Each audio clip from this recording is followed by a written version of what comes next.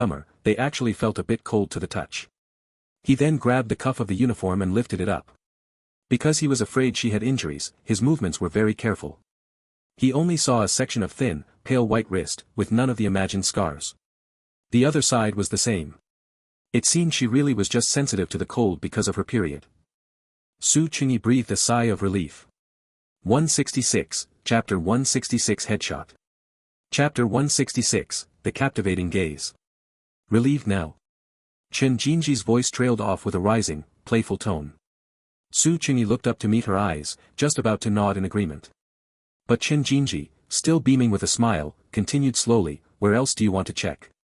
She placed her finger on the zipper of her jacket and pulled it down a bit, revealing the same blue and white short-sleeved school uniform underneath. Read massive amounts of Taiwanese novels on Easy Read. With her movement, a section of her fair collarbone was exposed.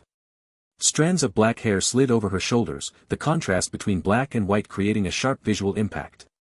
Su Qingyi immediately lowered his eyes. Damn, Chen Jinji is probably the only person in the world who can make a school uniform look like that. Alright, I believe you. Don't take it off, careful not to catch a cold.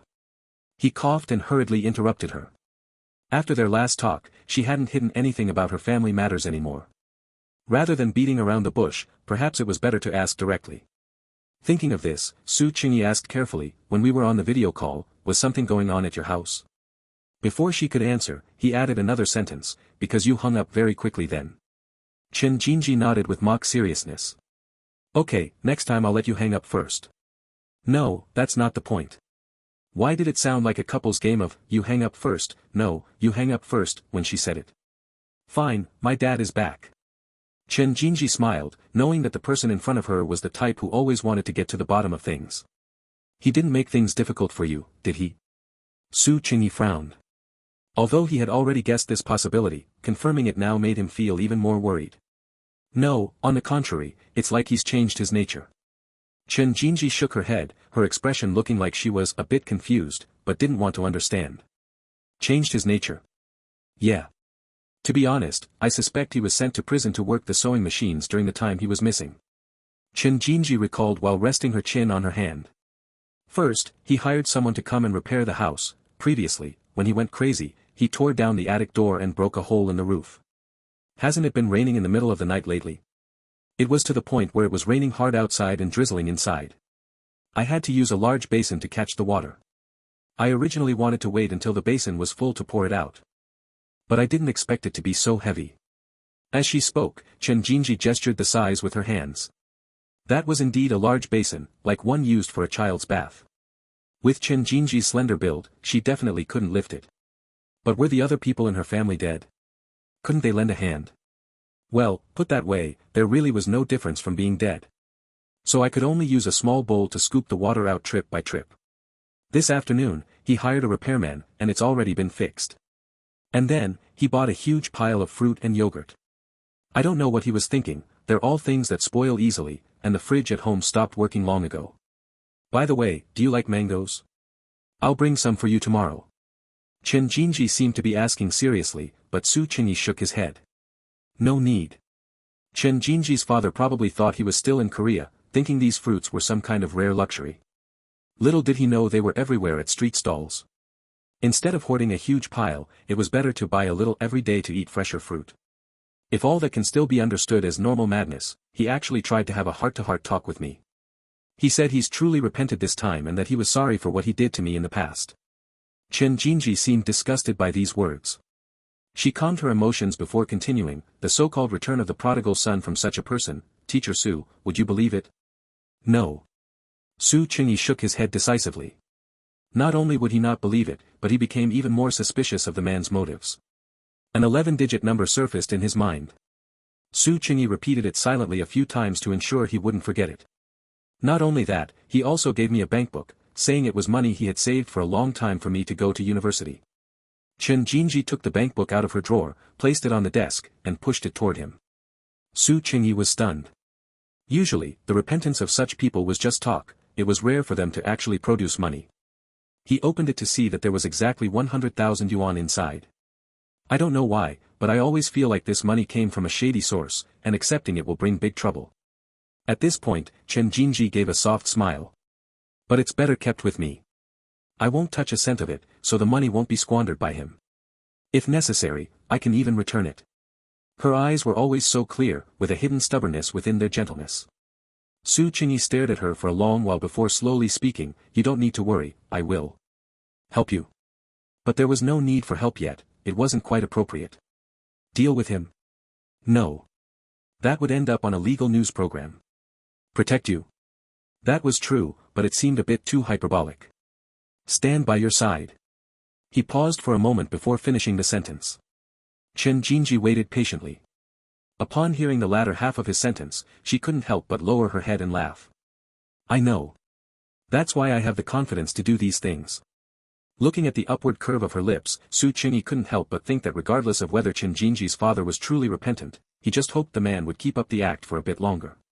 The end of the college entrance exam would be a turning point. Once that time came, all of this past would become scrap paper, and Chen Jinji would have a better future. She shouldn't have had to endure any of this in the first place. Evening self-study was Teacher Li Lu's class, and as usual, she entered the classroom early. Seeing every seat in the classroom filled, she looked very satisfied. She had specifically reported to the school a few days ago that with the college entrance exam approaching, she would not be responsible for any school affairs and would focus wholeheartedly on leading the rocket class. The school, of course, agreed with both hands and feet raised in support. The college entrance exam results of the rocket class represented the face of the entire number 1 middle school. If the results tanked, any entertainment activities or century-old school traditions would all be for naught. Those things were only the icing on the cake. In the eyes of students' parents, the enrollment rate was clearly what mattered most. Only Teacher Wang was very dissatisfied because with Teacher Li Lu dropping her duties, a lot of the work fell onto her shoulders. Put down what you're doing for a moment, I'll take 5 minutes of your time. Teacher Li Lu waved politely to someone outside the classroom door. At that moment, a middle-aged man wearing a black sports jacket despite the heat walked boldly through the front door. Immediately, a student in the front row whispered a complaint, "Damn, why is old man Peng here?" Su Qingyi suddenly realized that this thin, somewhat balding middle-aged man was the legendary old man Peng himself. In terms of actual age, he wasn't really old, at most in his early 40s. But perhaps being a teacher was too exhausting, as he looked like a man in his 60s. In the hearts of the students, his notoriety was second only to King Li, who had darkened after becoming the grade dean. But no matter how strict Teacher Li Lu was, she was a teacher who truly cared for her students from the bottom of her heart. Besides that, she was also a beautiful female teacher. So although the students complained endlessly, they essentially all liked her. This old man Peng was different. He didn't have the advantage of looks, and his attitude toward students was outrageously poor. He would throw chalk at people at the drop of a hat. It was said that the pockets of the jacket he wore year-round were stuffed with a whole bag of chalk stubs. Every time there was an anonymous student rating, he would boldly take last place among all the teachers in the school. Perhaps because of this, he simply gave up and had no intention of changing, instead becoming even more excessive. The entire sophomore grade could be said to hate him to the bone, but why had he come to the senior grade? During this period, in order to take good care of everyone in this class, I am temporarily stepping down from my position as grade dean, and Teacher Peng will be acting in my stead. So he will be patrolling the building from time to time, and you can contact him if you have any issues. Upon hearing this news, the students below the podium immediately broke into a chorus of complaints. I'm going to puke. What should I do? I feel nauseous just looking at him. After seeing old man Peng, I now feel like King Li looks kind and benevolent, like the goddess of mercy. I'll just say one thing, old man Peng was my homeroom teacher before the classes were split in freshman year. Alright, brave soul, you definitely have it the worst. Whether or not he heard everyone's dissatisfaction, old man Peng, who should have left after showing his face, not only stayed but stood to the side to monitor them. Teacher Li Lu pulled up a PPT slide on the podium, which showed the math Olympiad problem Su Qingyi had done that morning. The school believes this problem is a bit beyond the syllabus for senior students, but I believe that applies to ordinary students. Everyone sitting here is a top student of number 1 middle school and should naturally take on the challenge of these more difficult problems. Furthermore, the knowledge in your textbook should already be second nature to you. Doing problems like this helps broaden your thinking and brings nothing but benefits. As she spoke, most students had already instinctively lowered their heads and begun copying the problem onto their scratch paper. After staring at the blackboard for a while, Su Qingyi held up his phone, took a photo, and sent it to reflex arc as long as the moon. He knew at a glance she wouldn't like doing this kind of problem. But Since his classmates were suffering, how could she, as the class monitor, escape it? His blatant action naturally caught Old Man Peng's attention. His gaze sharpened, and a chalk stub he was always fiddling with immediately flew over. Su Qingyi reacted quickly, slightly tilting his head to dodge it. Great, he had successfully acted cool again. You there, student, what are you doing holding up a phone? Old Man Peng's chalk-throwing skill was tempered through 1,000 trials, it was rare for him to miss, and he couldn't help but glare at him. Oh, hasn't our class monitor taken a leave of absence? I'm taking a photo for her. Su Qingyi had no intention of putting his phone away. Don't use your phone in class. Old Man Peng belatedly recognized that he was a key figure of concern for the whole school, so he could only scold him sheepishly. Thinking about Chu Qingyan taking a leave of absence so close to the college entrance exam, Teacher Li Lu couldn't help but frown. Moreover, the way she took leave was very simple and crude, just a short message sent over to notify her, and that was it. When she called back, the person who picked up was even a housekeeper. The person was very polite in tone, but spoke in circles without providing any useful information. In other words, as the homeroom teacher, she had no idea what Chu Qingyan was taking leave for or for how long. The Chu family might not take something like the college entrance exam to heart, but Chu Qingyan's attitude toward her studies was clearly very serious. She had rarely taken leave or been absent for several years. Once, she even came to class while on an 4 drip. For it to be without reason like this was a first. No matter what the parents' purpose was, treating the thing their child had put so much effort and persistence into with such a casual attitude was very inappropriate. If she didn't come to class tomorrow, she would find some time to do a home visit. Thinking about these things, Teacher Li Lu fell silent for a moment, not minding at all that Su Qingyi was taking photos. Alright, everyone think about it for a bit. Just broaden your horizons, don't waste too much time. I'll put up the standard answer. She tapped the screen, and the PPT moved to the next slide. Isn't this the draft I wrote today? She's really being lazy, standard answer my foot. Su Qingyi looked at the familiar handwriting on the screen and put away his phone. In the back row, Chen Jinji didn't even raise her head, focused on her own tasks. This was also the approach Su Qingyi had suggested before. Because her needs were different from others in this classroom, the 500+ points she was aiming for didn't include those profound difficulties, just some basic knowledge. Time is money, looking at these Olympiad math problems that exceeded the syllabus was a complete waste of time. As someone who had already been through it, Su Qingyi's current nervousness regarding the college entrance exam almost entirely came from his agreement with Chen Jinji. After all, he had nothing left to worry about for himself. But Old Man Peng wouldn't allow anyone to not follow the teacher's process under his nose. He had always hated students who acted differently. He believed that if he were the homeroom teacher for Su Qingyi, the boy would definitely not be in this free and easy state, but would instead be a model student who voluntarily took on the publicity for No. 1 middle school and prioritized its honor above all else. Now seeing that the girl in the back row was also turning a deaf ear to Teacher Li Lu's words, head down and writing who knows what, the anger Su Qingyi had just stirred up in him flared even more, and he threw another piece of chalk fiercely. That girl in the last row. What are you doing? Su Qingyi was holding the borrowed, complete collection of ancient poetry and prose. Hearing Old Man Peng's aggressive shout, he looked up just in time to see him throwing something at Chen Jinji, and subconsciously raised the book to block it. With a thwack, the chalk left a white mark on the back of the book. Su Qingyi's eyebrows furrowed instantly, and he raised his finger to gently wipe it off. Having missed twice in a row, Old Man Peng certainly wouldn't let it go easily. He immediately walked toward the back row. Ridiculous. Which 11th grade student didn't treat him with the utmost respect? These 12th grade brats, seeing that they were about to graduate, their wings had grown strong, and they all thought they could fly. Chen Jinji was looking down, calculating an inequality problem, seemingly not noticing what had just happened at all. Student, why aren't you calculating the problem the teacher gave on the blackboard? If you like studying on your own like this, why come to school? Just go home and study. Old Man Peng gave Chen Jinji a harsh and stern scolding. Everyone in the classroom looked over, but Chen Jinji still kept her head down, not saying a word. Su Qingyi, however, saw that the pen in her hand hadn't stopped, and she was properly writing. From the graph, it can be seen that if and only if x equals 0, 1. It was a bit funny. Su Qingyi curled his lips and looked up at Old Man Peng, who was becoming even more exasperated because he wasn't getting a response. Seeing that he was about to bang on the table in anger, Teacher Li Lu quickly walked over to smooth things over. Teacher Peng, this student is an art student, not a regular student from the rocket class. Moreover, she transferred back from abroad, so her learning progress is naturally inconsistent. Oh. Old Man Peng nodded thoughtfully. The students in the class thought he was being uncharacteristically understanding for once, and they all breathed a sigh of relief. Although Chen Jinji was a transfer student, her attitude when communicating with her classmates was very gentle and friendly, so everyone had a very good impression of her and didn't want Old Man Peng to make things difficult for her. Initially, there were some who had negative impressions due to rumors on the forum, but after spending time together recently, they had all proactively taken off their tinted glasses. It wasn't hard at all to admit that there are beautiful and perfect people in this world. After all, 2 such people had appeared just among the dozens in the number 1 middle school's rocket class.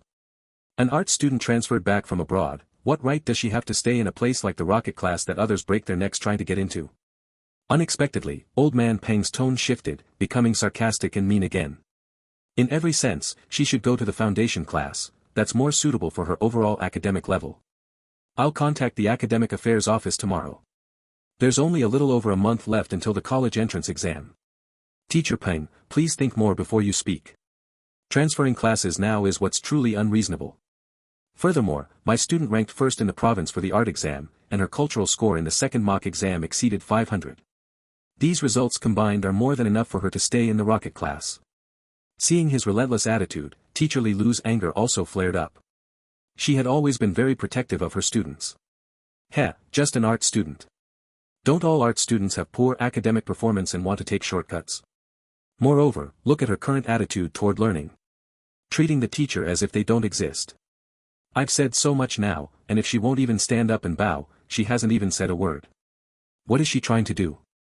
Old Man Peng grew more and more furious as he spoke. Teacher Li Lu felt like his spit was about to spray onto her face, and her expression turned as dark as the bottom of a pot. Clang! With a loud crash, Su Qingyi slammed his chair onto the floor and stood up.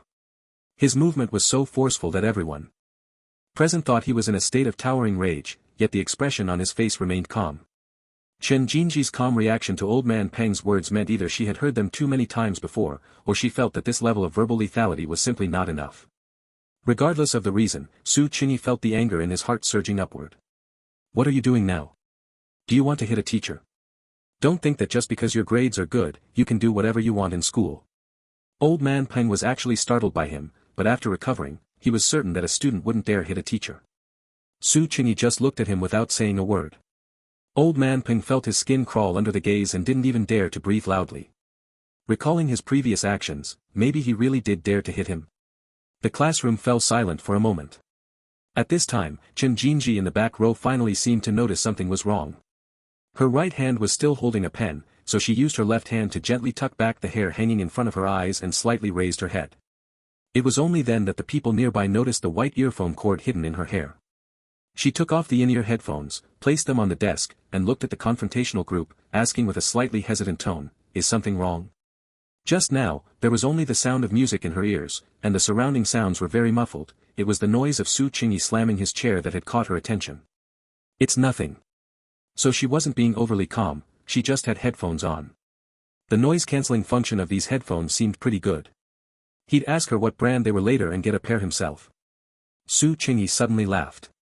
He simply picked up the headphones on the desk, wanting to put them back into her ears. Seeing his smile, Chen Jinji, who still hadn't figured out the situation, also pursed her lips into a smile, held his hand, and shook her head.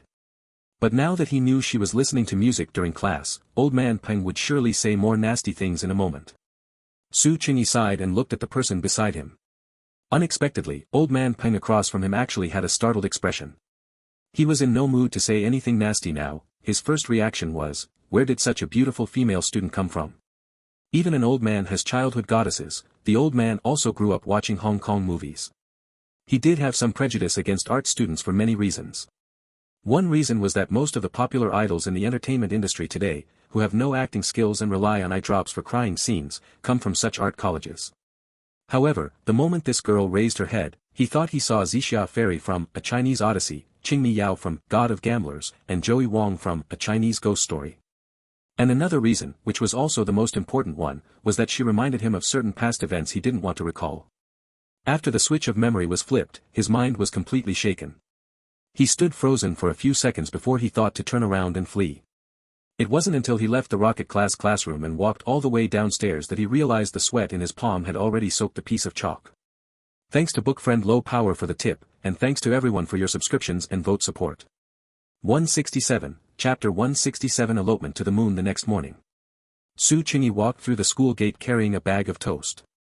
That's right, it was once again bought by the enthusiastic citizen young Master Su, who had queued up at 5 in the morning. Unfortunately, he still didn't manage to deliver it to Han Bing. Since Chu Qingyan wasn't there to accompany her, she had eaten breakfast at home before coming. Su Qingyi also learned from her that Chu Qingyan still hadn't come to school today. Boss Su, I finally understand what they mean when they say the wise don't fall in love. Su Yang clasped his hands behind his head, watching Han Bing's back as she walked and chatted with other female classmates, and suddenly sighed with emotion. Is that so? Su Qingyi took a bite of the bread and asked back indistinctly. Isn't there some kind of memory-erasing spell? Just delete the memory of me falling for her, or delete all her negative memories of me. I feel like Kaizi has a higher success rate than me now. For some reason, Su Yang was acting all gloomy, like a big golden retriever soaked by the rain. Why do you say that? Su Qingyi followed his gaze. Zhou Kairong had popped out of nowhere and was gesticulating wildly, saying some witty remarks that made several girls giggle. It had to be said that Zhou Kairong's behavior would be called being a fei yang nowadays, but it was still quite courageous. After all, this smart aleck next to him was completely unable to throw away his pride for love like he did. We're too familiar, there's no spark of love anymore. Su Yang sighed, feigning depth. There are plenty of childhood friends who end up together. Don't you like watching football? Look at Messi and Antonella, they fell in love at first sight when they were 9. From childhood sweethearts to the top of the world. Su Qingyi thought for a moment and gave a random example. How can you even compare that? Arriving at the bottom of teaching building A, Su Yang pulled him to a stop, wanting to continue discussing the grand emotional philosophies he'd learned from chicken soup literature last night. However, Su Qingyi pulled out a piece of bread and stuffed it into his mouth. Look at what's written there. A large sign erected at the entrance looked much like the support boards used at concerts, currently glowing with flowing fluorescent light. But what was written on it was, 40 days left until the college entrance exam. The number 40 had its brightness turned up to the maximum, even in broad daylight, it was a bit blinding. Please put all these romantic matters behind you. Learn from Comrade Wood and focus on preparing for the college entrance exam, thank you. Su Qingyi's tone was flat, sounding like a heartless broadcasting machine. Su Yang finished the piece of bread in a few bites and regained his right to speak. Sigh, I'm desperate too. Do you know what it feels like to fall in love for the first time? It's when you have nothing else in your head and just keep thinking about it. Try letting Wood fall in love with a girl, with his single-mindedness, he'd probably be more obsessed than me. How could Lin Tong possibly fall in love with anyone at this critical juncture? Su Qingyi shook his head. In his eyes, getting into a good university and then making a name for himself and earning big money was the only goal in his life. Otherwise, how could he face Sister Lin, who had sacrificed so much? I really don't know. All I know is that even if your confession is successful, if you don't get into a university in the same city as her, you'll have to deal with a long-distance relationship. Do you know what a long-distance relationship represents? Although he hadn't been in a relationship yet, even if he hadn't eaten pork, he had at least seen a pig run, right? Su Qingyi thought about those couples who fell into long-distance relationships because one party underperformed in the college entrance exam. Most of them eventually drifted apart because their environments, the people they met, and the issues they faced were completely different. Between couples, having inconsistent paces is a fatal problem. Damn, I didn't have such a strong sense of crisis until you said that. Do you know how many handsome little guys with ill intentions there are in university?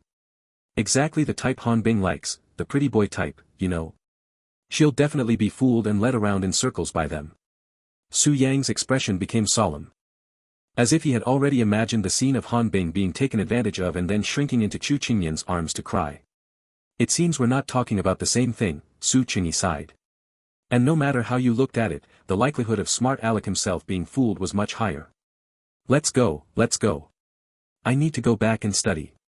Feeling the pressure of academics for the first time, Su Yang pulled Su Qingyi and ran upstairs. He was just rushing forward blindly, and the two of them almost collided with a slender figure on the stairs ahead. Su Qingyi slammed on the brakes as if pulling back a crazed husky. He looked up, about to apologize, when he saw Chen Jinji's half-smiling expression. Although she looked calm, some of the coffee she was holding had leaked onto the lid, revealing that she had clearly been startled just now. Sorry, almost had a crash. Su Yang, knowing he was in the wrong, immediately pressed his hands together and bowed several times in apology. It's okay, you didn't hit me. Chen Jinji smiled, secretly winked at Su Qingyi, and then greeted him with a rising tone, good morning. Su Qingyi nodded without saying anything. When Su Yang looked up and realized it was the famous Chen Jinji, he suddenly started stuttering. Holy crap. What a coincidence. Hello, classmate. Hello, I'm in class 9 upstairs. My name is Su Yang, and I'm Boss Su's best friend. I just turned 18, unmarried, no kids, and my family owns 2 houses. Shut up. Su Qingyi raised his hand and covered his mouth. Chen Jinji's eyes curved into crescents as she laughed, giving a mock-serious, ahm. Thanks. How did you know I wanted to drink coffee? Su Qingyi casually took the plastic coffee cup from her hand before she could even insert the straw. Sure enough, it was still iced. Chen Jinji was stunned for a moment, then sighed quietly. How did she get caught red-handed and have her contraband confiscated on the spot? Actually, she had wanted to buy a room-temperature cup this morning, but she was absent-minded when ordering and asked for her usual iced Americano. Boss Su, why are you snatching a female classmate's things? That's unethical. Su Yang was stunned for a moment, then immediately chose to prioritize a pretty girl over his friend and launched a verbal attack. No, it was originally bought for him. Before Su Qingyi could answer, Chen Jinji beat him to it. Having been defended, Su Qingyi raised his eyebrows at Su Yang with a "got it" look. Su Yang immediately bared his teeth at him in mock grief and indignation. I didn't expect a guy with such honest features like you to betray the revolution too. You can't chase girls the way you do, you know. Su Qingyi was secretly amused and added another pretentious line. In the past, Su Yang would have clearly dismissed Su Qingyi's words. Because he firmly believed that while Su Qingyi had a high IQ, they were definitely on par when it came to emotional matters. But seeing his popularity among girls soaring recently, combined with the unreachable flower Chen Jinji's intimate attitude toward him, his previously firm belief was starting to waver. Then how should I chase her? He immediately asked for advice humbly. Ah, what does Teacher Su mean by that? Isn't it me who's chasing you? Chen Jinji rested her hands on the railing and said something potentially misleading with a straight face, a hint of a smile in her beautiful eyes. Now Su Yang was even more shocked. She's joking. Having been outmaneuvered, Su Qingyi could only wave his hand and explain. Please go and study. Although Su Yang still looked skeptical, saying more would only make things worse, so Su Qingyi just expressionlessly pushed him upstairs. By joking like that, he's going to pester me for a long time asking for tips on how to chase girls. After returning to the classroom one after the other with Chen Jinji, Su Qingyi turned around and sighed. I wasn't joking. As if. Su Qingyi ignored her teasing and shook the coffee cup in his hand. Aren't you on your period? Why are you still drinking iced drinks? I'm not. Like I said, I brought it for you. Chen Jinji continued to play dumb and talk nonsense. Su Qingyi looked at her for a while, took a cup out of his backpack, and went to the front where the water dispenser was. Han Bing was also leaning nearby waiting for hot water. Seeing him walk over with a cup, she raised her hand in greeting. Yo, you actually get water yourself? Otherwise? Do I have maids or servants or something? Su Qingyi leaned against the wall like she did, listening to the gurgle, gurgle sound of the water dispenser heating up. No, it's just that I've never seen you come for hot water. Han Bing was actually right, Su Qingyi usually bought bottled mineral water. Although he paid the class water fee like everyone else, the classroom's water dispenser was placed in a very counterintuitive spot at the front right of the room. Previously, he didn't like walking to the front to get water in full view of everyone. He felt uncomfortable just thinking about it. But now, it didn't matter anymore. Cough, what was Su Yang saying to you this morning? I saw you two dawdling in the back for ages. Part, Gemini, 3.1, Flash, Light. Su Qingyi thought for a moment about how to answer this meaningful question, but could not come up with a suitable answer for the time being. After all, Su Yang had asked him to keep it a secret. So, he had no choice but to shake his head and reply, cannot say. The two of them were silent for a moment, then he spoke up again, when is Chu Qingyan returning to school? Han Bing arched her brows and glared at him, cannot say. Han Bing filled a cup with hot water, and just as she was about to leave, she saw the expression on Su Qingyi's face and could not help but sigh, adding, don't overthink it. It's just that her mother rarely returns to the country, so it's normal for her to take a few days off to keep her company. But she hasn't replied to my WeChat. Su Qingyi frowned. After returning home last night, he had sent a few more messages, but they were like stones sinking into the ocean. Ugh, she's being watched. Speaking of this, Han Bing's tone turned sour, as if she were somewhat dissatisfied with the situation. But you didn't send her anything inappropriate, did you? She immediately followed up with a nervous question. Su Qingyi thought about it, the few messages he sent should have been quite proper. One was asking to borrow a book, one was about yesterday's math Olympiad problem, and the rest were just sent intermittently after he got home at night. Classmate, please complete this big problem before returning to school.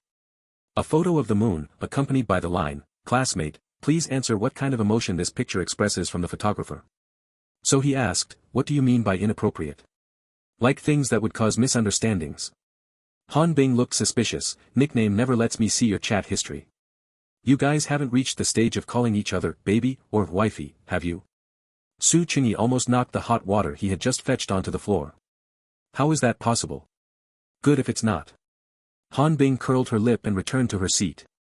Shocked by her outrageous statement, Su Qingyi stood there holding his cup for a moment before walking back. In the short time he was gone, Chen Jinji had actually fallen asleep, slumped over on her desk. Didn't she sleep well last night? Su Qingyi gently placed the cup beside her and raised his hand to check his wristwatch.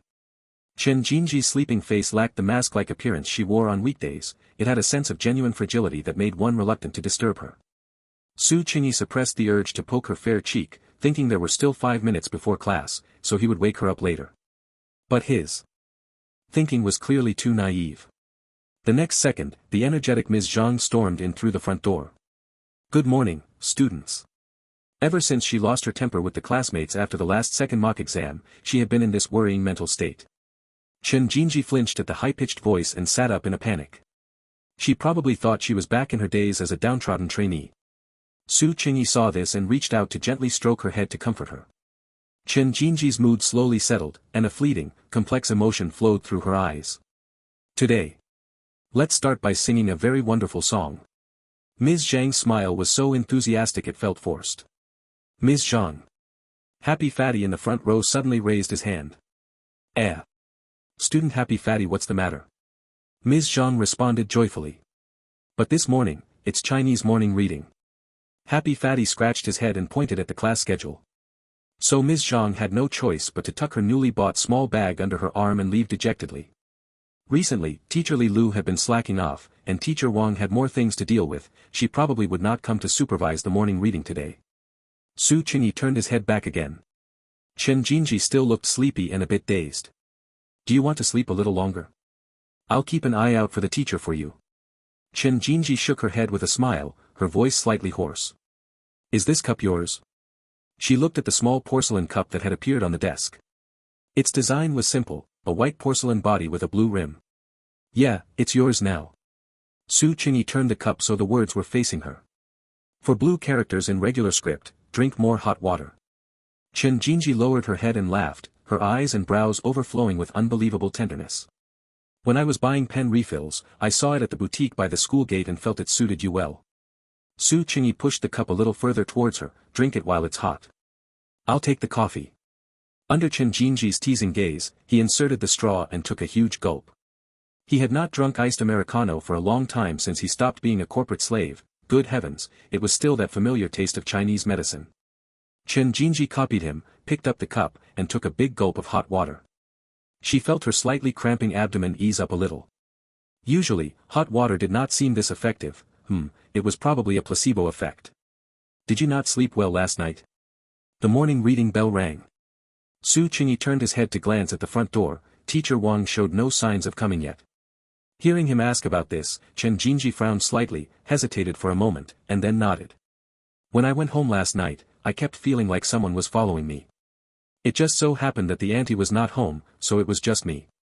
Also, the lock on my door is not very secure, every time I open the door, it feels like it's about to fall off. So I had to drag the sofa and tables in the house to block the door, and then I curled up on the sofa and made do for the night. So maybe that's why I did not sleep very soundly. Her words made Su Qingyi's heart skip a beat. This sounded way too much like the beginning of a criminal case, did it not? Why do you feel someone was following you? The road home is quite remote. By the time evening self-study ends, there usually is not anyone on the road. He knew this without being told. Su Qingyi had already experienced firsthand how remote the Olive District was. I usually wear headphones to listen to music on the way home, but last night, I kept feeling like a pair of eyes was staring at me, so I quietly took my headphones off. When I walked into the alley, I clearly heard the sound of leather shoe heels stepping on the ground behind me. But when I turned around, I could not see anyone. Chen Jinji spoke slowly, and there was no hint of Fear in her tone, but Su Qingyi was already feeling creeped out. She looked calm on the surface, but she must be feeling a lot of pressure inside. Did not Chen Jinji's damn father return home? Why was he not home when he was supposed to be? Let me see your headphones. Chen Jinji did not understand, but she still took the headphones out of her backpack and handed them to him. Confiscated for now. Su Qingyi put them straight into his pocket. Question mark. A question mark appeared on Chen Jinji's face. Walking home alone at night and you dare to wear headphones? Chen Jinji, you have got some nerve. Su Qingyi frowned, his tone very serious. And where did you buy these headphones? Is the noise-canceling feature not a bit too good? Su Qingyi took them out of his pocket again and checked them carefully. Chen Jinji was amused by him and rested her chin on her hand, watching his movements. Bought them at a street stall for 20-something yuan. Seriously? How come they feel better than the Sony ones my mom gave me? Su Qingyi took the headphones Yang Lu had given him out of his backpack and placed them on the desk. We will swap for this period, but you absolutely cannot wear them on the way home from school. If criminals see you wearing such big headphones, they will definitely think it is a God-given opportunity and strike immediately. Also, I will walk you home tonight. Chen Jinji originally wanted to refuse, it was very likely that she was just overthinking things. Moreover, after walking her home, Su Qingyi would still have to return to his own house, going back and forth would waste a lot of time. Or, if it were the worst-case scenario, she definitely did not want to get him involved. But Su Qingyi had already plugged in her headphones and was testing the sound. I cannot hear a word you are saying, so you have agreed, right? Good, agreed. Su Qingyi talked to himself, then took the right earbud out and put it into her ear. The melody of Elope to the Moon suddenly rang in Chen Jinji's ears. When you say, being too smart often leads to loneliness, I smile and listen to the silence after the loneliness ends. Watching the moon like the pupil of the night sky, quietly gazing at you and me and our bustling planet. Getting close to you, why are we both suddenly at a loss for words, letting our heartbeats surge like a prairie fire, at this moment, let even fate be silent. Chen Jinji was still in a daze when she heard Su Qingyi's voice from her left ear, which did not have an earbud in it. I found out the name of that song you let me listen to last time, it is called, Still Will Be Lonely. I cannot believe, Elope to the Moon actually mentions the title of that song. Did you hear it just now? Just as Chen Jinji was about to nod and say she heard it, Su Qingyi followed up with, don't be afraid, I will stay with you. Thanks to book friend Low Power for the tip, and thanks to everyone for your subscriptions and votes of support. 168, Chapter 168. Looking at each other but unable to hear each other after much persuasion, Chen Jinji finally agreed to his request to accompany her home. In fact, Su Qingyi would have felt more at ease if she had agreed easily. Her hesitation now only proved that she had truly realized she was in danger last night. Chen Jinji's intuition had always been very accurate. Su Qingyi thought of how she would always smile and say it was just intuition every time she saw through him. The Olive District was densely populated and filled with a mix of all kinds of people. Normally, it would be quite common for some ill-intentioned vagrants to follow a beautiful girl. So, right after the morning classes, Su Qingyi used the excuse of discussing a problem to subtly probe the local, Lin Tong. However, according to Lin Tong's account, most of those people were just young punks attending the nearby vocational high school. At most, they would whistle from behind. If caught, they'd just laugh it off, not daring to actually do anything. Moreover, because the population density was so high, almost every household on the street knew one another. The neighbors living nearby were all used to a hard life and knew each other's backgrounds well, they understood the importance of sticking together and had always protected one another. According to him, there was once a local thug who followed Sister Lin for over half a month, whistling until his mouth went numb. Since Sister Lin couldn't hear him at all, she never even turned her head. But after being ignored for so many days, the thug didn't even have the courage to go up and say hello. Later, Lin Tong happened to run into him on his way home from evening self-study, caught him, and got the whole story. Chen Jinji's home was only 2 alleys away from Lin Tong's, so the situation should be more or less the same. But she had been transferred here for several months, and he hadn't heard her mention anything like this before. It just had to happen last night. Thinking of old man Peng's strange eyes and abnormal behavior during last night's class, Su Qingyi immediately identified him as the first suspect. But for now, it was only a suspicion. Although old man Peng's character was questionable and his reputation was notorious, he was still a legitimate teacher of the people. He surely wouldn't go as far as to commit such an egregious act as stalking a female student, right? Su Qingyi frowned, feeling a chill of disgust in his heart. If this was true, there must be many other victims he had harassed who probably didn't dare to speak up due to his threats. He had to make sure the man paid dearly for it. With this determination, during the lunch break, Su Qingyi left the cafeteria and stopped by the convenience store to buy 2 bottles of mineral water. Instead of returning to the classroom, he walked through the dappled sunlight under the plane trees straight to the security booth at the school gate. The door wasn't locked, but out of politeness, Su Qingyi stood outside the glass window and glanced in first. Uncle Wang was lying on an iron frame bed, snoring loudly, while a small, battered electric fan was turned to its highest setting, making a rhythmic creak-creak sound. An acquaintance, that made things even easier. Su Qingyi pulled the door open and sat in a chair where Uncle Wang usually sat to guard the gate, planning to wait for him to sleep a bit longer. He unscrewed the ice water he had just bought, took a sip, and looked around at the layout of the school security room. Fast-forwarding life, experiencing the post-graduation work environment in advance. A row of professional-looking emergency equipment hung on the wall behind the workbench. On a whim, Su Qingyi stood up and scanned them one by one. It felt like browsing an equipment shop in a shooting game. Of course, this row belonged to the free-to-play novice players. The first thing that caught his eye was the ubiquitous rubber baton. To be honest, Su Qingyi had always felt this thing looked like it wouldn't be very useful. So he took it down and tried giving his own thigh a light tap. Hiss. It seemed it was actually somewhat useful. Unfortunately, it was too conspicuous and inconvenient to carry, so he hung the rubber baton back up. Next to it were riot forks of various lengths, looking a bit like harpoons. These were generally for dealing with knife-wielding criminals, used to pin them to the ground to restrict their movement. Clearly, they weren't useful right now either. Cut-resistant gloves, stab-proof vests, riot shields, and other self-protection gear were stacked neatly to the side. Su Qingyi didn't touch those, as he had already spotted 2 items that could actually be put to use. A high-intensity flashlight and pepper spray. These were self-defense items that could be purchased through regular channels, but those bought privately certainly wouldn't be as effective as the ones provided by the security department. Su Qingyi first checked the instructions on the back of the pepper spray. Its function was to immediately stop all of the opponent's actions. The person sprayed would have non-stop tears, sneezing, and coughing, and their respiratory tract would feel as if it were burning with extreme discomfort, yet it wouldn't cause any permanent harm to the human body. The ingredients included pure capsaicin extract, mustard extract, and other natural strong irritants, with no organic toxic side effects or damage to the human body. This time, Su Qingyi had absolutely no intention of seeking death by testing the effect. A large part of the reason he didn't like eating seafood was that he disliked dipping it in wasabi. But he could still try out the high-intensity flashlight. Su Qingyi turned the flashlight over and pressed the power switch. No joke, even in broad daylight, he felt for a second like someone had thrown a flashbang into the security room. What happened? What's going on? The intense light happened to be aimed right at the slumbering Uncle Wang on the bed, scaring him so much he scrambled to get up, shouting in a panic. The small, broken fan was kicked over by him, yet it continued to work diligently on the floor. Su Qingyi quickly turned off the flashlight, stepped forward to pull the fan's plug, and greeted him at the same time. Uncle Wang, it's me. He waved his fingers in front of Uncle Wang's face. It took at least several minutes for Uncle Wang to recover. Su Qingyi unscrewed the mineral water bottle and handed it to him. Thanks. Wait, what are you doing here, kid? Who told you to touch the equipment? Uncle Wang took a large gulp of water and habitually said thanks, only then realizing something was wrong. He immediately glared and scolded him. I have something to ask you. Su Qingyi unhurriedly placed the water bottle back on the table. Were you on duty last night? Yeah, why?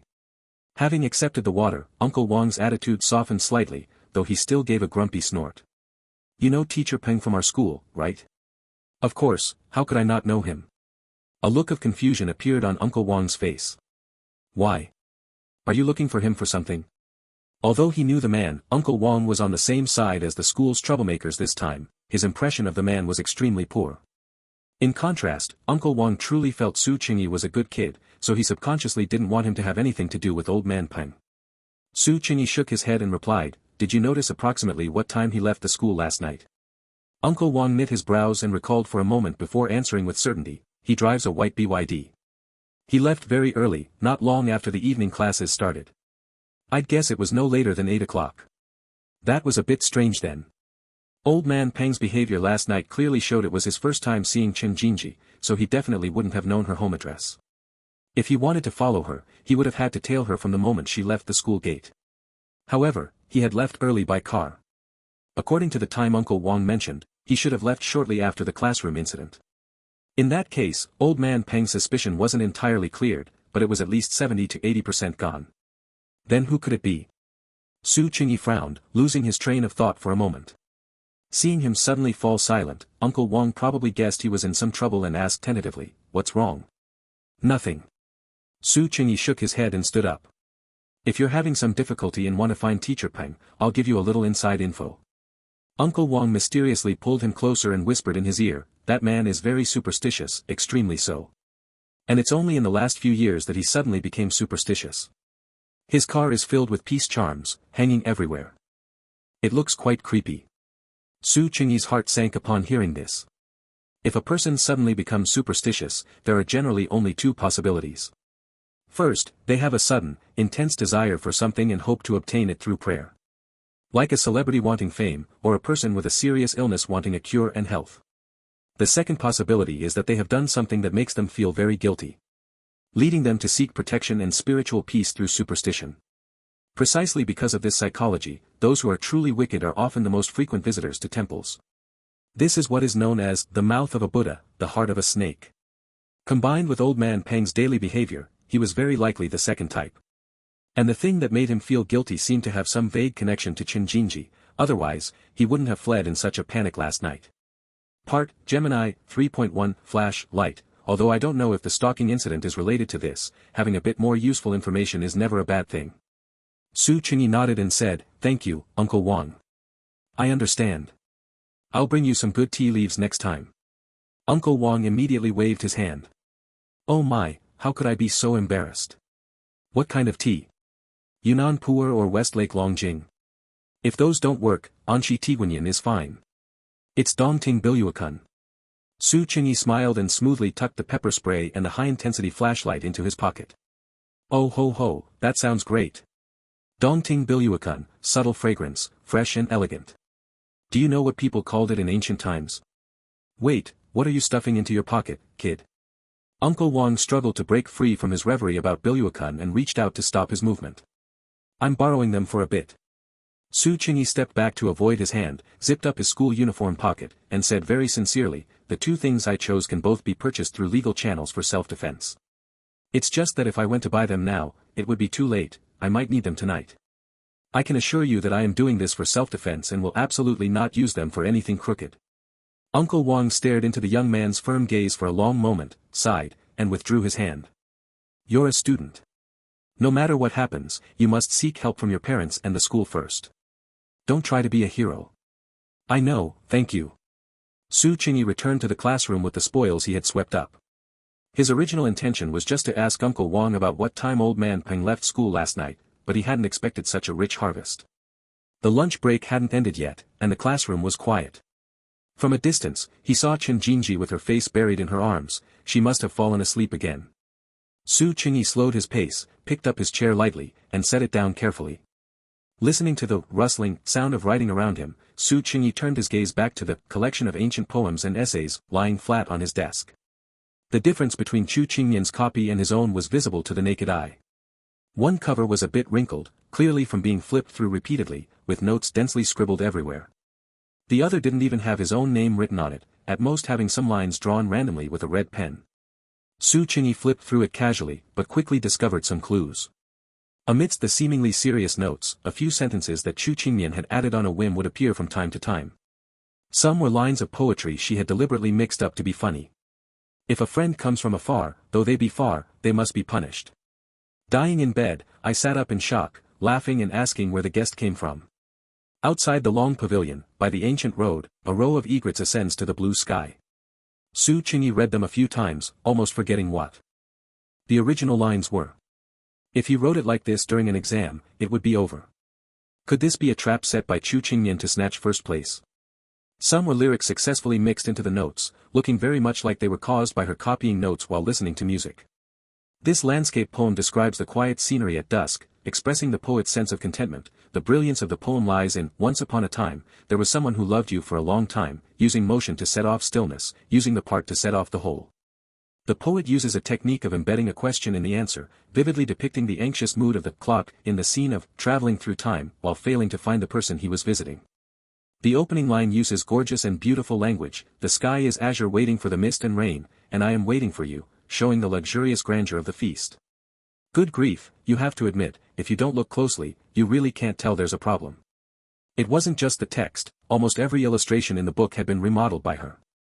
The long-bearded old man held a cane in one hand and an AK in the other, the boy herding the ox had become a girl herding the ox, her long hair flying, her face flushed with peach blossoms. Suzy and his guest were boating under the red cliff, but they weren't on a boat, they were on an aircraft carrier. She even specifically switched to a special pencil, and all the illustrations were drawn in a way that was absurd yet held a hint of reason. However, the details and composition of every drawing were truly remarkable. The structure of the AK-47 was as accurate as a diagram. The righteous-looking ox-herding boy was sketched in just a few strokes, his expression immediately turning into that of a young girl in love. The aircraft carrier was also drawn vividly, and one definitely couldn't draw it without having seriously studied relevant popular science. He had only seen her oil paintings before, he hadn't expected her pencil sketches to be this amazing. Chu Qingmian truly has some talent. Su Qingyi couldn't help but sigh inwardly as he flipped through her book. It wasn't just about her drawing skills, it was her innate imagination and creativity that were truly precious. He took out his phone, wanting to take a picture of Suzy on the aircraft carrier to save it, but to his surprise, several WeChat messages popped up as soon as he unlocked the screen. 2 minutes ago. It was a message from Chu Qingmian. Su Qingyi hadn't had time to read the specific content yet, so he hurriedly typed a line and sent it over before starting to read carefully. Reflex arc as long as the moon, I won't lend it. Humph, besides, you can't open my drawer anyway. A photo of a draft paper filled with calculations. Oh my god, where did you find such a perverted problem? I don't want to do it anymore. Su Qingyi clicked on the steps she had written and took a look. The reasoning was completely correct. But there was a calculation error, which caused it to go off track starting from the fourth step. This photo expresses the photographer's longing for Miss Chu Qingmian, right? A photo of the moon, taken from an angle slightly similar to his. The crescent moon was curved. Su Qingyi thought of Chu Qingmian's eyes when she smiled. Every message corresponded to the messages he had sent earlier, there was a reply to every single one. Clearly, she had seen his messages long ago and had edited her replies, but only just now had the opportunity to send them. Then there was the one Su Qingyi himself had just hurriedly sent. When are you coming back to school?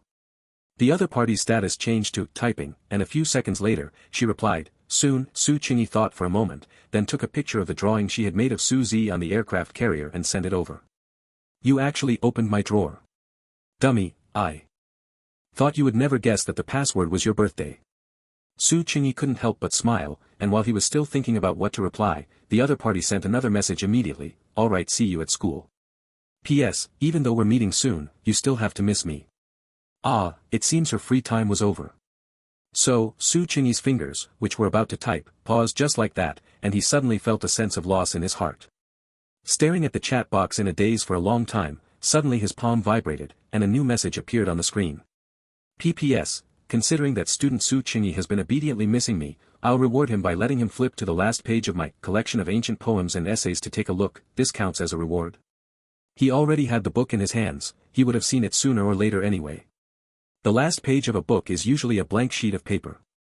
Given Chu Qingmian's personality, he felt she might have written something like, the person who sees this is a little pig, on the back. Su Qingyi opened it with a guarded heart, ready to say, rebound, at any moment, but what met his eyes was a drawing. Compared to all the doodles with a prankish nature earlier, this page was clearly drawn by Chu Qingmian with great seriousness. The scene was very familiar, it was this classroom right now, only all the other seats were empty. The curtains were blown by the evening breeze, appearing somewhat lonely. A young man in a school uniform was sitting at his desk, supporting his chin with his hand as he looked out the window. A huge full moon was slowly rising, its moonlight reflecting on him, stretching his thin shadow very long. Chu Qingmian's drawing style was always whimsical, filled with a romantic atmosphere. For example, with this huge moon, she had even drawn the textures of the craters on the lunar surface very clearly, giving a realistic sketch a touch of science fiction. Yet the moonlight was stingy, and very unscientifically, it only shone on the young man alone. Therefore, the theme of the whole painting changed from a lonely young man to the young man and the moon gazing at each other from afar. In the bottom right corner, there was a line of small text, in Chu Qingmian's handwriting. Gazing at each other at this moment, yet unable to hear each other, I wish to follow the moonlight to shine upon you.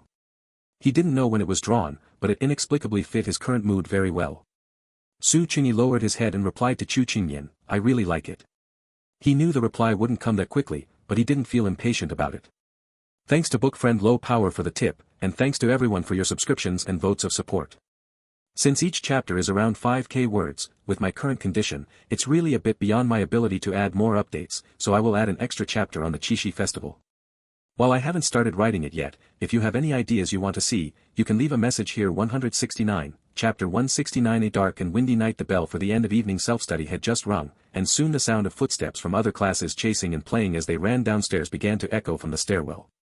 The entire second floor, however, remained silent. No one showed any intention of getting up to leave.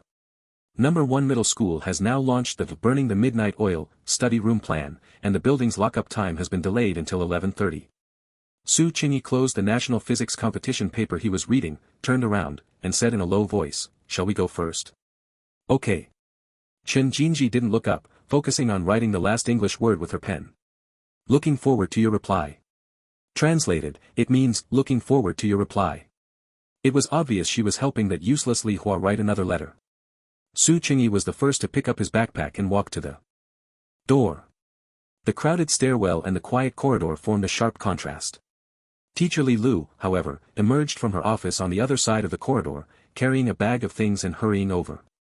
Seeing Su Qingyi leaning against the classroom door, Teacher Li Lu frowned and asked, "Su Qingyi, what are you doing?" Su Qingyi had seen her long ago. He raised a hand in greeting and replied unhurriedly, "Class is over, teacher." "Naturally, I'm going home." "Forget it, do as you please." Anyone else would have surely received a scolding, but in Su Qingyi's case, Teacher Li Lu couldn't find a suitable reason even if she wanted to. The fact that he could come and go from class on time every day was already the greatest degree of respect he showed the school. "If you're going home, why aren't you leaving? What are you waiting here for?" As Teacher Li Lu's questioning voice fell, Su Qingyi was still thinking about what kind of excuse to use to brush her off. The next second, Chen Jinji emerged from the back door of the classroom. She glanced at Teacher Li Lu with some surprise and gave a simple nod in greeting. "Hello, Teacher Li." Then she immediately said to Su Qingyi with a smile, "All right, let's go." Teacher Li Lu's expression immediately became complex, a mix of gossip and suspicion. Su Qingyi paused and changed the subject. "Teacher, what's that in your hand?" "Oh. Your student IDs. Weren't they collected to update information?" "They were sent down this morning. I just remembered, so I brought them to hand out now." Teacher Li Lu lifted the items in her hand to show them. Su Qingyi nodded solemnly, "Okay, teacher." Then, he quickly grabbed Chen Jinji's wrist and led her back to her seat. Watching the two of them walk away while trying to hide the obvious, Teacher Li Lu couldn't help but sigh. Why did it feel like her previous worries had finally come true? When Su Qingyi had inexplicably come to ask her for Chen Jinji's contact information, she felt something was off. Although the probability of an iron tree blooming is tiny, it will happen sooner or later.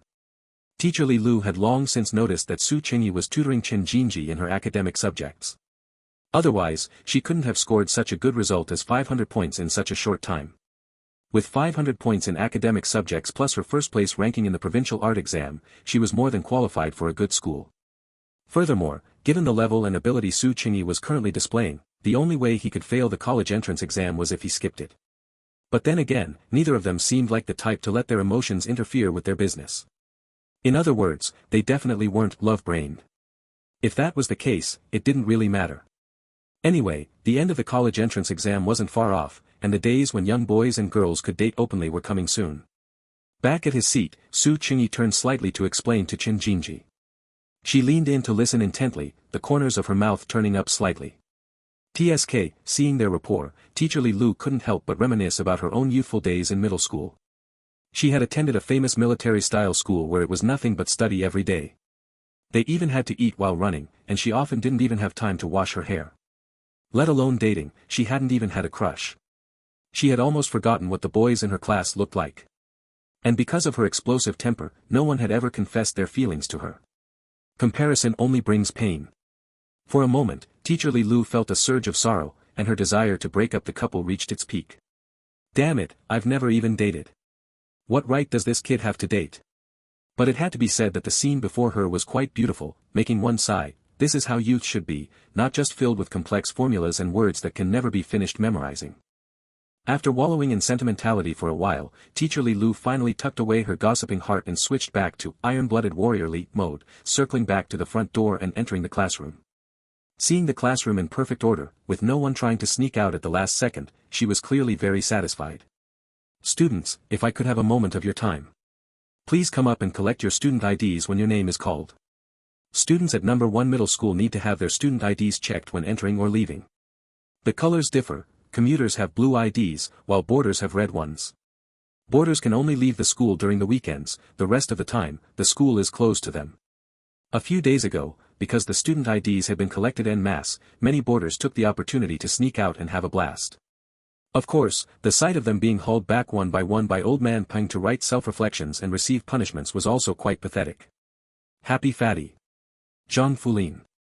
Han Bing.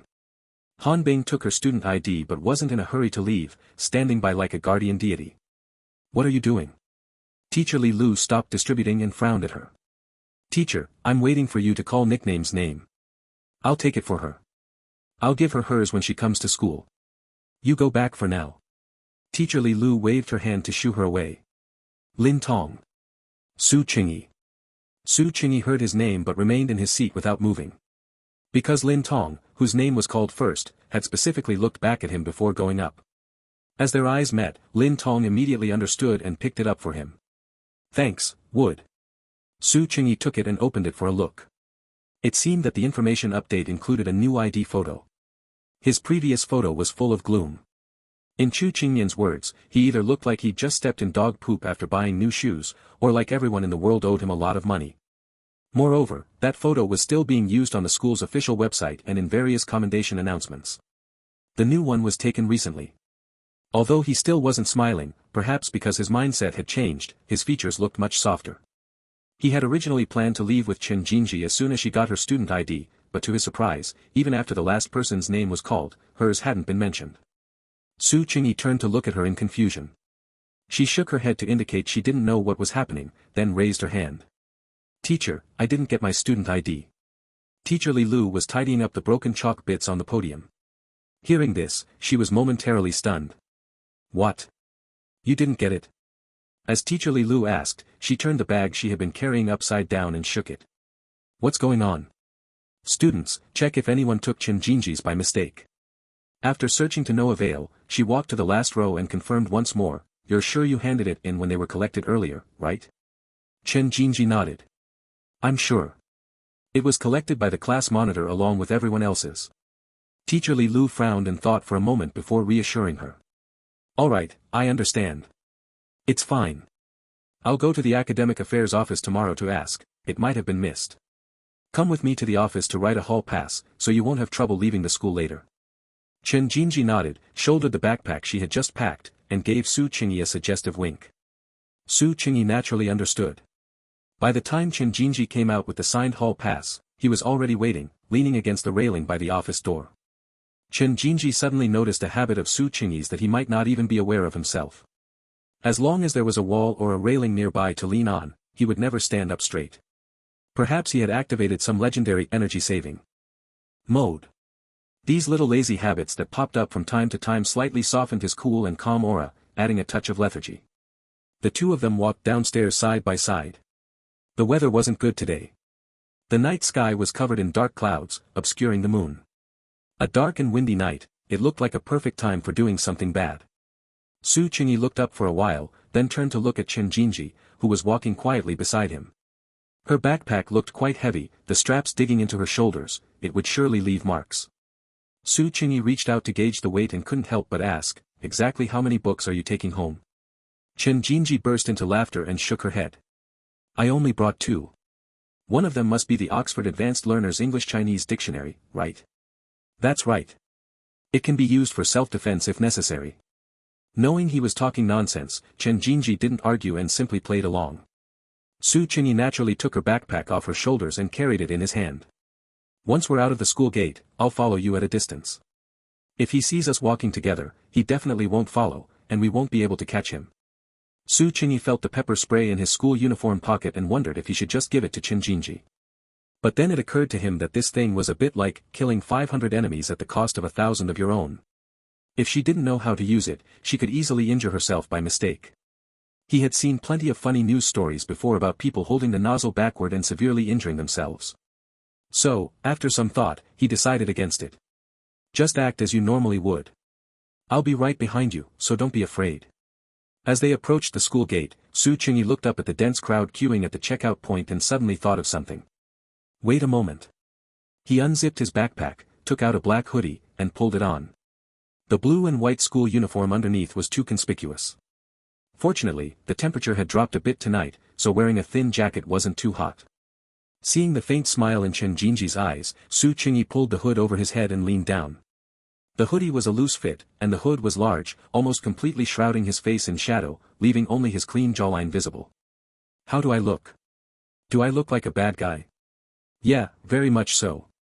With a smile on her lips, Chen Jinji reached out to adjust his hood strings, which were uneven in length. That's good.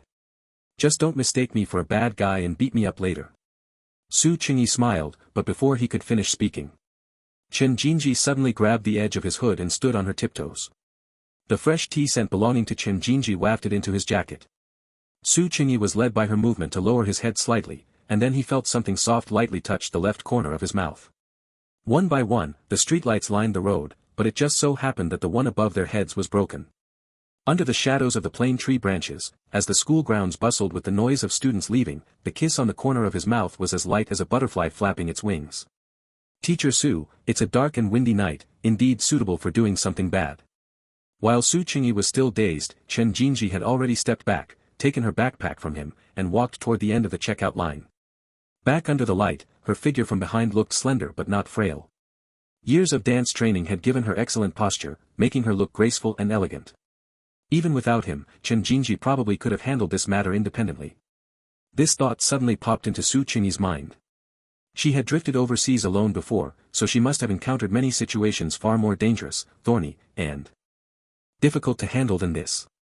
But now, Su Qingyi was unwilling to let her face it alone, and she was willing to trust him, which was why she had entrusted everything to him.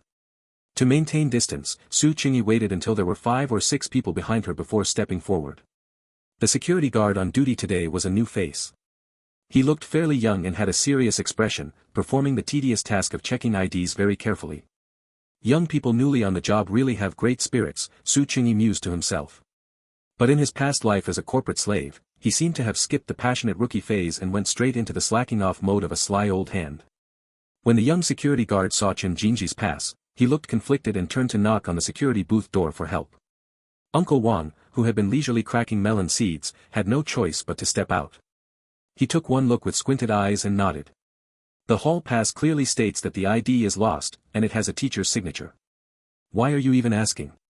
The young security guard nodded sheepishly and ran back to return the pass to Chen Jinji. You may go, student. Chen Jinji smiled and nodded politely, and the young security guard immediately lowered his head in embarrassment. When it was Su Qingyi's turn, he took an iron tin out of his backpack and called out to Uncle Wang. This tea had been sent by Yang Lu. During one of his weekly Monday calls with Yang Lu, he had mentioned in passing that he didn't want to drink coffee and that a cup of tea would be enough to refresh him. Yang Lu had immediately sent over a large box of bilyuakun. He hadn't had a chance to taste it yet, he only opened the packaging yesterday because he needed to win over Uncle Wang. When Uncle Wang saw it was him, he immediately ran over happily and pulled him out of the line. Looking at the Dongting bilyuakun written on the tin, the wrinkles on Uncle Wang's face bloomed with joy. Look at this. Oh, you. There's no need for this, really. Su Qingyi's eyes were fixed on Chen Jinji, who had already walked out of the school gate. He wasn't in the mood for small talk with Uncle Wang and waved his hand to leave. Uncle Wang unscrewed the tin and held it out to him. Smell it, smell it. This scent is truly fragrant. Su Qingyi had originally only taken a perfunctory sniff, but the scent actually surprised him. The fresh scent of the tea actually carried a floral and fruity aroma, somewhat like the scent on Chen Jinji. The tea absorbs the fruitiness, and the fruit scents the tea.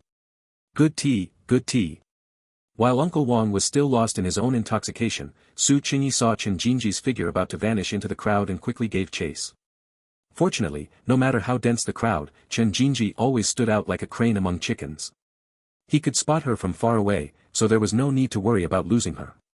She crossed a road and walked to the bus stop on the opposite side. Su Qingyi followed from a distance, his face hidden in the shadow of his hood.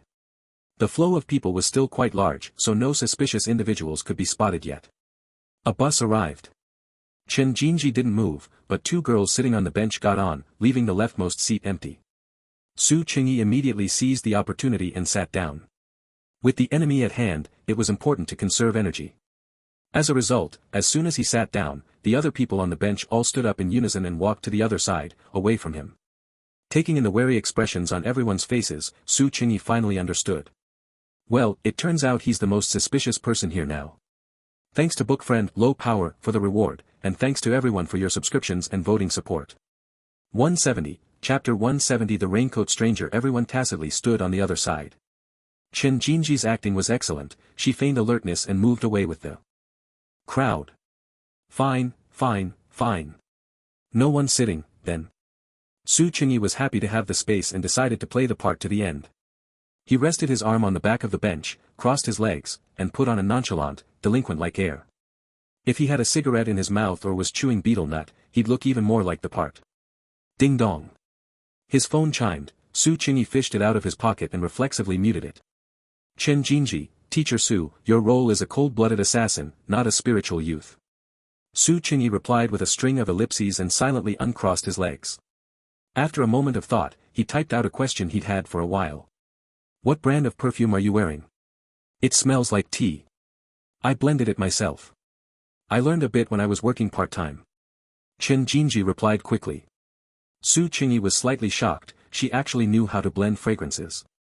Does Teacher Su like it? Yeah, it smells nice. Everyone suits a different scent. Next time, I'll blend one for you that matches your personality. Chen Jinji typed away with her head down, her long hair falling forward, though the slight curve of her lips was still visible. The number 49 bus arrived then. Most people were waiting for this one because it passed through many residential areas.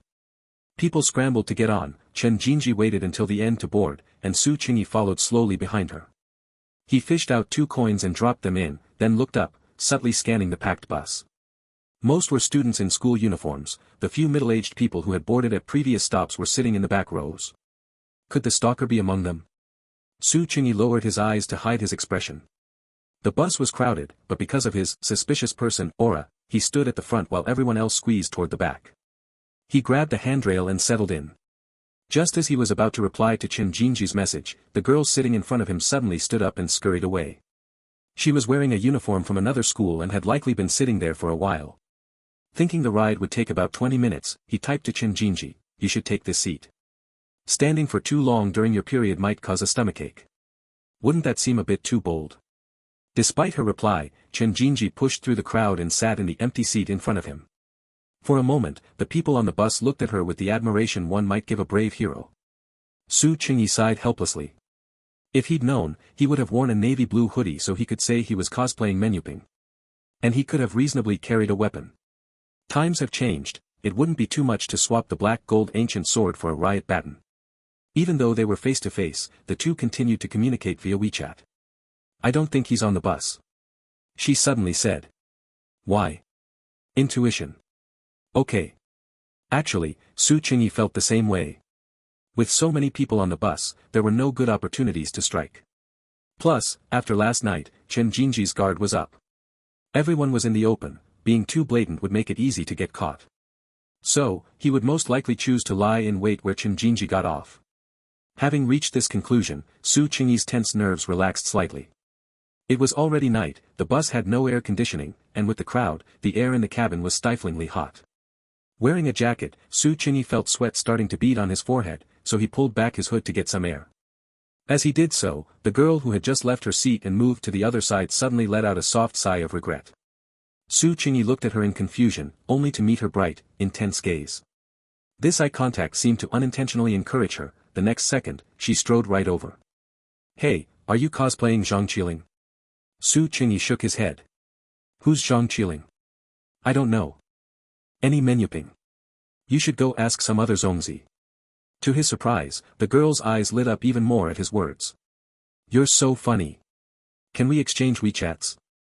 Su Qingyi wasn't good at handling people who were so direct. He looked at Chen Jinji beside him, feeling a bit awkward. Chen Jinji rested her elbow on the seat's armrest, propping up her chin and looking back with a half-smile. The girl naturally noticed the odd atmosphere between the two, but as long as no one made it explicit, she didn't want to give up yet. So what if they were boyfriend and girlfriend? This guy had actively walked over to stand in front of her earlier, maybe he was interested in her. Too bad she hadn't realized it and walked away. She hadn't expected him to be so handsome under the hood, he was exactly her type. Although poaching someone's boyfriend was a bit unethical, she had to seize this opportunity. Feeling inexplicably unnerved by Chen Jinji's stare, Su Qingyi thought it best to reject her. Even though doing it in public might make the girl lose face. Before he could speak, Chen Jinji suddenly stood up and walked over to him. She gently took Su Qingyi's hand, leading his arm to wrap around her waist, and then flashed a polite smile. "We're getting off now. You can have your seat back." Su Qingyi looked up at the announcement board. The next stop was indeed theirs. The girl's expression soured. She glanced at their intimate posture and turned away huffily. With a beautiful woman in his arms, Su Qingyi inwardly marveled, what a waist. As the saying goes, a waist as slender as a willow, light enough to fit in one's palm. While his mind was filled with these random poetic descriptions, the bus announcement sounded. Approaching Olive Road intersection. Approaching Olive Road intersection. It was time to get off. According to their agreement, they were supposed to act like strangers, so Chen Jinji tried to pull away from Su Qingyi's embrace. To her surprise, he held on tight, not moving an inch. She had no choice but to look up at him with a reproachful glance. Only then did Su Qingyi snap out of it and quickly let her go. Olive Road intersection. Passengers getting off, please do so in an orderly fashion. No pushing. Chen Jinji got off first. Su Qingyi waited until the very last second before the doors closed to pull up his hood and jump off the bus. This stop marked the beginning of the Olive District. Very few students lived here, so they were the only two to get off. Chen Jinji walked into the pitch-black alleyways with practiced ease. Su Qingyi kept his distance, following from afar. Su Qingyi's home district, Qinghe District, being the oldest part of Tangan City, also had intricate alleys, but they were fundamentally different from those in Olive District. Illegal self-built houses were everywhere in Olive District, and the roads were cluttered with laundry stations and drying racks set up by residents for their convenience. Fortunately, it hadn't rained in the last 2 days, so there wasn't the stench of overflowing sewers like the last time he visited. One after the other, they threaded through the alleys. There were no streetlights, and he could only vaguely see Chen Jinji's silhouette ahead. Su Qingyi held a high-powered flashlight, deliberately keeping his footsteps light. Chen Jinji had mentioned hearing the sound of leather heels clicking on the ground yesterday. This was a bit strange. If someone had ill intentions, it would obviously be more convenient to wear sneakers that didn't make noise. Could it be a deliberate attempt to create strange noises to scare people and break their psychological defenses first? Perhaps. Su Qingyi looked up at the gloomy, gray night sky. There wasn't even moonlight tonight. With almost no light sources in the pitch-black alley, it was truly eerie. Chen Jinji seemed to rely on memory, her pace unhesitating. He, on the other hand, was struggling. He already suffered from a bit of night blindness and nearly walked into residents' randomly placed drying racks several times. After stumbling along behind her for a while, nothing had happened. Su Qingyi almost thought they wouldn't encounter the stalker today. Right then, the clicking of leather heels suddenly echoed from somewhere in the alley. Tap, tap, tap. The sound echoed continuously in the silent alley, making it impossible to tell exactly where it was coming from. Su Qingyi instantly held his breath, trying to determine the source of the sound. Ahead, Chen Jinji's pace suddenly quickened. This was in line with what they had agreed upon. She had to act naturally afraid and couldn't reveal that someone was following her for protection. Consequently, the sound of the leather heels also quickened, the previously slow tapping becoming louder. Tap. Tap. Tap. Part, Gemini, 3.1, Flash, Light. Now, Su Qingyi finally confirmed that the source of the sound was right in front of him, right between him and Chen Jinji. What Su Qingyi could be certain of was that no one had passed him from behind. Then when exactly did this person appear between them? And even more baffling was that Su Qingyi could vaguely see Chen Jinji's back ahead, but could not see the owner of the leather shoe footsteps at all. It was as if only a pair of leather shoes was following behind her. This terrifying association made his hair stand on end instantly, and he thought of the story, The Red Shoes, from Andersen's fairy tales. A vain little girl receives a pair of red dancing shoes and is cursed to dance in them forever. In the end, she finds an executioner to cut off her legs, but the 2 feet, still in a dancing pose, disappear into the forest.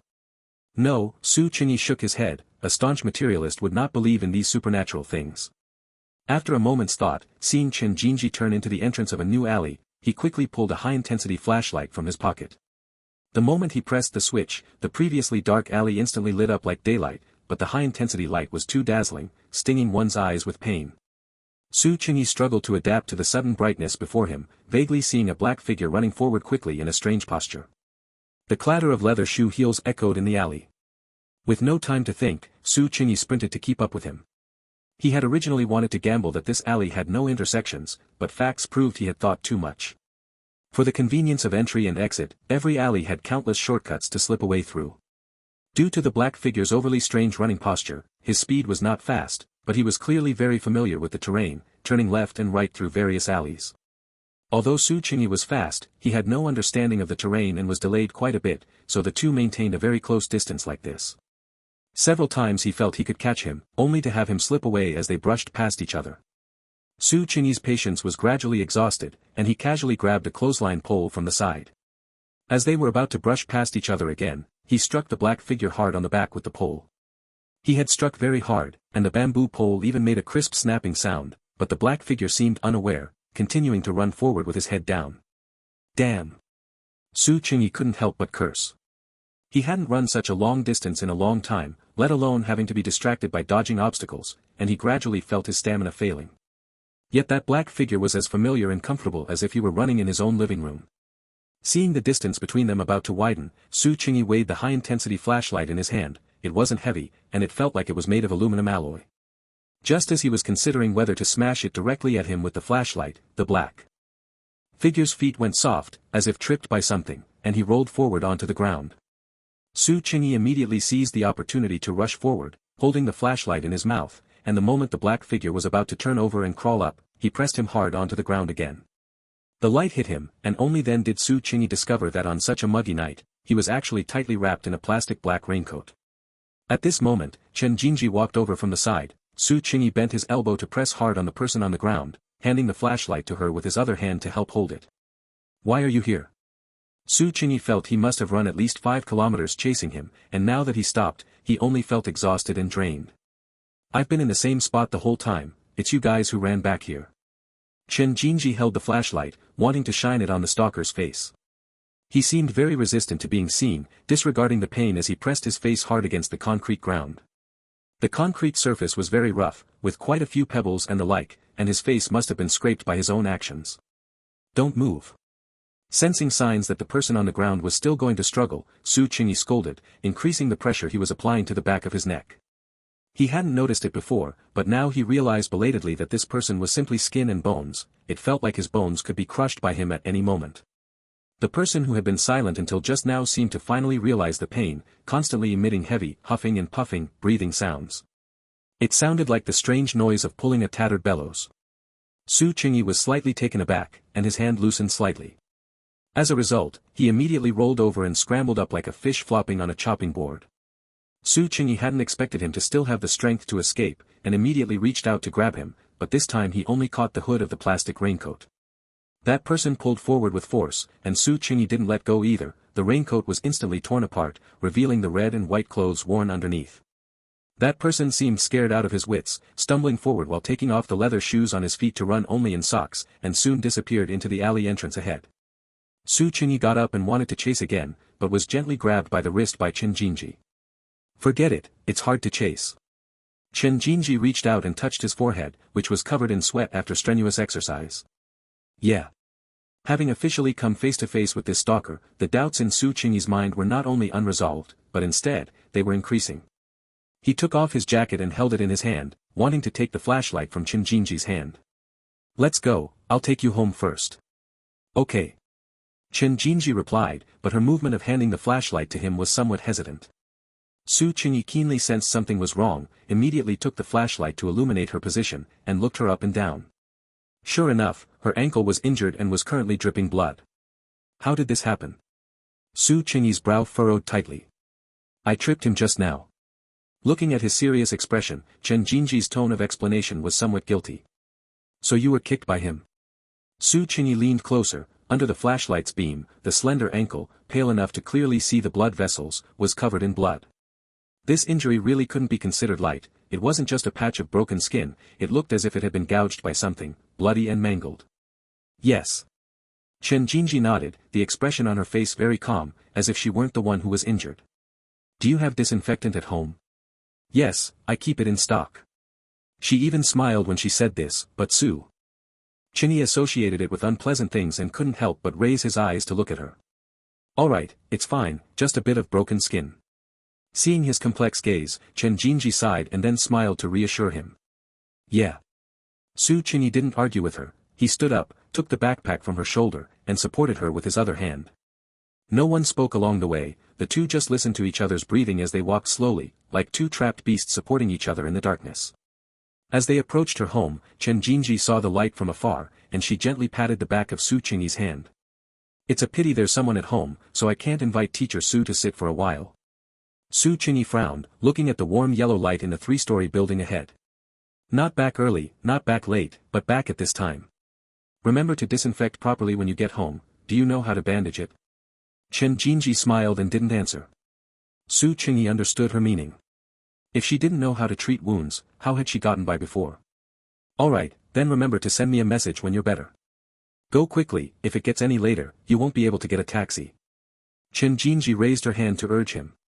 No, I'll just wait here for a while. Su Chingy looked at his watch, looking completely immovable. Chen Jinji had no choice but to take her backpack and walk slowly toward her front door. The ankle that had just been wiped by Su Chingy was now dripping blood again, but she was completely unaware, as if she were long accustomed to this level of pain. The moment the key was inserted into the lock, Chen Jinji took a deep breath. Every time she opened this door, it was like gambling, betting on what the situation would be like today, and which would be worse compared to yesterday. Pushing the door open, it was quiet inside, it seemed no one was in the living room at this moment. A good opportunity, she immediately turned her head to look at Su Chingy waiting at the main gate and waved gently to say goodbye to him. Seeing her action, Su Chingy felt slightly relieved and turned to start walking back. Thanks to book friend Low Power for the tip, and thanks everyone for the subscriptions and votes of support. This plot segment is Jinji's main storyline. Book friends who miss nickname, don't worry, see you in the Chishi extra story. 171, Chapter 171. Classmate, this is not a place for you. Walking back into the alley from earlier, the doubt Su Chingy had just suppressed resurfaced. The raincoat-clad weirdo was about the same height as him, around 1.8 meters, and very thin. If his face were visible, he would likely be the unhealthily thin type. He was extremely familiar with the terrain of the Olive District and could move freely without light, suggesting he was likely a local living nearby. Chen Jinji said she hadn't moved from her spot, it was the two of them who had run back. He hadn't had time to think while being led on the chase, but looking back, the man had just been leading him in circles nearby. It was possible he was only familiar with this specific area. In the moment the raincoat was torn, he could see a combination of a white shirt and a red vest underneath. The wound on Chen Jinji's ankle was deep, it must have been caused by pointed leather shoes. This outfit was very similar to that of a hotel waiter. After integrating the information he had gathered, Su Chingy had a rough character profile in mind. Knowing his general build and occupation, finding him wouldn't be too difficult.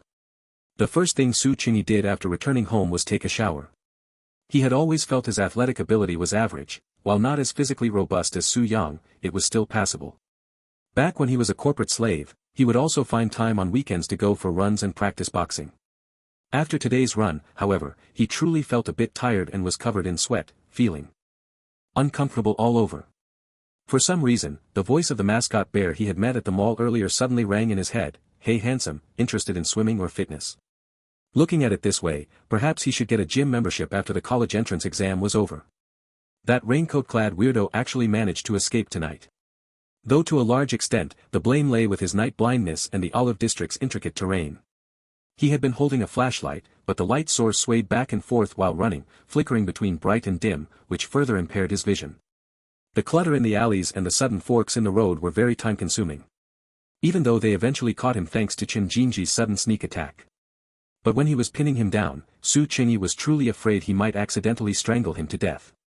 His breathing sounded like he was on the verge of dying, which was why he instinctively let go.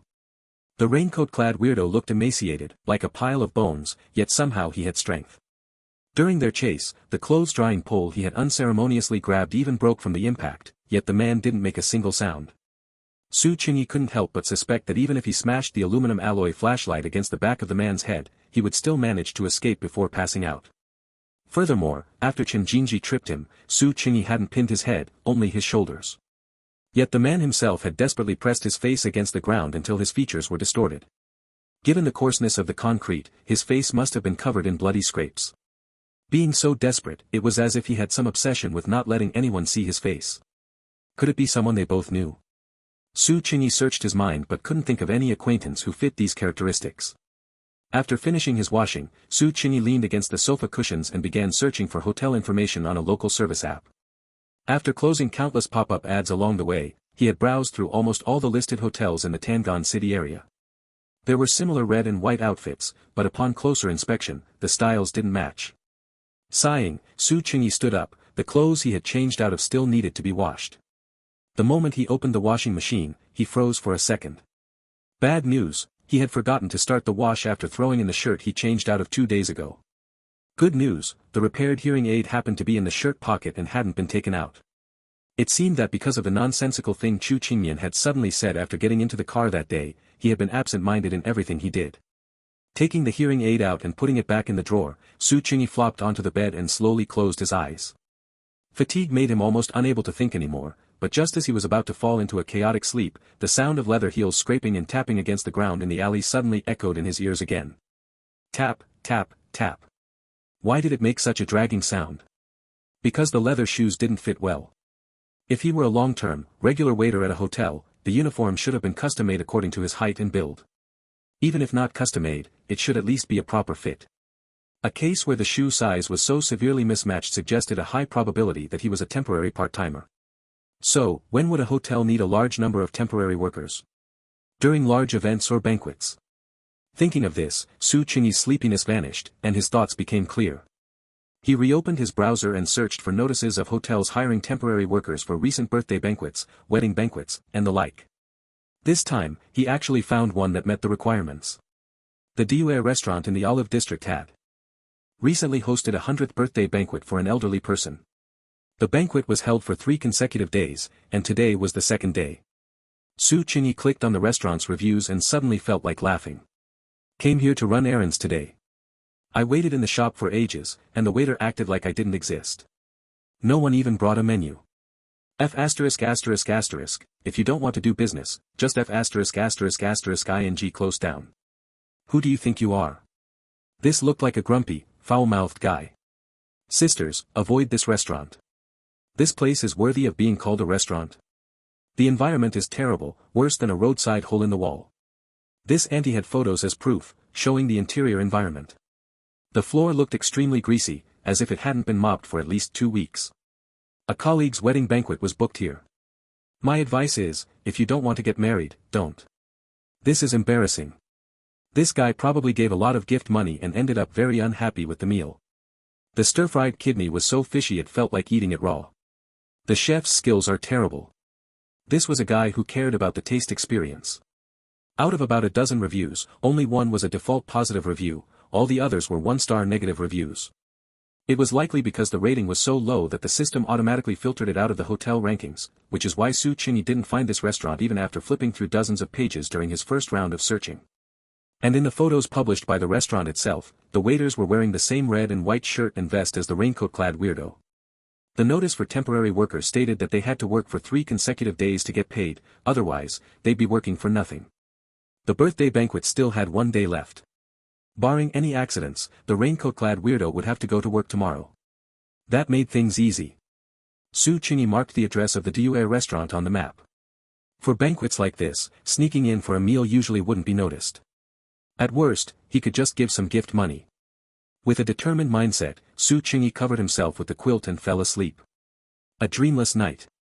During the next day's lunch break, he rushed to the location he had marked on the map the previous night. In 30-degree weather, to avoid drawing attention, Su Qingyi specifically added a thin jacket over his school uniform t-shirt today. Getting out of the taxi, he was greeted by a scene of loud gongs and drums and a festive atmosphere.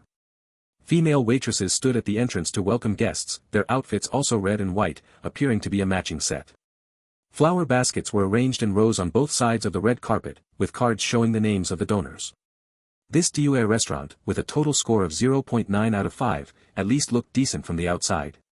Su Qingyi stood at the entrance and glanced at the large red banner that read, "Congratulations to Elder Wu, may your fortune be as vast as the East Sea and your life as long as the pines of the South Mountain." Good, remember the birthday celebrant's surname is Wu, to avoid blowing his cover later. This atmosphere reminded him of various childhood memories of visiting relatives. He really hated attending banquets. Being forced to chat and eat with a group of people he didn't know at all was completely meaningless to him. So, Su Qingyi would escape such occasions whenever he could. As a child, he had been scolded many times by Su Zilong for this, as his father firmly believed that a man who didn't understand table culture would never achieve great things. Putting aside his childhood shadows, Su Qingyi followed the crowd slowly along the red carpet, his gaze inadvertently scanning the names on the flower baskets. With this scan, he saw a familiar name, and his heart skipped a beat. Respectfully celebrating Elder Wu's birthday. The signature below was, Ho Yugan. To be honest, since Ho Yukuan went in to work the sewing machines in prison and Ho Xiaohong dropped out of school, Su Qingyi had almost forgotten about the people of the Ho family. But seeing something related to them still made him feel inexplicably uncomfortable and gave him a bad premonition. Suppressing his doubts for the moment, he stepped into the restaurant amidst the welcome of the greeters.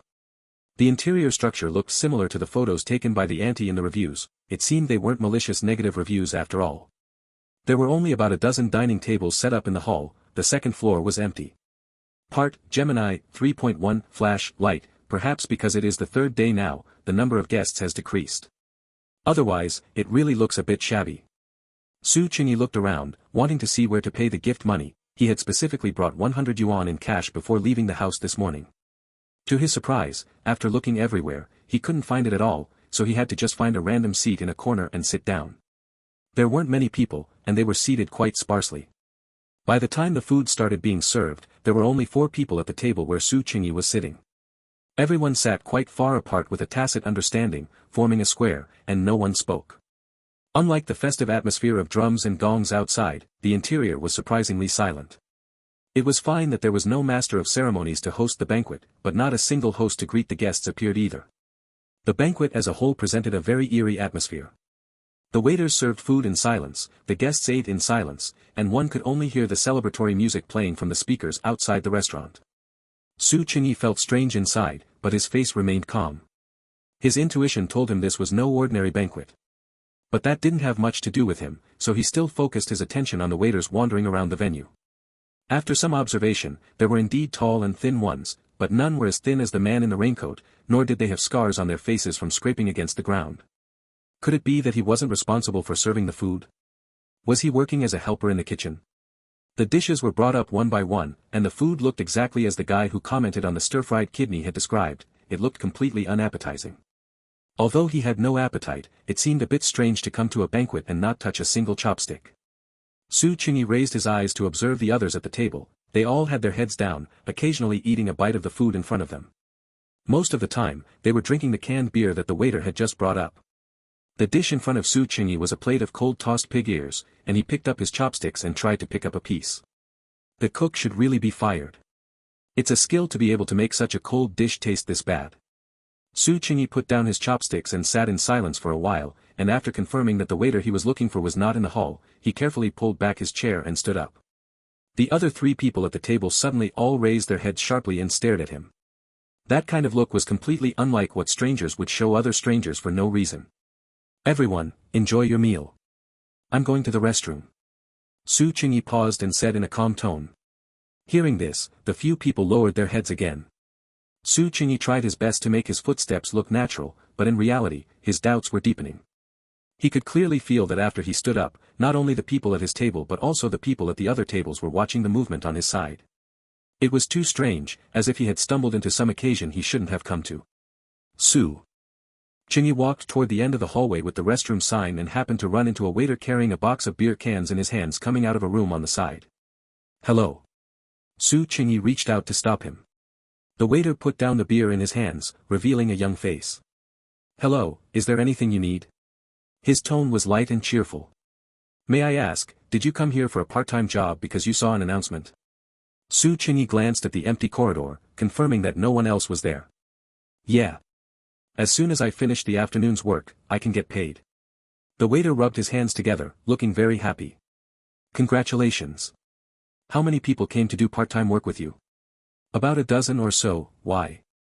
Is there a person among them who is about 1.8 meters tall and very thin? Su Qingyi gestured above his own head with his hand. Let me think. There is one. The waiter answered quickly, but he doesn't work in the hall, he's responsible for moving goods. And when we gathered this morning, I didn't see him either. Then do you have his contact information? I have something to ask him.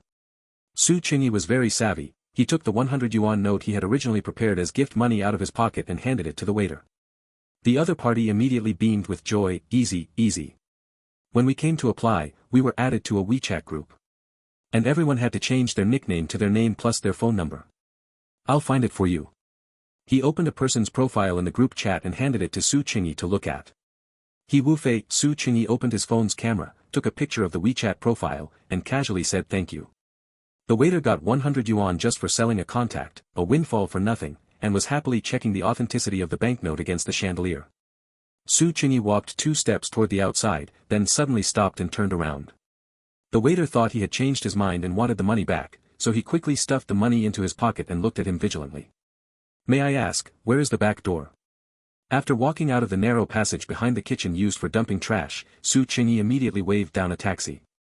Something is wrong, this birthday banquet and this restaurant are reeking of something wrong from top to bottom. But regardless, he had found the information he was looking for here. The man in the raincoat's name is He Wufei. The name actually looks quite proper, but he himself is actually a stalker. Forget it. Su Qingyi thought of the 2 brothers, Ho Yukuan and Ho Yugan, who proved with their own actions that names don't necessarily represent anything. Before getting in the car, he gave a subtle warning to the waiter from earlier. He didn't know if the waiter had grasped it. For just 3 days of part-time work, the salary offered by the restaurant was 2,000 yuan, which was about equal to what others in the same line of work earned in a month. This already represented many problems. This money was definitely not that easy to get. He wondered if the man in the raincoat had also noticed something like him, which was why he had run off and didn't come to work today. The taxi's destination was not number 1 middle school. There was still some time before afternoon classes, so Su Qingyi got off in the Olive District. Xiaophia's grocery store. Su Qingyi discovered a theorem: no matter when you come here, there is always a group of men playing cards shirtless in the smoke-filled room. He tried to walk 2 steps inside, but was smoked back out by the choking smell of cigarettes. On the counter where things were sold, there were melon seeds, pickled pepper chicken feet, instant noodles, etc., which looked like they were for the service of the card players. But there was no one at the counter, they probably stepped away for something.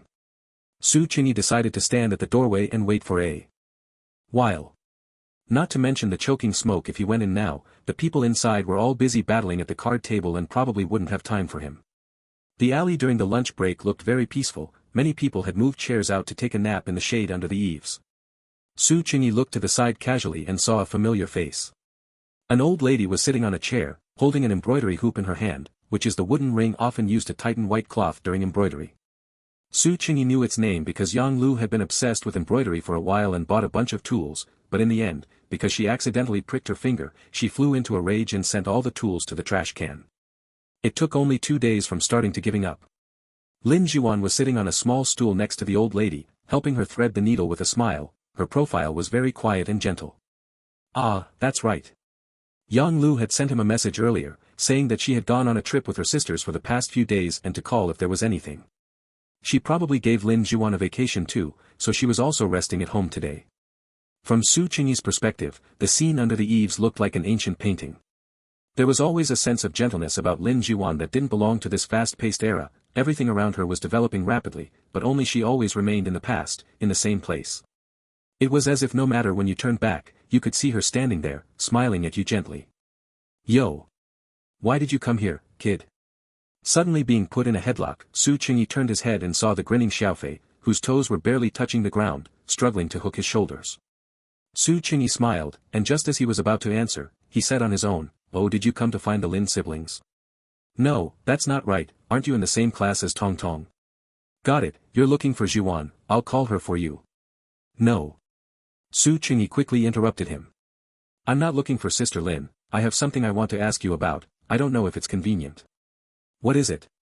Su Qingyi looked at Lin Jiwan on the street. If she looked up, she would be able to see him standing here. Xiaofei was very sharp, seeing his gaze, he immediately understood. Let's go inside and talk."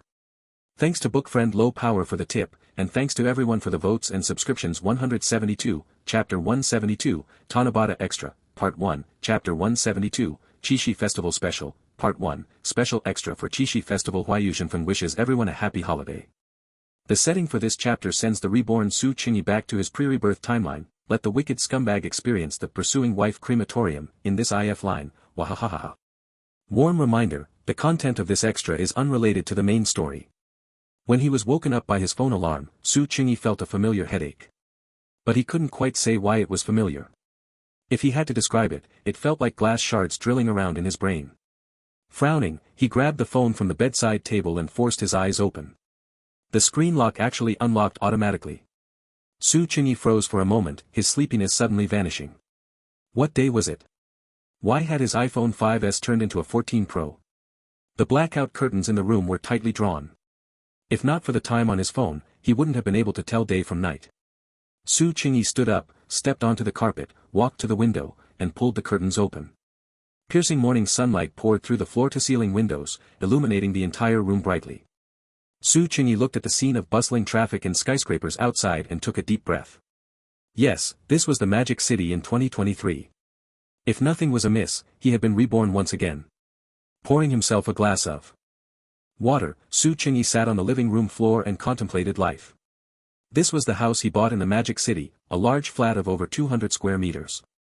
In reality, his own belongings could fit in a 20-square-meter room, even the two-bedroom apartment in Tangon City was more than enough for him. He didn't know why a lone man like him had a sudden lapse in judgment and bought such a large house in the Magic City, where land was as expensive as gold. It only added to his loneliness. Ding ding dang dang. While his brain was still a bit dazed, the phone rang, a call was coming in. Su Qingyi glanced at the screen. The caller ID read, President Lei. That harsh old man with a hairstyle like a brush. The moment he pressed the answer button, the man's high-pitched voice came through explosively. Su Qingyi. What's wrong with you? I said there was an important meeting at 8 today. Where are you? Su Qingyi moved the phone further away and glanced at the electronic clock in the living room. 8:05. I don't want to go to work today. Originally, Su Qingyi had some doubts about whether the business of returning to age 17 was just a dream. But the moment these words uncontrollably popped out of his mouth, he was certain he had indeed been reborn. Otherwise, he wouldn't feel such loathing for his identity as a corporate slave. What do you mean by that? President Lei's voice on the other end grew angrier, and there seemed to be the sound of folders being slammed. President Lei, if I remember correctly, for the performance report for this meeting, I worked overtime for 17 consecutive days. No weekends, no rest. The person on the other side fell silent. Su Qingyi took a sip of water and continued slowly, in this project, I was independently responsible for developing 3 subsystems, the credit inquiry system, the online personnel reporting system, and the SMS management system. Besides those, I developed most of the modules in the corporate HR management system. Looking at the entire performance report process, it seems it doesn't have much to do with me, right? President Lei coughed as a cover-up, his tone softening. Cough, Xiao Su, are you feeling unwell today? Do you want to take a leave of absence to rest? That's fine, I'll mention it to HR. In fact, President Lei knew Su Qingyi was well aware of these things, but given his personality, he wouldn't usually argue with the company. He didn't know what was happening today. Just as President Lei was thinking about how much bonus would be appropriate, a light laugh suddenly came from the receiver. I do indeed want to take a leave, and a long one at that. My resignation letter has already been sent to your email. Goodbye. This was immediately followed by the beep beep beep of the call being hung up. Su Qingyi closed his laptop. He felt truly relieved after sending the resignation email, and he got up to wash up.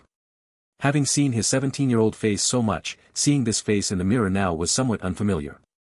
His features didn't seem to have changed much, but there was some stubble on his chin, and his contours were more mature.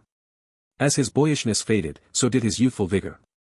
Staring at his own eyes in the mirror for a while, Su Qingyi suddenly thought of a question. If this was the timeline where he hadn't been reborn, he knew about Chen Jinji, she should still be that global superstar. But how was Chu Qingmian doing now? He opened WeChat. His message list had been wiped clean, except for a news advertisement, there was nothing. Searching for Chu Qingmian in his contacts list resulted in user not found. Su Qingyi thought for a moment and then searched for class monitor of class 2. Sure enough, a friend popped up. Clicking on the profile, the avatar was a picture of a cat's back. The nickname was actually the same as before, reflex arc as long as the moon. Su Qingyi felt like laughing and tried to open her moments. The friend has set moments to be visible for only the last 3 days. Fine. In this timeline, he probably hadn't met Chen Jinji, so naturally, he wouldn't have her WeChat. Su Qingyi raised his eyes to look out the window. The LED screen on the building opposite was displaying a luxury brand advertisement endorsed by Iris. Exquisite makeup, a stunning look, and combined with her face, it only made one marvel at the creator's masterpiece. He suddenly thought of the text found by archaeologists, written by an ancient Roman 2,000 years ago to show off his girlfriend. Anyone who hasn't seen Venus, just come and see my girlfriend. If translated to the present, it could be said as, anyone who hasn't seen Venus, just come and see Iris. While staring blankly at the big screen, a new message suddenly popped up on his phone. It showed it was from a collapsed group chat. Su Qingyi originally thought it was a work group, but clicking in, he found it was, Class 2, Grade 2014 group. Han Bing, at all members, friends, I'm back in the country. Shall we have a class reunion? At class monitor at class monitor at class monitor. Happy Fatty. It's been ages since anyone posted in this group. Why the sudden class reunion? Han Bing, just say if you're coming or not. Are you in Tangon? Happy Fatty, regrettably, no. I'm in the Magic City now. Zhang Fulin, sorry, but I'm also in the Magic City. Subsequently, others chimed in one after another. +1. +2. +10,086. So everyone had run off to the Magic City to work, huh? He thought Han Bing would give up at this, but unexpectedly, she said nonchalantly, then let's have the reunion in the Magic City. It's no big deal, I'll buy a ticket right away. Happy Fatty, that said, tomorrow is Qixi Festival. Are we really going to have a class reunion on a day like that? Han Bing, nonsense. If I had a boyfriend, who would be doing this? Given the special circumstances, you're allowed to bring family. If you have a partner, just bring them along. Mian Mian, weren't you also in the Magic City for a business trip recently? Can you come? At class monitor. On Han Bing's fourth admention, Chu Qingmian finally came out to answer. Class monitor, depends on the situation. Han Bing, okay, I know you're busy. It'd be best if you can come, if not, I won't blame you, alright? Class monitor, Better state a position first. Su Qingyi scrolled up for a bit, found the initial message at ing all members, and replied with a 1. The group chat, which had been lively just a moment ago with people clamoring, if Sister Mian comes, I'll come, the class monitor must be there, and, will someone reimburse the flight, instantly became as quiet as a mouse. After everyone was silent for a while, Han Bing replied cautiously, is this Su Qingyi himself? Or is it some bratty kid in the family playing with the phone? Once she said this, everyone felt this was the only reasonable explanation. It could be a bratty kid playing with the phone, it could be a face pressing against the screen, it could be an AI taking over the earth. In short, it couldn't possibly be Su Qingyi himself saying he'd attend a class reunion. What a joke, this guy must have forgotten everyone in the class long ago, right? No, you couldn't say forgotten, he simply never remembered them in the first place. Su Qingyi sighed and held down the voice button, it's me. After a brief silence, the group chat exploded again. Holy crap, I'm witnessing history. God Su, blink if you're being threatened. Flight ticket bought. At this moment in San Francisco, the sun was setting. Chu Qingmian sat in the back seat of a Rolls-Royce, her finger unconsciously scrolling through the WeChat chat box. The evening sunlight and tree shadows fell through the car window. Her expression was somewhat obscure in this interplay of light and shadow. The driver carefully observed the young little President Chu in the rearview mirror. As rumored, she was so beautiful she didn't seem mortal, and so cold she didn't seem mortal either. Chu Qingmian raised her eyes to the rearview mirror with an indifferent gaze, and the driver immediately looked away in a panic. She didn't know how many times she had replayed that simple 1-second voice message in her AirPods. The man's voice sounded like he hadn't been awake for long, a bit husky. It's me. It's me.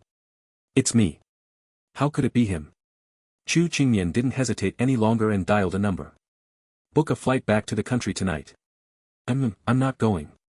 Just say I have an emergency, forget it, just say I don't want to go. After hanging up the phone, she looked at the interior rearview mirror again and said in a flat tone, to the airport. The driver didn't dare raise his head and silently adjusted the navigation. The group chat messages were still refreshing. Chu Qingmian typed a line and deleted it repeatedly. After hesitating for a long time, she finally hit send. Just asked my assistant, I'm free tomorrow. At Han Bing. Seeing Chu Qingmian's reply, Su Qingyi finally put down his phone. Good thing she's free. It was precisely because he wanted to see her that he said he'd attend a class reunion. Her moments were also closed, so he had no way of knowing how she had been lately. Thinking for a bit, Su Qingyi opened the laptop he had just closed and searched for the name, Chu Qingyan, in the browser. The current her, just like Chu Yuanjiang back then, had a long list of prefixes before her name. But she rarely accepted media interviews, so he could only roughly deduce that she had been working overseas all these years. She had gone from Miss Chu to Little President Chu. The next evening, walking on the streets of the Magic City, Su Qingyi finally belatedly noticed a hint of the Qixi festival atmosphere. Couples walking hand in hand were coming toward him, every single one of them holding bright red roses. If nothing was amiss, there should be a little girl selling flowers up ahead. Sure enough, looking at the little girl's bright smile, Su Qingyi took out his phone and obediently bought one. Usually 2 yuan, today 20 yuan. Before leaving the house today, he had specially shaved and styled his hair. It was as if he were going to participate in a matchmaking show. However, despite his thoroughness, his wardrobe consisted entirely of black, white, and gray, or plaid shirts. So he still wore a white shirt and trousers like he did for work. Luckily, the pockets were deep, so he could put the rose in his pocket. Walking to the KTV address Han Bing had given and stating the room number, the waiter led him inside. He thought he had arrived very early, but to his surprise, many people were already sitting in the room. The moment Su Qingyi pushed the door and entered, the warm atmosphere instantly dropped to freezing point. Everyone, having struggled in society for several years, felt as if they were back in the years of being suppressed by King Li. Not a single person dared to speak. Han Bing looked up from the song machine, a bit stunned. She clearly hadn't expected him to actually show up. Hello. Su Qingyi nodded and gave a simple greeting. Hello everyone. Please carry on, don't mind me. After saying this, he very casually found a corner and sat down. After this interlude, the atmosphere that had been quiet for a while slowly became active again. Han Bing was passionately singing Iris's newly released solo single. To Su Qingyi's surprise, the classmates present actually all started cheering spontaneously, seemingly very familiar with the song. God Su, long time no see. Someone greeted him. Su Qingyi turned his head, it was Happy Fatty. Compared to back then, he was like a scaled-up version of himself, very easy to recognize. Long time no see. Su Qingyi smiled, picked up his beer glass, and clinked it with his. How have you been all these years? Hey. I really didn't expect you to come. What a big surprise. Are you working in the Magic City now? I was at Tinghua before. Hey. I knew it when I heard you were studying computer science too. You'd definitely be at a super big company like that. To be honest, I was overconfident and applied there once too, but I didn't even get an interview. Is the salary and benefits super good? Not bad. I just resigned today. Happy Fatty was still very talkative, finishing a large glass of beer in a few sentences. Su Qingyi knew his own alcohol tolerance, so he just took a few sips as a gesture. At that moment, the room door was pushed open again, and everyone's attention was drawn to it. Chu Qingyan walked in and, amid everyone's admiring glances, gave a polite smile. Whether it was intentional or not, she chose to sit in a spot furthest from Su Qingyi. The two of them sat on a diagonal line from each other. Aside from a polite scan when greeting everyone, Chu Qingyan didn't look at him again. Su Qingyi's gaze, however, remained on her without any evasion. So this was what the adult Chu Qingyan looked like. She was much thinner, the baby fat on her cheeks had long since disappeared, and her entire aura was cold and distant. It was almost impossible to connect her with the Chu Qingyan in his memory who would act spoiled and throw tantrums. Mian Mian. Several girls who were close to her all gathered around to greet her. Chu Qingyan smiled appropriately and answered them one by one. Yes, I finished my business and arrived this morning. I'm alright, not too tired. This dress. It's a Dior custom.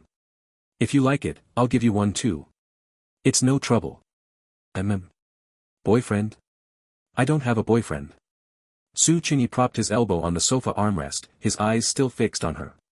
He didn't know if it was his imagination, but when she mentioned a boyfriend, Chu Qingyan quickly raised her eyes and glared at him. Of course, Chu Qingyan had noticed that guy's gaze the moment she walked in, but she was trying very hard to ignore it. What on earth was wrong with Su Qingyi? Why was he staring at someone like that? While writing, I realized I couldn't finish it in one chapter, so there's a second half. 173, Chapter 173, Tanabata Extra, Part 2, Chapter 173, Qixi Special, Part 2, Under such a blunt gaze, Chu Qingyan's voice trembled with nerves as she answered her friend's question. What? How could there be an arranged marriage? It's not the old society. I don't know him. Want to go for a drive later? Bad timing, I took a taxi here today. No, this wouldn't do. The current little President Chu was no longer the 17-year-old Chu Qingmian. She quickly calmed down. Back then, she had been manipulated just like this. Overthinking every little move he made, imagining a whole scenario, always feeling like she was just a little bit special. This behavior is commonly known as self-persuasion. As it turned out, the other person didn't have those intentions at all. Not only did he not have those intentions, he even lost contact immediately after graduation, vanishing into thin air. He didn't even attend the graduation ceremony. She had originally planned to confess at the graduation ceremony. This secret crush that occupied her entire youth, whether the outcome was good or bad, it should have had a clear conclusion, right? But the ending was a fizzle, she couldn't even write a full stop. That confession letter she wrote back then, stroke by stroke, word by word, even now, she could recite it perfectly. Hello, Su Qingyi. I am your classmate, Chu Qingmian. Perhaps your impression of me is limited to that sentence, but to me, you are different. Heh, she would definitely never do such a foolish, self-indulgent thing again. Chu Qingmian stared at the wine glass on the table, picked it up inconspicuously, and when others weren't looking, tilted her head and drained it in one go. Ha, the heroine has quite the tolerance. Su. Qingyi looked down at the beer glass in his hand, it was at least 300 milliliters. As soon as she finished, someone nearby perceptibly refilled her glass. Mian, come, I've picked a song for you. Han Bing handed the microphone to her. Chu Qingmian's tolerance was actually quite good, but she drank too fast, and her head felt a bit dizzy for a moment. The prelude started playing. She recognized the song as very familiar, so she reflexively started singing along. How long has it been since I last saw you? I wondered where you were. It turns out you've been living in the depths of my heart, accompanying my every breath. No matter how great the distance, I thought I could no longer smell your scent. Who knew your silhouette would be so long, that I'd see you just by turning around. Su Qingyi held the beer that he had been sipping for a long time, more than half a glass still remained, and swirled it casually. Everyone was staring at the lyrics scrolling on the screen, but he was still focused on Chu Qingmian's profile. He was also very familiar with this song. It was Heartbeat, by Kit Chan. Let the past be the past, it's too late, to love you from the beginning. White clouds entwine the blue sky, if we cannot walk together forever, at least give us, the courage to remember, the right to embrace. So you can understand, the traces of my heartbeat. Chu Qingmian's singing voice sounded a bit more like before, still that sweet, youthful voice. Except this time, it seemed tinged with a hint of a sob.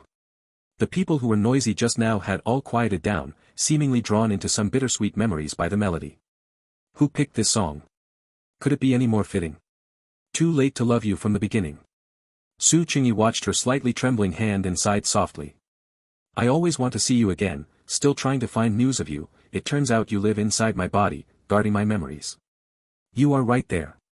After the last line was sung, Chu Qingmian quickly pulled herself out of the emotions brought by the song. It was as if she had fallen into such negative emotions countless times before and had slowly crawled out on her own each time. Quickly handing back the microphone, she lowered her eyes and took another large gulp of beer as a cover-up. The audience clapped with a delayed reaction. Beautiful, beautiful. The class monitor's usual standard, I was almost moved to tears. Who's next? Can we have something upbeat? Everyone's feeling emo. There's one in Iris's new album, let me see. Oh right, she's having a solo concert in Los Angeles the day after tomorrow. Do you guys know how high the ticket prices have been scalped? I know. I saw the scalpers posting. Do any of you brothers and sisters have good connections? I want to go too. Su Qingyi stood up and walked to the song selection console. He wasn't very familiar with this song, and it wasn't easy to sing, but at this point in time, it seemed very appropriate. The piano beat of the prelude sounded, and Happy Fatty sycophantically handed over the microphone. Those present never expected that Su Qingyi would not only attend the gathering today but actually intended to sing. They all turned on their cameras. My dear, where are you hiding in a daze? What's on your mind that you still can't let go of? After the first line, a collective gasp of admiration instantly sounded around him. Seems the pitch was a bit high. Su Qingyi coughed quietly and cleared his throat. You gave me a love I never want to lose in this lifetime, believing that the journey of love is the sea of stars. The beautiful plot will not change, it is the best arrangement of fate. You are the love I never want to lose in this lifetime, why cruelly force me to gently let go of your hand? Please come back quickly, I want to hear you say that you are still here. After the first chorus, the excitement of those recording videos was beyond words. Post it to Moments. Post it to WeChat groups. Post it to short video apps. Only Chu Qingyan kept her head down, her fingers tightly clutching the wine glass, her long hair falling to hide her expression. Walking past the rooftop where I watched meteor showers with you, enduring the long wait after losing you, so worried that no one understands your helplessness, who else will treat you like a child after leaving me? I guess you must miss me too, and fear that I'm lost in the vast sea of people. It's okay, as long as you're willing to look back, you'll find that I've been here all along. As Su Qingyi sang to this point, Chu Qingyan remained with her head down, refusing eye contact. But Su Qingyi's gaze was very direct, making it clear that this song was for her. Others in the class vaguely sensed that the atmosphere was indeed a bit unusual. You gave me a love I never want to lose in this lifetime, every message from you is a heartbeat, every second I want to hold you in my arms, you are the cutest in the whole world. You are the love I never want to lose in this lifetime, even if your breath is thousands of mountains away, please believe that the love I give, is worth your love. After singing the last line, Su Qingyi gently put down the microphone and returned to his seat. Someone seemed to want to approach him for a chat, but Chu Qingyan suddenly stood up. You guys continue, I'm going to the restroom. Su Qingyi didn't chase after her immediately. He was thinking about how to talk to Chu Qingyan, because her current reaction clearly showed she hadn't completely let go. Being open and natural is having let go, hiding and not daring to look directly is not having let go yet. If he were to say he had been reborn and then reborn again, Chu Qingyan would probably call 120 for him immediately. But if not that, then how should he explain? Chu Qingyan could almost be said to have fled in panic. Because if she stayed in that environment a bit longer, the alcohol would surge, and her reason would be gradually eroded. She was afraid she wouldn't be able to stop herself from smashing a beer bottle over Su Qingyi's head. How can someone vanish for years without a reason and then suddenly appear out of nowhere? Someone who had been out of contact for so long dared to sing about unbreakable love, ridiculous. She washed her face with cold water, trying to clear out those unwanted thoughts and emotions. After touching up her makeup in the mirror, Chu Qingyan looked at her eyes and adjusted her breathing. Okay, you can do this. He's just a crush from when you were young and naive. She'd go back right away and sing, sad people shouldn't listen to slow songs to prove herself. She walked out of the restroom with her head held high, then turned a corner and saw Su Qingyi leaning on the other side of the hallway corner. He noticed someone and looked up. Even though it was a class reunion, he was still dressed as if he were about to go to work. But his features looked exactly the same as before. For a moment, Chu Qingyan felt a bit dazed. It was as if she saw him again, wearing the blue and white school uniform, methodically writing out problem-solving steps on the blackboard. It turns out a time machine isn't necessarily needed to travel through time, a certain person just standing there quietly can achieve it. Maybe she should just find an excuse to slip away. With just one look, Chu Qingyan's fighting spirit was instantly depleted. Su Qingyi curled his lips into a smile. Shall we talk?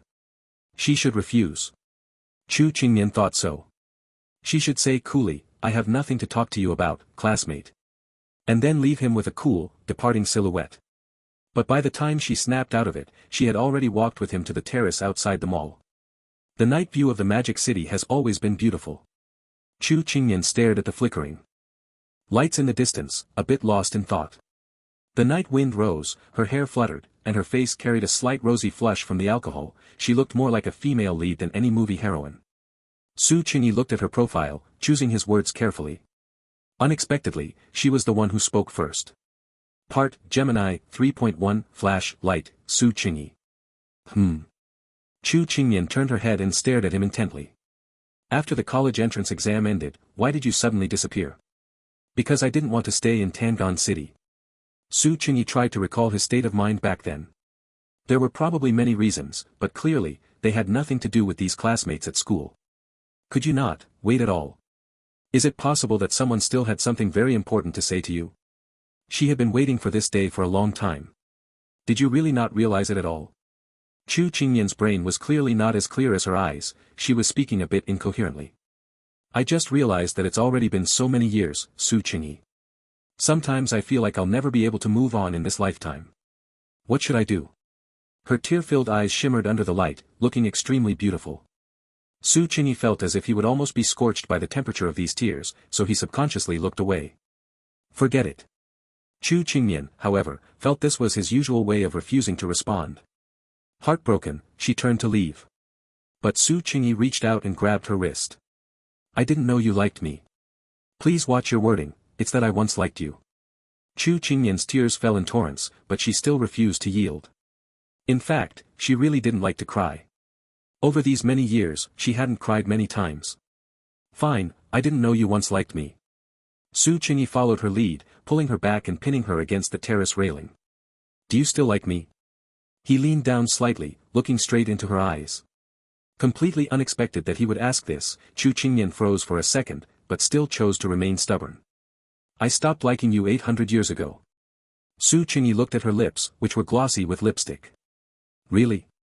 Of course it's real. He lowered his head, kissed the corner of her mouth, and asked again. Are you sure? Sure. The tears in Chu Qingyan's eyes hadn't dried yet. She grabbed Su Qingyi's collar and kissed him again. Unlike the previous dragonfly touch kiss, this kiss was long and delicate, a completely natural act that occurred when the ambiguous atmosphere reached its peak and the two could no longer restrain themselves. At this moment, a clatter sound came from the terrace doorway. Chu Qingyan shuddered in fright, while Su Qingyi remained calm. It was Han Bing standing at the doorway.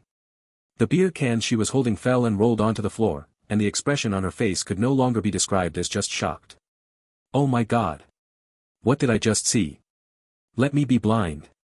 Chu Qingyan didn't dare to answer, she was so shy she wanted to find a hole to crawl into, her ears turning completely red. Su Qingyi found it a bit funny and reached out to press her into his arms. Thus, like an ostrich, Chu Qingyan buried her head in Su Qingyi's chest, looking as if she didn't want to face reality. Nickname, you and him. What's the situation? Han Bing dropped the beer cans and ran over, trying to wake up her best friend. Don't tell me he seduced you. Su Qingyi almost choked on his own breath from that remark. Was it seduction or coercion? Tell me. Is this a moral corruption or a loss of humanity? Bing Bing, I think I'm about to have a boyfriend. Chu Qingyan's face hadn't lifted yet, and her voice was soft. Help me, how is this any different from a flash marriage? Han Bing immediately acted as if she were pinching her own philtrum. After returning home, Chu Qingyan was still on a live call with Han Bing. Nickname, listen. To my advice, are you really not going to vet him some more? Even if you're old classmates, it's been so many years, you don't really know him anymore. Okay, then I'll vet him some more. Chu Qingyan was carried to the sofa by Su Qingyi, looking for all the world like a mistress of the house, directing him to pour her water. Exactly, you must vet him. What if he's just trying to gold dig? I heard from Happy Fatty that he just lost his job. Chu Qingyan laughed until she shook, deliberately drawing out her tone. What, how can someone be unemployed? Su Qingyi placed the warm water on the coffee table, leaned over, and kissed her dimples. Exactly. Nickname, keep your wallet tight, you must hold your ground. Okay, I know. Chu Qingyan's eyes followed Su Qingyi, distracted and perfunctory. Her six-figure handbag had long been tossed aside somewhere when she entered the door. What is money? President Chu has plenty of money. If money could buy Su Qingyi, would she have suffered all these years? Hey, but come to think of it. Didn't you like him a lot back in high school? You even wrote several diaries. Now you can say you've gotten your wish. Oh. Why are you suddenly talking about this? Chu Qingyan immediately covered the phone's receiver. Su Qingyi had already heard it clearly and just looked at her with a smile. Why can't I talk about this? Wait, you're not still with him, are you? Did you two go to a hotel? Don't say anything, I'm going to tell Uncle Chu. Go ahead and tell, I'm already 26. Chu Qingyan wasn't afraid, pursing her lips and giggling. After she hung up the phone, Su Qingyi handed the glass to her lips. Chu Qingyan didn't take it, but sipped it from his hand. You drink too. She had enough and held the cup out to Su Qingyi. Su Qingyi took a look, saw her lipstick stain on the rim, and got up to grab a tissue to wipe it off. You dislike me. Chu Qingyan snatched the cup back and wouldn't let him wipe it. Your lipstick tastes like chocolate. Su Qingyi said honestly. Chu Qingyan suddenly felt a bit embarrassed again. Where are your diaries? Su Qingyi asked deliberately. Chu Qingyan hum-fed and said irritably, threw them away long ago. Who told some people to just leave without even saying goodbye? Is that so? Su Qingyi nodded, his tone betraying no particular emotion. I'm lying to you. If you come home with me to meet my parents, I'll give them to you again. Chu Qingyan couldn't bear to see him looking downcast, so she immediately hooked her arms around his neck to coax him. Chu Qingyan. Su Qingyi suddenly looked into her eyes, his tone very formal. Chu Qingyan's heart pounded, thinking he was going to say something confessing his love, or perhaps go straight to proposing. She hadn't finished vetting him yet. Happy Qixi Festival. He took out the rose he had bought on the way from his pocket. Chu Qingyan took it, looked at the crumpled petals, and wanted to laugh, but her eyes suddenly turned red. Happy Qixi Festival, Su Qingyi. Class representative, can you recite Keiqiaoxian? What? You're pressing on my hair. Which one? Su Qingyi looked at Chu Qingyan's hazy eyes and was even more inclined to tease her. Delicate clouds float like art, shooting stars convey grief, across the vast Milky Way, they meet in secret. What is the next line? Once the golden wind and jade do meet, they surpass countless others in the mortal world. That's it. When the phone rang, Chu Qingyan had already fallen asleep. Su Qingyi quickly muted it, but she was still disturbed, muttering in her sleep. No, whatever you say, it won't work. Don't, I'm tired, I want to sleep. Su Qingyi smiled to himself and tucked the quilt around her a bit tighter. He walked all the way to the living room before answering the call. Hello, is this Mr. Su Qingyi? Yes. You have a package. Su Qingyi frowned and looked at the clock. It's midnight. Yes, it's an express delivery. Su Qingyi opened the door and received the package.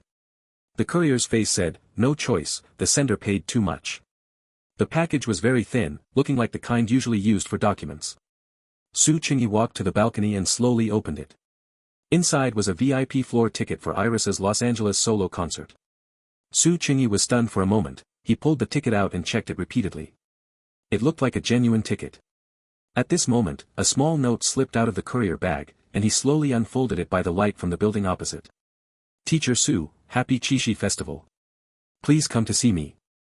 The world's Iris, your Jinji. For a moment, the second half of Keiqiaoxian actually came to his mind. Tenderness like water, the beautiful date like a dream, how can one bear to look back at the bridge on the return journey?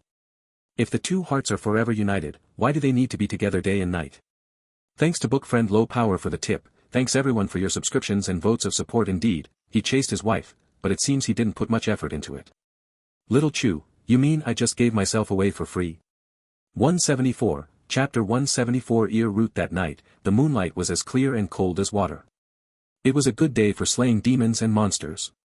After buying a drying pole at the nearest supermarket, Su Qingyi followed his memory and walked along the street with the pole in hand, feeling much like great sage Sun carrying his golden cudgel. Life really isn't a martial arts movie. If you break something, you have to pay for it. When he watched Jackie Chan movies as a kid, the protagonist would always grab whatever was nearby to fight with. Thinking this, Su Qingyi followed his childhood memories and gave the drying pole a few casual swings. Walker Su. One of the few streetlights in the long alley reflected Chen Jinji's slender figure. Seeing Su Qingyi playing with the pole, she seemed to want to laugh and took the lead in greeting him. Why are you here too? Su Qingyi quickened his pace toward her. Is the injury on your leg okay? Yeah, it wasn't a big deal to begin with. Chen Jinji stood there waiting for him to approach, then revealed a beautiful smile. Are you going to use that to attack people? She pointed at the drying pole. Su Qingyi shook his head. Only after being brought inside by Brother Xiao Fei at noon did he realize that Xiaophia's grocery store had such a large space inside. It looked very much like a meeting place for some criminal gang. Perhaps sensing his complicated gaze, Brother Xiao Fei immediately took the initiative to explain. I'm planning to open a billiard room here. Su Qingyi smiled and nodded, sitting on the chair he pulled over. So, what's the matter? Brother Xiao Fei opened a can of chilled Coke and handed it to him. Su Qingyi didn't refuse, taking it and taking a sip. As the ice-cold carbonated drink passed through his throat, the dry heat from his walk finally subsided. Only then did he slowly explain the whole story to Brother Xiao Fei. From Chen Jinji being followed, to his chase with the suspect, and then to how he managed to find out the other person's name and mobile number. However, he automatically omitted the fact that the inside and outside of Due restaurant were very strange. Brother Xiao Fei listened intently, slapping his thigh from time to time, seemingly wanting to say something but letting him finish first. Ha! Things like this happen a lot around here. But most are students from the nearby vocational high school whose parents work around here. Generally speaking, they don't dare to do anything truly wicked. Because if they do, they can't run. Their families are all here, so where would they go? Su Qingyi nodded. This was similar to what Lin Tong had said. Brother Xiao Fei thought for a moment, and his expression became more serious. But according to what you said, that person probably isn't the type I'm talking about. What was his name again? Let me see, I'll go ask around in a bit. He Wu Fei. Which characters? Write them down for me to see. He tore off a piece of cardboard from the edge of a box and handed over half a pencil. To make it easier for him to identify, Su Qingyi specifically wrote each stroke very neatly. Okay, got it. I'll go ask in a bit. Brother Xiao Fei took the piece of cardboard and looked at it seriously for a few moments. Sorry for the trouble. No trouble at all, it's nothing. If we don't straighten out these punks around here, he'll think the Olive District is named after him. Besides, we have so many beautiful ladies in the neighborhood, with a dangerous person like that around, who could feel at ease? As Brother Xiao Fei spoke, he rolled up his sleeves, looking filled with righteous indignation. Xiao Su, let me tell you, it's only because your brother De Fei isn't here today. He went to the neighboring city to get stock, otherwise he would have been running through the whole district with an iron rod shouting to catch the guy. Su Qingyi thought about it, that situation did seem quite possible. But it was a good thing Brother De Fei wasn't there, otherwise they might have alerted the enemy. With He Wu Fei's running skills, he would have slipped away to who knows where by now. By the way, he probably lives around here. Su Qingyi added another sentence, thinking of how the man had led him in circles right nearby. I know. Brother Xiao Fei kept his head down, sending messages on his phone, seemingly calling for backup. And that guy seems very resilient. Su Qingyi then described how he had snapped the drying pole over him and the man hadn't reacted at all. So that drying pole was broken by you, kid. Brother Xiao Fei suddenly realized. Su Qingyi was a bit surprised. This morning, Auntie Zhou and Auntie Niu were arguing all morning. Auntie Niu insisted that Auntie Zhou broke her drying pole on purpose because she was holding a grudge over 2 stalks of green vegetables from last time. Auntie Zhou called her a liar, and Auntie Niu said you're the liar. Man, they almost started fighting. I'll buy a new one to apologize when I come over tonight. After explaining the reason to Chen Jinji, Su Qingyi raised his hand to show the newly bought drying pole in his hand. Here, the apology gift. It was dark last night and I couldn't see which model it was, so I just spent an extra 5 yuan to buy a stainless steel one. That way, if it's used as a weapon, we won't have to worry about it snapping next time. I see. Chen Jinji smiled and nodded. But didn't I tell you not to come? They were about to reach the place Brother Xiao Fei mentioned at the next corner, so Su Qingyi raised his hand to stop her and made a shushing gesture. Chen Jinji then beckoned him with her hand, signaling him to lean in and listen. I'm the victim. If you're going to take him to the police station, I have to be there too. That was true. While Su Qingyi was thinking, she continued. Last time when you caught him, he very deliberately didn't let us see his face. It's possible he's someone we know. Yes, he hadn't expected Chen Jinji to notice that point as well. If that was the case, she really should be present. He would just have her stay a bit further away later. He's a permanent resident here, but I've never heard of similar incidents before. I'm the first one, which means I personally am a major trigger. That was certainly true, there was no trigger in the world more potent than you.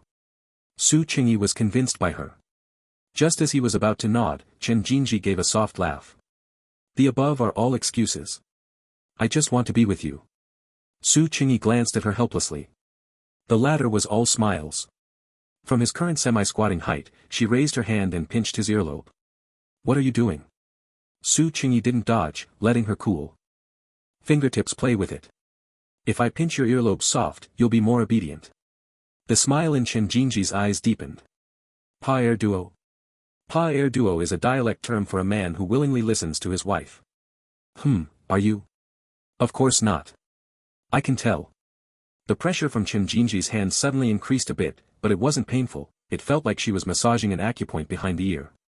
Hey! What are you two doing? Stop flirting and get over here. Brother Xiao Fei, with only his head poking out from the corner, urged them silently with his mouth. Su Qingyi raised his wrist to check his watch, it was already the appointed time. Before evening self-study was over, Brother Xiao Fei had sent him a message saying the person's address had been found. According to information provided by an insider, this person was a vagrant who relied on occasional odd jobs to make a living. He had never looked for a stable, proper job, they were all temporary positions. After working for 1 day, he would lie at home for 3 or 4 days. He would often only go out in the middle of the night, around 11 o'clock, to buy instant noodles, beer, and the like from the grocery store. So Brother Xiao Fei decided to call some people to stake out the bottom of his building together. Su Qingyi thought of a documentary he had seen before that was somewhat similar to this. The people in it were called the Sanwa gods. They were people who had come to the big city to work, only to be deceived by unscrupulous bosses into illegal labor. After working hard for several months, they couldn't get a single cent. Some had even been cheated 3 or 4 times in a row, so they simply gave up. Because in the process of being deceived, they also realized a problem. Working in a factory was exhausting and didn't earn much money, and it was easy to get scammed. Even if you were incredibly lucky and found a stable, long-term job, it couldn't change your life in any meaningful sense. All it could change were the conditions of your food, clothing, and housing. But eating fine food was just satisfying a physiological need, and eating a 3-yuan bowl of guabi noodles was also satisfying a physiological need. To them, there had long since ceased to be much difference. So most people would work an odd job for a day, stay in an internet cafe for 3 or 4 days, and then come out to find work again once they had run out of resources. He Wufei's state was very similar. The insider spoke of He Wufei in a very disdainful tone, because supposedly he was even a graduate of a key high school, yet he lives like this. What a disgrace. This didn't seem quite logical. If it was a key high school in Tangan City, at the very least he should have been able to get an undergraduate degree. The plight of the Sanwa gods mostly stems from the threshold of academic qualifications. Most people, due to family conditions, have already come out to work before even completing their 9-year compulsory education. So what could be the reason? Su Qingyi was somewhat curious. The group crouched stealthily behind a billboard downstairs from He Wufei's home, holding professional weapons like rolling pins. Su Qingyi had already returned the drying pole, so he was empty-handed. However, with these several large men guarding the place, there was no need for him to do anything. Chen Jinji huddled beside him. Though she was clearly tall for a girl, once she crouched down, she became a very small bundle. At first glance, it made one want to pat her shoulder to encourage her and say things like, "Don't be afraid, I'm here." That is, if one ignored her completely calm and unruffled expression. The large men burdened with the heavy responsibility had already let out countless yawns, each looking like they could fall asleep standing up. Only Brother Xiao Fei was very professional, staring intently at the stairwell entrance. Su Qingyi, however, looked up at the hallway light on the 4th floor. The insider said He Wufei had asked about every house in the area, and only this one was the cheapest.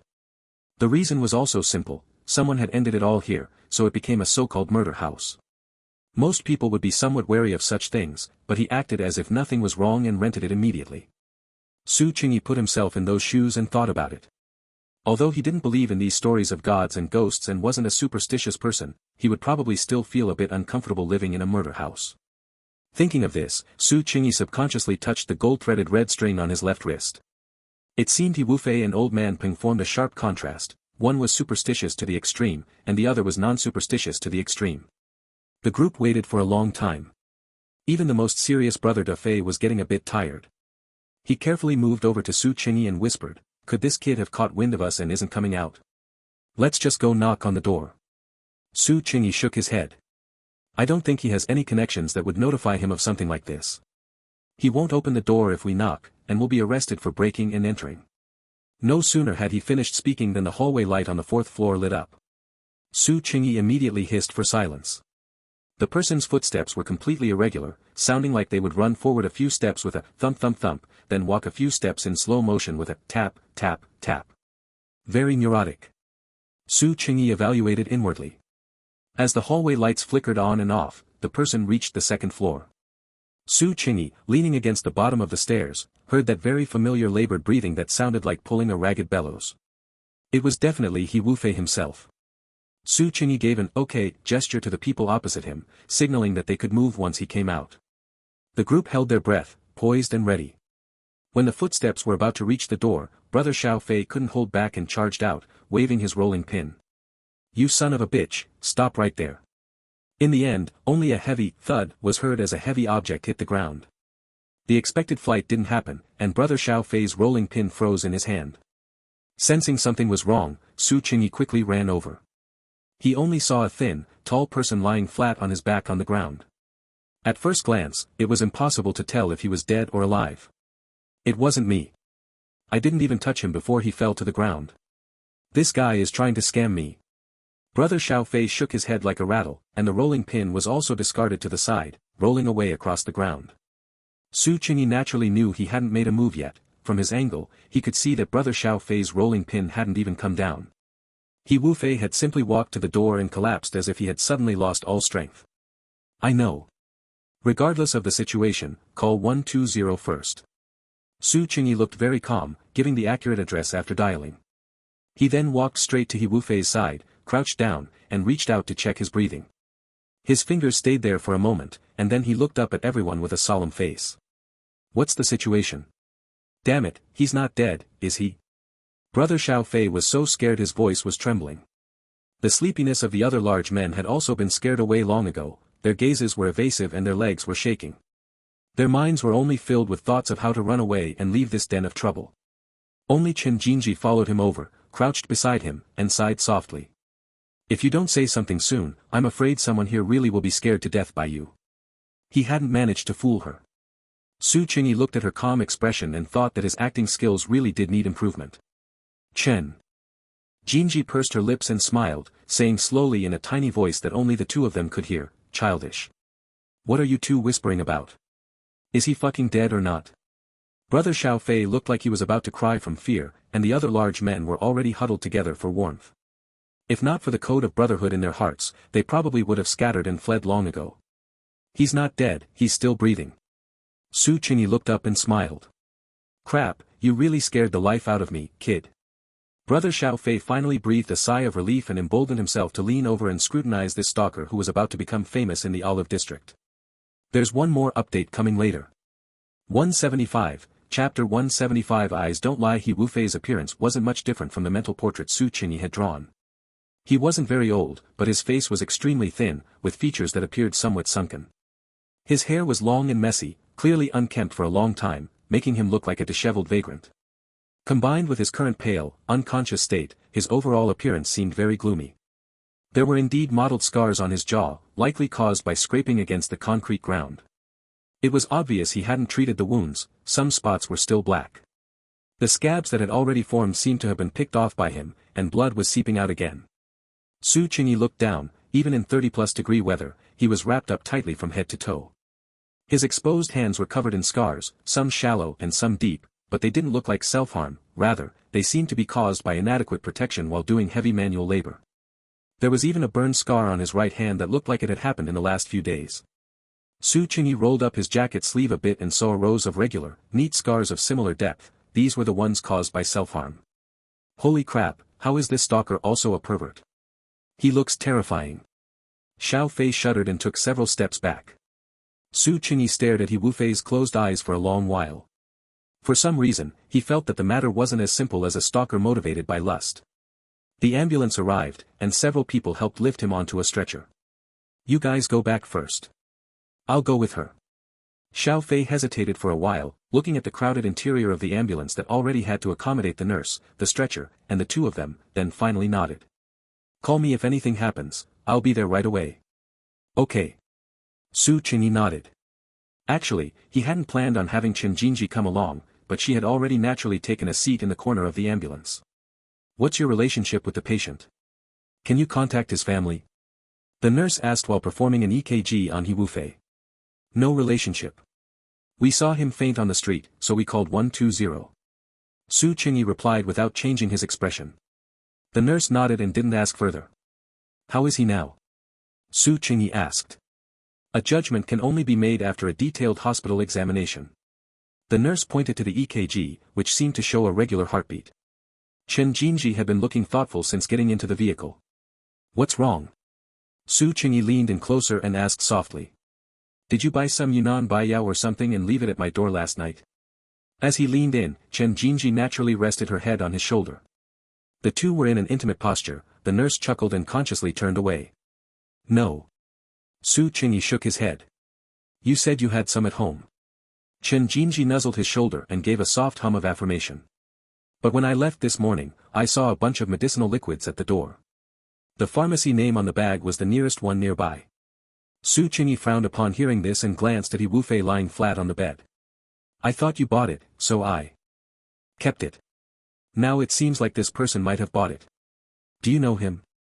He felt as if someone was trying to steal his girl. Su Qingyi's tone inexplicably became annoyed. How could I know him? Chen Jinji naturally sensed his mood, smiled softly, and hooked her finger with his. Then let's return it to him later, okay? He looks like he needs disinfectant more than I do anyway. Her tone sounded like she was coaxing a child. Su Qingyi turned his head and looked at the gentle curve of her lips. I'll buy you new ones. I told you, I have some at home. Chen Jinji lowered her head and smiled, her fingertips rubbing his palm. Su Qingyi's doubts grew. Would a stalker motivated by lust go this far? Could it be that he was truly in love at first sight? Su Qingyi secretly decided to ask him clearly once he woke up. After arriving at the hospital, the test results came out quickly. The cause of fainting was overexhaustion, chronic malnutrition, and not eating for a long time.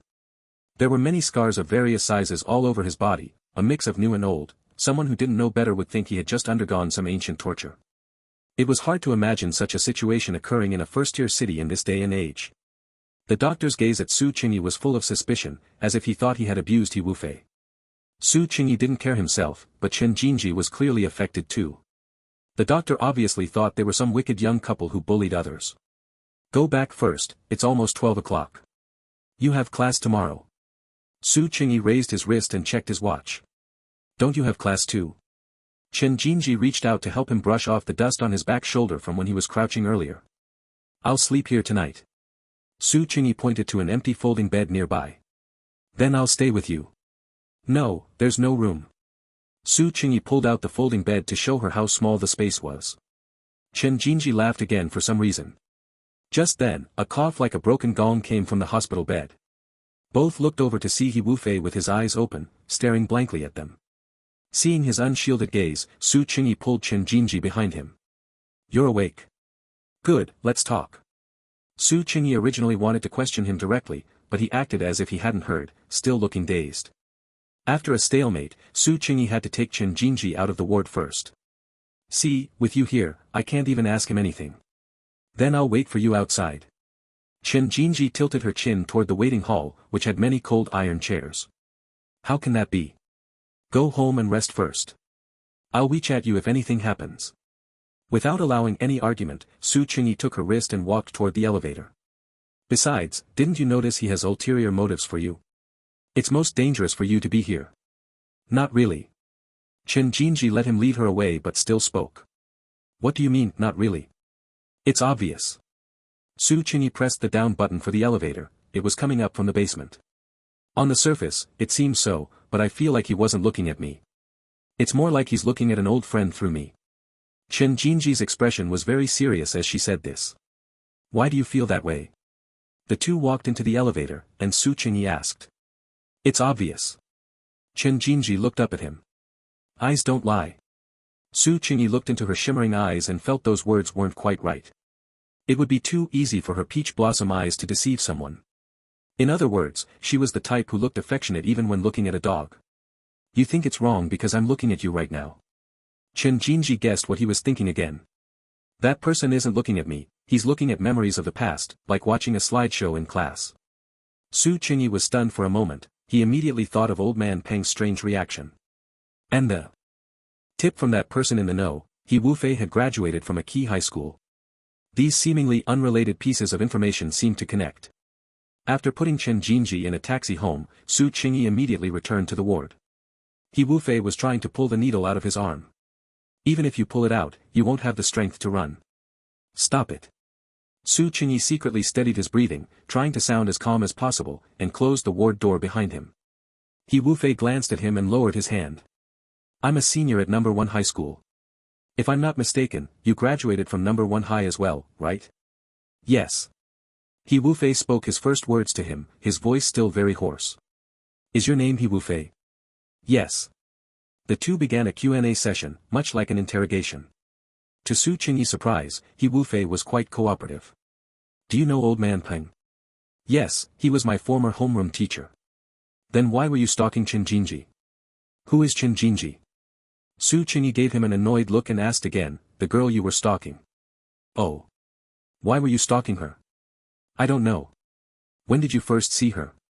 After Su Qingyi said this, He Wufei suddenly sat up with great effort.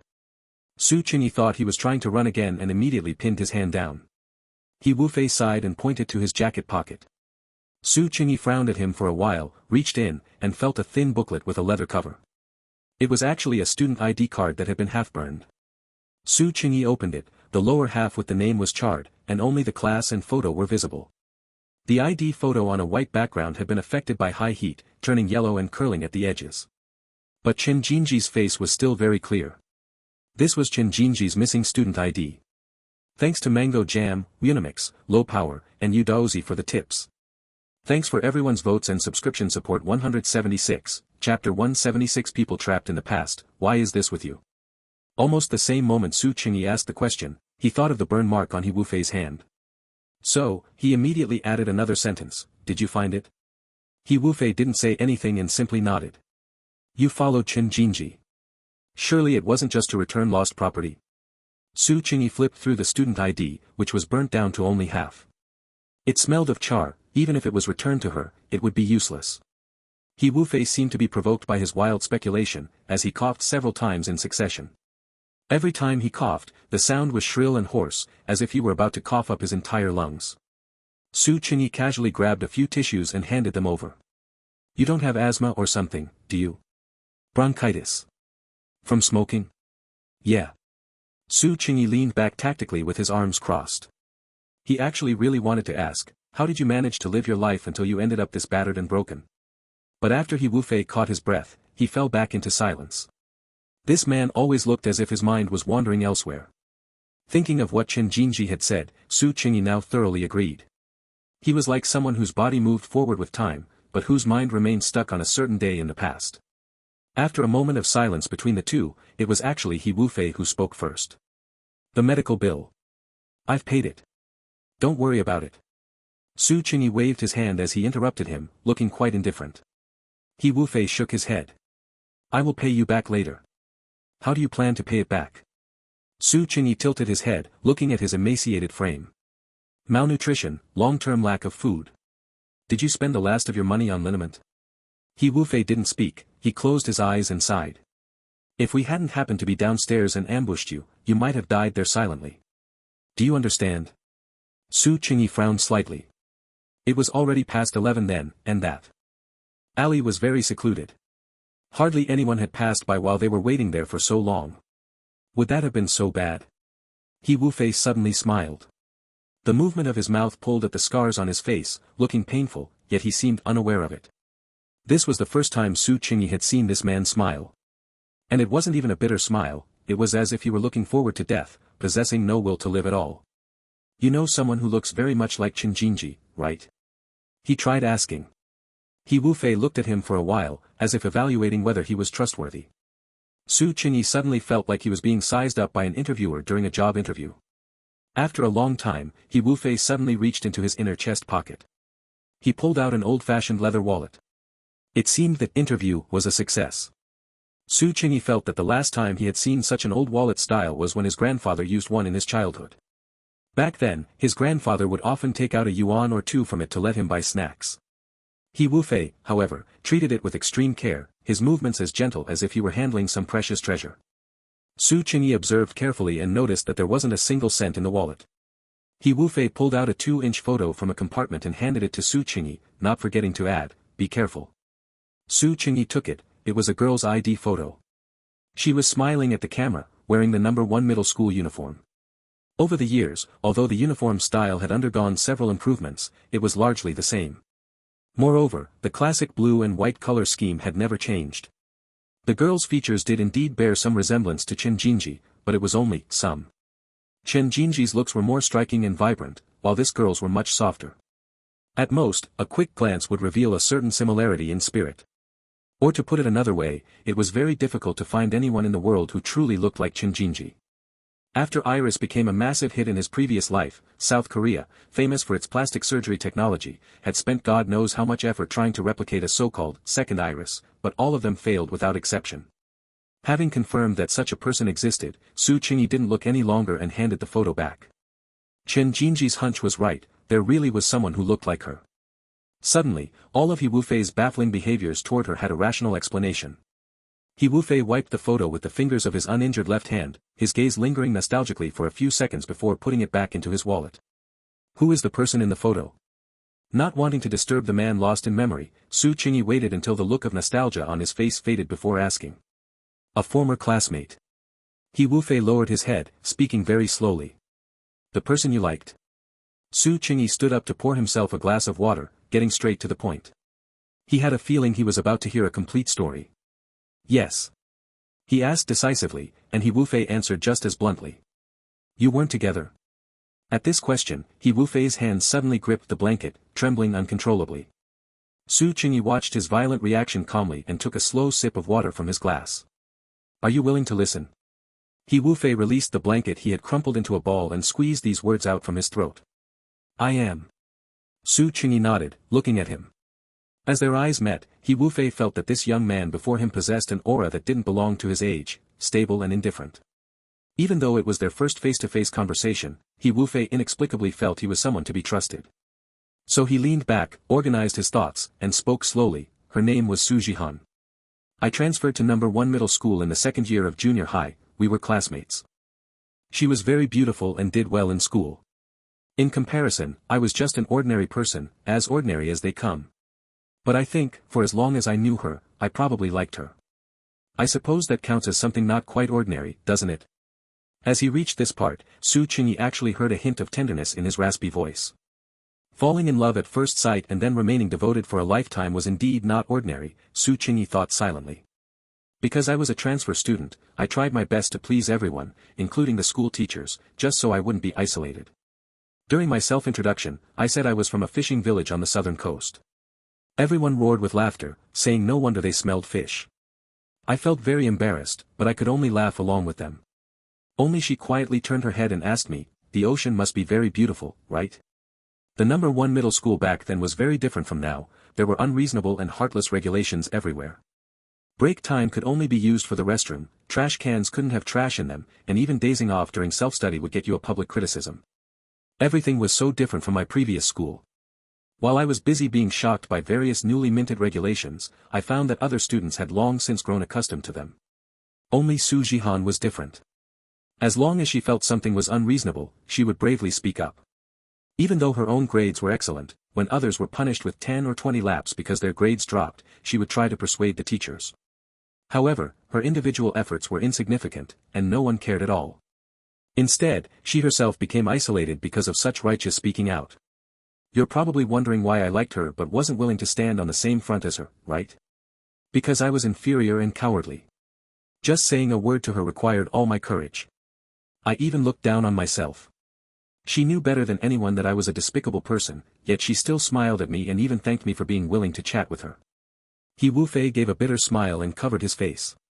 His next words came out trembling through the gaps between his fingers. Later on, she started having conflicts with her family. She wanted to study art, but her family wouldn't allow it. The school also put a lot of pressure on her. The class teacher would scold her every day in front of the whole class, saying she had impure motives and wanted to take shortcuts, and that she was corrupting the atmosphere of the class and the school. Su Qingyi's heart skipped a beat. The school legend of experimental building block F, Uncle Wang's description at the time, the senior who wanted to take the art exam, everything suddenly connected. For the first time, he hoped his association was incorrect. I could actually see it, I saw it. She changed a lot during that time, she was in a lot of pain. But I did nothing until the very end. Then she died. Her death was tied to everyone. It made me see clearly that I was a cowardly and incompetent person. He Wufei's voice made Su Qingyi think he was crying, but when he reached out to hand him a tissue, he found that the man's eyes were dry. Do you know? When she was alive, no one cared about her thoughts. When she died, it was the same. He suddenly grabbed Su Qingyi's wrist with great force. Su Qingyi looked down at it but didn't try to pull away. The school's management system didn't change at all, but they invited many so-called masters to perform rituals. That classroom door was actually covered with yellow paper talismans. Tell me, how absurd is that? Her parents made a scene at the school, then left after receiving compensation. The classmates who saw her every day treated her death as gossip for after-meal chats. No one cared why she died, and no one even felt that their day-to-day lives were any different because of it. Before I could even begin to accept the fact that she was no longer in this world, the people around me were already laughing and sharing all the gossip about her. I couldn't stay in a place like that, so I dropped out. And then, I ended up living like this. He Wufei gave a laugh, his tone full of self-mockery. You must think I'm useless, right? When Su Jihan was alive, I didn't dare do anything. Now that she's gone, I've turned myself into this half-human, half-ghost wreck. Su Qingyi shook his head and didn't speak. That day was the anniversary of her death. I bought flowers to see her. As I walked over, I saw Peng Ji there from a distance. He looked very flustered and was burning this thing. He Wu Fei said slowly, holding the half of the student ID in his hand. Peng Ji was likely old man Peng's real name. According to He Wu Fei's description, in the Su Jihan incident, old man Peng, as the class teacher at the time, had used his personal prejudice to join forces with the parents to inflict severe mental pressure on Su Jihan, eventually leading her to a dead end. Su Qingyi sneered in his heart. No wonder he was so flustered when he saw Qin Jinji, who bore some resemblance to Su Jihan. Then, he probably listened to some superstitious method and went overnight to, no, he stole Qin Jinji's things to burn them in front of Su Jihan's grave. He saw someone coming and ran away in a hurry before the fire was even out. I put out the fire and saw this ID photo. He Wu Fei lowered his head and sighed. Su Qingyi glanced at the burned scar on his hand. He probably thought it was something of Su Jihan's at the time and was so anxious that he smothered the fire with his bare hands. Of course I knew it wasn't her. But if there was even a slight resemblance, I wanted to see her with my own eyes no matter what. Su Qingyi nodded and stood up to pour him a glass of water. Now that you've seen her, how do you feel? I've realized even more clearly the fact that Su Jihan has long been gone. He Wu Fei whispered a thank you, took a slow sip of warm water, his tone full of sorrow. Having reached this point, the whole sequence of events was very clear. Years ago, He Wu Fei transferred to No. 1 middle school, met Su Jihan, and fell in love with her. Su Jihan was targeted by old man Peng and isolated by her classmates for standing up for students who were being punished. Later, she wanted to study the art she loved but was suppressed by both her parents and the school. Over time, she finally couldn't take it anymore and chose to end her life. He Wu Fei believed he wasn't brave enough to stand up and support her. Thus, feeling remorse and pain, he chose to drop out and had been living a self-destructive, aimless life until now. On the anniversary of Su Jihan's death, old man Peng tried to pick a fight with the art student Qin Jinji in the rocket classroom, only to be frightened by her resemblance to Su Jihan.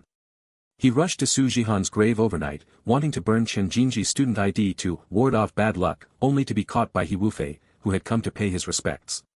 After getting the student ID, He Wu Fei desperately wanted to meet Qin Jinji, which led to the whole stalking incident. Su Qingyi let out a deep sigh. Because he couldn't think of any words to comfort He Wu Fei. At a time like this, you couldn't say you empathized, nor could you say you understood. You didn't understand. So he simply reached out and held He Wu Fei's slightly trembling hand. I've liked Su Jihan for 15 years, and she's been gone from this world for 10 years. Nowadays, I can't even remember her face very clearly, but my feelings for her haven't diminished one bit. Do you believe that? He Wu Fei looked up, as if asking Su Qingyi, or perhaps asking the Su Jihan in another world. I believe you. Su Qingyi nodded. His behavior was enough to show how much that relationship was worth remembering for a lifetime, which was why he was still trapped in the past.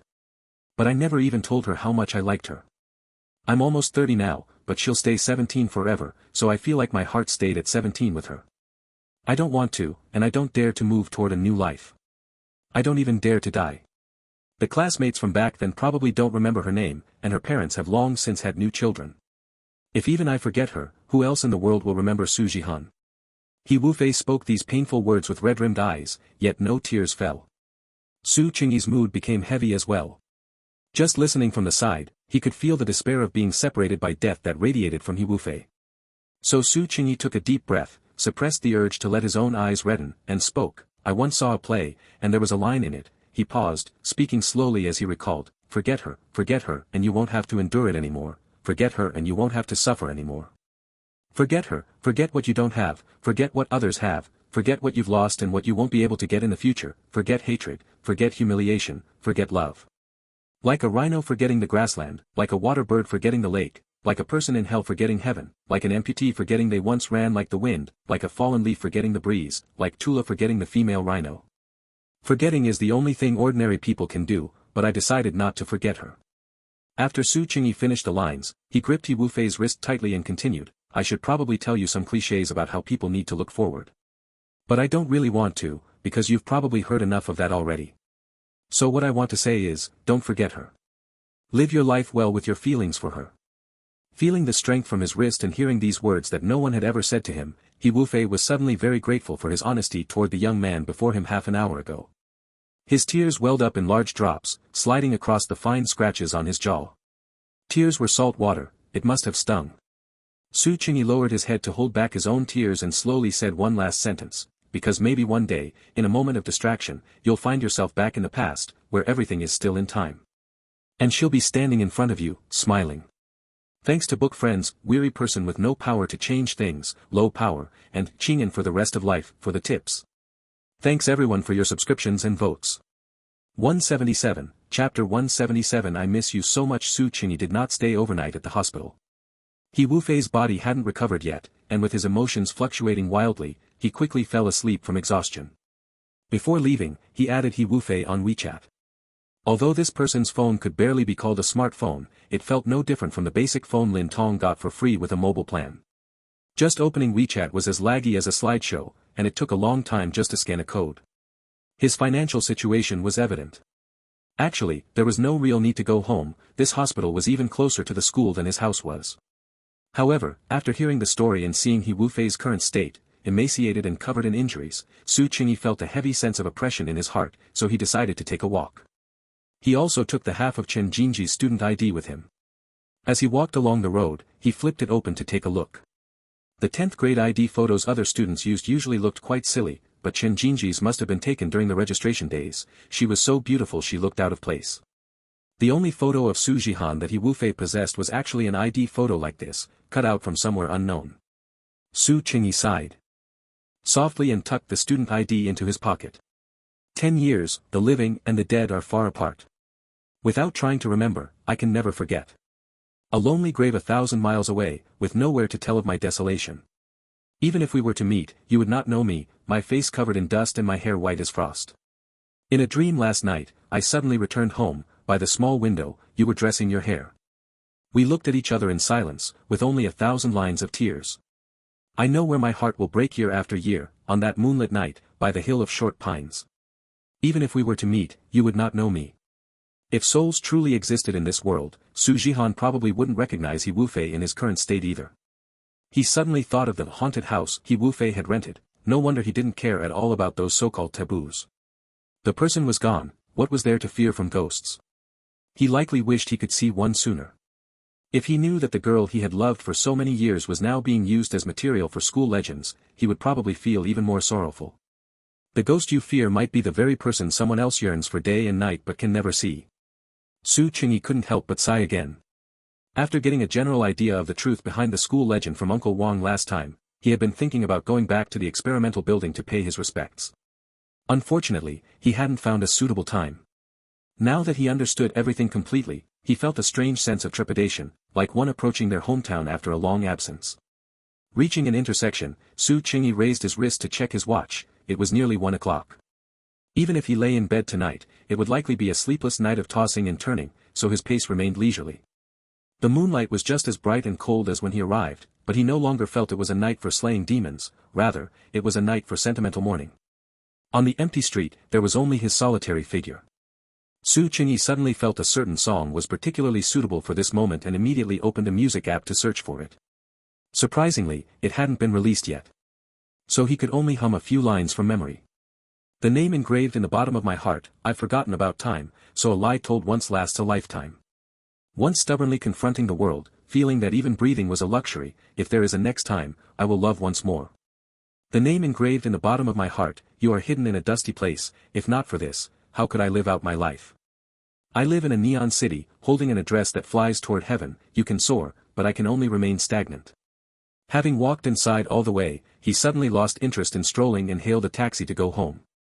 At 1:30 a.m., he lay in bed and opened WeChat. Chen Jinji had sent a message an hour ago. How is the situation?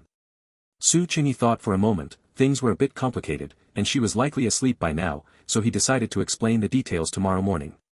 So he replied briefly, it's okay.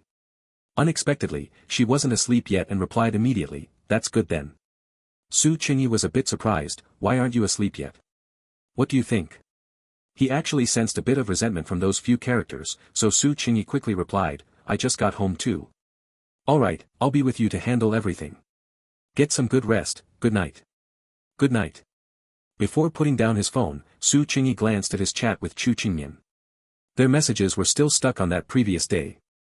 Su Qingyi hesitated about whether to tell her about the events of the last 2 days, but after thinking it over, he decided against it. Thus, various emotions blended together, converging into a single sentence: "When are you coming back?" He didn't get a reply. Just as Su Qingyi expected, he hardly slept at all that night. What pulled him out of his bizarre dreams was the sound of things being dragged and the high decibel shouting of several people. "Finished moving yet? I don't know how someone living alone has so much stuff. There's still a huge pile up in the attic. Damn, the dust is choking me. Let's move slowly. We'll go to the entrance of the alley for breakfast later. I saw that the fried dough sticks there look good." Su Qingyi furrowed his brows and struggled to open his eyes, first checking his watch. It was just 6 o'clock. He had wanted to sleep a bit longer, but the voices of the people below didn't quiet down. Instead, they grew louder and louder. Might as well just throw this old junk away. Look, that pile over there is all unwanted stuff. Fried dough sticks and tofu pudding. Su Qingyi sighed and sat up, immediately feeling a wave of dizziness. It was impossible to go back to sleep now, so he simply rolled out of bed. After a quick wash, the dark circles under his eyes in the mirror were very obvious, with deep shadows beneath them. The weather today wasn't great. Even at this hour, there was no sign of sunlight. Su Qingyi walked to the balcony to take a look. After seeing the situation downstairs, he was instantly wide awake. A medium-sized truck was parked downstairs, and several strange men were carrying furniture and cardboard boxes into it. Auntie Zhu from next door, with messy hair from lack of sleep, poked her head out of the window in her pajamas and glared at them angrily. She must have been woken up as well. The mahogany chair they were carrying into the truck looked very familiar to Su Qingyi. Granny Su often napped in it. Were they moving? But why hadn't Granny Su come herself? He turned, grabbed his school bag, and rushed out the door. As a result, just as he pulled open the iron gate of the apartment building, he heard several exceptionally crisp sounds of porcelain crashing to the ground. Su Qingyi looked up and saw ceramic flower pot shards scattered all over the ground, with flower stems and petals strewn everywhere. Those were the flowers Granny Su usually cared for meticulously. She had even specifically asked Auntie Zhu to help water and look after them when she wasn't home. The men moving things didn't care at all, stepping over them without pausing. Su Qingyi subconsciously looked up at the flower pot he hadn't forgotten to place on the balcony even in his haste. In the early morning breeze, the flower stems were swaying freely. The flowers that were once dilapidated were now blooming beautifully, while the ones that should have been flourishing were being stepped on and ground into the dust. Fuck, are you trying to kill me? I accidentally knocked them down. It's fine, they're broken now, otherwise, we'd have to move these pots too. I want another multigrain pancake. The complaints and profanities of the men were suddenly interrupted by a clear, youthful voice. Excuse me, everyone, sorry to bother you. The men stopped what they were doing and turned around. They saw a clean-cut youth in a school uniform, carrying a black school bag, standing where the flower pots had just fallen, looking at them politely. I'm a student living across the way. Granny Su has taken good care of me, but I haven't seen her for a while. May I ask who you are? Unexpectedly, the men looked as if they had suddenly realized something, glanced at each other, and uttered a few ahas. One of them, with a cigarette in his mouth, threw the butt to his feet, crushed it, and greeted him. Oh, you must be Xiao Yi. My mom repeatedly told me to say hello to you, I almost forgot. Su Qingyi was startled but didn't answer, waiting for them to continue. Another man wearing glasses continued, I'm her son-in-law, and these two are her sons. She fell ill a while ago, and now walking has become a major problem. So the few of us discussed it and sent her to a sanatorium. TSK, doesn't a sanatorium cost money? It's really expensive. So now we have to clear out this old house and sell it. Su Qingyi lowered his eyes, looking at the broken ceramic shards on the ground, still remaining silent. How should he put it? Should he say it was lucky it wasn't the worst-case scenario? The man who had been smoking walked up and patted him on the shoulder, comforting him. It's fine, just some mobility issues. Aren't all old people like that? The sanatorium has a good environment, and there are other old folks her age to play cards with. It's much better than her living here alone. Su Qingyi looked at the broken flower stem under the man's foot and gestured with his hand. The man was a bit surprised and took a step back. By the time Su Qingyi looked up, he had regained his polite smile. Alright, could you please tell me the address of the sanatorium? I'd like to visit her when I have time. Sure. The man with glasses nearby opened his phone and pulled up the location to show him. Thank you, I appreciate it. Su Qingyi took a quick look and memorized it, nodding slightly. The men glanced at each other, feeling that the atmosphere was somehow off. Alright then, shall we go grab breakfast together? Student, come eat with us. My mom really kept mentioning you from her hospital bed, saying the neighbor's kid is so pitiful without his parents around. Now that she's not living here anymore, there's no one to help look after you. Su Qingyi took a deep breath and shook his head in refusal. No thanks, I'll eat at school. After the men left, Auntie Zhu finished getting ready and came downstairs. Hey, Xiao Yi. Auntie Zhu. Granny Su is fine. When I saw her before, she said not to tell you she was sick, fearing it would affect your studies. I didn't expect her to end up in a sanatorium, sigh. Auntie Zhu seemed a bit guilty about helping to hide it from him. I know. Su Qingyi nodded. He stared at the remaining flower stems on the ground for a long while, then suddenly crouched down, picking them up one by one and cradling them in his arms. Auntie Zhu was stunned for a moment, then also crouched down to help him pick them up. Auntie, some of them have thorns, be careful. He reminded her with his head down. It's fine, I know. Granny Su loves flowers and is always worrying about them, she called me many times to give instructions. Some flowers were too badly damaged from being trampled, but the remaining intact ones gathered together looked like a proper bouquet. Su Qingyi gathered them with both hands and put them all into his school bag. Fortunately, there weren't any books in his school bag at all, by placing the flowers in carefully, they wouldn't be easily crushed. After arriving at school, Su Qingyi didn't return to the classroom but walked straight toward Building F of the experimental building on the edge of the campus. A brand new lock had been hung on the gate, which was covered in mottled rust, at some unknown time. Su Qingyi stood before the iron gate and observed for a moment. He grabbed the gaps between the bars, the lock collided with the iron gate, making a loud, clanging sound. With a push of his hands, he easily climbed over. It really was a case of keeping out the honest but not the rogue. Part, Gemini, 3.1, Flash, Light. The interior of the experimental building during the day looked like just another ordinary classroom building. Walking inside, Su Qingyi couldn't imagine what a stifling place it had been back in the day. The door to the music classroom on the third floor was wide open, swaying back and forth in the wind and making a faint, continuous creaking sound. If someone timid heard that, they would probably come up with a brand new version of a campus urban legend. Su Qingyi walked into the classroom and gently pulled the door shut, as if afraid of disturbing someone. A breeze stirred the curtains. The old wooden piano sat there quietly, nothing had changed since he was last here. Su Qingyi took the bouquet he had collected out of his backpack and placed it gently on the top of the piano. The pinkish-white flowers against the light brown body of the instrument looked a bit like a poster for an art house film. It seemed the big orange cat and the smaller orange kittens hadn't returned since Chu Qingmian chased them away. Without their automatic fur cleaning, a layer of dust had accumulated on the keyboard cover and the keys.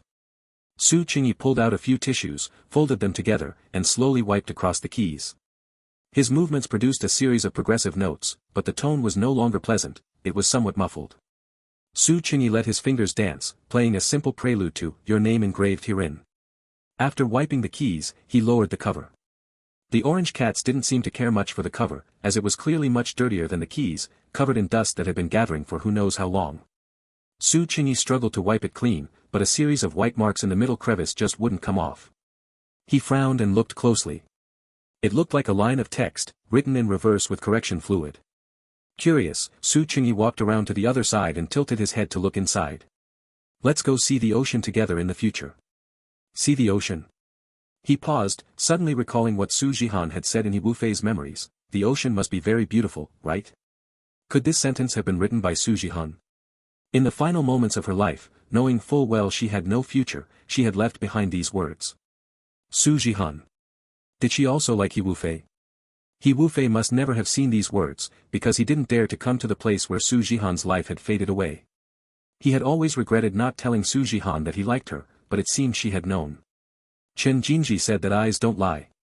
Feelings of love cannot be hidden, even if you cover your mouth, they will still spill out from your eyes. Su Qingyi took a deep breath, he wanted to tell He Wufei about this immediately. But when he aimed his camera at the words written in correction fluid, he suddenly hesitated. Which is harder to bear, an unrequited love that remains unknown until the end, or a mutual crush that is tragically missed due to a twist of fate? Su Qingyi couldn't figure it out, so he decided that he should let He Wufei come here and see it for himself.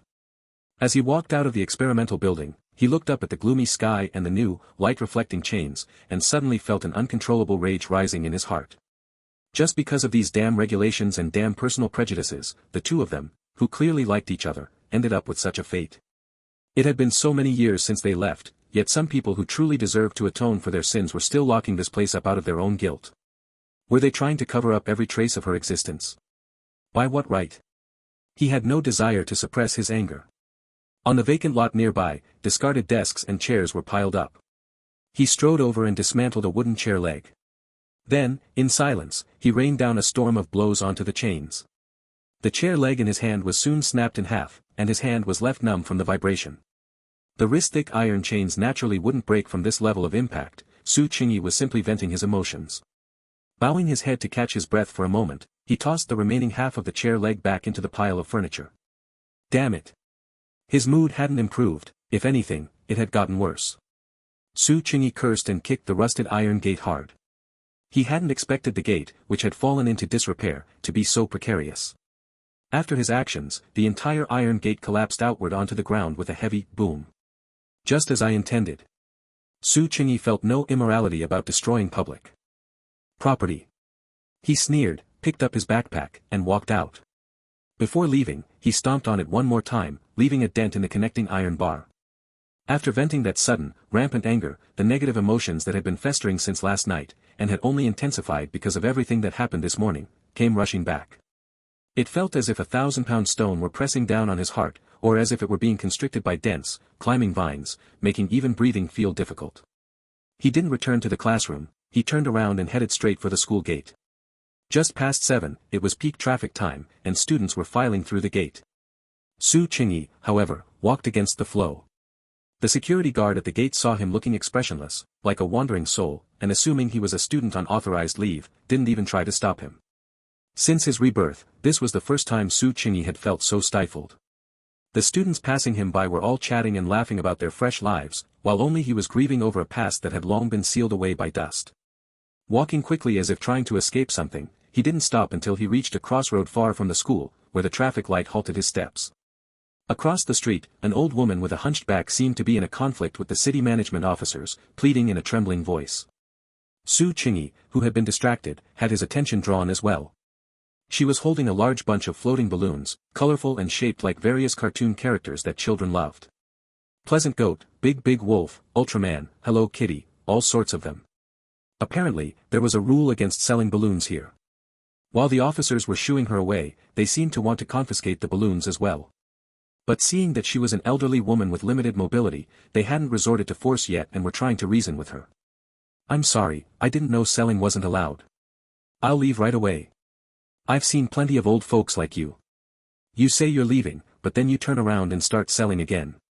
You don't listen. Ma'am, according to regulations, these items have to be confiscated. The officer stood with his hands on his hips, looking righteous. The green light turned on, and Su Qingyi stepped forward. There were many pedestrians, but no one stopped, they all just glanced briefly before going about their business. This kind of common, tedious dispute wasn't even worth watching. The old woman was still pleading in a low voice, her hands pressed together, bowing repeatedly. The officer's patience was gradually running out, and a few of them were about to reach out and grab the balloons. The old woman took stumbling steps, struggling to hold on to them. Ma'am, how much for your balloons? Su Qingyi didn't even look at the officers nearby, he just asked the old woman. The old woman was stunned and just about to answer when an officer impatiently interrupted her. Where did this ignorant student come from? We already said, selling isn't allowed here. It affects the city's appearance. Okay. Su Qingyi nodded and took a stack of red banknotes from the compartment of his backpack. This was the scholarship money he had received earlier, it seemed to be 500 yuan. Ma'am, I'll buy all your balloons. He went straight up and stuffed the money into the old woman's cloth pocket, then reached out and took the large bunch of balloons from her hand. The old woman had been gripping the balloon string so hard that the young, strong officers hadn't been able to snatch them away, but now, as soon as Su Qingyi reached out, she let go on her own. The old woman's palms were as rough as tree bark. Su Qingyi suddenly thought of Granny Su. In those days lacking family warmth, she was the only one who, like a true elder, had tolerated his reclusive and eccentric nature. The officers felt their normal work had been inexplicably disrupted by a student, and they immediately cursed. What are you doing? Give them here. Sure. Su Qingyi glanced at the leader, answered obediently, but then, catching them off guard, turned and ran away. The officers exchanged looks and instinctively chased after him. And so, on the city streets during the morning rush hour, this scene suddenly played out. A boy in a school uniform ran in front, clutching a large bunch of balloons, while several uniformed officers chased relentlessly behind him. People who didn't know better thought the boy had stolen the balloons from someone. Having studied at No. 1 high school for 6 years, Su Qingyi was very familiar with the area. However, the officers had years of experience playing cat and mouse with the local vendors, and they quickly split up and cornered him. Su Qingyi leaned against the corner of a wall. Although they had cornered him, it had taken quite a bit of effort, and they were all panting too hard to speak, lacking any of the composure of winners. "Kid! Give them here, trying to fight us." The leading officer walked over first. Su Qingyi kept his head down, saying nothing. "Fine, this attitude means you know you're wrong, right? As long as you know you're wrong, that's fine, otherwise, I'd report you to your school." Before he could finish, Su Qingyi smiled at the man and raised his right hand. He had been looking down to untie the knots. Dozens of colorful balloons caught the wind and scattered into the sky all at once. The hurried pedestrians around them were all drawn to stop and watch this somewhat spectacular scene. The officers were indeed furious, but for a moment, they were all speechless. Su Qingyi looked up at the gray sky, briefly colored by the released balloons, but his depressed mood remained unchanged. Until suddenly, a sweet, clear call like the tinkling of a spring came from behind him, "Su Qingyi." He almost thought he was hallucinating. He hesitated for a second before turning around. The sunlight, which had been hiding for so long, seemed to suddenly pour down at that moment, creating a dazzling array of golden light in the blink of an eye. Chu Qingyan was standing right there. The warm light outlined her silhouette, her clear eyes overflowing with a smile, revealing a shallow dimple. Su Qingyi suspected this was a dream and stood rooted to the spot, not moving. But Chu Qingyan ran toward him. The long-lost scent of fruit candy surrounded them, and she said with a smile, "Were you the one playing with the balloons?" "Humph, I wanted that lazy sheep one, go catch it for me." As she spoke, she seemed to belatedly notice that something wasn't quite right with the person in front of her, so she reined in her smile and asked with some concern, "What's wrong with you? Why do you look like you've lost your soul?" Su Qingyi stared into her beautiful eyes for a long time, then suddenly, without warning, reached out and pulled her into his embrace. Feeling the girl's warm body temperature and her rapid heartbeat, he closed his eyes and sighed softly. "I missed you so much. Thanks to Mango Sauce, Low Power, Dong Dong, Book Friend 9312, and Zhelenfeng Chueshue for the tips. Thank you all for your subscriptions and votes of support." 178, Chapter 178. You've arrived just in time. Chu Qingyan seemed a little embarrassed. As Su Qingyi buried his face in the crook of her neck, he clearly felt a crimson flush rapidly spreading from behind her ears down to the base of her neck. It was, after all, broad daylight on a bustling street full of people. He tried to stand up straight, but while he hadn't felt it before, his head suddenly spun, leaving his limbs weak and powerless. Chu Qingyan reached back and hugged him in return. Su Qingyi was very grateful for this, otherwise, he might have just collapsed to the ground from exhaustion. Her voice was soft and sweet, like it was coated in slowly dripping honey. "I missed you too. You didn't reply to my messages." His voice sounded a bit raspy, and Su Qingyi let out a cough. "I didn't do it on purpose." Chu Qingyan stroked the back of his head as if soothing a cat before the two of them pulled apart. As their eyes met, she noticed the dark circles under Su Qingyi's eyes and his pale complexion. He looked 9/10 out of sorts. "Please. Su Qingyi, what's going on with you?" Chu Qingyan reached out to feel his forehead, it was burning hot. She touched her own with her other hand, and her normal temperature felt icy by comparison. "You have a fever." "Maybe I do." Su Qingyi shook his head, feeling groggy. With his movement, the Chu Qingyan in front of him seemed to have used the tiger talisman from Jackie Chan Adventures, suddenly splitting into several clones. "What do you mean, maybe? Do you know how hot it is today? How can you still catch a fever like this?" While complaining, she stood on her tiptoes and waved toward the distance. The Mercedes-Benz G-Wagon parked nearby quickly drove over. Uncle Gao got out of the driver's seat and opened the doors for them. There were some bags and dolls scattered across the back seat, but fortunately, the car was still quite spacious. "You just got back." Su Qingyi pulled out a fluffy bear that had been accidentally pressed behind his waist. He squinted to focus his vision, examining it. "Yeah, I haven't even gone home yet." Chu Qingyan watched his movements warily, as if afraid he would do something disrespectful to the little bear, ready to rescue it at any moment. The dolls here were her sleepover squad that she took with her wherever she went. "Uncle Gao, hurry to the hospital. This guy is as hot as if he'd been drenched in chocolate sauce." Miss Chu's peculiar metaphors. Su Qingyi tilted his head and noticed that Chu Qingyan was still in her casual clothes, with the gilded luxury brand logo on her shirt faintly visible. No need for the hospital. Let's go back to school. It's just a fever, I'll be fine after resting in the infirmary for a bit. He croaked out his protest. Uncle Gao hesitated and didn't start the car, seemingly waiting for the two of them to reach an agreement. How can that be? What if it's not a simple fever? Chu Qingyan frowned, clearly displeased. Su Qingyi shook his head. I don't feel that bad. Seeing her still hesitating, he pinched the teddy bear's neck and gave it a couple of shakes. Drive with one hand, or the bear gets it. To his surprise, Chu Qingyan didn't fall for it. She pressed her hands together in a prayer gesture. Bear-san, although your sacrifice is great, there's no other way. Su Qingyi's health is a bit more important. She was completely unmoved. Su Qingyi reached out and pinched her cheeks, and while she was making woo-woo sounds of protest, he quickly nodded to Uncle Gao in the driver's seat. Although it was only past 7, the doctor on duty at the infirmary was already at her post, a gentle-looking middle-aged woman. Looking at Su Qingyi's poor complexion, she first took out a thermometer to give him a simple temperature check. 39.4 degrees Celsius. That was already a high fever.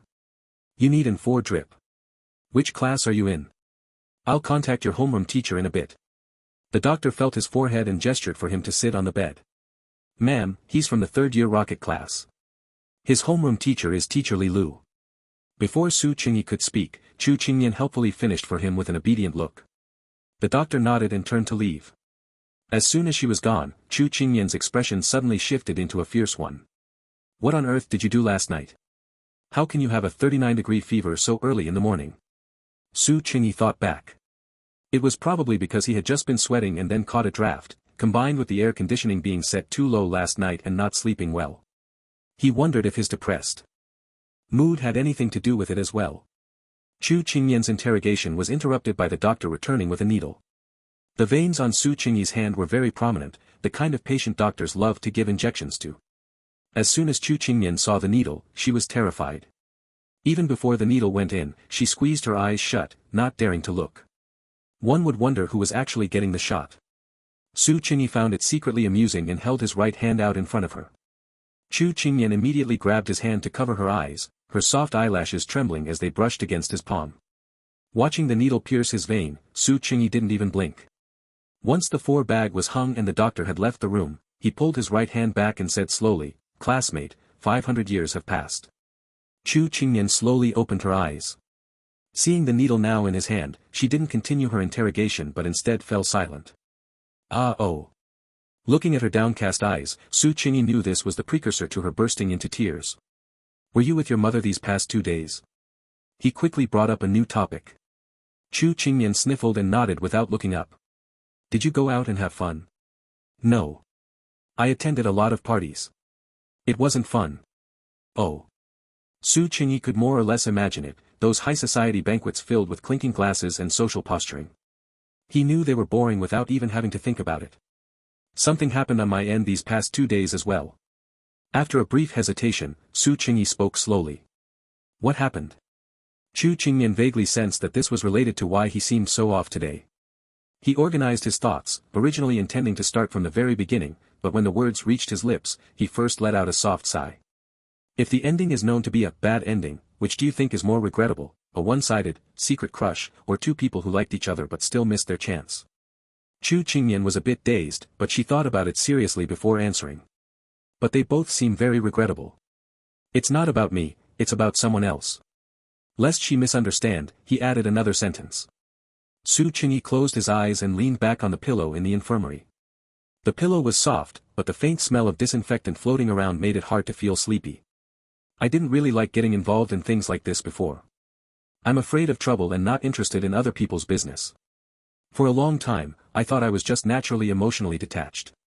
Of course, other people's opinions of me probably weren't much different. But now I've suddenly realized that I'm actually too much of a busybody. So my self-protection mechanism kicked in, trying to help me stay away from risks. Otherwise, things would end up like they are now. He opened his eyes and sighed. Chu Qingyan looked into his ink-black eyes and quietly took hold of his wrist. Seeing other people's regrets makes me think of myself. It's precisely because I'm afraid of such an ending that I chose to close myself off. After all, if you don't possess something from the start, you don't have to worry about losing it. But how can life be without flaws? Even if time could turn back, there are still many things that cannot be changed. Su Qingyi suddenly realized where his bad mood was coming from. It was clearly this sudden sense of powerlessness. The accumulated psychological pressure, combined with his physical discomfort, made him act a bit out of character today. Otherwise, it would have been impossible for him to voice his inner thoughts directly to Chu Qingyan the moment he saw her. Even with the 4 drips started, his headache didn't subside. Instead, it showed signs of intensifying. Drowsily, he thought of some words he had read in a book somewhere: grant me the serenity to accept the things I cannot change, the courage to change the things I can, and the wisdom to know the difference. In his illness, Su Qingyi looked even leaner and paler than usual, suddenly resembling his former solitary and withdrawn self. This inexplicable sense of déjà vu caused Chu Qingyan to fall into a daze. Bright and clear like the sun and moon entering one's embrace, dejected like a mountain of jade about to collapse. There was no better phrase to describe the current Su Qingyi. Vincent van Gogh said that there may be a great fire in our souls, yet no one ever comes to warm himself at it, and the passers-by see only a wisp of smoke coming from the chimney, and go on their way. She thought that her former self had probably only seen the smoke. And Van Gogh's next line was that one must tend that inward fire, have confidence in oneself, and wait patiently for the hour when somebody will come and sit down near it. No matter what happens, believe me, we won't have a bad ending. Chu Qingyan looked at him earnestly, her tone filled with absolute determination. I will always stand by your side. Su Qingyi looked back and saw a bright, sincere heart reflected in her almond-shaped eyes. That light was so dazzling that it was enough to dispel any mist lingering in his heart. Okay.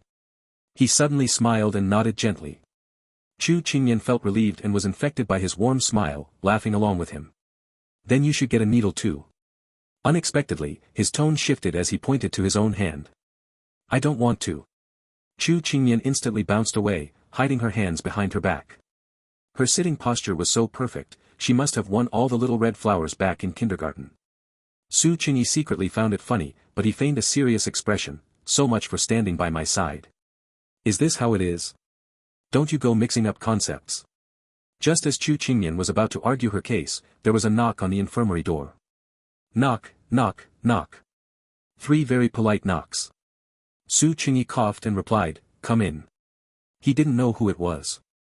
The most likely person was Teacher Li, but she definitely wouldn't knock. By the same logic, it wasn't Su Yang or Han Bing and the others. So who could it be? The person outside didn't leave him wondering for long before pushing the door open. Ah, sorry for the intrusion.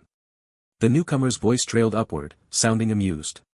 It was actually Chen Jinji. She didn't seem surprised at all that there were 2 people in the room. She casually brushed back her long hair and sat on the other side of the hospital bed. Surrounded by these 2, Su Qingyi felt the air in the room instantly drop to the freezing point, or perhaps rise to the boiling point. What should he say at a time like this? Chu Qingyan was very proper in front of classmates she wasn't familiar with. Right now, she was like a student caught in a secret relationship by the dean of students, too nervous to even speak. On the other side, Chen Jinji's eyes were full of teasing. She was clearly doing this on purpose. He felt like at any second she was going to say, oh, I've come at a bad time. Something sarcastic like that. How should he respond then? No, you've come at just the right time.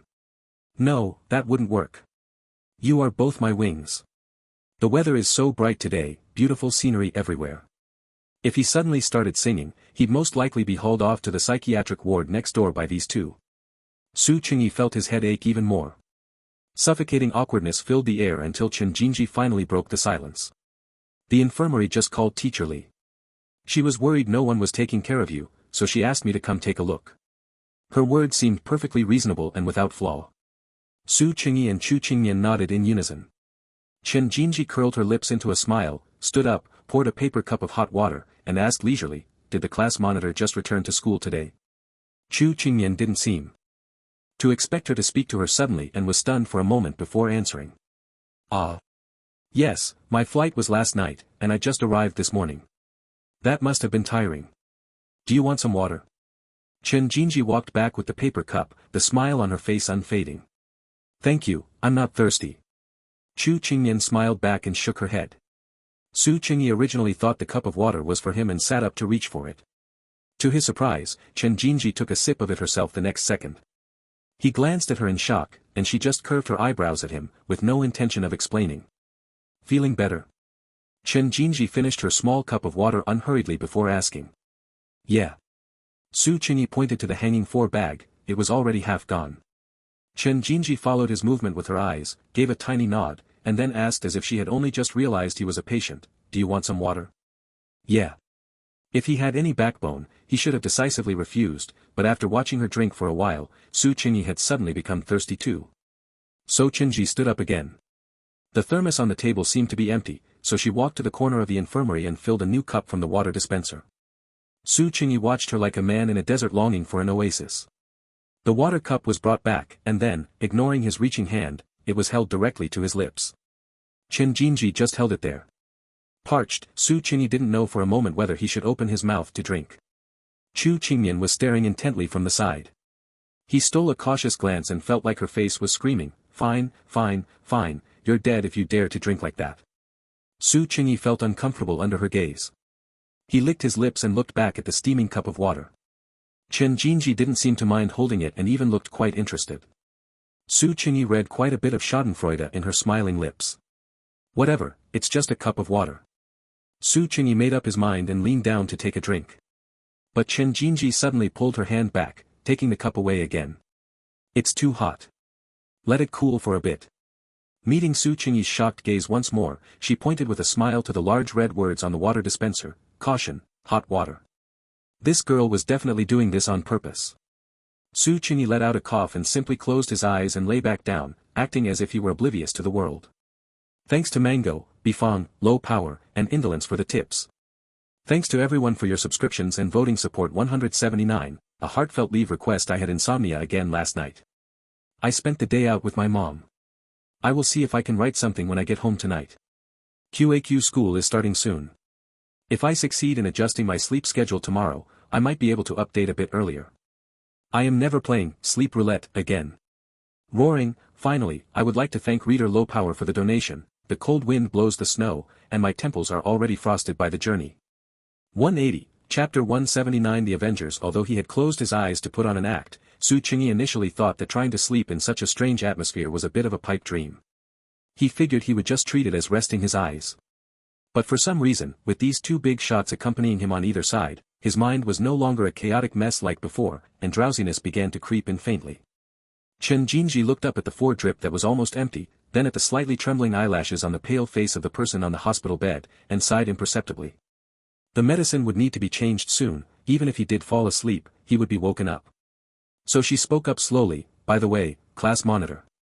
Chu Qingmian was spacing out on her own and instinctively let out a before looking up.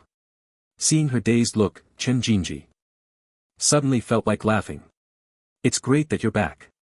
Teacher Li Lu has been pressing the entertainment committee member these past 2 days about the progress of the school anniversary program. Ah, right. I used that as an excuse to come back early. Chu Qingmian had a sudden realization, as if she had just remembered she had this task. Excuse? Thinking of something, Chen Jinji curled her lips into a smile and glanced at Su Qingyi, who was playing dead on the hospital bed. No, it's the real reason. Chu Qingmian explained, trying to cover it up, and then followed suit by looking at Su Qingyi with a bit of a guilty conscience. Su Qingyi inexplicably felt 2 burning gazes on him. Okay. But Chen Jinji just nodded with a smile and didn't continue teasing. So, has our application for the music classroom been approved? If it's during evening self-study, we'll need an approved leave slip, right? When it came to official business, Chu Qingmian finally regained her serious little class monitor persona. Yeah, I heard it's been approved. With the school anniversary coming up, the music classrooms are in high demand, everyone's queuing up. So we can only go during fixed time slots. Even though Chen Jinji spoke very seriously, Su Qingyi knew without opening his eyes that she was just putting on a show. In reality, she didn't care about this matter at all. Yay! Then what's our time slot? Chu Qingmian reached out and squeezed Su Qingyi's arm. How is old Mr. Li's arrangement progress coming along? Su Qingyi opened his eyes helplessly and pointed to his phone on the table to the side. I received it yesterday and sent it to Han Bing. Actually, he was quite surprised when he received it, he hadn't expected the efficiency to be so high. So, before even accepting the file, he had piled on the flowery language to thank him.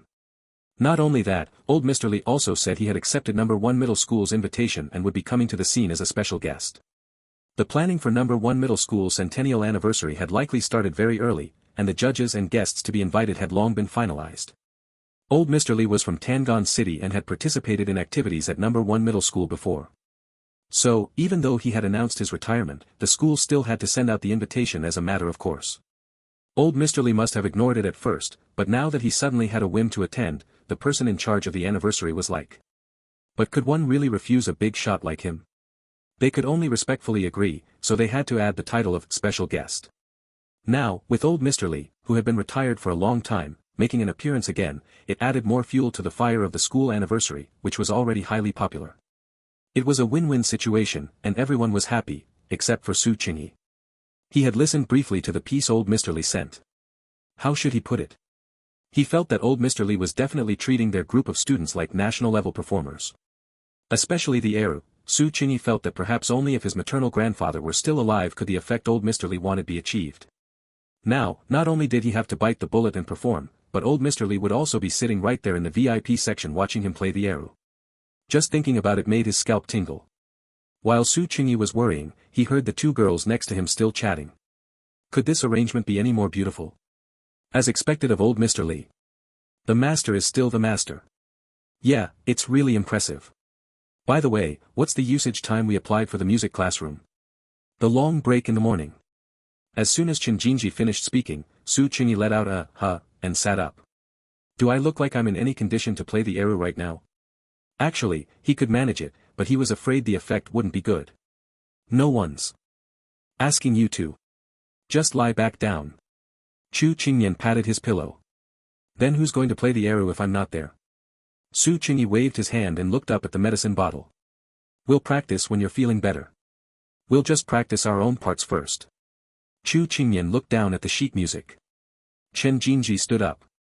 Time for the medicine change. I'll go tell the doctor. Before she could even reach the door, someone burst in aggressively. Chen Jinji didn't change her expression and stepped aside to let them pass. Boss Su. Su Yang rushed in like a giant spinning top and pounced onto the hospital bed. How are you doing? Su Qingyi's eyes, which had just opened, slowly closed again. He had gotten up too fast and felt like he'd been sent flying by Majin Bu Holland in 2014. He was just having a fever, but now he might have 2 broken ribs. Han Bing followed him in, with Lin Tong close behind, clutching his textbooks. Su Yang gave a hee-hee laugh and sat along the edge of the bed. Did you listen to the arrangement? Su Qingyi coughed twice and caught his breath. I did. To call it superb would be an understatement. So we must practice now. Right now. Any flaw in the performance would be a total waste of this arrangement. Han Bing stood with her hands on her hips, full of ambition. But right now I'm not. Su Qingyi lifted his arm and showed her the needle. I know, so. To his surprise, Han Bing looked like she had come prepared and clapped her hands toward the door. A thin, small boy he hadn't seen before walked in carrying an arrow. If the boy hadn't been without glasses, Su Qingyi would have almost thought Ho Xiaohong had transferred back. So we found a spare for you. Su Qingyi's face was filled with question marks. This is Xiao Xian, a freshman. We scoured the whole school, and he's the only other one who can play the arrow. Come on, give us a passionate performance. Han Bing pulled over the stool Chen Jinji had been sitting on and gave it a pat. The boy called Xiao Xian looked timid, but after he sat down, his posture for holding the bow was quite standard. Su Qingyi sat up with interest, leaning against the side of the hospital bed. Usually, he was the one playing the arrow for others to judge. This was the first time he'd been in the judge's seat. And you know what? It really did feel much more relaxed and comfortable. A bizarre melody poured out as Xiao Xian moved the bow across the strings. Su Qingyi had a strong urge to cover his ears. He finally understood how his maternal grandfather felt when listening to him play the arrow as a child. This kid's intonation was off, and his technique was non-existent, virtually zero. At most, it could be called making a sound. He was clearly a beginner trainee who hadn't even truly started yet. To make matters worse, he had chosen Racing Horses, a piece that wasn't exactly low in difficulty. This piece has a stirring melody and a fast tempo. If the musician's technique is up to par, it's thrilling and gets the blood pumping. If the musician is like this, then it's sheer torture, feeling like your eardrums are being perforated. When Chen Jinji led the doctor in for the medicine change, the originally gentle doctor's face crumpled up, and he said with an expression of unbearable suffering, "Where is that donkey brain coming from?" Only then did Xiao Xian, who was immersed in the music, stop. Su Qingyi rubbed his ears, his face turning a shade paler. The others also had expressions that were hard to describe. Xiao Xian, didn't you say you've been learning for almost a year? Han Bing's tone was full of doubt. Xiao Xian scratched his head, looking a bit embarrassed. 1 year, well, never mind then. Su Qingyi beckoned him over, signaling for him to bring the instrument. As the saying goes, 1 year for the flute, 3 years for the xiao, and a lifetime of playing the erhu to break your back. 1 year for the flute, 2 years for the sheng, and 3 years of erhu just to hum blindly. For only 1 year, you're doing quite well. He pulled the needle out of his hand and flexed his fingers. This was the only seedling in the whole school still learning the erhu, he couldn't let the kid become discouraged. Su Qingyi swallowed the mountain of criticism he had in his mind. He really was used to being criticized by his grandfather, his instinct was to pull out those same scoldings to lecture someone else. The things he heard most as a child were, simply unbearable to the ear. Sawing wood again. Practice more. When he won first place in a program as a child, yes, the very instrument competition where he defeated Chu Qingyan, his grandfather's evaluation was, even a wood sawyer can win an award now. But despite saying that, he had happily cleared a spot on the wall where his own gold medals were and posted Su Qingyi's certificate right in the middle. He took the instrument in his hand, pressed the strings, closed his eyes, and started playing the segment of Racing Horses that Xiao Xian had just played. It was clearly the same melody, but the sound he produced was like the whistling wind and the neighing of horses. A vivid image emerged, as if a vast grassland with galloping horses were truly appearing before their eyes. Comparison is the thief of joy, this time, everyone was truly dumbstruck by what they heard. Su Qingyi had picked up right from where Xiao Xian had been interrupted. When the piece ended, he handed the instrument back to Xiao Xian. Actually, Racing Horses is only a level 4 piece. Because compared to playing the melody fast and accurately, the harder part is for the musician to play with the emotion that captures the piece's atmosphere. You can do it as long as you stick with it. He struggled to get up and patted Xiao Xian on the shoulder. Senior, I will definitely stick with it. Xiao Xian's eyes were filled with tears as he nodded vigorously. Forget it, the backup plan is officially bankrupt. Hurry back to class. Han Bing pushed the reluctant Xiao Xian out the door. The doctor, having enjoyed a free performance, walked over with a smile and reinserted the needle for him. The remaining few people in the room stared at each other. Aren't you guys going back to class? Su Qingyi couldn't help but ask. Didn't we miss you after not seeing you for a few days? Su Yang leaned in with a grin, only to be pushed away with a slap. Seeing that the others had no intention of leaving, Lin Tong, who had been silent, was already crouching by another hospital bed working on problems for a while. Su Qingyi thought about it, looked up at Chen Jinji, who was quietly leaning against the window, and decided to share what he had been thinking about. He started from the misunderstanding with the stalker, then moved to the heart-to-heart talk with Yi Wufei in the hospital, his story with Su Jihan, and finally ended with the words written in correction fluid found under the piano in the experimental building that morning. As he spoke, the expressions of the group shifted from tension to anger, and finally to sorrow and sadness. I'll be damned, old man Peng actually did something so wicked. That old geezer, that old fossil. Su Yang gnashed his teeth in anger, almost grinding his molars to dust. Chu Qingmian was heartbroken, looking like she was about to cry, unable to even speak. Holy! I thought old man Peng just had a foul mouth, I didn't realize his character was actually this problematic. Why is someone like this still allowed to be a teacher? Part, Gemini, 3.1, Flash, Light, perhaps girls are just more emotional. Han Bing's eyes were already red-rimmed. Lin Tong had put down his pen at some point, though he hadn't realized it. It was only now that he realized why Su Qingyi had suddenly asked him about the security near the Olive District 2 days ago. It seemed he had been investigating this matter.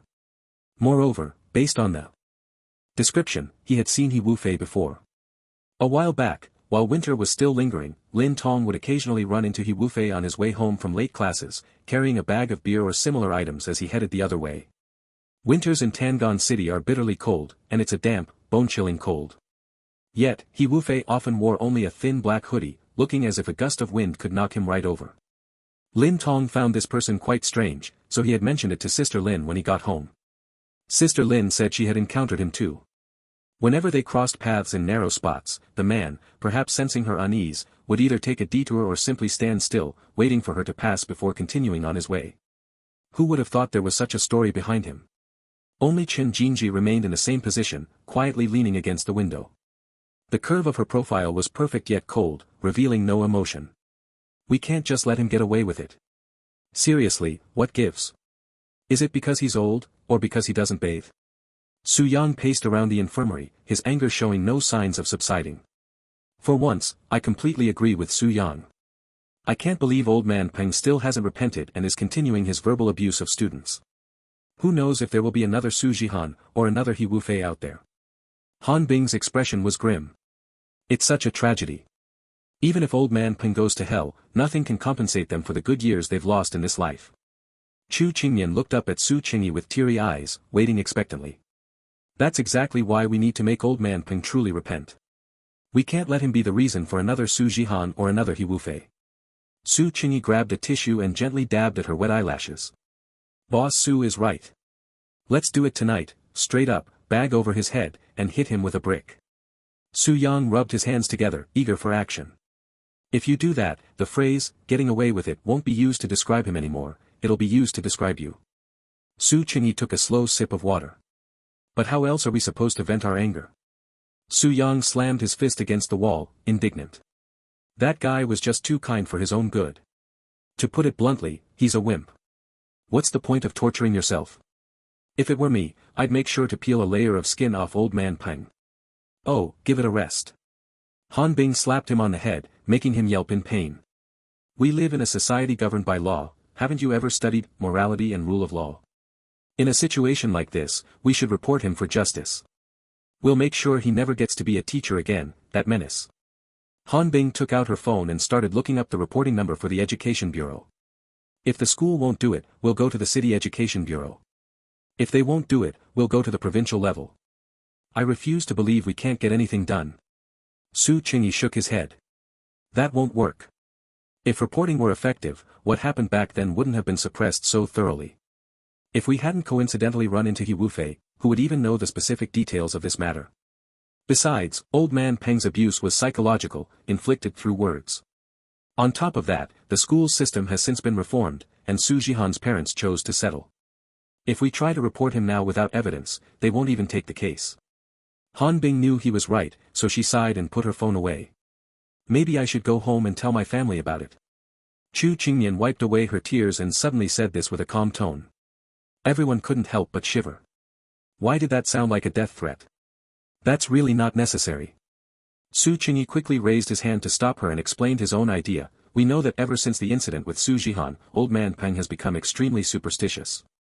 So, what are superstitious people most afraid of? Hearing this, Chen Jinji turned around, her back to the light. Her silhouette looked somewhat ethereal in the morning glow.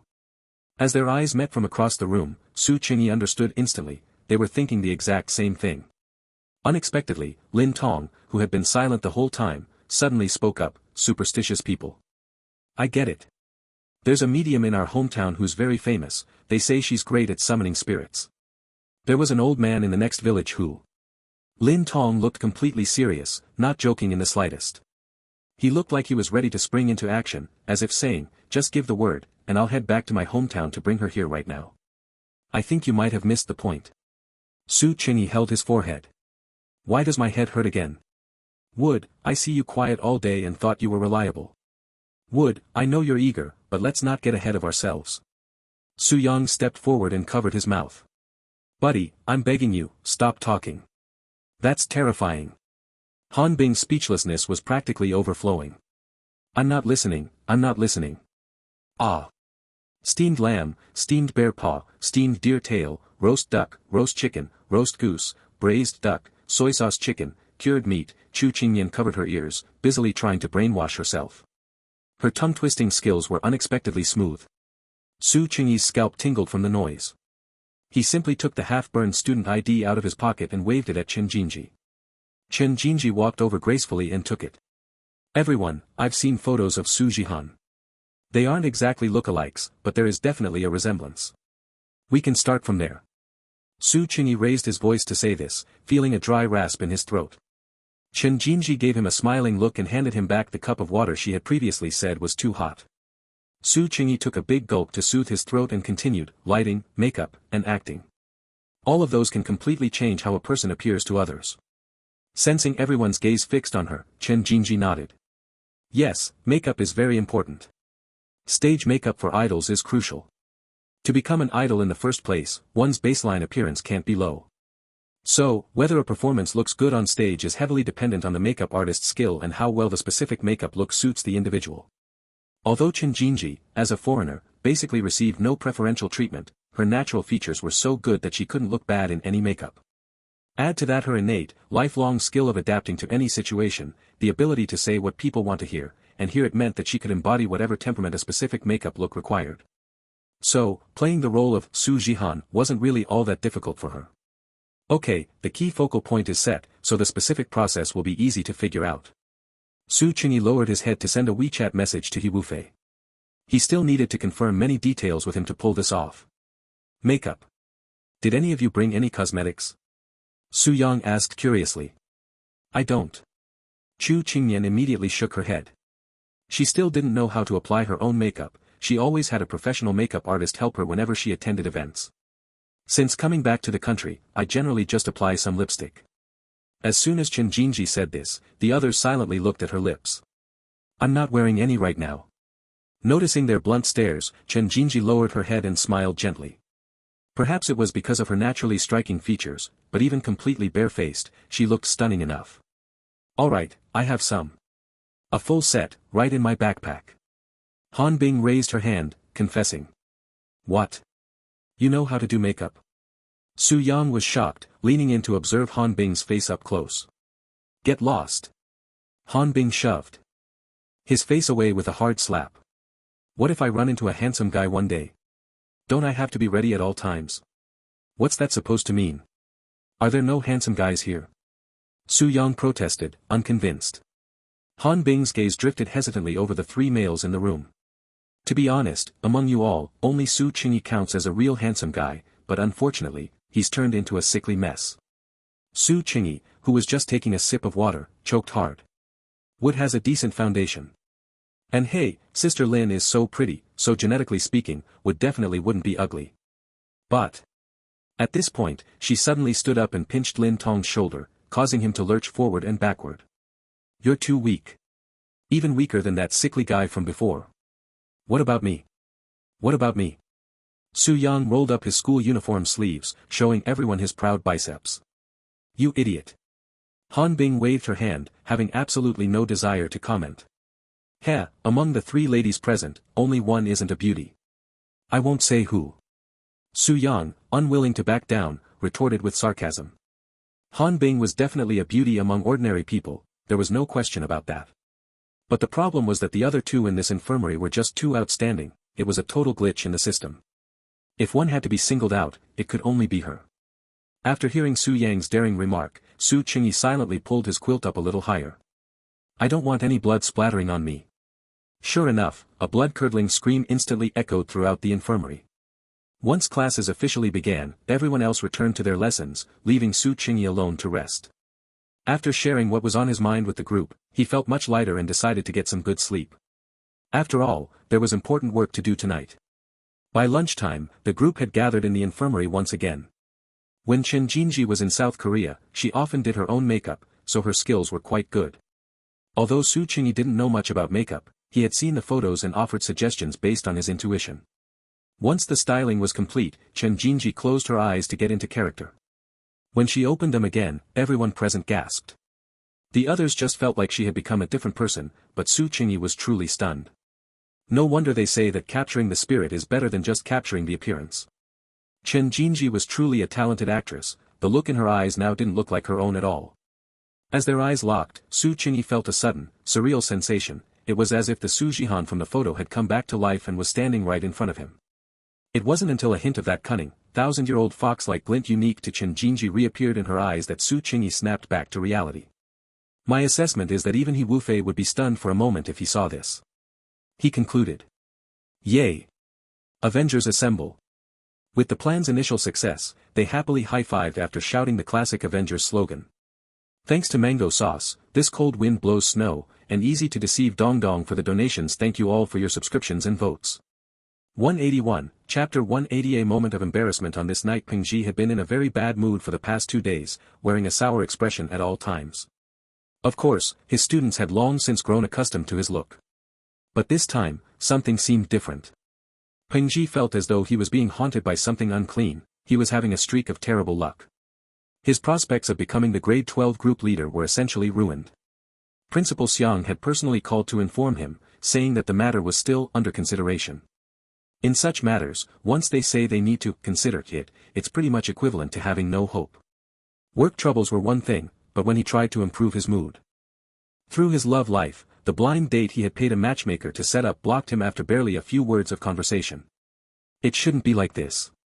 He had clearly followed the master's instructions and burned the other person's personal belongings in front of a grave. Teacher Peng, watch your step. Peng Ji looked down and found Teacher Li Lu standing expressionlessly at the bottom of the stairs, seemingly waiting for him to go first. Ever since their unpleasant encounter in the rocket class classroom last time, she had maintained this attitude toward him. He realized one of his feet was almost dangling in mid-air. He had nearly missed a step and tumbled down. See. Something was definitely trying to harm him.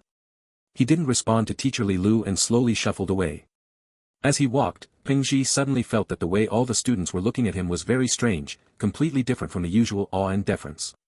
But he couldn't quite describe what kind of look it was, he just felt his skin crawl under their gaze.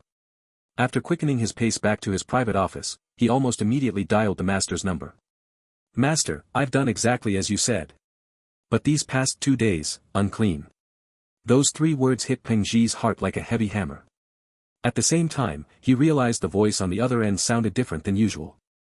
In the past, the master's voice would immediately make one imagine a face of kind benevolence, sounding very reassuring. Today, however, it sounded cold and rigid. Unable to worry about that now, he hurriedly asked, unclean. What is unclean? You didn't clean it up properly. It has backfired. You're on your own now. Remember, you must be home before 9 o'clock at night, or else. The master finished this final warning and hung up the phone with a sharp click. Master? Master. Cold sweat had already broken out on Peng Ji's forehead as he gripped his phone tightly, collapsing into his chair. In the past, whenever something unusual happened, the master would help him resolve it. If even the master couldn't help this time, what was he supposed to do? Knock, knock, knock. Suddenly, there was a knock at the office door. Peng Ji jumped in fright and sat up straight. The person outside seemed to have little patience, and the knocking became more urgent. He had no choice but to say with a trembling voice, "Come in." The door was pushed open, and a long-haired girl stood there against the light. Peng Ji had to mentally prepare himself before he dared to look at her face. Yo, old man Peng, you don't look so well. Should I call an ambulance? The girl's tone was full of sarcasm, even carrying a hint of a smile. Fortunately, it was a student from his class, who also happened to be the most famous problem student in the grade. She would fold paper airplanes in class under the guise of letting dreams fly, but when they were picked up and opened, they were found to be love letters written to a certain senior in grade 12. She took candid photos of teachers and turned them into memes, spreading them widely on the forums. Peng Ji had once accidentally discovered that even students from other schools were using them, showing just how far they had spread. Not to mention things like being late or leaving early, which were already commonplace. Her crimes were simply too numerous to record. Unfortunately, her family was incredibly wealthy, otherwise he would have whipped her into shape long ago. Peng Ji breathed a sigh of relief, grabbed a tissue to wipe the cold sweat from his forehead, and resumed his usual stern tone. Liang Nina, do you have something for me? Liang Nina sneered and didn't reply, crossing her arms as she surveyed the layout of his office. The placement of every item in his office was deliberate, having been advised by the master. There were countless fortune-turning talismans hanging around. Peng Ji followed her gaze around the room, feeling somewhat uncomfortable about having his focus on metaphysics exposed in front of a student. I ran into Director Huang downstairs just now. He asked me to tell you to go to the principal's office after the evening class. As if she had finally enjoyed enough of his guilty look, Liang Nina finally spoke up slowly. After the evening class. Why? Please, who are you asking? How should I know? Director Huang was a relative of hers. He was younger than Peng Ji and had less experience, but with a higher degree, he had somehow become the youngest director in the school. In the past, Director Huang had also asked Peng Ji to pass messages to Liang Nina, such as asking her to go to dinner after school. Although Peng Ji had many grievances in his heart, he could only nod to show he understood, and this time was no different. In any case, the evening class ended just after 7, and it only took half an hour to drive home. The master required him to be home by 9, so he should still have time. Having reached the door, Liang Nina suddenly looked back at him and gave a mysterious smile. Goodbye, Teacher Peng. Peng Zhi's heart skipped a beat. Liang Nina had never called him Teacher Peng before. And she even gently closed the door behind her as she left. Too abnormal. Peng Zhi sprang from his chair. The office that usually gave him the most peace of mind now seemed oppressive and terrifying. He grabbed his black jacket, which he never left without, and hurried out of the office, spending the entire afternoon wandering aimlessly through the teaching building. Students on the forum were soon complaining about it. Damn, is old man Peng crazy today? He won't stop patrolling the floors, it's annoying as hell. +1 to the person above. I counted, he's passed my classroom door at least 6 times. Relax, he's just having his usual fit. Su Qingyi looked at the constantly refreshing thread on his phone, secretly amused. He opened WeChat and replied to the message Liang Nina had sent. Senior, did I do well? Very well, thank you. She was his only acquaintance in the entire grade 11. It was more reasonable for a student from the same grade to pass messages between teachers. He hadn't expected her to actually have a relationship with a school director, which made it even more credible. Finally, when it was time for the evening class, Peng Zhi hurried toward the principal's office. Maybe it was about reappointing him as the grade 12 group leader. Whatever it was, he had to go see. Carrying this hope, he was surprised to find the door locked. The principal's office door was tightly shut, with no sign of anyone inside. Peng Zhi was wondering about it and was just about to call when the grade 12 Chinese teacher, Teacher Wang, appeared out of nowhere. Teacher Peng, you're already here. Yes, are you here for the meeting too? Peng Zhi wasn't well acquainted with Teacher Wang, they had only crossed paths a few times. Teacher Wang, however, appeared very enthusiastic, chatting with him about various things and even mysteriously sharing some insider info. I heard the principal is very dissatisfied with Teacher Li Lu's performance in abandoning her post at the last minute, so the grade 12 group leader position will be re-evaluated. Today's meeting seems to be for that. Peng Zhi had been looking at the moving hands of his watch with great anxiety, but upon hearing this important news, he felt a surge of joy. Teacher Li Lu really wasn't thinking clearly. She had been busy for so long, and then, just before graduation, she said she wanted to step down temporarily. Wasn't that just handing the credit to someone else? He, Peng Zhi, was definitely going to take this opportunity. Then you are also here to be considered for the grade group leader. He suddenly felt a sense of wariness toward this gentle woman in gold-rimmed glasses. Teacher Wang smiled sweetly. How could I? I'm not qualified for that. When the principal arrives, I will recommend you to him. A teacher as dedicated as you, who treats students like your own children, is hard to find even if you search with a lantern. This was the first time Peng Zhi had been praised like this, and he felt like he was walking on air. Once he knew Teacher Wang wasn't a professional threat, he belatedly realized she was quite pretty. Women should really be like this, good for domestic life. Someone like Teacher Li Lu was destined to never get married. Maybe they could develop something. He quietly brought up his WeChat QR code and was about to speak when she beat him to it. I'm sorry, Teacher Peng, I suddenly feel a bit unwell. I'm going to the restroom first. Peng Zhi looked at her in the light. She did indeed look pale, so he could only nod. And so, Teacher Wang hurried away. Peng Zhi stood there with his WeChat QR code for a long time, but she never reappeared. Neither Director Huang nor the principal showed up either. Peng Zhi looked at his watch and saw it was already 8 o'clock. He couldn't wait any longer, the master's words couldn't be ignored, so he had to leave first. Teacher Wang was indeed feeling unwell, specifically nauseous. As soon as she reached the stairwell corner, she leaned on the shoulder of the waiting Teacher Li Lu and complained, so, the one who made the biggest sacrifice was actually me? Teacher Li Lu helped her steady her breathing. Although she hadn't been directly involved, she still felt a bit guilty about helping a student deceive a colleague. When he reached the parking lot, Peng Zhi discovered another thing. All 4 tires of his beloved car had been deflated. It was definitely the work of some audacious student. Even though he was so angry his lungs felt like they would burst, he could only deal with it tomorrow. Getting home now was the most important thing. While calculating how he would make that student cry and beg for forgiveness, he hailed a car on his phone. Just as he reached the exit, a car slowly pulled over to the curb. A tall man got out of the car, strode around to open the passenger door, and asked politely, "Are you the customer with the number ending in 3822? Peng Zhi looked at his phone, which still showed calling car, and felt it was strange, but the last 4 digits the driver gave were correct. Maybe it was a system bug. Thinking this, and seeing how tight time was getting, he didn't dwell on it and got into the car. He hadn't looked closely in the poor light earlier, but once inside, Peng Zhi realized the car was actually a Mercedes-Benz E300L. Humph, you're driving this car for ride-hailing? He couldn't help but ask. The driver seemed to stiffen for a moment. Was it possible that this was the worst car in the Chu family's garage? Was that something he could say? After a long pause, he replied, bought it on a loan. Went bankrupt, so I'm driving to make some money back. Oh. Peng Zhi nodded, and with his professional habit kicking in, he couldn't help but offer a few words of education. Tisk, spending beyond your means is not advisable. The key is to have a stable job. I have a car too, but it broke down today, otherwise I wouldn't be taking a taxi. Part, Gemini, 3.1, Flash, Light. The driver wasn't as talkative as other taxi drivers, he just gave a slight nod. Peng Zhi had been talking for a long time and felt a bit bored, so he closed his eyes. Wake me up when we get there. I'm going to take a nap. The air freshener in the car smelled very high-end, he would ask what brand it was when they arrived. He had been feeling restless for the past 2 nights and hadn't slept well. The driver was driving so smoothly, just like someone who drives for big bosses professionally, so he actually fell asleep for a while. When he woke up, Peng Zhi stretched comfortably, yawned, and asked, how long have I been asleep? Why aren't we there yet? The driver didn't speak, just kept on driving. So he leaned over to look out the window, but it was pitch black outside.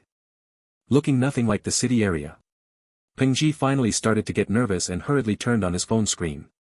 20:59, his sleepiness vanished instantly, and he immediately demanded loudly, where the hell are you driving? Where is this? The driver acted as if he hadn't heard him and didn't say a word. Peng Zhi rolled down the window and shouted for help, but it was the middle of nowhere, and there wasn't even a passing car nearby. Remembering what the master said about something happening if he didn't get home by 9, he stared at the time on his phone screen, his heart in his throat, and his hands holding the phone trembling uncontrollably. Finally, the white numbers on the screen changed to 2100 hours. The car continued to drive smoothly, and nothing unusual seemed to happen. Peng Zhi gasped for air, suddenly feeling like he had survived a disaster. He wanted to ask the driver again if there was some misunderstanding or if he had taken the wrong road. Unexpectedly, when he turned his head, he was met with a pair of eyes appearing in the rearview mirror. There was an extra person in the back seat, a girl wearing an old-fashioned school uniform. Her face was pale, her brows filled with hatred, and her gaze was mournful. That was clearly Su Jihan, who had died 10 years ago. Peng Zhi was instantly terrified, wailing and screaming, help. Get out. Open the door, I want to get out. The driver seemed to suddenly understand his words and slammed on the brakes. Ignoring the throbbing pain in the back of his head, Peng Zhi pulled open the door and scrambled out, running forward in a panic. The headlights shone brightly behind him, illuminating those covered up, ugly past events clearly. It made him feel ashamed and unworthy. He had no choice but to keep running forward until he had absolutely no energy left, then collapsed on the ground, gasping for air. Where on earth was this? Why was he stepping on mud? Peng Zhi tremblingly took his phone out of his pocket and turned on the flashlight to try to illuminate his surroundings. This time, he was almost scared out of his wits. He had been here before, just a few days ago, and he had burned that student ID card here. It was an old, desolate graveyard, quiet all around, with birds occasionally flying overhead. The dense trees had clearly not been maintained, and the shadows of the freely growing branches crisscrossed in the moonlight like the claws of some skeleton. Seeing the tombstones standing all around, Peng Zhi's hands were shaking so much he could barely hold the phone. Just then, the ringtone suddenly went off, and he almost threw his phone away. In the empty and desolate graveyard, the sharp ringtone sounded particularly jarring, it might attract something. The more anxious he was, the more he trembled. When Peng Zhi finally managed to hold the phone steady and saw those 2 characters on the screen, he was so touched he burst into tears. Master! Master, save me! He had never made such a devout plea for help in his life. However, there was silence on the other end of the line, there was no sound at all. Peng Zhi was extremely panicked and immediately cried out, hello. Hello. Master. Help. Help. His own cries for help echoed through the graveyard, making it seem even more terrifying. At this moment, a soft cough suddenly came from the receiver, followed by an unfamiliar voice, do you want to leave this place? That wasn't the master's voice, it sounded like a young boy. His tone was very calm, as if he weren't responding to someone begging for help, but giving an academic report. But Peng Zhi couldn't care about that anymore.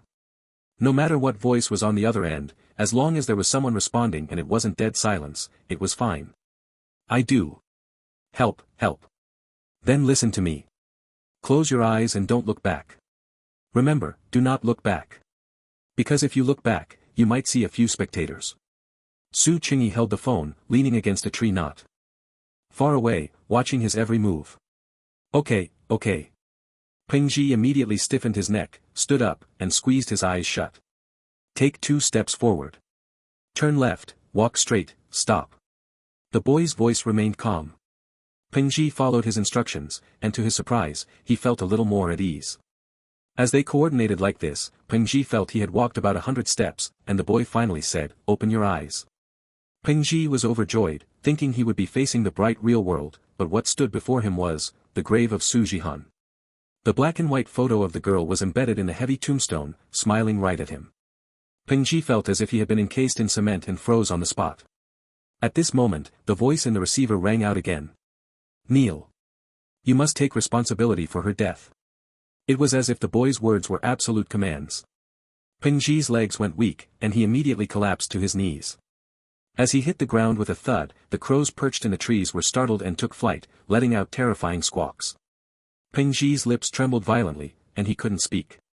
He kowtowed several times in succession, and only after the mud on the ground had covered his forehead did he speak, "I repent. I am not human. Because. I'm sorry, I'm sorry, I'm sorry." By the end, he had started wailing. "After she passed away, not only did I not feel any remorse, but I became even worse, thinking that as long as I had the master's protection, I could find peace of mind. I was wrong. I was wrong. Please, spare me." Su Qingyi and his group were standing in the distance, looking from afar at the painfully repenting Peng Zhi. For a moment, no one spoke. While turning off the call recording function, Su Qingyi hung up the phone. "Let's go. Aren't you going to tell him the truth?" Lin Tong thought for a moment and asked. "Why tell him? Ha, this is so satisfying. It's a pity He Wufei isn't here." Su Yang seemed to be in a good mood. "Not for now." Su Qingyi shook his head. Whether someone like Old Man Peng can truly realize his mistakes is a question. If they don't tell him the truth, he might learn to keep his tail between his legs in the future. If they tell him the truth, after feeling relieved, he will become embarrassed and angry, thinking he was played by a few kids. Why bother? It would only add unnecessary trouble.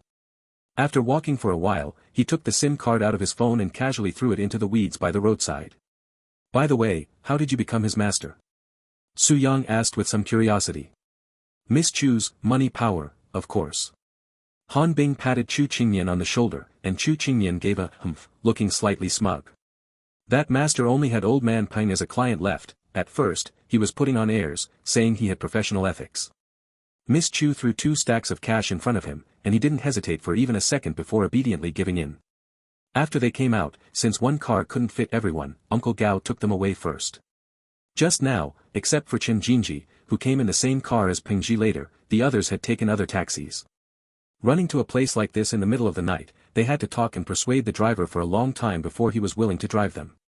Su Qingyi stayed behind to keep Chen Jinji company on the roadside while waiting for Uncle Gao to come back for the second trip. He took out a bottle of mineral water he had swiped from the car and handed it to the quiet Chen Jinji beside him. "Do you want to wash your face first? I need makeup remover." Chen Jinji seemed to want to laugh and glanced at him. "That sounds familiar." Chu Qingmian seemed to have said the same thing last time. "Want to walk ahead a bit?" "Okay." It was mainly because he was afraid that Old Man Peng would come out and bump into them, which would be a bit awkward. Su Qingyi thought this and glanced at Chen Jinji. She didn't seem to have walked out of the state of playing Su Jihan yet and was still somewhat silent. Well, that must be because she was afraid Old Man Peng would faint from fright if he saw her. The two walked along the quiet suburban road in the moonlight, and Su Qingyi looked up at the night sky. It was still a night for slaying demons. Their shadows were stretched long on the concrete ground, and as they walked, they occasionally overlapped. Su Qingyi suddenly spoke, "Chen Jinji." Chen Jinji responded, but the person next to her didn't continue for a long time. Until she turned her head to look, Su Qingyi slowly said, "Don't get trapped in bad emotions." It was only a brief performance, but Su Qingyi vaguely felt that this matter involved Chen Jinji's dark and heavy memories from the past. Chen Jinji smiled and didn't speak. Su Qingyi looked at her for a long time, then suddenly raised his hand and gently wiped the lipstick on her lips with his thumb. In order to portray that somewhat eerie aura, the lipstick color was chosen similarly, making her look very weak. "It won't wipe off." He lowered his head again to look at his fingers. "Too light." Her voice was also very soft. The two looked at each other quietly for a while. The smile on Chen Jinji's face gradually melted away like fine snow, and then she became serious. Su Qingyi watched her eyes, reflecting the moonlight, gradually widen until her eyelashes almost brushed against his face, and he realized what the situation was. He vaguely heard her mumble a request, "Su Qingyi, call my name again." Jinji. The soft, fragmented kisses ended, and Su Qingyi lowered his eyes to look at Chen Jinji's lips, which were glistening again. "Are you done?" she asked, knowing the answer. "Done." Su Qingyi looked away toward something else. Chen Jinji took the opportunity to quietly move a step closer to the person beside her, until their shadows nestled against each other. The two didn't walk forward anymore, they stopped under a streetlight, their heartbeats gradually calming in the quiet of the suburban night. The autumn wind is crisp, the autumn moon is bright, fallen leaves gather and scatter, cold crows roost and are startled again. When will we meet again in our longing? On this night, at this moment, it is hard to contain one's feelings. Thanks to How Pien de Dong Dong, Mango Sauce, and Low Power for the tips. Thank you all for your subscriptions and votes of support. 182, Chapter 181 Can Social Anxiety Relapse? Chapter 181, Can Social Anxiety Relapse?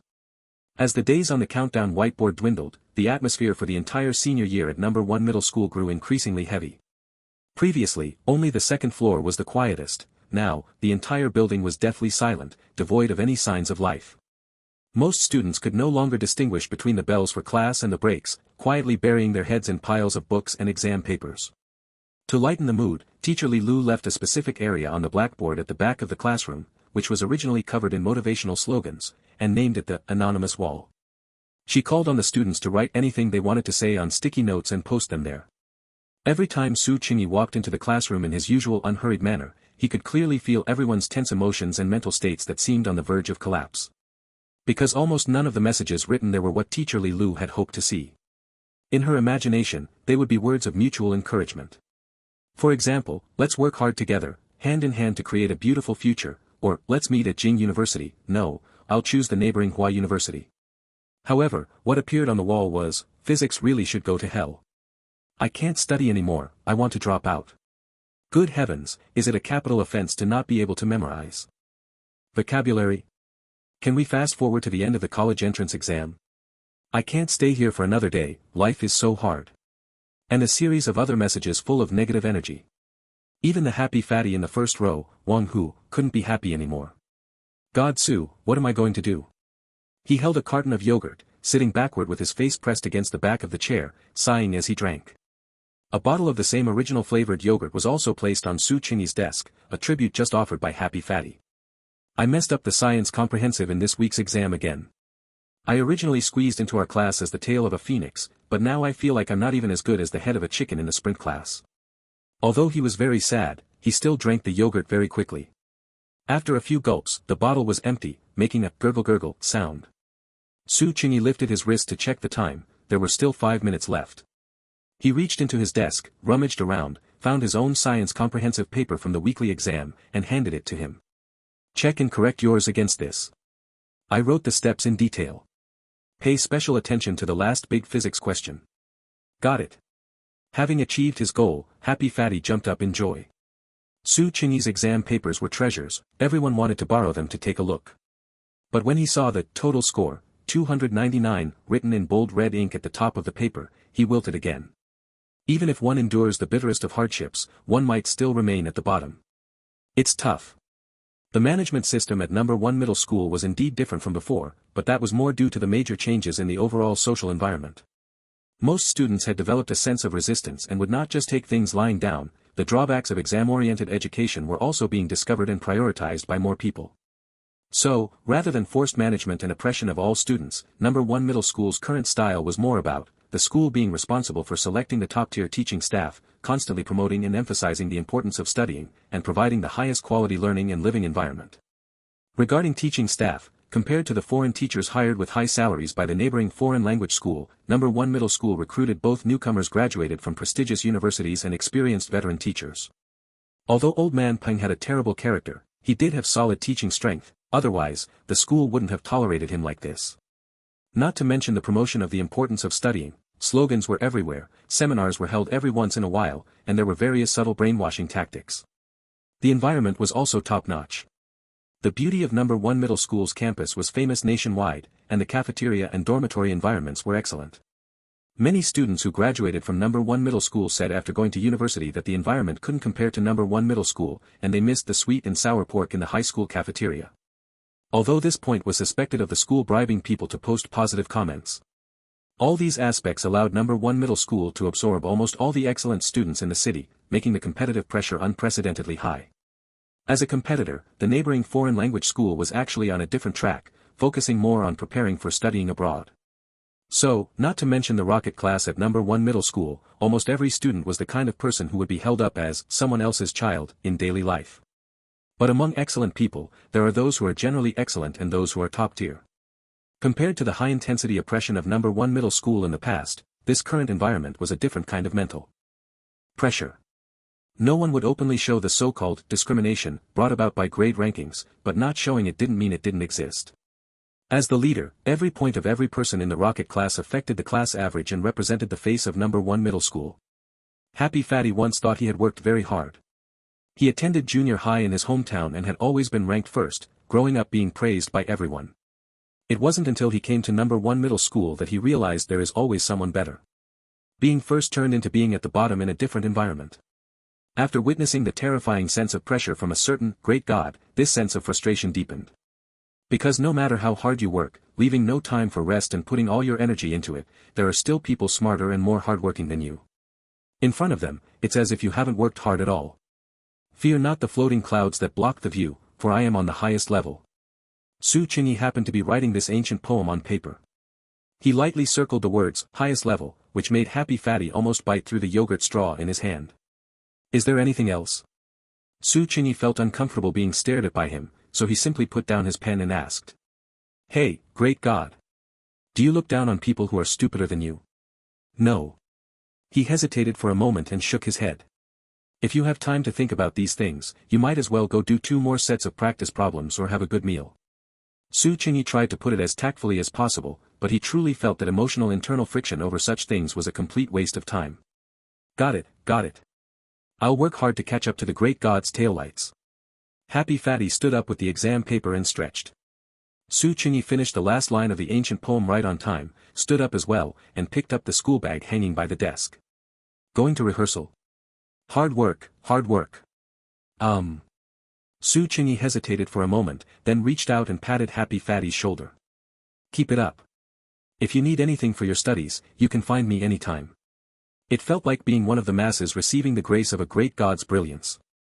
Happy Fatty nodded, watching his back as he left with his school bag over one shoulder. When he arrived at the music room, everyone else was already prepared. Sorry, I'm late.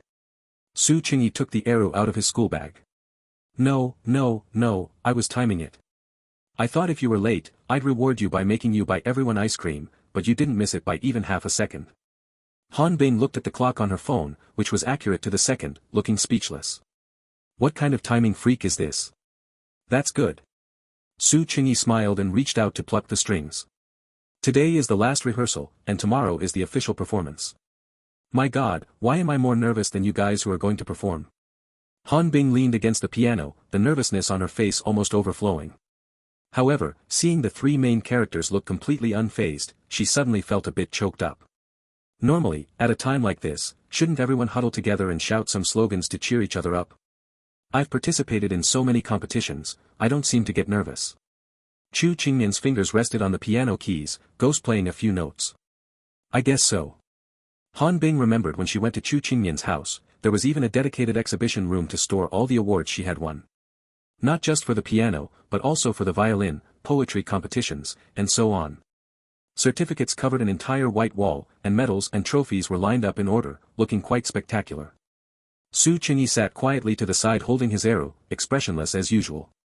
Indeed, one couldn't expect someone with that look to have any feelings of nervousness or anxiety. Actually, Su Qingyi was nervous inside, it just didn't show on the surface. But it was much better than when he was a child. Now he could skillfully view ordinary audience members as radishes and cabbages. Then why was he still nervous? For no other reason than old Manly was going to be there in person. If he didn't play the arrow well, it would be like losing face for his grandfather. With such a masterpiece preceding him, the pressure was truly immense. But since it was only the rehearsal stage and old Manly wasn't sitting in the audience, he was still quite relaxed. Especially after staying in the rocket class classroom for so long, the atmosphere was truly suffocating. Being able to come to the music room to hear Chu Qingyan play the piano and Chen Jinji sing was a treat, like listening to celestial music that temporarily clears the ears. Chen Jinji was looking down at the lyrics of the Huangmei opera. Although she had long since memorized them by heart, her professional habit still urged her to go over them again and again. Sensing the topic the others were discussing, she looked up and smiled. I feel like our company's evaluation model is even more nerve-wracking than an official performance. She recalled slightly and continued, because it's an elimination-style debut system, there are regular evaluations. The location is a small dark room of about 10 square meters, and the examiners sit to one side. According to the rules, they won't say a single word, nor will they smile to lighten the mood, they just stare at you like that. It makes you feel like any mistake has nowhere to hide. If your singing or dancing doesn't meet the standard, you'll be punished, or worse, eliminated. And as soon as the performance is over, they'll inform you of the result directly, with no buffer time. Chen Jinji's tone was very calm, even with a hint of a smile. But this strict evaluation system sounded just like a battle royale, where you eliminate all your companions to finally debut. The fellow trainees who lived and trained together every day were essentially competitors. Perhaps they were warm and friendly on the surface, but behind the scenes, they would trip each other up in various ways. And in such a closed environment, just thinking about it made one feel a bit uncomfortable. My God, how scary. Han Bing hugged her arms and shuddered. But she soon realized a problem, her eyes widening as she asked, wait, Jinjijia, which company were you with? MS? Or GY? Chen Jinji obviously realized what she was going to ask next and replied with a smile, it's not those two, but I've met some of the debuted seniors. Aha! Han Bing's scream was deafening. The music room had its own echo, and Su Qingyi and Chu Qingyan simultaneously covered their ears. If you want an autograph, I can contact my friends over there to help you get one. Chen Jinji continued. Su Qingyi silently covered his ears even tighter. Fortunately, Han Bing was so excited she almost fainted and didn't have the strength to scream anymore. Is there a possibility that we still need to rehearse one last time? Su Qingyi rubbed his ears and interrupted helplessly. Ah, right, almost forgot the main business. Han Bing finally snapped out of it. Okay, I'll count down and then you guys start. 3, autograph, hee hee hee, 2, ha ha ha ha, 1. Clap clap clap clap clap. After the three finished their performance, Han Bing's palms were almost raw from clapping. Seriously, you three could go straight to the Spring Festival Gala. Is this really something I can watch for free? From the first rehearsal, Han Bing had this reaction every time she watched the performance. Su Qingyi momentarily wondered if her filter was too strong. I feel like Su Qingyi is really suited for wearing sunglasses, otherwise, it looks like someone kidnapped him and forced him onto the stage. 0 facial expression management. Unexpectedly, she couldn't help but complain in the next second. He's been like this since he was a child. Chu Qingyan glanced at him sideways, automatically photoshopping a pair of sunglasses onto him in her mind. In a daze, she seemed to see the grumpy little kid wearing blind man's sunglasses and playing the eru when he participated in Music Moves Hearts as a child. His looks and temperament didn't seem to have changed much from childhood to now.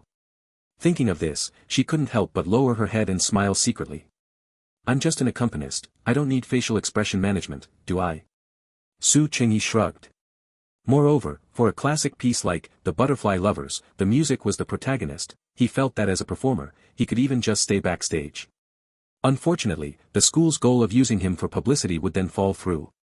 No, Han Bing suddenly had a half-smile, looking mischievous. What do you mean?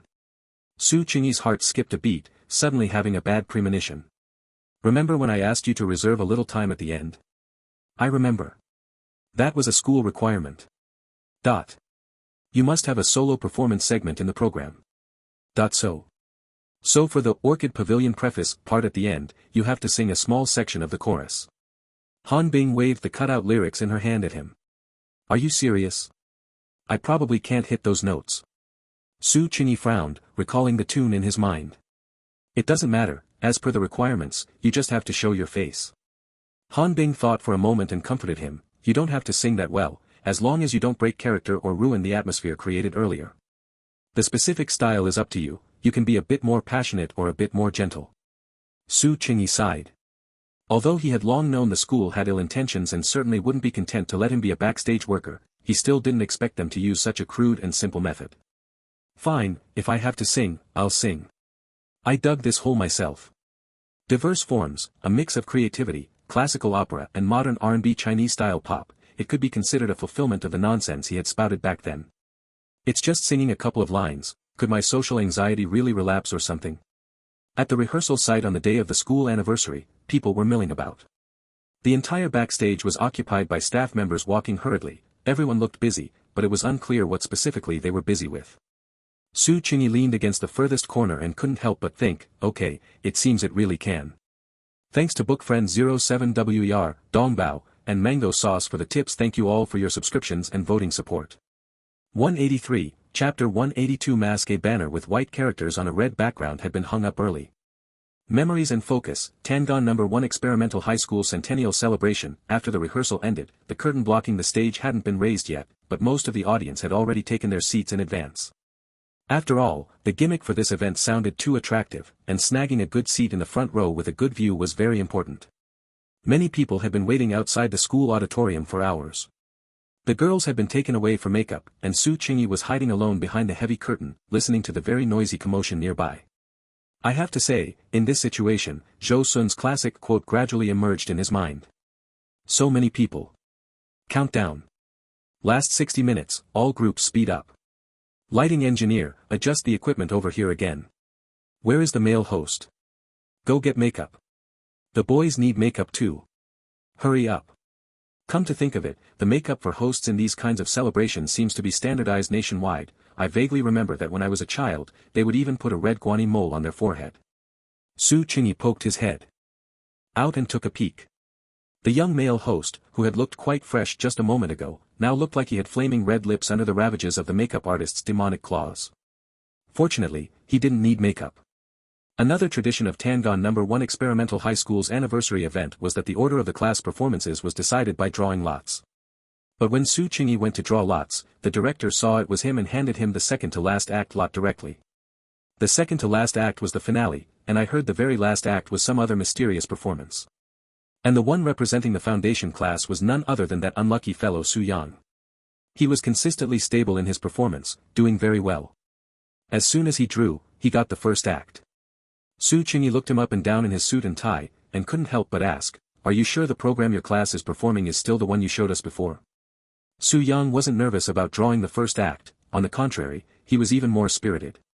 Hearing Su Qingyi ask this, he immediately replied excitedly, "Yes. There's a surprise later, Boss Su, just you wait and see." Why did I suddenly have a bad premonition? Just in case, Su Qingyi immediately said vigilantly, "If you've set up some personal performance segment or speech or something, please don't mention my name." "Oh, how could that be?" "Ha ha ha." Su Yang's eyes darted around, and he scratched his head with an awkward laugh. "Great, guessed right again. Forget it, let him be. But aren't you hot dressed like this?" Su Qingyi touched the material of Su Yang's suit, it actually felt quite nice and looked expensive. "Is it handsome? The set our class ordered for me was the wrong size. There wasn't one I could wear, that thing was tiny, I couldn't even button it." Su Yang tugged at his suit collar. Although he was sweating on his forehead, he still couldn't hide his smug expression. "So I just wore my dad's, ha ha ha. No wonder. But to think Su Yang's dad would actually wear such a flashy wine-red suit. Should one say, as expected of father and son? Boss Su, are you just going to wear your own clothes on stage?" Now it was Su Yang's turn to look Su Qingyi up and down. He was dressed exactly the same as he usually was on weekends, a white shirt and dress pants. He looked just like an office worker. "No one told me to change clothes yet." Su Qingyi spread his hands. In fact, he was already prepared to be wrapped in some bizarre costume, but until now, no one had called him to the costume room. The girls, on the other hand, hadn't come out once they went in. He didn't know what they would be dressed up as. "Ah. That's too informal. How about I give you my jacket after I get off stage later?" Su Yang was a man of action, he immediately unbuttoned his jacket and held it up against him to measure. "No, I don't like, I'm not suited for this color suit." Su Qingyi immediately waved his hand to refuse, urgently changing his words to a less hurtful phrasing just as he was about to speak. "Holy crap."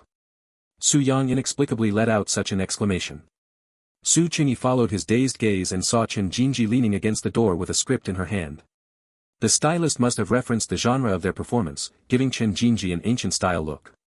Dressed in red, her long hair tied up, with a cinnabar mole on her forehead, it made her whole temperament look bright and flamboyant. Looking at that spot of red between her brows, Su Qingyi couldn't help but associate it with the same style on that male host from just a moment ago. As expected, this kind of red mole really depends on who it's on. Chen Jinji just stood there quietly, and she had already attracted everyone's attention. Even the staff members who were busy and passing by in a hurry couldn't help but stop and take a few extra looks at her. But it was precisely because of this quietness that she had an aura about her, looking completely unapproachable at this moment. So no one went to talk to her. Is this level of beauty something we can watch for free? Is Chen Jinji going to the Central Academy of Drama in the future? It's a pity, from now on I'll only be able to see her on TV. Su Yang couldn't stop clicking his tongue in admiration, his eyes staring straight. Su Qingyi nodded, then shook his head. He didn't know if Chen Jinji would go to that kind of drama academy. Perhaps she just liked singing and dancing, and didn't like acting. Or perhaps entering the entertainment industry was just a path she had to take, and not a path she liked herself. The two had known each other for a while, and they had even had plenty of intimate interactions, yet Su Qingyi always felt that he didn't understand Chen Jinji at all. She obviously handled interpersonal relationships with ease. There was probably no one in the world who wouldn't like getting along with her kind of exquisite and transparent, big sister personality. Because she could easily guess many things, and every word she spoke was what the other person loved to hear, chatting with her only made people feel very relaxed and comfortable. Yet she was also very good at keeping distance from people, always separated by a layer of thick fog, making it impossible for people to see what she was thinking in her heart. The things she said were always pleasant to hear only because, perhaps only 1 out of her 10 sentences was true, or perhaps none of them were. Things like kissing and hugging were already extremely intimate behaviors for ordinary people.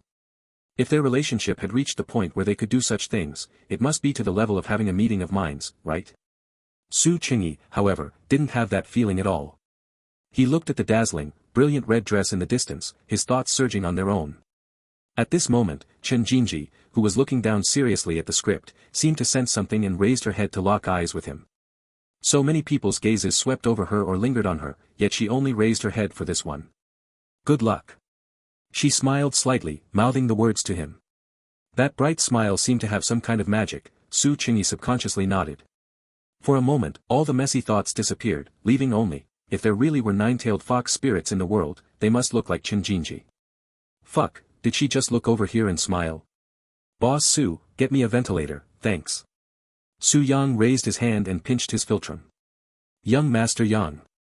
Come over here and assemble quickly. At this time, a group of boys in suits in the distance finally found the missing person, Su Yang, and collectively shouted over here. Isn't it still early?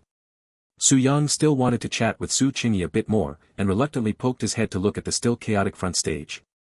The teacher is calling for assembly, come over quickly. We're worried if you're not there. Several boys were originally putting their arms around each other's shoulders and smiling cheekily, but as soon as they saw Su Qingyi standing next to Su Yang, they suddenly all stood up straight collectively. Hello, Boss Su. Su Qingyi was suddenly called out and gave an astonished, No matter how you think about it, it must be because of this guy beside him, so he simply pushed him. Go assemble.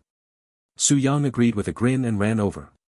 In the group of black and white suits, a unique wine red one appeared prominently, which indeed seemed to have the concept of emphasizing the center position.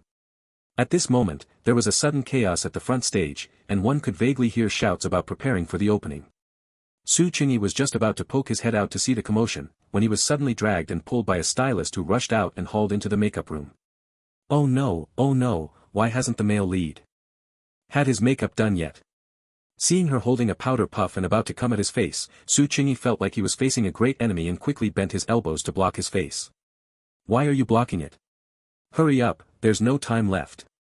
The makeup artist also looked very impatient. I don't want makeup. Su Qingyi sprang up from the chair, moved to a safe place, and then put his hands down and shook his head firmly. Part, Gemini, 3.0, Flash, oh, boys can wear makeup too. What kind of stereotype is that? I know they can, but I don't want to. Su Qingyi frowned, feeling a bit nauseated by the strong, cloying scent of various cosmetics. The makeup artist sighed and stared at his face for a long while. Fine, go change your clothes first then. She pointed to a set of clothes hanging on a rack. I have to change too. Yes, otherwise you'll be the only one in modern clothes, and it'll look so out of place. The makeup artist looked down to organize her tools. All right. As long as he didn't have to wear makeup, changing clothes wasn't a problem. Su Qingyi walked over and took down the indigo blue robe. The style looked like something a pedantic scholar from ancient times would wear. But the color was decent, and the quality felt okay to the touch. He had originally thought this kind of performance costume would be low quality. Without further hesitation, he carefully folded the robe to avoid the hem sweeping the floor and stepped into the dressing room. Ancient people's clothes were way too complicated. When watching period dramas usually, he only thought the robes fluttering like drifting clouds looked very dashing.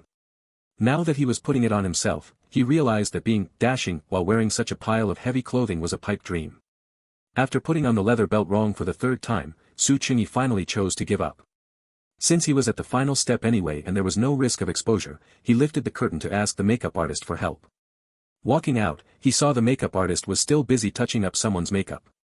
Chu Qingyan was sitting obediently in a chair, her eyes closed as she let the makeup artist pat some powder of unknown purpose onto her face. She was also wearing a set of ancient-style clothing from the same series.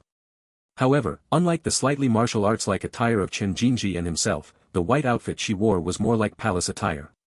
The white brocade robe was trimmed with gold all over, and her emerald and gold earrings shimmered under the dressing room lights. It clearly didn't look like the kind of prop provided by the school for a mere formality, it was likely Miss Chu's own. While Su Qingyi was standing nearby with his arms crossed admiring her, she suddenly opened her eyes and broke into a radiant smile upon seeing him. At that moment, the brilliance of any emeralds or gold seemed to fade in comparison. Su Qingyi, you've put on your clothes too. You make it sound like I wasn't wearing any clothes just now. Humph, stop being so pedantic. The makeup artist finally stopped, satisfied, and Chu Qingyan stood up impatiently, spreading her arms and spinning in place. Su Qingyi, do I look good? You look quite good. Su Qingyi nodded. This outfit suited her well. No matter what era's clothing she wore, she always had the aura of the most pampered little princess in a royal family. Having received praise, Chu Qingyan was naturally very proud. Just as she was about to say more, she suddenly noticed his loose belt and asked with a puzzled look, are you wearing it like that on purpose? Is this, the Wei Jin style? It was a stretch for her to make such a connection. Su Qingyi shook his head and answered honestly, no, I don't know how to put it on. Chu Qingyan burst out laughing, clearly not expecting that answer. She grabbed Su Qingyi's hand and pulled him back into the dressing room. I'll help you. The single dressing room felt a bit cramped for two people, they were standing almost face to face. Turn around. How am I supposed to put it on like this? Whether it was the stuffy air or something else, Chu Qingyan's face was inexplicably flushed. Su Qingyi complied and raised his hands as he turned around. Chu Qingyan's hands pulled the belt around from his shoulders and then wrapped it around his waist. Feeling her fingers poke his lower back as a signal, Su Qingyi intuitively turned back around. Now just tie it up and it's done. Chu Qingyan lowered her head and pursed her lips, looking very serious. Su Qingyi had originally just nodded, but realizing she might not see it with her head down, he gave an affirmative grunt. Chu Qingyan mischievously tied a very girly bow, gave a sly smile, and looked up. Su Qingyi had seen her little trick long ago and was now looking down at her scrutinizingly. Chu Qingyan suddenly felt like her heart was racing like a deer. Su Qingyi in ancient costume was a bit different from usual, the indigo blue of this outfit suited him well, giving him the vibe of a spirited young man.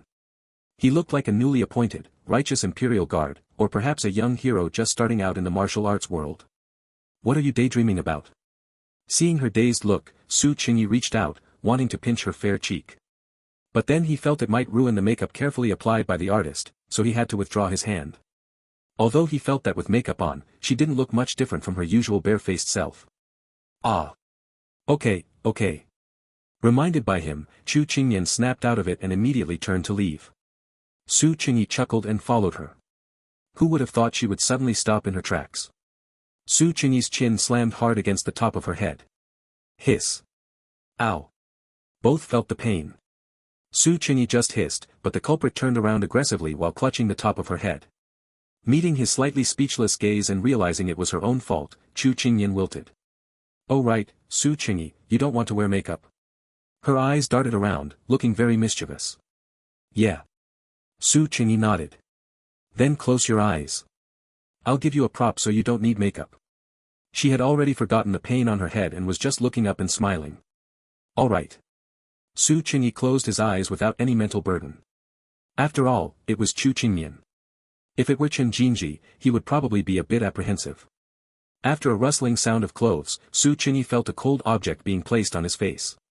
Turn around, Chu Qingyan urged quietly. After doing as told, he felt a knot being gently tied at the back of his head. Okay, let me see. Su Qingyi turned back around and saw Chu Qingyan smiling with great satisfaction. A mask? Su Qingyi touched the thing on his face. It seemed to be plastic, very light, and he barely felt it. Yep. Hee, I just asked the class next door for one. They're doing a mask dance. Chu Qingyan was jubilant, seemingly very pleased with her foresight. No wonder. This kind of object didn't seem like something their own class's styling team would provide. If it were to match the outfit he was wearing. Su Qingyi thought carefully but really couldn't think of any suitable accessory. Are you two ready? The opening ceremony is about to start. Aren't you coming out to see? Han Bing's voice suddenly rang out from outside. She must have heard from the makeup artist that they were in the dressing room. Coming. Chu Qingyan shouted to the outside, then turned her head back to look at him, her eyelashes fluttering as if she were thinking about something. What do you want to do? Su Qingyi pressed the mask on his face and leaned down slightly to look at her more closely. As if gathering great courage, Chu Qingyan suddenly stood on tiptoe and kissed him. Of course, it was only a kiss on the mask. Don't be nervous, I'm here with you. So she actually noticed that he was still a bit nervous. Seeing Chu Qingyan clearly shy but pretending to be calm, Su Qingyi suddenly felt like laughing. Why didn't you give me sunglasses? Then it would be just like when we were kids. What are you talking about? Wearing sunglasses with an ancient costume, does that even make sense? I'm going out first, you hurry up. Chu Qingyan huffed, lifted the curtain, and walked out. Su Qingyi checked his phone's camera. It was a common white fox mask, more like a prop from a Japanese firework festival. It looked passably appropriate. Hearing the commotion outside gradually die down, he finally walked out slowly. Thanks to low power, mango jam, are there any good books left, and dong dong for the tips. Thanks for everyone's subscriptions and voting support. 184, Chapter 183 Number 1 Middle School ACE. As soon as he stepped out of the dressing room, the high-pitched voices of the two hosts on the front stage came through the speakers. The red flag flutters, a letter from spring. A century-old school celebrates its grand anniversary. Their tone was impassioned and full of momentum. Su Qingyi found it secretly amusing. He found a hidden corner where he could see the front stage and leaned against the wall, relaxed, to watch the show. Although the mask was lightweight, it was still a bit uncomfortable to wear for a long time, so he took it off for now and held it in his hand. The audience was a sea of people, not a single seat was empty. The lights hit the center of the stage, where the two heavily made-up hosts held flowers. Their facial expressions were extremely exaggerated as they spoke. If you didn't know better, you'd think they were lip-syncing. Recalling the past, those extraordinary years. Peaches and plums fill the world, talents emerge in succession. Looking to the future, the prospects are bright. Working together with one heart to create more glory. Distinguished guests, dear teachers and students, welcome to the centennial celebration of Tangon No. 1 Experimental High School. Next, please allow me to introduce the leaders and guests attending this event. At this moment, the lights hit the judges' area in the front row facing the stage. Su Qingyi immediately saw Old Li sitting in the third seat. Since his grandfather passed away, Su Qingyi hadn't seen Old Li again. In his childhood memories, Old Li and his grandfather were practically polar opposites. His grandfather had a short fuse, he'd get all red-faced and angry over the slightest problem, a real hothead. Old Li was the complete opposite, famous for being gentle and elegant. When the two argued, it was mostly his grandfather's one-man show, but Old Li could always say the most infuriating things in the calmest tone. Sometimes when Su Qingyi practiced his instrument, Old Li would listen from the side. Ordinarily, Old Li's performance troops were probably national level, but listening to a child practice, he always looked appreciative and praised his progress, never pointing out his flaws. So every time Su Qingyi was getting scolded, he really looked forward to Old Li dropping by, as that would help divert the fire. Back then, Old Li always wore a mouse suit and held a paper fan, radiating the aura of a last-century literati youth. But looking at the Old Li of today, Su Qingyi almost didn't dare recognize him. His hair was entirely white and he was skin and bones. Except for his expression being as gentle as it was back then, he was practically a different person in every other way. The third person from the left, I believe no one here doesn't recognize him. Even if you don't know his name, you must have grown up listening to his music. He is the famous composer, Mr. Li Qingshan. Just then, the background music aptly began playing the theme song of a classic childhood cartoon, and the audience immediately erupted into cheers of realization. Old Lee stood up with a smile, looked around, and waved his hand in greeting. Su Qingyi's mood suddenly grew a bit heavy, and he let out a soft sigh. While his thoughts drifted, the host had already finished introducing the entire row of guests on the judge's bench. Time flies like a shuttle, and in this vast sea of people, common wishes and goals have brought us together here. Next, please welcome our school's principal to deliver a speech. Following the host's announcement, Principal Xiang strode from the judge's bench to the center of the stage. The first thing he did was tap the microphone. Testing, 1, 2. Testing, 1, 2. A chorus of clicks and sighs came from the audience. The host whispered a reminder, Principal, no need to test it, it's working fine. Only then did Principal Xiang clear his throat, a very official smile appearing on his face. Students, everyone, good evening. After saying this, he deliberately paused and stopped speaking. The audience was quiet for a moment before realizing he was waiting for a response. They answered reluctantly with drawn-out tones, good evening. Principal Xiang was finally satisfied. Leaning on the podium, he began a long-winded speech. Today is an important day in the history of number 1 high, and it is also the most significant stroke of the brush. We gather here to jointly celebrate this incredibly beautiful time. This event marks the achievements and glory the school has attained over the past century. This is a moment worth celebrating and sharing. Every one of our teachers, students, alumni, and supporters is a cornerstone of number 1 high's century of development. For 100 years, our school has always adhered to scientific development as its guide, earnestly summarizing our educational experience and promoting the school's spirit of self-improvement.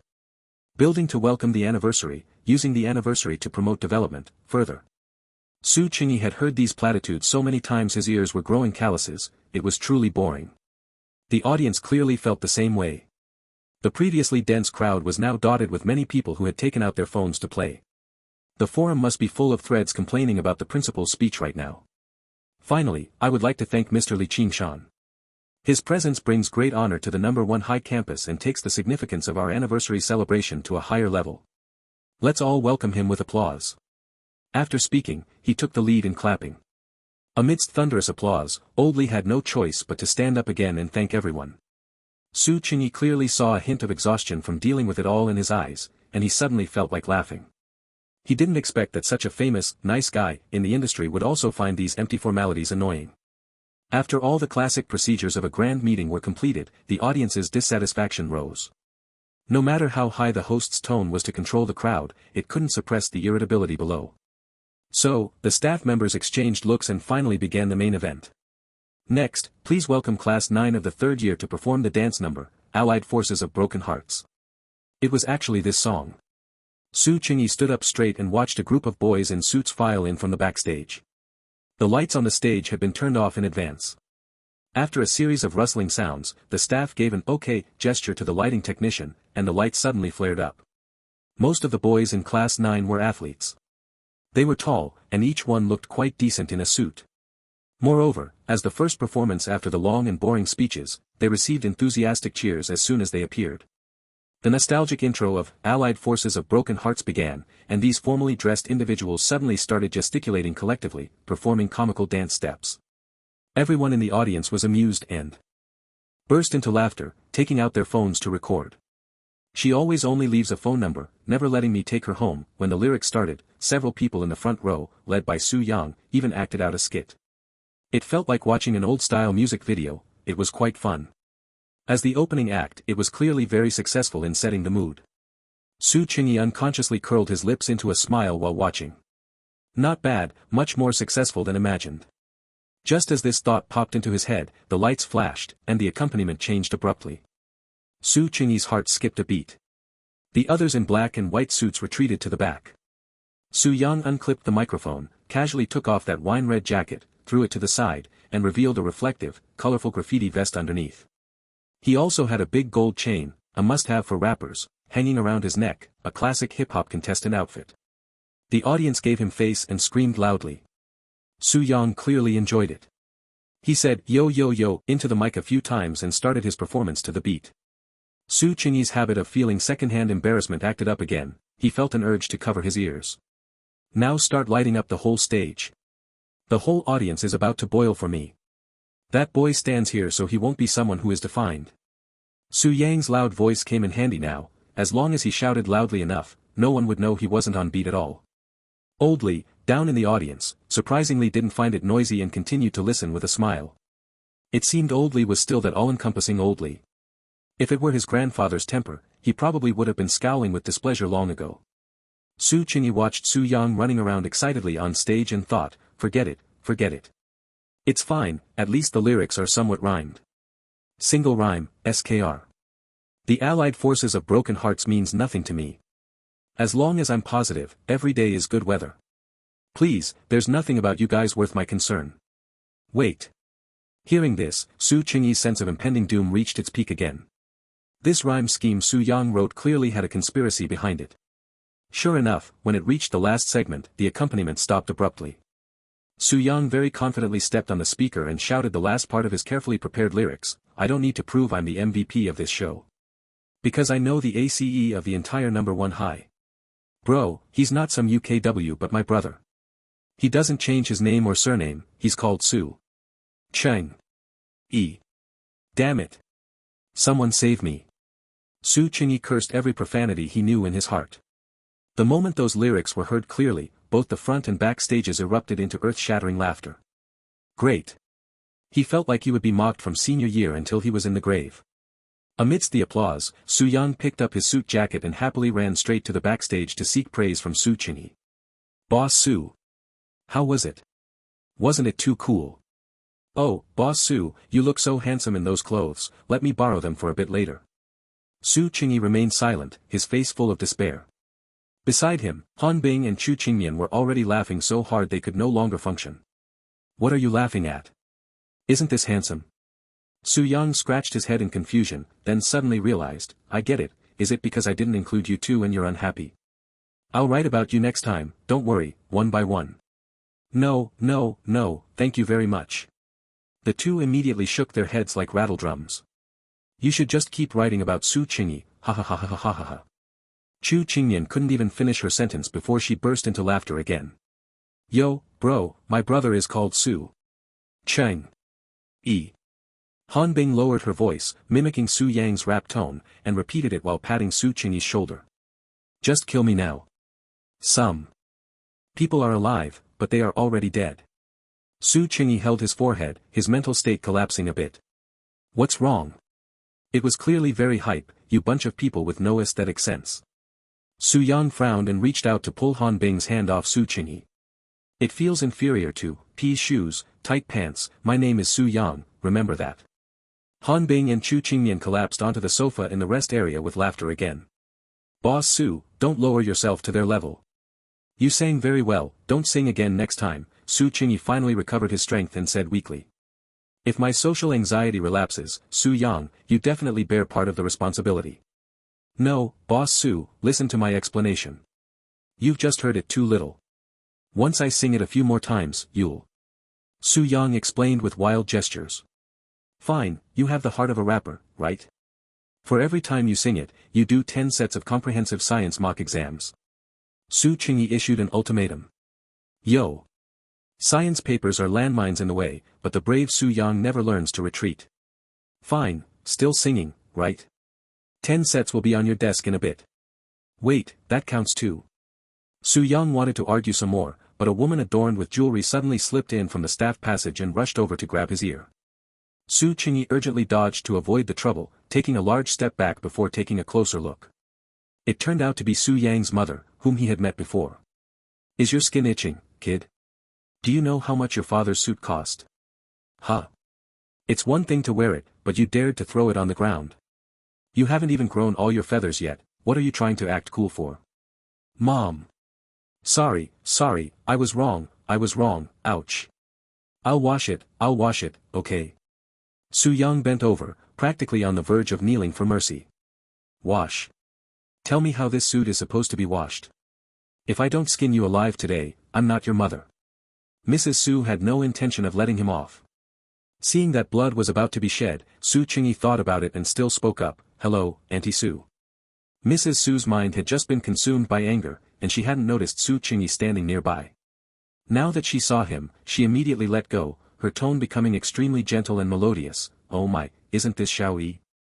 Oh my goodness, heavens above, you look truly handsome in these clothes. Come, let Auntie take a picture with you. She pulled out her phone and opened the camera. Su Qingyi glanced at Su Yang, who had scurried to the side. The latter was making a "please save my life" expression at him. Okay. So he cooperatively smiled at the camera. Wonderful, wonderful. Can Auntie post this on her moments? Sure. Mom, why don't you post my photo? Seeing that Mrs. Su's mood had calmed down, Su Yang shamelessly edged closer again. Get away. Don't force Mom to slap you when she's at her happiest. Mrs. Su edited her moments in a calm tone. While the few of them were bickering, the program had already advanced through several more acts. Oh no. The magic show actually passed already. I really wanted to see it. It's all your fault, Su Yang. Seeing the program list, Han Bing immediately punched Su Yang in exasperation. What's so good about magic? Su Yang rubbed his arm and muttered. Of course it's because everyone says that Junior is very handsome. I think his name is Chen Ming or something. Believing whatever you hear all day. Can't you have some subjective judgment? You're crazy. How can I have subjective judgment without seeing it with my own eyes? Amused by the two bickering, Su Qingyi pulled open a small slit in the heavy curtain. As expected, several people were immediately attracted by the impassioned recitation currently taking place. The performers had chosen a bold and unconstrained CI poem, Lin Jiangxian. The surging Yangtze flows east, its waves washing away all heroes. A pot of turbid wine for a happy reunion. How many things past and present are all left to idle talk. It was quite fitting for the occasion, and the students reciting were powerful, doing justice to such heroic lines. As expected, the judges gave a pretty good score this time. If Su Yang's class performance hadn't had that last rap, the score might have been even higher. After being washed over by various dance tunes, individual talent shows, and skit performances, Su Qingyi sighed in his heart. These students at number 1 high really were full of hidden talents. Each program design was quite creative, and the individual talent shows were even more full of talent, looking almost professional. But no matter how good the program was, watching for a long time led to fatigue. Just as Su Qingyi was starting to feel drowsy, the host's voice announcing the next act finally rang out at the right time, driving away all his sleepiness. Next, please welcome Class 2 of the 3rd year to perform the piece, The Butterfly Lovers. The audience was clearly in the same state as Su Qingyi. They had been watching for too long, leading to a bit of aesthetic fatigue. Only after hearing the class name did their numb brains finally wake up. Because everyone knew who was in Class 2 of the 3rd year, and they also knew which 3 were responsible for this performance. Some people who were still in a daze were already submerged by the cheers of those around them, so they were forced to boot up and join in. Thanks to Mango Jam, Low Power, and Dongbao for the tips. Thank you everyone for your subscriptions and voting support. 185, Chapter 184. From then on, I dared not look at Guanyin. Su Qingyi put on the mask, raised his hand to tie a knot at the back of his head, and then deliberately paused backstage for a moment. Because of the previous acts, the lights would be turned off before the performers were in position, which happened to make him feel a bit more at ease. However, for some reason, when it was their turn, the lights remained brightly lit, and the host kept gesturing for him to hurry onto the stage. Su Qingyi had no choice but to sigh, first looking back at the two girls following behind him. Chu Qingyan scratched at him twice with her hands like cat claws. Hurry up and go. Chen Jinji stood at the very back with her arms crossed, watching with leisure, a slight smile playing on her lips. Be careful not to step on your hem. Su Qingyi gave a final reminder in a low voice. After receiving nods from both of them, he took a deep breath and finally stepped onto the stage. As soon as he appeared on stage, the audience's restless mood from waiting too long was instantly swept away, replaced by screams of amazement and excitement. Holy crap, he's actually in ancient costume. His posture is so good. Finally, I know what tall and elegant like Jade means. A man as refined as Jade, a peerless nobleman in this world. Why is he wearing a mask? Is there any brave soul who will go up and pull it off? Truth be told, don't you think he looks really charming with the mask on? I'm going to take 500 photos. Bundle them up and send them to me, thanks. Su Qingyi naturally couldn't hear these whispers from below. His main focus was on the smiling old lady in the audience, to whom he gave a polite, slight nod. When the two ladies behind him made their graceful appearance, the screams from below were joined by the more robust cheers of male fans. Compared to the girls' fancy and colorful praise, the boys' cheering was much more simple and crude. Sister Mian is number 1 in the world. Jinji is the one true goddess. It was so perfectly synchronized that Su Qingyi suddenly suspected they had undergone collective training. From the looks of it, there were likely two mysterious organizations in the school, the fan clubs for Chen Jinji and Chu Qingyan. The cheering didn't just last, it intensified because of this. Competitive support. This clearly exceeded the host's expectations, and he quickly spoke up to control the crowd. I believe the three students on stage have already felt everyone's enthusiasm. Now, let's be a bit quieter and give the stage back to them, shall we? The host was experienced and skilled after all. His words calmed the audience, and they replied in unison, okay. The lighting technician turned off the stage lights at that moment. Plunged into darkness, Su Qingyi subconsciously breathed a sigh of relief. Besides their interest in the three of them, everyone had certain expectations for the performance. Therefore, for a moment, no one spoke, and it was so quiet that only the footsteps of the staff moving props could be heard. From the perspective of the audience, the stage was pitch black, but standing on the stage, there was a faint light, enough for everyone to reach their positions. Returning from being the focus of thousands of eyes to the quiet darkness, Su Qingyi originally felt very relaxed. But he soon realized a problem. He had night blindness. What was barely visible to others was complete darkness to him. And because No. 1 middle school often held large events, the auditorium stage was very large, making it even harder to judge positions. The staff responsible for moving props had already brought up the piano, the arrow, and the stools, and were leaving the stage one after another. Su Qingyi heard them exiting and knew the performance was about to start, so he had to walk toward his position based on memory. It was difficult to judge direction by willpower alone in the dark, so his steps were very slow. He faintly heard a staff member on the other side whisper a question, "What's going on with the arrow?" Su Qingyi's heart skipped a beat. Just as he was thinking about whether to simply call for help, he felt someone grab his wrist. "This way." Chen Jinji's voice, sounding extremely gentle because she deliberately lowered it, rang in his ear. She even gave his fingers a reassuring squeeze. Su Qingyi immediately felt at ease and let her lead him. Only after leading him to sit on the stool did Chen Jinji let go of his hand. "Good luck." Ignoring the urging of the nearby staff, Chen Jinji leaned down and patted Su Qingyi's head.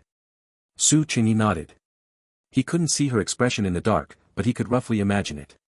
All departments in position. 3, 2, 1. The countdown ended, and the spotlight first hit Chu Qingyan, who was sitting at the piano. Dressed in white under the spotlight, Chu Qingyan looked like a piece of flawless white jade porcelain. She closed her eyes, and her slender fingers, belonging to a pianist, danced like butterflies flying together. Beautiful and light notes flowed out like clear, transparent stream water. Su Qingyi violated the performance requirements, turning his head to look at her profile. Anyway, no one is looking at me right now, he thought. When Chu Qingyan played the piano, her aura became cold and noble, something to be admired from afar but not trifled with. It made one wonder if the energetic girl from daily life actually existed. Just like now, the audience members who loved to cheer were all shocked into silence, and no one dared to make a sound. Only when it was almost time for his part did Su Qingyi turn his head back and close his eyes as well. Following the beat of the piano, he raised his hand to pull the bow across the strings, feeling the light above his head brighten at the same time. The moment the sound of the arrow joined the main melody, the audience, who had been holding their breath, couldn't help but gasp. Many people hadn't expected these two instruments, which seemed to have nothing to do with each other, to harmonize so perfectly. The light and cheerful tune painted a picture of spring in everyone's hearts. Under the bright spring sun, when the grass grows and the orioles fly. Those familiar with the story of the butterfly. Lovers knew this was the part of the story about the sworn brotherhood at the Chaoqiao Bridge. The two met for the first time, with distant mountains smiling and the green waves of spring water reflecting the small bridge. Yingtai was like a bird out of a cage gaining freedom for the first time, while Shanhua admired her lofty ambitions. The two felt a mutual respect and became sworn brothers. Immediately after, Chen Jinji flicked her water sleeves and made a graceful appearance. Amidst the stunned gazes of the audience, the entire stage lit up completely. She turned around with a smile, as if long accustomed to such attention, and slowly began to sing, a story sung for 1,000 years, of Liang Shanhua and Zhu Yingtai. A pair of colorful butterflies conveying love, today they fly toward the flowers once more. Chen Jinji's voice was naturally meant for singing, so melodious and beautiful. Even though he had heard it many times during practice, hearing it on stage was even more shocking. Su Qingyi couldn't help but marvel in his heart. Considering the audience's level of acceptance, she didn't follow the original tune of the Huangmei opera completely but integrated modern pop singing styles. It turned out her approach was correct. The audience was mostly young, and only a few were willing to appreciate traditional opera. The way she sang was appealing to both refined and popular tastes, and there wasn't a single person in the audience who wasn't captivated. As she finished these few lines, the melody of the accompaniment also changed, gradually becoming lively and joyful. This was because after the first segment of their initial meeting, it was the part of the story where Liang and Zhu were classmates for 3 years at the academy, studying and playing together. One spoke of the past and present without end, while the other offered constant care and concern. In the blink of an eye, 3 years passed easily, as spring went and came again. Living and eating together, Yingtai set many rules. Extinguish the lamp at the second watch during night study, and do not watch me dress in the morning. Keep 3 feet apart when reading together, and focus intently on our studies. Only the sleeve may be touched, not the hand. No more foolish staring and looking closely with such wildness. Unfortunately, under these strict and detailed rules, Yingtai's feelings still grew, and she fell into the trap of love. Problems were hard to solve, and feelings were hard to let go. Asking the flowers, they were silent, asking the water, it had no words. However, while the young woman's heart was full of twists and turns, Shanbo was completely unaware. Therefore, amidst the lively melody, a hint of resentment occasionally flowed out. At this point, Chen Jinji changed her pace, and her expression shifted accordingly, showing a bit of a man's heroic spirit. Yingtai is not a daughter, so why are there earring marks on your ears? While they were studying together, Liang Shanbo accidentally discovered the marks from wearing earrings on Zhu Yingtai's ears, and thus asked suspiciously. Next, Chen Jinji took a step back, and a hint of the shyness of a girl being discovered appeared on her face. But she quickly adjusted her mood and opened her mouth with a righteous lecture, the earring marks have a reason. Why must Brother Liang be so suspicious? There are many temple fairs to thank the gods in the village, and every year I play the role of Guanyin. Brother Liang, when writing, you must be focused. Don't think of girls instead of your future. Chen Jinji turned slightly again, imitating Liang Shanbo's dull manner, leaning forward with her hands cupped in a salute. From now on, I shall never dare to look at Guanyin again. Liang Shanbo was known as a dull goose. After being lectured like that, he naturally felt deeply guilty. But his response evoked some romantic thoughts. Why did he not dare to look at Guanyin? It was probably because his heart was straying, and he really was thinking of girls instead of his future. When the cheerful rhythm disappeared, it meant the beautiful part had ended. The story of the butterfly lovers was now gradually taking on tragic colors. Su Qingyi played the air very intently during this part, the vibrato long and distant, tugging at the heartstrings of everyone present. The 18-mile send-off, the parting at the pavilion. Zhu Yingtai kept hinting to Liang Shanbo that she was a girl, but unfortunately, the dull goose was completely oblivious. Zhu Yingtai, the two of us are a man and a woman. Liang Shanbo was instantly shocked, your brother is clearly a man. Zhu Yingtai. Having no other choice, Yingtai could only say she had a younger twin sister and asked Liang Shanbo to come and propose as soon as possible. Chen Jinji's singing was no longer like before, gradually filled with sad and mournful emotions. On what day shall we meet again after this trip? Take care of yourself in the spring cold while traveling. 10,000 sorrows and 1,000 regrets cannot be expressed in words. One final word before leaving, its meaning deep, do not forget to come to the Zhu family village early to propose. Listening to her singing, the audience felt as if they really saw Zhu Yingtai's look of earnest expectation. But everyone's hearts remained high in their chests because the Butterfly Lovers is a household story. Everyone knew what would happen next. Thinking of you in the morning, thinking of you in the evening, the time since parting at the pavilion has been long. Do you know I am bedridden? The sky is full of stars, and the night is starting to feel cold. The farewell tune drew to a close, and the whole story reached its climax with Yingtai resisting the marriage and crying at the grave. Zhu Yingtai's father forced her to marry Ma Wenkai, whose family was powerful, but Yingtai refused. At this time, Liang Shanbo learned the truth of Yingtai's identity from his teacher's wife and came to propose with a heart full of hope. Only to find out that Zhu Yingtai was about to marry someone else. Suddenly, a clap of thunder shattered his beautiful dream. The two met at the tower to pour out their hearts one last time. Liang Shanbo was heartbroken, leaving only one sentence, the bridal sedan chair will carry you to the Ma family, while the autumn wind sends me to the Yellow Springs. The arrow and the piano both reached their most high-pitched and mournful notes. Every heavy note from the piano struck the hearts of everyone present. Liang Shanbo died of illness shortly after returning home. Upon hearing the news, Zhu Yingtai immediately made up her mind that if they could not live together, they would die together. On one side, the mournful music of the funeral was heart-wrenching, on the other, the wedding trumpets blew toward the sky. On one side, the cold wind blew down 1,000 tears, on the other, the warm wine intoxicated people with smiles. Ing Tai in the world of the living, Shanhua already a ghost, life and death cannot separate their following hearts.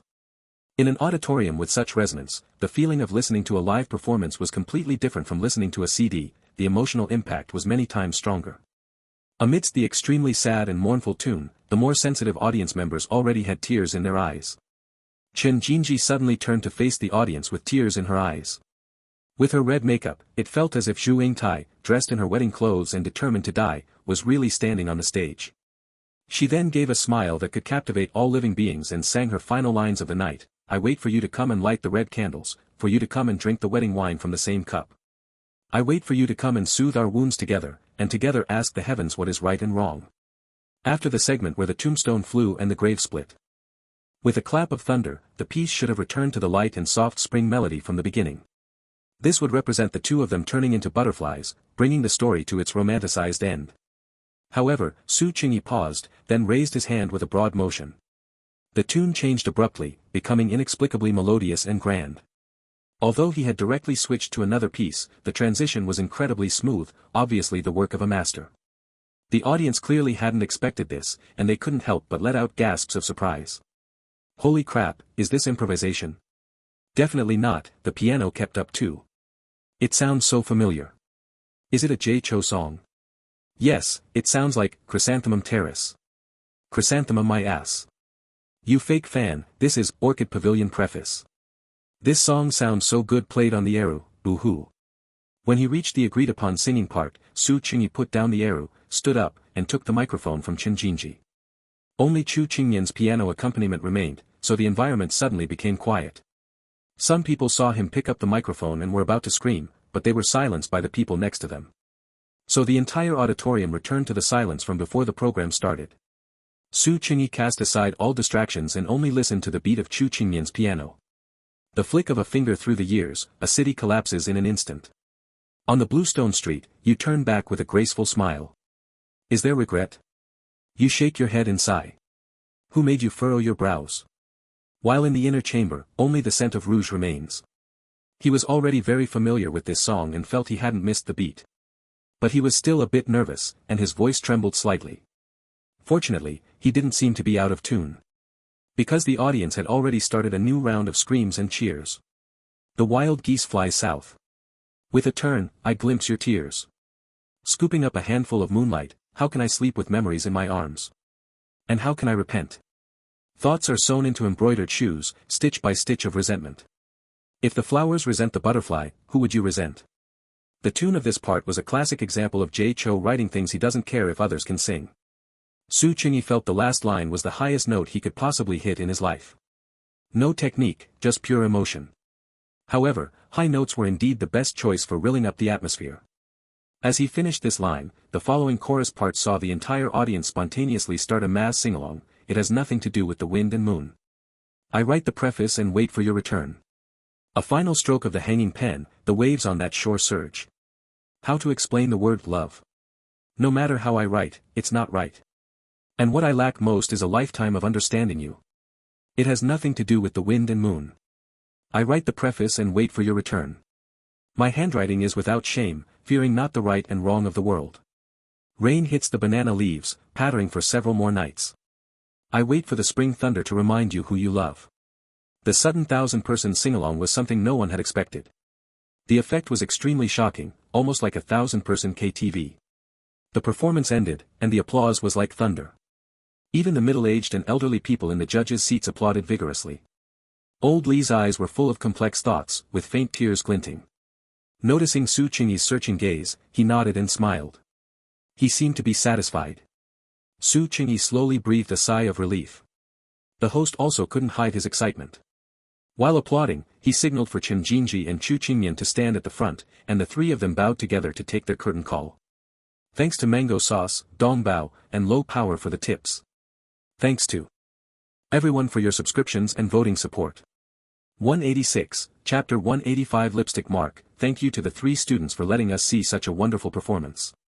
The host's gaze, as he looked over, clearly indicated that he hoped for some interaction. Su Qingyi understood, but he had absolutely no intention of playing along. He just felt that the microphone in his hand was like a hot potato, and after barely holding it for a few seconds, he decisively passed it to the class monitor on his right. Chu Qingyan hadn't wanted to speak either, but she looked at the host's awkward expression, then at the atmosphere gradually freezing in the audience, and finally at her two companions' expressions. Su Qingyi's face clearly said, "The microphone is yours, in any case, I am not going to speak."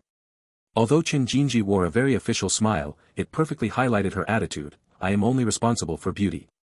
The class monitor had no choice but to take on the responsibility again. "We are very honored to be able to participate in this grand centennial school celebration. We are very happy that everyone liked our performance, and we also want to thank the audience for their support. We heard it all." "Yeah." Cheers erupted from below again. Perhaps this girl could have done quite well if she went to be an idol. Su Qingyi thought to himself, although she wasn't in the same lane as Chen Jinji, the class monitor had that very typical feeling of a Japanese-style energetic little idol. As this thought emerged, a few lines of lyrics suddenly echoed in his mind. "Everyone's gaze will be stolen by you. You are the perfect and ultimate idol." This statement is absolutely not a lie, Aishiru. How did two figures performing wotajai even appear before his eyes? Su Qingyi shook his head, clearing out the strange things. "Alright, then, next we will hand the microphone over to the commentary panel. Teacher Wu, do you have any comments on this performance?" As soon as the host finished speaking, a middle-aged man on the commentary panel, roughly 40 years old, smiled and tapped the microphone in front of him. Vaguely, he seemed to be quite an authoritative musician. "Ahem, regarding the performance of these three students, let me state the conclusion first. It was very, very impressive." "Thank you, teacher." Chu Qingyan, as the spokesperson, reacted quickly and immediately bowed. Su Qingyi and Chen Jinji also followed suit with a slight bow. It is rare to see such a mature and complete performance at a high school art show. The eru and piano blended seamlessly, the singing segments were integrated very well, and overall, it was exhilarating to watch. "I have met this student playing the piano before. She has participated in many international competitions. Very impressive, very impressive."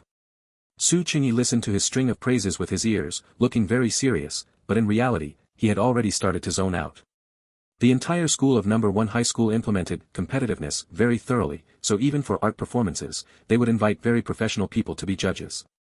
Although the essence was supposed to be about letting teachers and students relax, the format still ended up like a serious competition. Furthermore, the evaluation from that so-called musician just now had zero credibility. Because no matter how they performed, even if they were performing Counting Ducks or Two Tigers, as long as Chu Qingyan was standing there, his mouth would definitely spout a bunch of praise. The ensemble coordination was truly excellent, it was so beautiful. The effect presented by these two instruments makes me feel that it is not the string section competing with the piano section, but a beautiful dance between the two parts. Su Qingyi had originally been lost in thought, but he didn't expect to hear a familiar voice. He looked up and saw that Ms. Zhang was actually sitting on the commentary panel, giving the three of them a thumbs up. "Oh right, Ms. Zhang had actually served as a music teacher for a while in the past. I heard she majored in music education as a double degree during college. No wonder she always called on everyone to sing English songs to warm up during English morning reading." "Thank you, Ms. Zhang." Chu Qingyan's reaction to being praised by her own teacher was clearly much happier than just now. She probably also knew why that musician just now was vigorously blowing smoke about her. The class monitor sometimes looked dazed and easy to trick, but in reality, she was very clear-headed about many things. After all, she was a child raised in that kind of elite family education, destined to inherit the family business later on. Su Qingyi's thoughts drifted like this until the host read out Li Lao's name, and then he subconsciously straightened his body. Li Lao cleared his throat and began to speak with a smile. "The piano was played very well, the professional level is very high, you must have been practicing for at least 10 years, right?" Chu Qingyan nodded. "Thank you, Li Lao, this year is exactly the 10th year." She was very aware of Li Lao's status in the traditional Chinese music circle, so unknowingly, her tone became a bit nervous. "You are also very beautiful, which reminds me of my granddaughter. It's just a pity that when she plays the piano, it's like she's in prison. No matter how good the piano is, she ruins it into dry firewood." Sigh, everyone really has their own destiny. Li Lao smiled and sighed, looking very regretful. The people around them also started to laugh, and Chu Qingyan's tense emotions eased a little as well. It must have been that he saw Chu Qingyan was a bit nervous, so he intentionally said such things to help her relax. "The student singing the opera, may I ask, are you an art student? Is your major in something like musical theater?" Li Lao changed the subject and asked Chen Jinji. Chu Qingyan quickly handed the microphone to her. Chen Jinji took it and answered with a smile, reporting to you, teacher, I am an art student majoring in dance. Then your vocal level and performance level are truly excellent. When I saw the piece, The Butterfly Lovers, I was actually a bit worried for you. Because when I hadn't retired yet. Before he finished speaking, the audience started clamoring. Come back. Come back. Li Lao waved his hand to signal everyone to be quiet, and said faintly seriously, it is not yet time for this old man to make a move. He paused, then smiled and continued, when I hadn't retired yet, the performance troupe would often play this classic piece. Everyone also knows that the story of Liang Shanhua and Zhu Yingtai is as well known in our China as Romeo and Juliet is in the West. A story everyone knows, a melody everyone is familiar with. If you want to stand out, what do you need to do? Have originality. However, artistic interpretation is not nonsense, and adaptation is not random editing. Today's performance truly achieved a combination of classical and modern, and the most critical point among them was the excellent performance of this student in charge of singing. This was truly an extremely high evaluation. The audience applauded one after another. Chen Jinji just bowed her head slightly, without showing any joyful reaction to receiving such high praise. Su Qingyi tilted his head slightly, wanting to see the expression on her face, but received a meaningful look from her. What is this? It's giving me the creeps. Finally, it's time to talk about this old friend of mine. Li Lao turned his gaze to Su Qingyi. Su Qingyi had no choice but to withdraw his thoughts and straighten his back, feeling vaguely uneasy. The term old friend surprised those who were unaware, and the audience began to whisper. It's been many years, there are so many words in my heart, but for now, I will only say one thing. The way you sat on the stage holding the arrow was just too much like your grandfather. Su Qingyi lowered his head to look at the arrow in his hand, thinking that Li Lao must know this was his grandfather's relic. When I met him, he was about your age. It's just that he didn't play even half as well as you back then. Li Lao habitually told a joke to liven up the atmosphere, but his eye sockets were already a bit red. He coughed to cover up his sad emotions and began again, all right, let's go back to our performance evaluation. How does the arrow produce sound? A sudden theoretical test. Su Qingyi was stunned for a moment, then took the microphone and answered, the bow rubs the strings, transmitting the vibration through the bridge to the python skin, the vibration of the python skin resonates with the resonator box, thereby producing sound. Su Qingyi explained while pointing out the corresponding positions with his hand. Correct. The arrow is an instrument very close to the human voice, sometimes it sounds like a person humming. The resonator box is like our human throat, and the python skin takes on the role of the vocal cords. This is the reason why the sound of the arrow is so infectious. Infectiousness is a very wondrous thing. In terms of timbre alone, there are plenty of instruments that sound better than the arrow. That is why if the arrow is played poorly, people say it sounds like sawing wood, a donkey braying, or a horse neighing. They say all sorts of nasty things. Su Qingyi must have heard plenty of that growing up. But when it comes to emotional resonance, the arrow is absolutely a powerhouse. That is why we were all so moved just now. Mr. Li spoke volubly about professional knowledge. He was clearly someone who truly loved music. For someone like him to announce his retirement from the circle, he must have had to make a very difficult decision. It is a great pity and a loss. Just as the other judges said earlier, this is not a competition between strings and piano, but a dance together. If the piano provides the skeleton of the music, then the arrow outlines its soul. When he reached this point, even the host couldn't help but exclaim, so well put. As expected of Mr. Li. Su Qingyi thought for a moment and decided to go along with what Mr. Li had just said about the arrow being an instrument very close to the human voice. Instead of saying thank you himself, he handed the microphone to Chu Qingmian beside him, signaling her to hold it for him. Although Chu Qingmian looked confused, she still took the microphone and held it up carefully. Su Qingyi immediately drew the bow across the strings, answering with the sound of the arrow, thank you, teacher. Although the melody was very abstract and hypnotic, everyone understood the message, burst into laughter, and understood even better why Mr. Li had said that. Good. Now, let's move on to the audience Q&A session. Staff, please randomly select lucky audience members to ask questions to the third student on stage. Why is there such a segment? The school is trying way too hard to give their group more screen time. Me. Pick me. I've never heard such a cheap request in my life. Choose me. Although the audience was very enthusiastic, Su Qingyi felt that most of their questions wouldn't have much to do with the program itself. Sure enough, as soon as the first boy selected got the microphone, he roared at the top of his lungs, nickname. Jinji. Look at me. Before the staff could stop him, the people beside him had already spontaneously tackled him to the ground. In your dreams. Get lost. You're in line holding the love number tag, thank you, take number 35625. You're calling for both at once? You really deserve to die. After a bout of chaos, the host had to emphasize, questions must be related to the performance, okay? I understand everyone's excitement, but please maintain order. If you cause trouble again, you'll be asked to leave. With his warning, the audience calmed down a little, and the staff resumed the selection. This time, they selected a quiet girl wearing glasses. She pushed up her glasses and evaluated seriously. I fully agree with Mr. Lee's earlier comment about the era having emotional resonance, because my own emotions were deeply touched. At the same time, I also want to point out the sense of history that comes with this folk instrument, which has been passed down for thousands of years.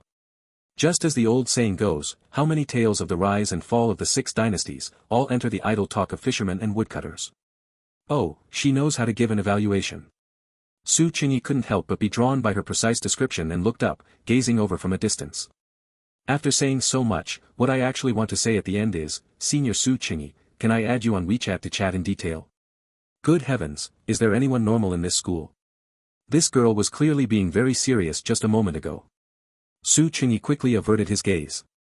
Beside him, Chu Qingyan was probably holding back laughter until she was about to suffer internal injuries. Su Qingyi turned his head and glanced at her, and Chu Qingyan, with a gloating look in her eyes, happened to look over as well. I don't know what she saw, but for a split second, Su Qingyi felt her pupils dilate in shock, and then she immediately looked away in a panic. Her whole person started visibly turning red from the earlobes, and since she happened to be wearing white clothes, she looked like a white peach with a rosy flush. What is going on now? Su Qingyi felt a bit strange, but since they were still on stage, he couldn't ask directly, so he just gave her a few suspicious looks. Now, swept by his gaze, Chu Qingyan shrank even further away, and it looked like she was about to move out of the camera's frame. The interviews below the stage continued, and fortunately, they were all relatively normal evaluations.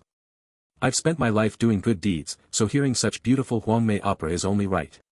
It is as if I am listening to celestial music, and my ears are momentarily brightened. The piano combined with the eru is so cinematic.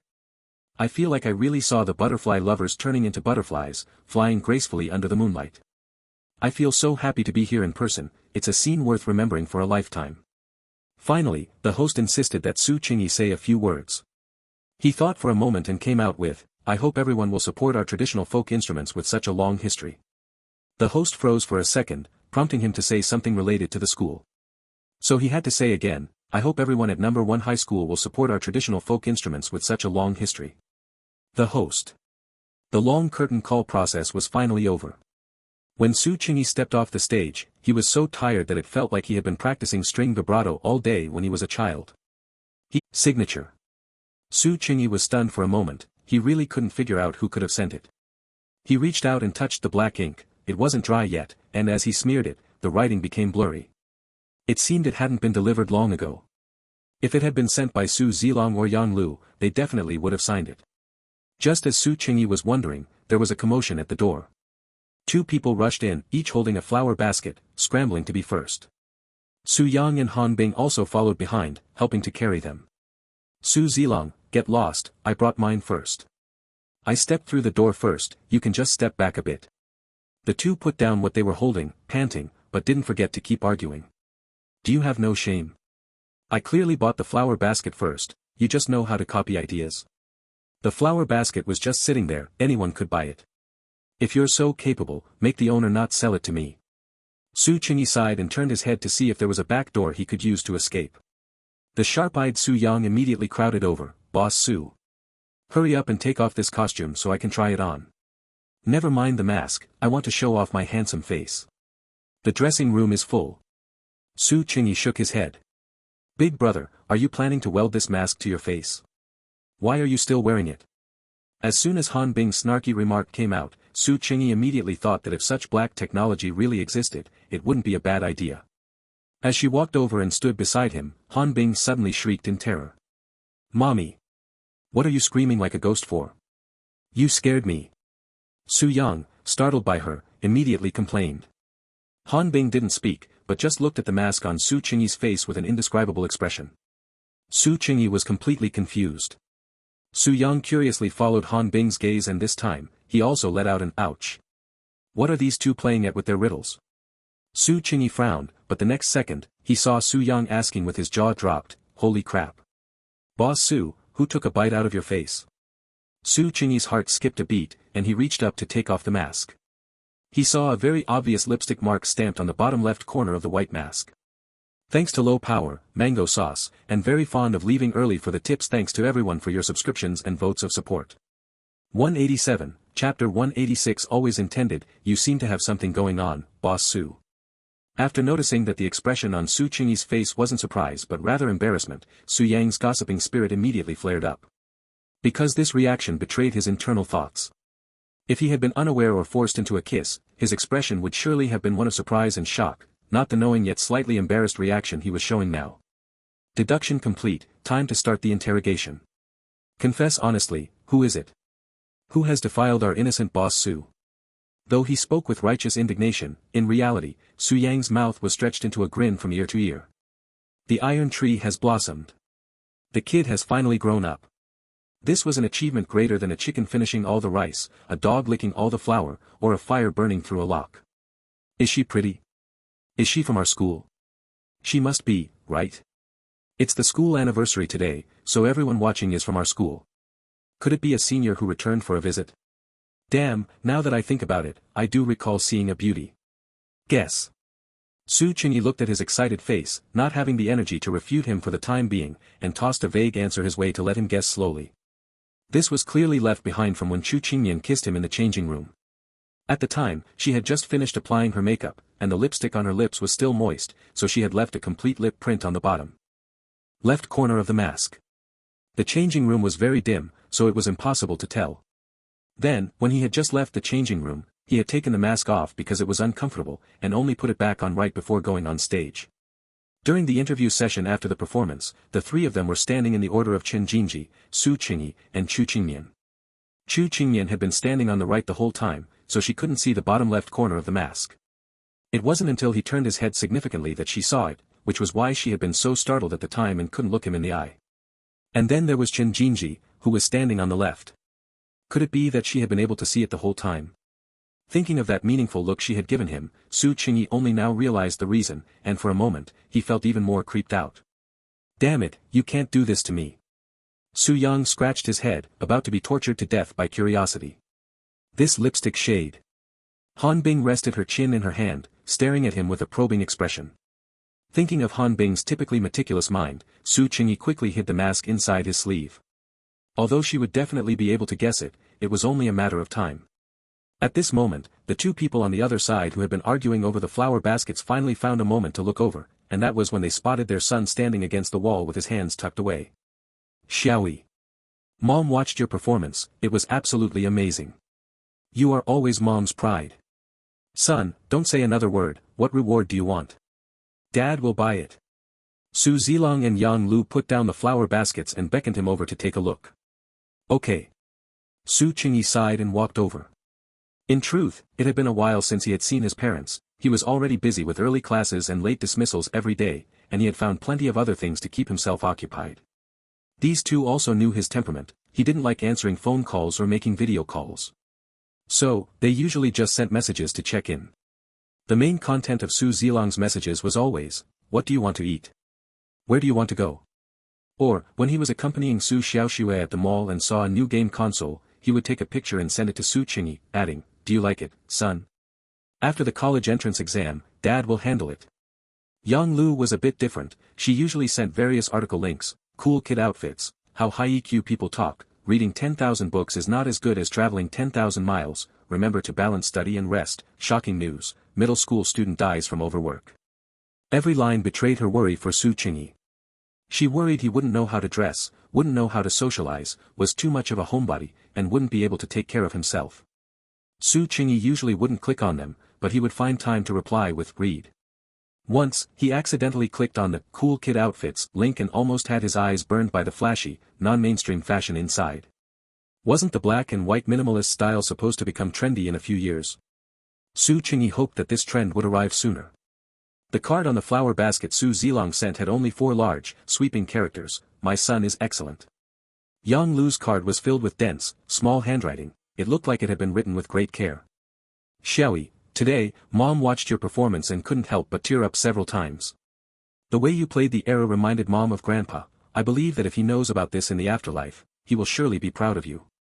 When Grandpa was alive, Mom didn't fulfill her filial duties. So, for all these years, he has never appeared in my dreams. Today, Mom wants to thank you. You let me see what he looked like when he was young. Xiaoyi, you must be like Grandpa and live your whole life freely and boldly. Mom, who loves you forever. Su Qingyi lowered his head, staring at the card in a daze. In truth, he felt a bit sad reading it. Because he suddenly realized that after Grandpa passed away, it wasn't just him who lost Grandpa, Yang Lu had also lost her father. But now was not the time to be sad. He took a deep breath and looked up. Yang Lu and Su Zilong were currently staring each other down, neither willing to back down. Based on their earlier exchange, he could roughly deduce what had happened.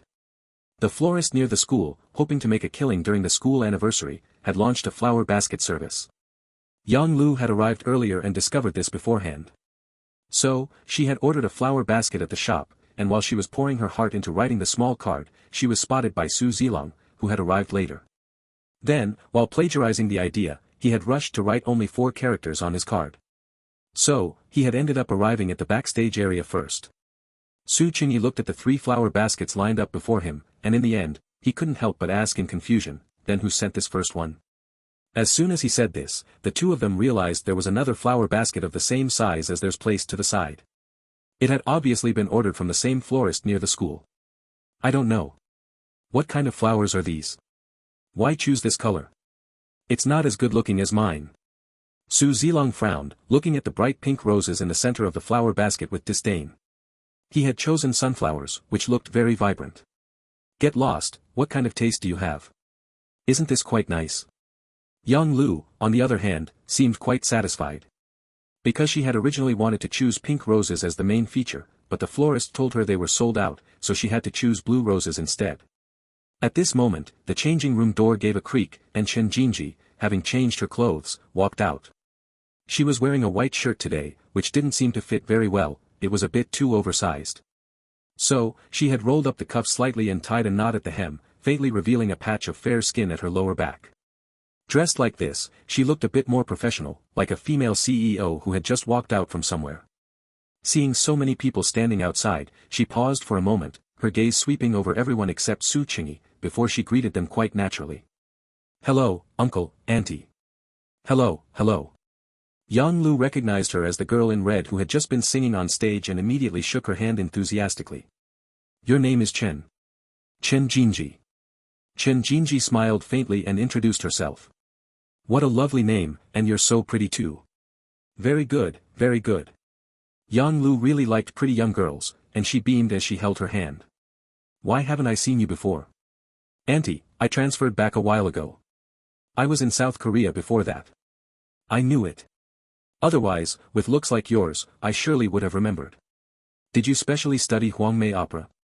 You sang so well, Auntie was moved to tears listening to you. Yes, my mother taught me. When I was young, I was also in a folk music troupe. Sigh, time spares no one, I miss it. Auntie is still very beautiful now. Su Qingyi watched the two of them. He knew Yang Lu's personality and had originally wanted to speak up to help Chen Jinji out of the situation, but she didn't seem embarrassed. She was just answering Yang Lu's various questions with ease, and after a few simple words of conversation, she had Yang Lu beaming with delight. Of course, there was another important reason, she didn't seem to want to pay him any attention. Since coming out, she hadn't even glanced at him once. If they keep chatting for another half hour, she'll probably be adopting her as a goddaughter, Su Qingyi grumbled to himself. At this moment, the door to the other changing room also opened, it opened very slowly and didn't make the same sound as before. Chu Qingyan carefully poked her head out, first surveying the situation outside.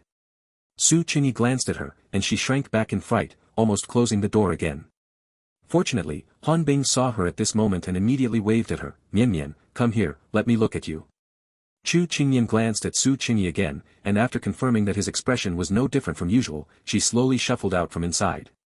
Her view had been blocked by the corner just now, only after walking out did she realize that Yang Lu and Su Zilong were also outside, so she immediately raised the corners of her mouth and greeted them, Auntie Yang.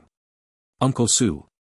Yang Lu had just been chatting animatedly with a pretty young girl, and now that another little beauty had emerged, her mood became even better, and she reached out to pull her over as well.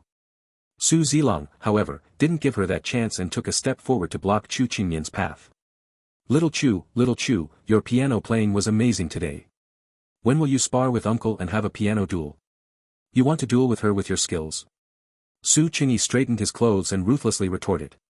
Ha! You brat! Su Zilong was momentarily stumped and didn't know how to retort. After all, his musical instrument proficiency was characterized by spreading himself too thin. He knew a little of everything, but nothing was good enough to be performed on stage. When it came to piano technique, Chu Qingyan could probably crush him with one hand.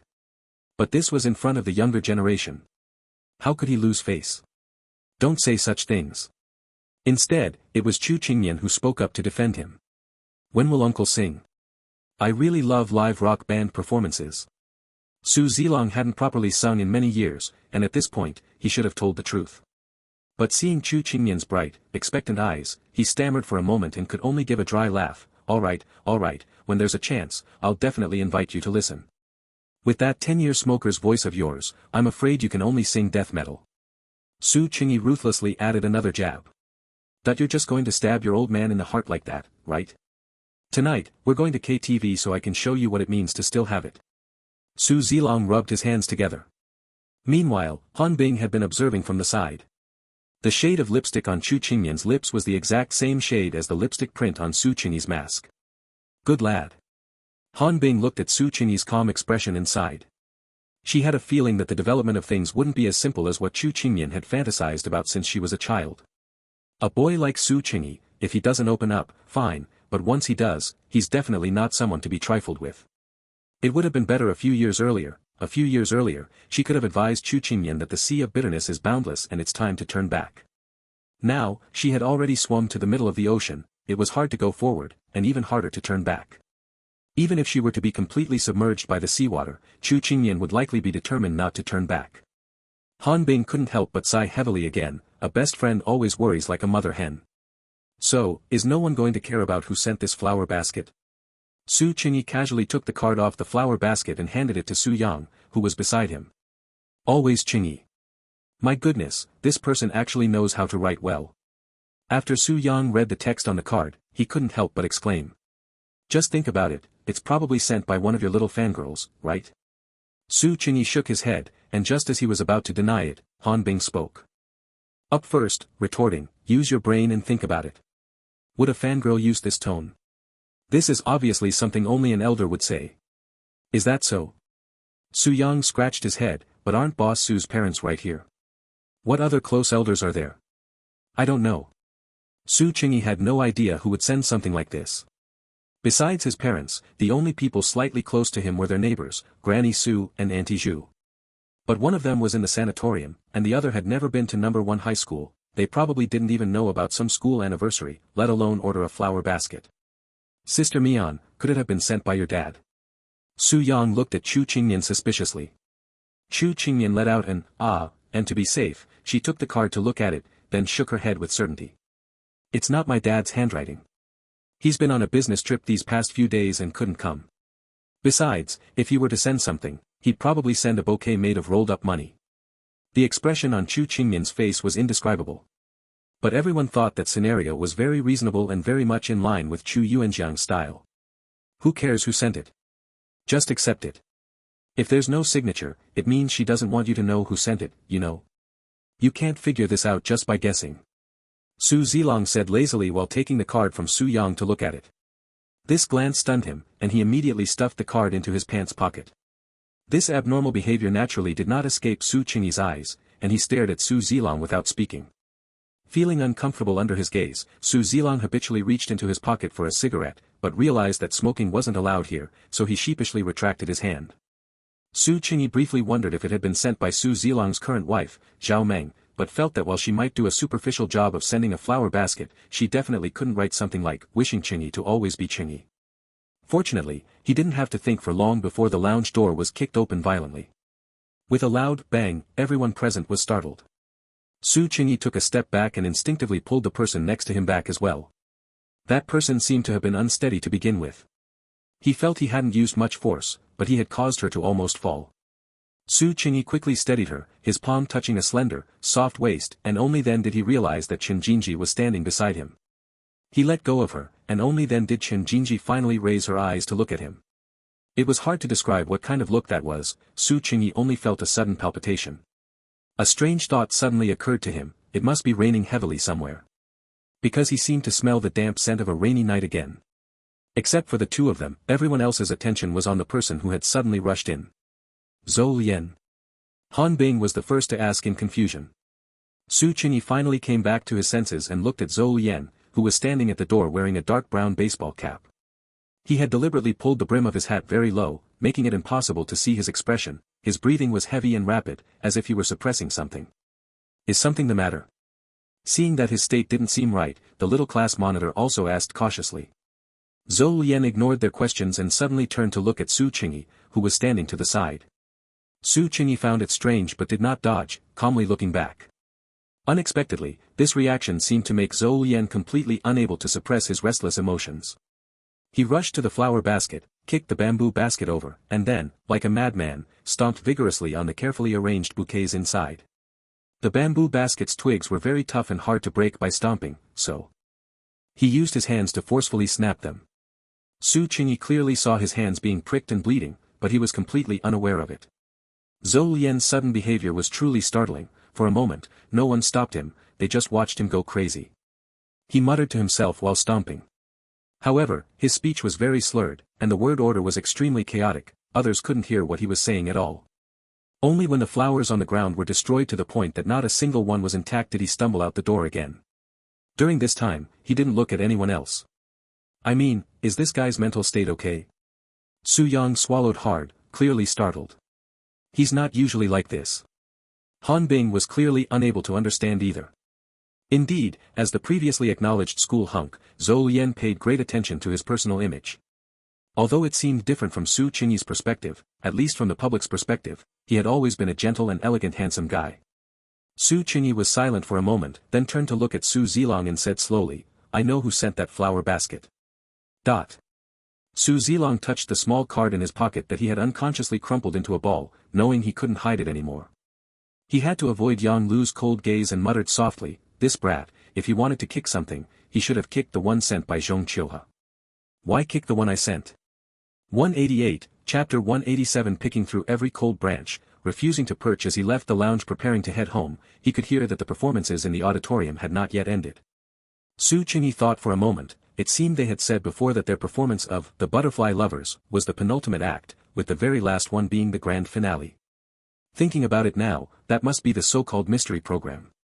A bit curious, Su Qingyi decided to lean against the door and listen for a while. The host's high-pitched voice was making some hype-building announcements. Students, we are about to reach the final performance of today's grand celebration. Everyone, are you excited? Are you thrilled? Are you looking forward to it? Although it was already quite late, the audience below still cooperatively answered in unison, looking forward to it. After all, the second-to-last program could be considered a masterpiece, the final one should be even more spectacular, right? Could they have invited some popular young star as a guest? Thinking of this possibility, the audience couldn't help but get even more excited. Alright, next, please welcome our mystery guest to perform, True Hero. Huh? Is it the True Hero I'm thinking of? Why do I have a bad feeling about this? Don't worry yet, what if Didi Baba is coming to sing it? Although the audience felt a bit uneasy because of the song title, they still held on to a glimmer of hope. Su Qingyi was different, the moment he heard the song title, he knew the outcome. He poked his head in to take a look, and sure enough, Principal Xiang, who had been at the judges' table, had quietly disappeared at some point. The lights on the stage lit up at that moment. Principal Xiang was holding a microphone, standing on stage with an enthusiastic smile. Standing behind him were many of the school's teachers, including King Li, who had been constantly obsessing over True Hero. I'm done. I knew it. Alright, now we can panic. Move your legs in front, I'm leaving. After seeing clearly who was on stage, the audience's last shred of hope vanished, and they began to stand up and leave early. In my heart, there was once a dream, to use song to make you forget all the pain. Principal Xiang's soulful but out-of-tune singing was like a send-off for the audience, it sounded rather pathetic. Watching the crowd gradually pour out, Su Qingyi left the auditorium a step ahead. As he walked toward the school gate, he couldn't help but think that he had changed quite a bit over this period. After experiencing such an awkward situation just now, his mood wasn't actually that bad. Truly a rare occurrence. Earlier in the lounge, after Su Zilong uttered Zhong Qiuhe's name, the air had almost frozen solid. Su Qingyi subconsciously looked up at Yang Lu. Her eyes were full of rage about to erupt, and her face was pale with anger. Even though the others didn't know the details, they were affected by the freezing atmosphere, and for a moment, no one spoke. Are you actually still in contact with her? Su Zilong, have you no shame? Yang Lu's voice was trembling as she spoke. Su Zilong turned his head helplessly to look at her. Do you think that's possible? Can you please calm down? You start shouting and screaming the moment something happens. Ha, Su Zilong, are you joking? Am I not calm enough? If I were even slightly less calm, I would have sent both of you to see the King of Hell long ago. Then send us. The two were at each other's throats, looking as if they would start fighting the next second. Su Qingyi glanced at the three kids nearby who were shrinking back, frightened out of their wits, and spoke up to interrupt. If it's really not working out, could you guys switch places to argue? Please. The two, whose emotions had flared up, finally calmed down and realized what kind of occasion they were in.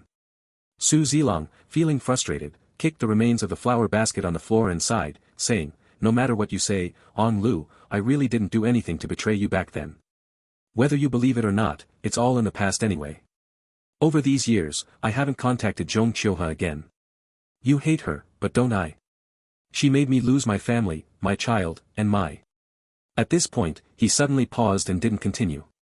Then, with trembling fingers, he fished a cigarette out of his pocket but didn't light it. After a long silence, he looked up at Su Qingyi and forced a stiff smile, going home now? Son, Dad will take you back. Su Qingyi glanced at Yang Lu, who was on the verge of an emotional breakdown, and shook his head. Did Mom drive here? Yang Lu took a deep breath, wanting to answer him, but her throat was tight and no sound came out. Chen Jinji pulled a tissue from her shirt pocket and handed it to her. Yang Lu took it, covered her eyes with the tissue to steady her emotions for a while, then softened her tone and thanked Chen Jinji. No, your Uncle Ji is waiting outside. Uncle Ji was Yang Lu's current husband. Su Qingyi hadn't met him yet. Yang Lu had always known that Su Qingyi was very averse to contacting her new family, and she respected that decision, so she had never let the two of them meet. For some reason, Su Qingyi imagined a gentle and kind middle-aged man. In any case, he must be the polar opposite of Su Zilong's image. Once her emotions were under control, Yang Lu quickly left the place. After asking for Su Qingyi's opinion, Su Zilong also left in a hurry. The remaining students stared at each other. No need for this. If you have anything you want to ask, just ask. Su Qingyi looked at their increasingly awkward expressions and spoke up helplessly. No, nothing to ask. Han Bing immediately waved her hands in denial. This kind of grievance from the previous generation was the scariest. People said that today's youth were open-minded and precocious, but in her opinion, the romantic dramas of the older generation were the most melodramatic. Although no one explained, with Han Bing's sharp intuition in this area, she had already mostly figured it out. Su's dad, Su's mom, and Zhou Lian's mother Zhong Qiuhe were old acquaintances. And the breakdown of Su's parents' relationship was because of this Zhong Qiuhe. For some unknown reason today, this Zhong Qiuhe had inexplicably come to give a flower basket to someone else's child and even wrote a message with ambiguous meaning. Zhou Lian was very angry because of his mother's behavior, so he went crazy. Unexpectedly, he kicked the wrong flower basket, smashing the one Su's dad sent, while the one Zhong Qiuhe sent was still standing there perfectly. That should be roughly how it went. Han Bing silently ran through the sequence in her mind again. Although she was slightly curious, she also knew she shouldn't ask such private questions. Even though Su Qingyi looked like he didn't care at all. Right, we're not curious at all. Su Yang immediately chimed in. He completely failed to understand this drama.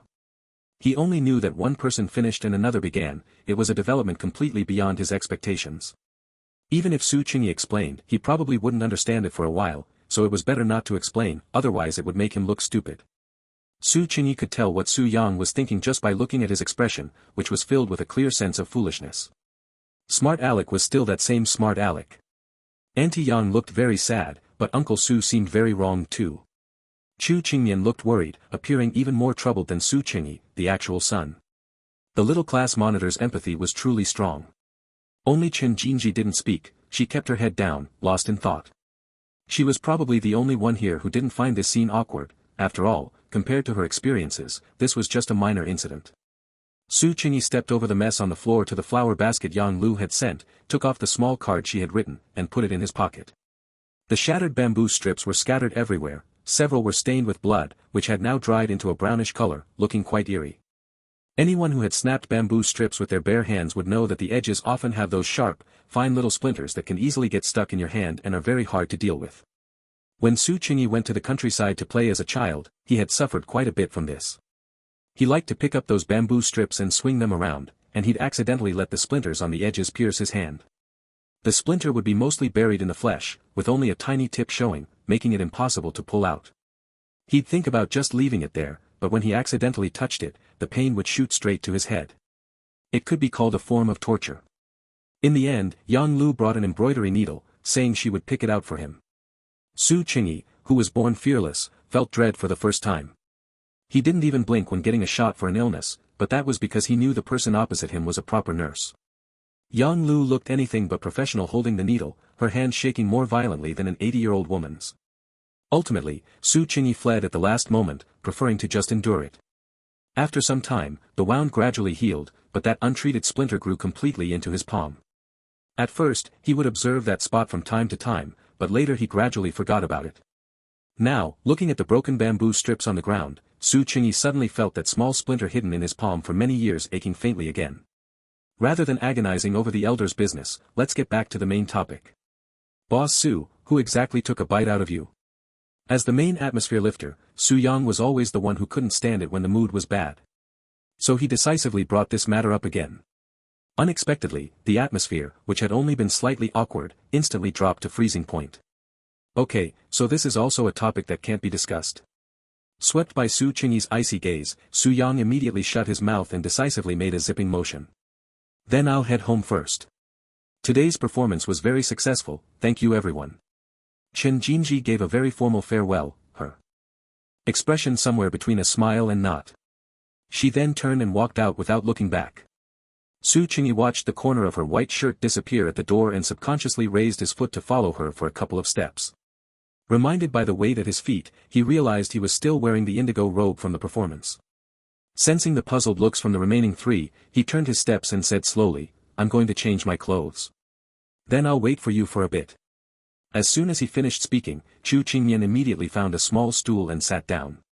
Han Bing glared at her, frustrated that she wasn't more assertive, and reached out to pull her up. What are you doing? Chu Qingyan was pulled unsteadily, complaining with a drawn-out tone. Before Han Bing could speak, Su Qingyi took the initiative to say, it's already very late, you should go back first. I'll take a taxi by myself later. But... Chu Qingyan muttered something under her breath. Hurry up and go. I still have things to interrogate you about. Too lazy to reason further, Han Bing pulled her and walked out. Then send me a message when you get home. Even as Chu Qingyan was being pulled outside, she hadn't given up. Su Qingyi had to raise his voice to answer, okay. Part, Gemini, 3.1, Flash, Light, damn it, you guys are making me look like the villain breaking up a pair of lovebirds. The two walked a distance away, pulling and tugging at each other, and one could faintly hear Han Bing's angry voice. Su Qingyi glanced at Su Yang, who had already occupied the small stool Chu Qingyan had just found. It didn't seem like anything when Chu Qingyan was sitting on it just now, but with him sitting on it like that, the stool legs couldn't bear the weight and bent slightly. Aren't you leaving yet? Waiting for you. Hey, Boss Su. It's rare that the girls have slipped away, let's go out for some skewers. It was already 10 o'clock at night, but Su Yang was still full of energy. Can you have this much energy during evening self-study? Oh. After the skewers today, 8 sets of science comprehensive papers tomorrow. You said it. I said it. Deal. I was just saying that, don't take it seriously, Boss Su. Su Yang had said it casually, but Su Qingyi's response was clearly serious, and he immediately became afraid. Given Su Qingyi's personality, if he said 8, it would definitely be 8, no doubt about it. He would definitely watch him finish every single question. Su Qingyi walked into the changing room and had just untied the butterfly knot Chu Qingyan had tied around his waist, loosening the wrapped sash circle by circle. Outside, Su Yang knocked on the door and said, Hey Boss Su, I'll wait for you at the school gate. The car I called has arrived, I'll go tell him first. When did you call the car? He. Before reaching the school gate, one could see Su Yang's back from afar, He was talking with his arm around someone next to him. Su Qingyi narrowed his eyes slightly, the lighting was too poor, and he still couldn't see who it was. Walking closer, he realized it was Lin Tong. But I have to get up early tomorrow. Wood, have you studied yourself, silly? Tomorrow is Saturday.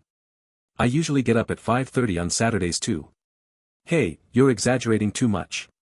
Su Yang seemed to be trying to persuade Lin Tong to join his skewer eating plan. When Su Qingyi walked over, Lin Tong seemed to have grasped a life-saving straw and sent out a signal for help. Boss Su. Hey, Boss Su, you've come just in time. Help me drag this kid along. Su Qingyi glanced at Lin Tong, who was being held by Su Yang's arm with a look of unspoken misery, and said calmly, let's go together. Lin Tong had originally been full of hope, but he never expected Su Qingyi to say that, and he immediately knew that he couldn't escape this meal tonight. Su Yang was satisfied now, and pulled Lin Tong toward the car. Su Qingyi also followed slowly and unhurriedly. He was indeed doing it on purpose. Lin Tong's mental state and study state during this period could both be described as terrible. He spent a lot of time studying, but because he was too mentally tense, his efficiency was low. Discovering that his efficiency was low led to even more mental tension, so he had to spend more and more time. It formed a typical vicious cycle. If it continued like this, it would be disastrous. The vehicle started, and Su Yang leaned over from the passenger seat, saying with a beaming smile, "Great, today is boys' night." No one spoke in the back row, one person was worried, and the other was expressionless. Su Yang didn't care at all and waved his fist excitedly on his own. This barbecue shop today, let me tell you, it's amazing. The beef and mutton are all fresh, and they taste so tender and smooth. Young Master Yang, about what time can I go home? I'm afraid my sister will be worried. Lin Tong looked truly panicked, clutching his phone tightly. Su Yang clearly hadn't thought of this point, and was momentarily stunned. How about, make a call? As soon as he said it, he remembered that Sister Lin couldn't hear, and hurriedly changed his words, send a text message. Lin Tong pressed his old-timer phone, but the screen was pitch black, it looked like it was out of power. Su Qingyi glanced at him and handed over his own phone. That won't work. I helped her set up a block on unknown text messages. Lin Tong sighed. After she went to work at Yang Lu's house, Yang Lu arranged for a new smartphone for Lin Jiwan without any hesitation. Along with it, she even changed the mobile plan to one with plenty of data, making it convenient for her to make video calls at any time. The pretext was, a competent domestic helper wouldn't let people be unable to find her. So, whenever Sister Lin got a call, she would answer it very devoutly. Although she couldn't hear at all, she would type replies to others slowly via text message. Hello. May I ask, who are you? I type very slowly, I'm sorry. She had to spend a long time typing just these few sentences every time. However, usually the other party was a harassing call or a scam call. So Lin Tong had to help her set up rejection of unknown numbers and blocking of text messages. Su Qingyi thought for a moment and asked, what time does Sister Lin usually go back? Usually she goes back after 6. On weekends it's late, because Aunt Yang will keep her for a meal, probably around 11. Today was Friday. Su Qingyi hesitated for a moment, then made a video call to Yang Lu. Yang Lu had clearly pinned his messages, she answered almost in a second. It was brightly lit on the other side, looking like the living room at home, with magnificent decoration. Hello. Nickname. The traces of her previous emotional breakdown were no longer visible on Yang Lu's face, and she said with a smile. Mom. Su Qingyi greeted her, and seeing that his side of the screen was dark, he specifically moved the angle. What's wrong? You haven't gone home yet? Yeah, going out to eat something with friends. Oh, that's fine. You should go out and relax with friends more often, you can't always just go between school and home. Seeing that Yang Lu was about to start a long lecture, Su Qingyi hurriedly interrupted, is Sister Lin home yet? Yang Lu clearly hadn't expected him to ask this, paused for a moment, got up, and looked into the kitchen. Not yet, but she'll be home soon. Why? Is Brother Lin asking? Yang Lu knew that Lin Tong and Su Qingyi had a good relationship, so she guessed this subconsciously. Let her take the video call. Alright. Yang Lu stood up immediately, and the screen changed from the redwood floor of the living room to the white tiles of the kitchen. When the camera showed Lin Jiwan in front of the sink, Su Qingyi immediately laughed. She seemed to be busy with something, and the lit-up phone screen suddenly came up in front of her, scaring her quite a bit. Even though she looked pale with fright, she was still as beautiful as a startled little deer in the forest. She must have just finished making some flower product and was washing her hands, her hands might have been clean, but there were still several white flour marks left on her face. After seeing Su Qingyi on the screen, Lin Jiwan's eyes lit up. She was just focused on looking at the young man she hadn't seen for a long time, completely failing to notice the anomaly on her own face in the bottom left corner of the screen. Holding the phone made it inconvenient to use sign language, so Su Qingyi looked around and happened to find Lin Tong, who was waiting to check in with his sister. "Help me hold the phone." Lin Tong thought Su Qingyi handed him the phone so he could talk to his sister, but he didn't expect it was just to make him a phone stand. Freed from his hands, Su Qingyi used sign language, "Hello, Sister Lin." Yang Lu on the other side also helped Lin Jiwan hold the phone. Lin Jiwan used sign language to say, "Thank you," with some trepidation, and after receiving reassurance from the other party, she greeted Su Qingyi again. "Lin Tong is playing with us tonight, we will send him back in a while, don't worry." Speaking of this, Su Qingyi reached out and adjusted the camera, showing the people in the car to Lin Jiwan. Su Yang immediately waved to greet when he saw the camera, and when he saw the person on the other side of the screen, he couldn't help but exclaim, "Wow, Sister Lin is so beautiful." Anyway, Sister Lin couldn't hear, so Su Yang kept his volume very high. The camera finally turned to Lin Tong, and he used sign language to say, "Don't worry." Lin Jiwan nodded immediately to indicate she understood. She had always been reassured that Tong Tong was with someone like Su Qingyi. Originally, the conversation could have ended here, but Lin Jiwan's pair of harmless eyes were still staring at the screen without moving. So, Su Qingyi's finger, which was about to press hang up, froze for a moment.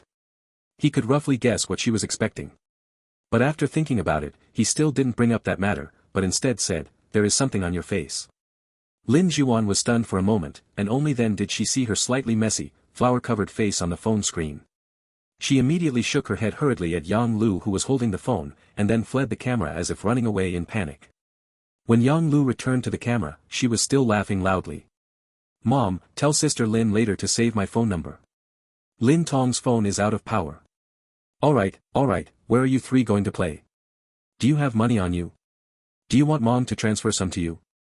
Yang Lu found a chair to sit down and started asking the question Su Qingyi was most familiar with again. Su Qingyi just wanted to answer, but Su Yang in the passenger seat shouted impatiently, "No need, Auntie. I have money." Su Yang could always create a feeling of, "It's clearly just him talking, but it sounds like 200 people." Others were already used to it, but the driver's eardrums were obviously unable to bear it, and he silently turned on the car music. Yang, Auntie will treat you, no fooling around." No, Auntie, I really have money, look." Su Yang quickly pulled a handful of red banknotes from his pocket, looking very much like a rich man's silly son showing off his family assets.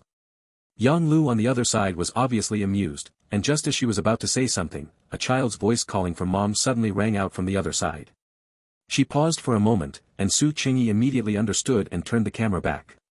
"Go ahead and get busy." "Alright, tell Mom when you get home later." Su Qingyi waved his hand and hung up the video call. The noisy environment suddenly quieted down, and only a hoarse, low male voice playing from the car music could be heard singing, "When the thread of memory wraps around the fragmented past, it is panic that occupies the heart. Flowers accompany butterflies, and a lonely wild goose can fly in pairs, wandering alone in the dead of night. When happy lovers send red invitations to share their joy, closing my eyes, I am too sad to even look back. Still picking all the cold branches, unwilling to rest, slightly carrying regret, on the lonely sandbar, who should I miss?" Thanks to book friends Low Power, Wuoguai, and Manguojang for the tips. Thanks to everyone for the subscriptions and votes of support. 189, Chapter 188 The Confession Game, Part 1. The barbecue restaurant Su Yang chose wasn't far, so the driver's music had barely reached the outro before he started shouting that they had arrived. Su Qingyi opened the car door while recalling the lyrics he had just heard. Still picking through the cold branches, unwilling to rest, carrying a hint of regret, in the lonely sandbar, who should I miss? It must be from Su Shi's Bu Xuan Zi, written while living in Dinghui Temple, Huangzhou. The waning moon hangs on the sparse Polonia, the water clock stops, and people are quiet. Who sees the recluse wandering alone, a fleeting, lonely swan's shadow? Startled, he turns back, with regrets that no one understands. He picks through all the cold branches, unwilling to perch, the lonely sandbar is cold. Unlike the cold and loneliness conveyed by the poetry in his mind, after getting out of the car, what came into view was a food stall full of the atmosphere of daily life. It was late-night snack time, and the seats were almost completely full. Besides several barbecue iron racks lined up in a row, the chef was skillfully brushing on oil, and as the charcoal roasted, the aroma of grilled meat wafted out. As chili and grease heated up, they sizzled, mixing with the crisp sound of beer glasses clinking and the voices of people laughing and chatting. It was lively and noisy, but not annoying.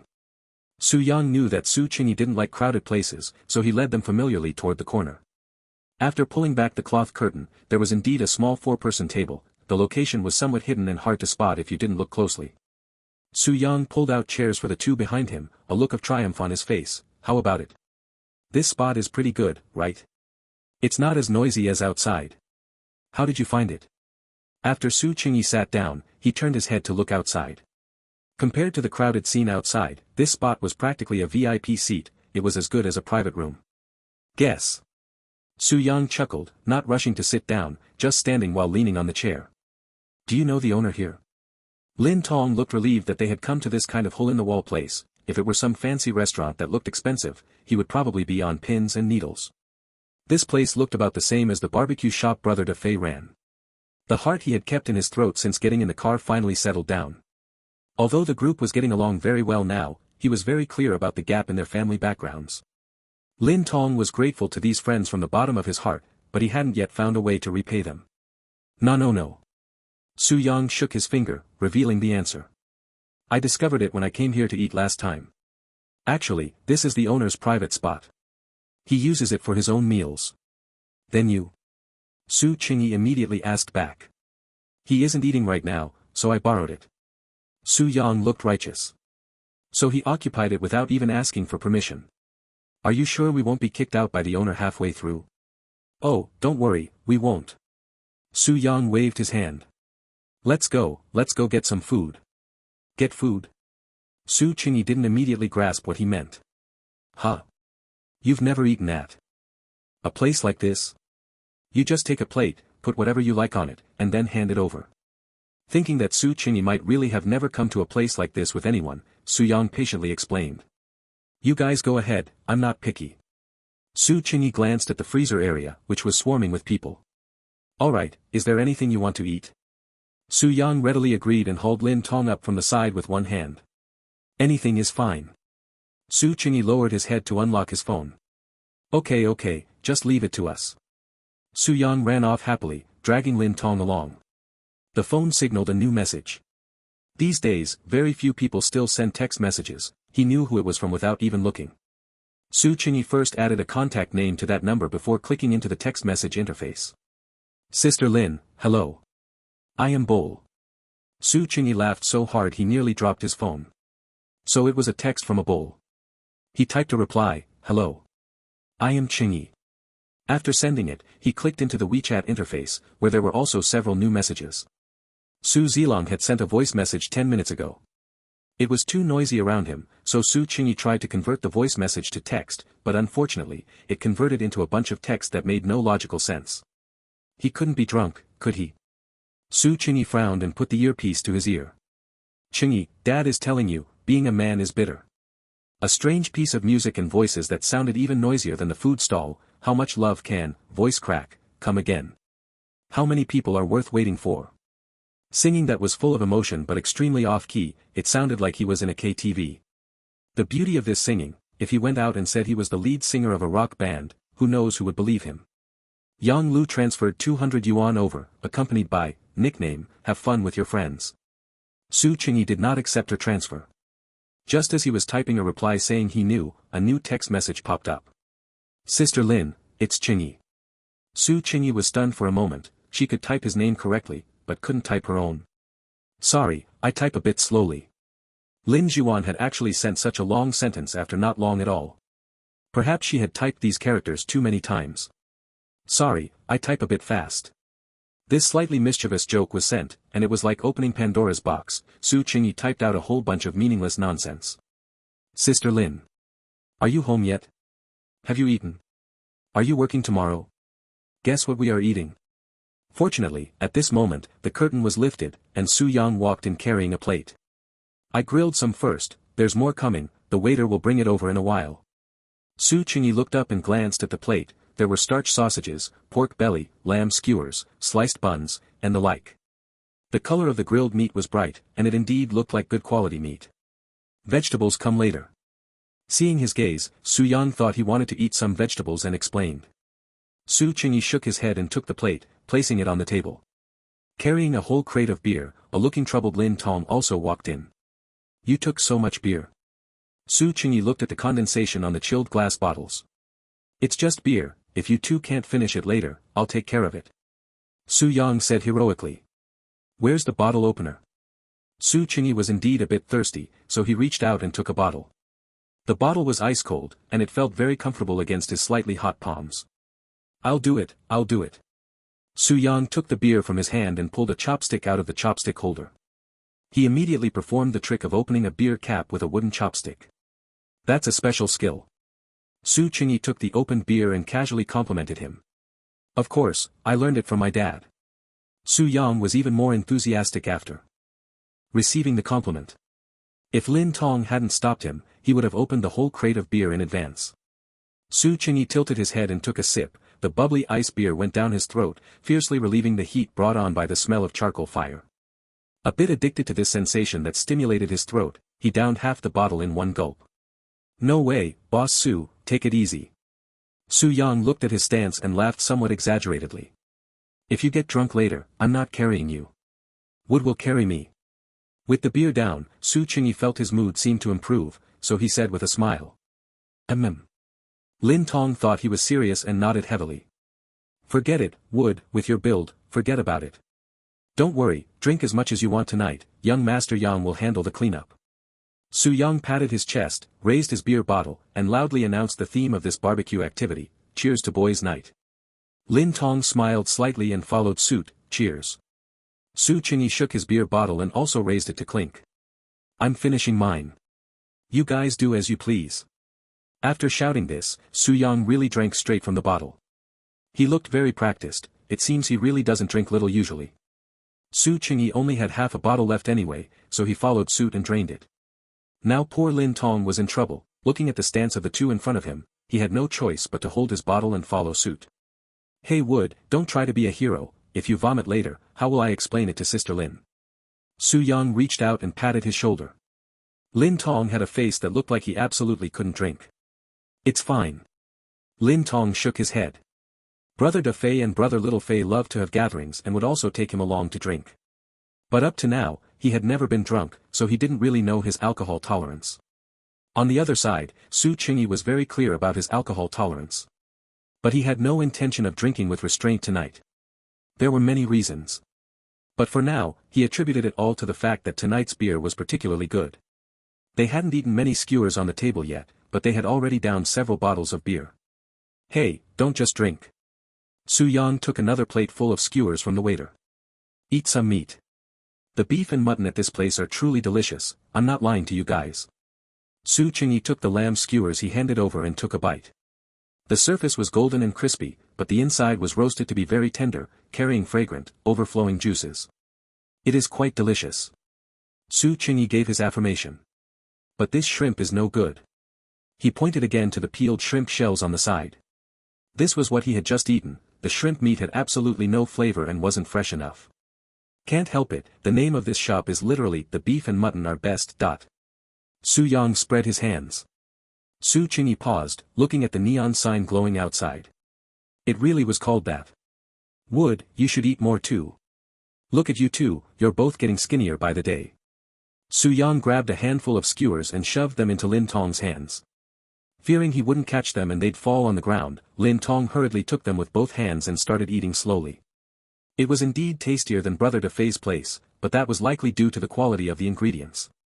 If one wanted to use this kind of fresh beef and mutton, the costs would be too high. For a small business, they could almost only use frozen, processed meat. After the three of them swept through the food like a whirlwind, the skewers were mostly gone. A dozen beers had also been finished, but everyone still looked to be in good shape, so Su Yang went and fetched another dozen. I didn't expect you two to be tougher than I thought. Su Yang gave a thumbs up, showing his approval. Su Qingyi was actually already a bit dizzy, he had probably drunk about 3 bottles. He hadn't realized his alcohol tolerance very well in the past, he thought, reaching out to grab another bottle. Su Yang opened a bottle for himself as well, then raised it to look at Su Qingyi, saying solemnly, Boss Su. Su Qingyi lifted his eyes to look at him, tilting his head slightly in confusion. Over this period, you've helped me a lot, and I really thank you.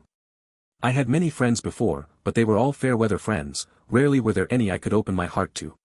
It is my great fortune, Su Yang, to be able to make a friend like you. Why was he suddenly saying such sentimental things? Su Qingyi blinked, clinked his bottle against his, and not knowing how to reply, said slowly, "It's all in the drink." It felt very much like a seasoned veteran at the drinking table. But he had only learned it from Su Zilong when visiting relatives during his childhood. Bottoms up. Su Yang tilted his head back and drank it down with loud gulps. Su Qingyi glanced at him and followed suit.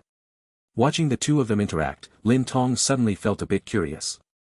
How did people with such completely different personalities get to know each other? He thought this, and so he asked it aloud. Hey, don't even get me started. Back then, seeing Boss Su looking all arrogant and high and mighty, I thought, damn. There's actually someone in this world more arrogant than me. I almost wanted to beat him up. Thinking back to the tense standoff at that time, Su Yang laughed heartily. Su Qingyi closed his eyes and recalled the scene from back then.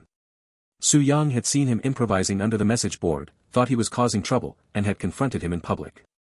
To be honest, it didn't count as a tense standoff at all.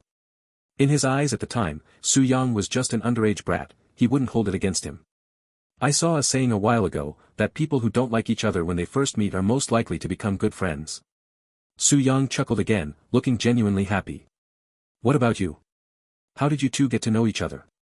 Giving and taking, Su Yang asked in turn.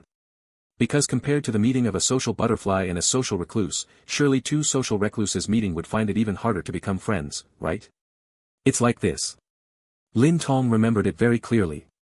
The night he helped him out of a tight spot with Ho Xiaohong and Shiyu, and that talk after the exam cheating incident. Speaking of these things, Lin Tong felt his heart surging with emotion. If it weren't for Su Qingyi, he might still be that timid and cowardly person. Boss Su, I also want to thank you. You changed my life. Lin Tong toasted him with tears in his eyes. Su Qingyi was silent for a few seconds, as if contemplating his words. Then he clinked bottles with him. That's too much.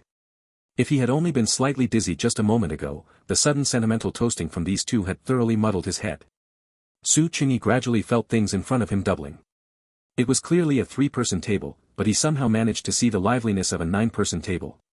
Since we've reached this point, let's have a confession session. Su Yang was drinking enthusiastically and remembered various games played at other drinking parties. A confession session? Su Qingyi vaguely heard a term he didn't quite understand and immediately asked. It means each person tells one thing they've never told anyone else. We take turns, and whoever can't say anything has to drink. I could talk about that until my next life. Su Qingyi thought about it, he hadn't communicated with others in the past, so there were far too many things he hadn't told anyone. That seems to be true. Su Yang scratched his head, then let's do this, truth or dare, let's just do truth. I'll ask one first. What is one thing recently that put you in a bad mood? While Su Qingyi was still thinking, Lin Tong answered first, when studying. I get very anxious. If I don't do well on the exams, I'll let down my sister and my friends. After saying this, he sighed deeply. Don't put too much pressure on yourself, Wood. You just need to perform steadily. Your future is bright. Su Yang patted his shoulder vigorously. The reason he insisted on bringing Lin Tong here for skewers, and asking this question, was to get him to voice the pressure in his heart.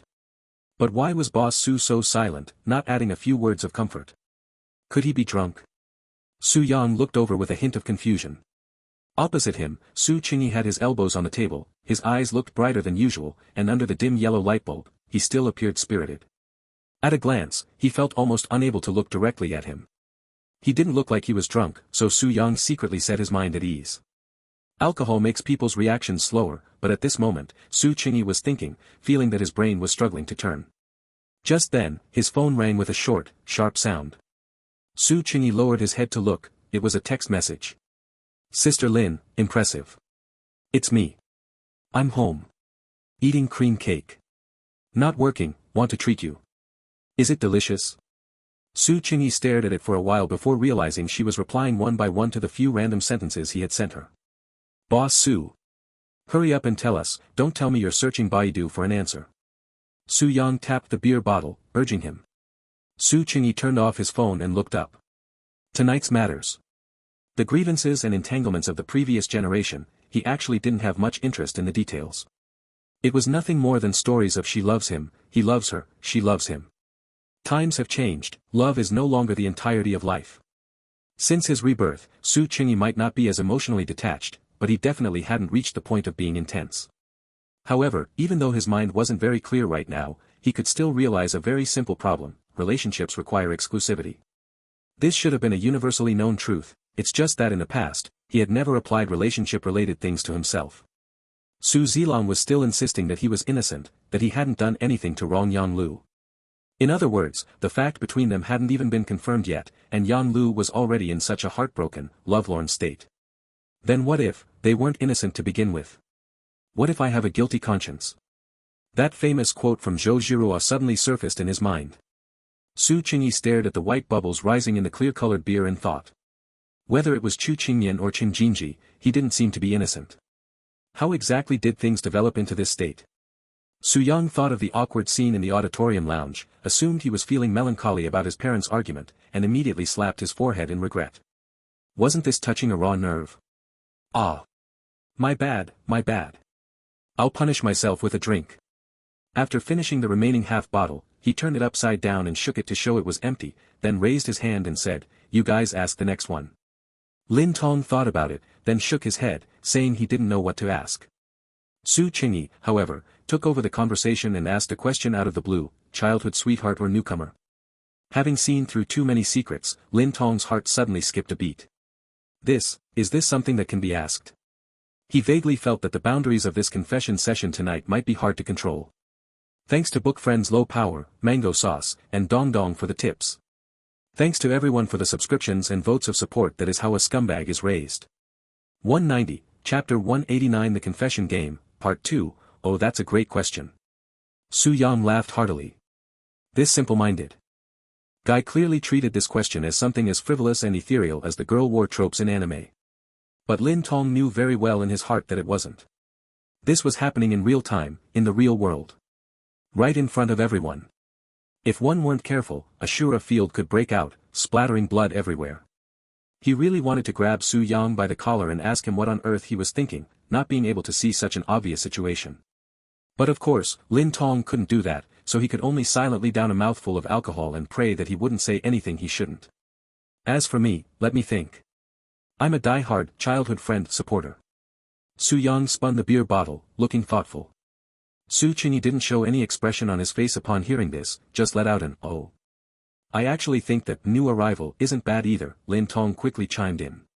Su Qingyi's expression didn't change, he just said, It was very clear that the person in question didn't have a clue either. From the moment this topic was opened, Lin Tong had been brainstorming, thinking of countermeasures. He hadn't come up with any. But he vaguely felt that this was an extremely significant decision, and he couldn't let Su Qingyi be led astray by the drunken ramblings of friends with zero dating experience. So the key was, maintaining balance. If Su Yang said childhood friend, he would say new arrival. In any case, he had to make sure Su Qingyi couldn't make a decision. Because if everyone leaned toward one side, who knew if he might get drunk, lose his head, and call to confess directly?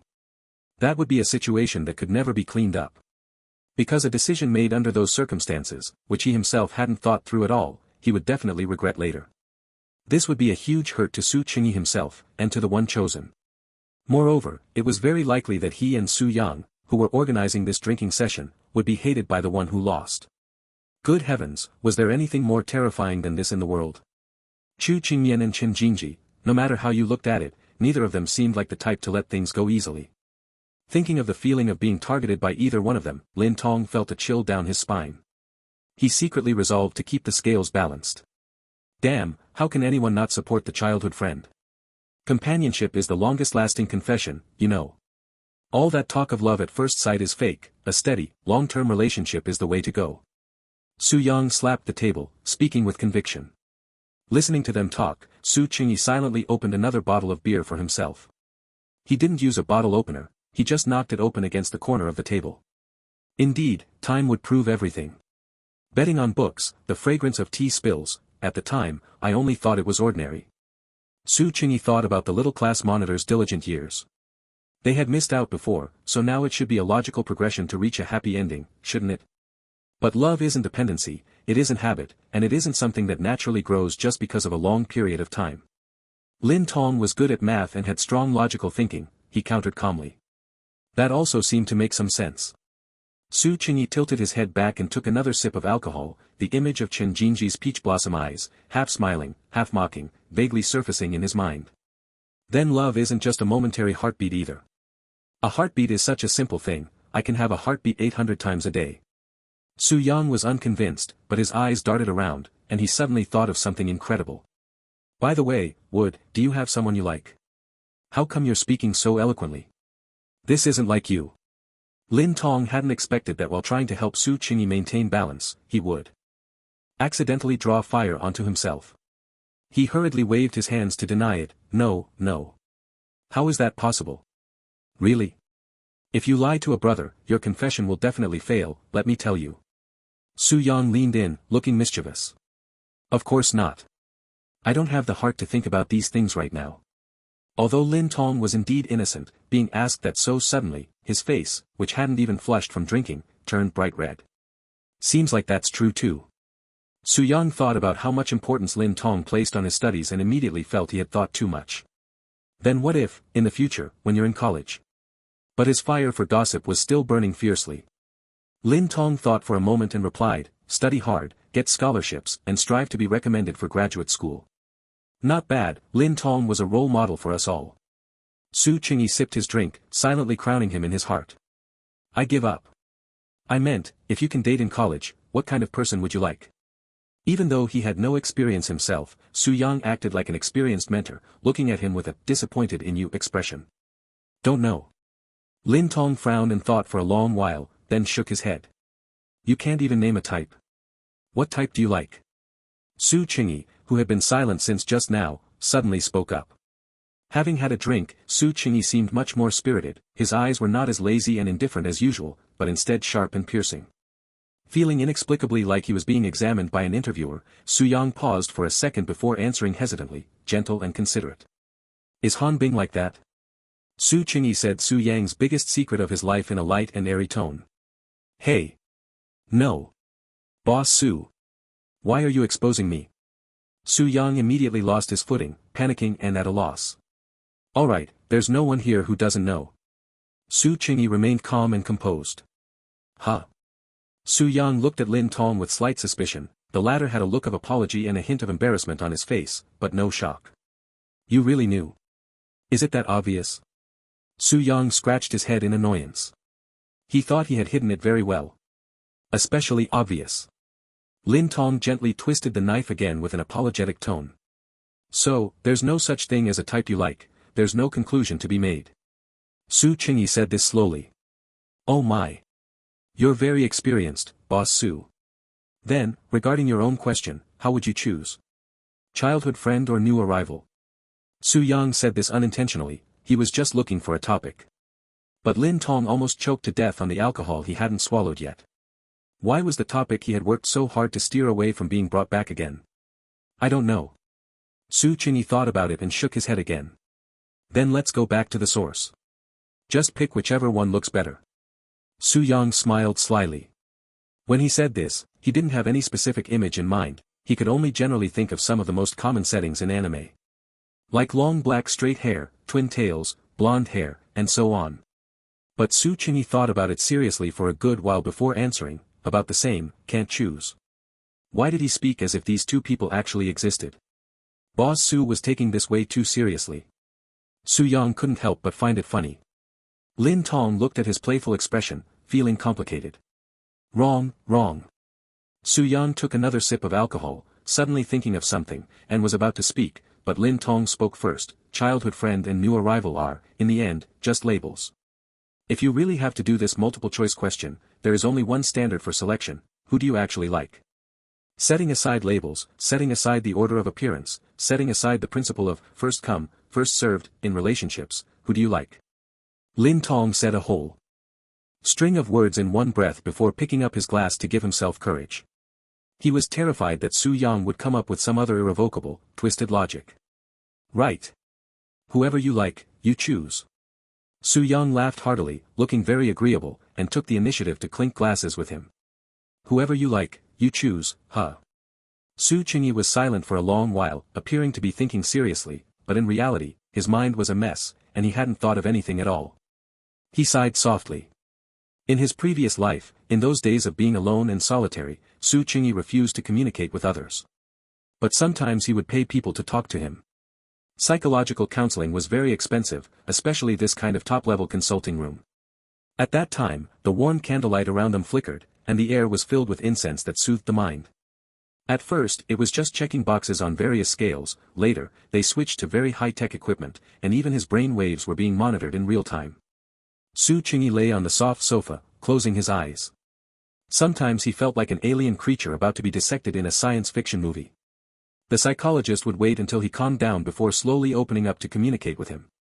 Su Qingyi had read many relevant papers and professional books. After coming so many times, he could almost predict what the counselor would say next. How have you been feeling lately? Are the drug reactions strong? Is your sleep okay? Have you had any thoughts of suicide? Su Qingyi replied mechanically without thinking, all right. Acceptable. Occasionally sleepless. Generally speaking, no. He didn't come here to heal himself, he just wanted to find a quiet place to lie down for a while and, by the way, review his language functions for interacting with people. That was all. After Su Qingyi had rested enough and opened his eyes, the counselor would occasionally chat with him about his psychological problems. Avoidant attachment personality. Regarding this, is there any information you would like to share? Attachment can be defined as a long-lasting emotional bond between one person and another that transcends time and space. It is a lifelong psychological phenomenon from the cradle to the grave. Psychologist Ainsworth invented the famous strange situation procedure. By observing and studying children's exploratory behavior, attachment behavior, and separation anxiety reactions in the presence or absence of the attachment figure, she successfully divided attachment into 3 types: secure, avoidant, and anxious. Avoidant attachment is more difficult when establishing intimate relationships with other individuals and will face greater obstacles in interpersonal interactions. Su Qingyi's gaze drifted, not knowing where he was looking, and he replied as emotionlessly as if he were giving an academic report. The counselor smiled helplessly and got up to pour him a cup of tea. Compared to professional academic terms, I would rather understand its specific manifestation in you. At that time, Su Qingyi took the teacup and shook his head. I need to establish an intimate relationship first before I can observe its specific manifestation.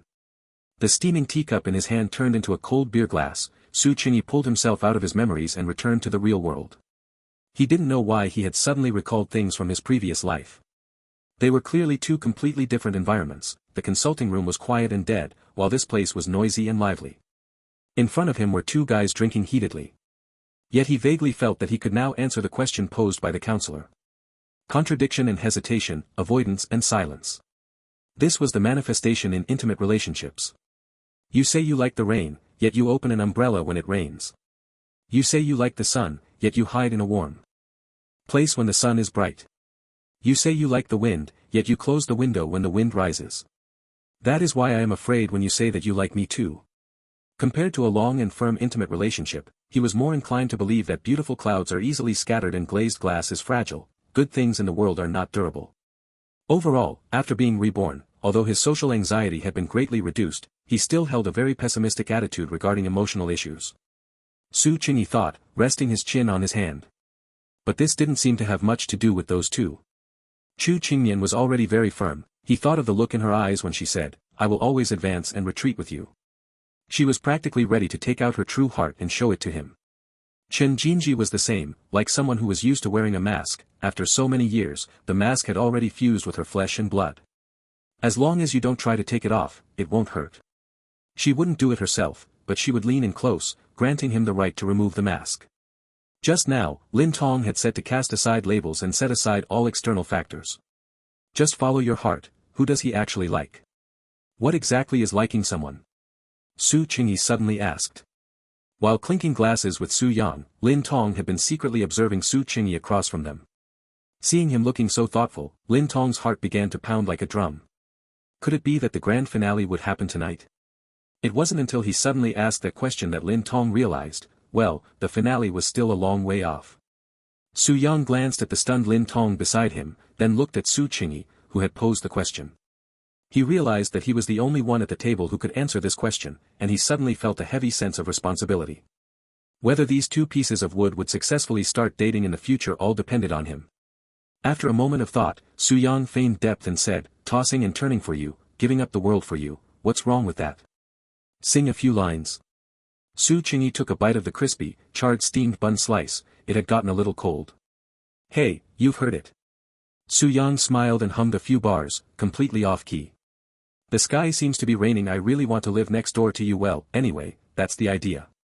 He waved his hand and continued, "It means you can't sleep just thinking about her, and you're willing to give up many things you like for her sake.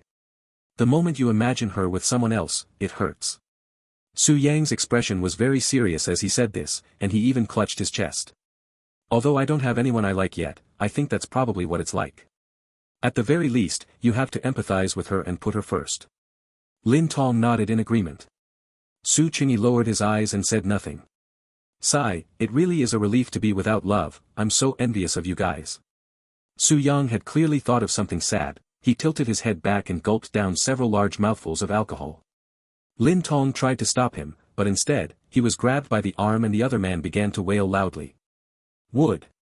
My heart is bitter. Why couldn't I have figured it out sooner? Tell me, do I still have a chance? Woo-woo." This was truly alcohol entering a sorrowful heart, turning into tears of longing. Su Qingyi drank along with him, but what he was thinking was, do I even have the ability to like someone else anymore? Perhaps he did, but only within a controllable range, a safe range from which he could withdraw at any time. This was almost not something he could decide for himself, it was the direct result of his innate fear of intimate relationships. This portion of affection was already all that he could give. "What can I offer you to make you stay? I offer you the sorrow of someone who has long gazed at the lonely moon. I offer you the loyalty of someone who has never had faith. I offer you the core of myself that I have managed to preserve, a core untouched by time, joy, or adversity. I offer you my loneliness, my darkness, the hunger of my heart. I try to move you with confusion, danger, and failure." Su Qingyi was hazily and intermittently recalling this famous poem by Borges in his mind. Watching these two heavy-hearted people drinking more fiercely than the other, Lin Tong didn't know where to start trying to stop them. He could only hope that what Su Yang had said, that the young master has a great tolerance for alcohol and, how could mere beer make one drunk, was true. "Boss Su. Listen to me, no matter who you like, just charge forward, that's all there is to it. If you don't even try, how will you know who you truly like?" Bad news, Su Yang was already slurring his words. Worse news, he was saying some strange, misleading things. Lin Tong picked up a slice of steamed bun and stuffed it into his mouth. "Good." Su Qingyi raised his glass to clink with him. The worst news came, the drunk Su Qingyi seemed to have actually taken it to heart. "It's over, he really got bamboozled by him." Lin Tong held his forehead, regretting once again that he had come to this drinking party. These two, one daring to say it, the other daring to listen, drank who knows how much in their muddled state, with beer bottles scattered all over the floor. Fortunately, Su Yang had already paid the bill at the front desk, and the owners had already packed up and left. Lin Tong turned out all four of his pockets. In total, there was 20 yuan in scattered change. After Sister Lin changed jobs, she gave him more and more pocket money, but he had just saved it all and hadn't touched it. This 20 yuan was money he wanted to save to buy pen refills. With this little money, it was impossible to send both of them home, not to mention he didn't even know their home addresses. He could only take them back to his own place first, Lin Tong thought, pulling back his chair and standing up. But a taxi ride should cost more than 20 yuan, right? His phone was dead, and he didn't know if his sister was home yet. Could he tell the driver to let him get out and go home to get the money? Lin Tong looked at the two people passed out on the table with a bitter face, feeling a bit helpless. He lifted the curtain and glanced outside. It was silent, and there were very few vehicles passing by. Lin Tong decided to find a car first and figure it out from there. As it turned out, after being blown by the night wind for over 10 minutes, he didn't manage to encounter a single taxi. Just as he was about to despair, a red tricycle came wobbling over. The window was rolled down, and an old man with gray hair leaned out and asked him, "Hey, kid. Need a ride?" Lin Tong swallowed hard, first carefully sizing up the safety of the vehicle. "Pa, it's very safe. Old man here has been a driver for decades." Su Qingyi sat on the edge, sleeping with his head against the window, occasionally bumping into it. He was already feeling a bit uncomfortable from the alcohol, and after this, Lin Tong felt like he was about to throw up in the next second. He quickly opened the back window halfway. The tricycle's window was of the very old-fashioned sliding type. The cool night wind blew in, and the stuffy air in the car finally became fresher. Along with it, the restless, unpleasant sound of the engine and the sound of tires rubbing against the ground were no longer so noticeable. Lin Tong shifted with difficulty, placing one hand on Su Yang's head and the other cushioning Su Qingyi's cheek. There were only 2 beds at home, his sister slept in one, so he would vacate his own bed for the 2 of them to sleep in, and then he would just sleep on the floor. Just as he was planning how to arrange things for the night, Su Qingyi on his right suddenly sat up straight. Where is this going? Lin Tong stretched his somewhat stiff wrists, a bit surprised at how sober his tone sounded. To the Olive District. You two both passed out from drinking earlier, so I thought I'd take you home to rest for the night. Olive District? No need, I have an acquaintance there. Su Qingyi's eyes were clear, and his tone was calm. If it weren't for the fact that he had entered the wrong screen lock password 3 times in a row, Lin Tong would have almost thought he had sobered up. Finally, he unlocked his phone screen and went straight to WeChat. Lin Tong suddenly realized, his heart skipping a beat. Olive District? He wasn't going to call Chen Jinji, was he? A man and a woman alone, was that appropriate? And if Chen Jinji's parents found out, they might just pack him up and send him to the police station. Lin Tong was extremely nervous, but due to moral principles, he didn't dare to look at his WeChat interface. Su Qingyi opened a chat interface with someone, held down the voice button, and said in a low voice, Wukong, Wukong. What the hell? Lin Tong finally couldn't restrain his curiosity and turned to look. The contact's name read, He Wufei. So it was that weirdo in the raincoat from before. Lin Tong let out a sigh of relief. Scared to death, he thought he was going to witness some scenes he shouldn't witness again. Wukong, why don't you hurry up and come greet your master? Your master is about to arrive on the battlefield. Were they already that close? But Lin Tong also knew that He Wufei was a very good person, so there shouldn't be any problems. Perhaps feeling that the other person was a bit confused and difficult to communicate with, Su Qingyi didn't have the patience to explain further and dialed the number directly. Pick me up. Lin Tong pricked up his ears to listen to the movement on the other end. For some reason, he didn't hear a sound, as if the other person hadn't spoken at all. Pick me up, I'm almost there. Su Qingyi leaned his head out to look outside. After drinking, his movements lacked restraint, he looked like he was about to jump out of the car to escape. Lin Tong quickly grabbed him and reminded him, Olive Road bus stop. Olive Road bus stop. Su Qingyi obediently repeated. The other person hung up immediately after hearing the location. Lin Tong thought that this was good, it just happened to solve the accommodation problem. Otherwise, that single bed at home, trying to make the 2 of them squeeze in together would be a bit too pitiful. They might even roll onto the floor at night. We're here. The old man slammed on the brakes, and the tires rubbed against the ground, making a screeching sound. Sir, how much? Lin Tong asked cautiously. The old man turned his head and said with a grin, just give me 200.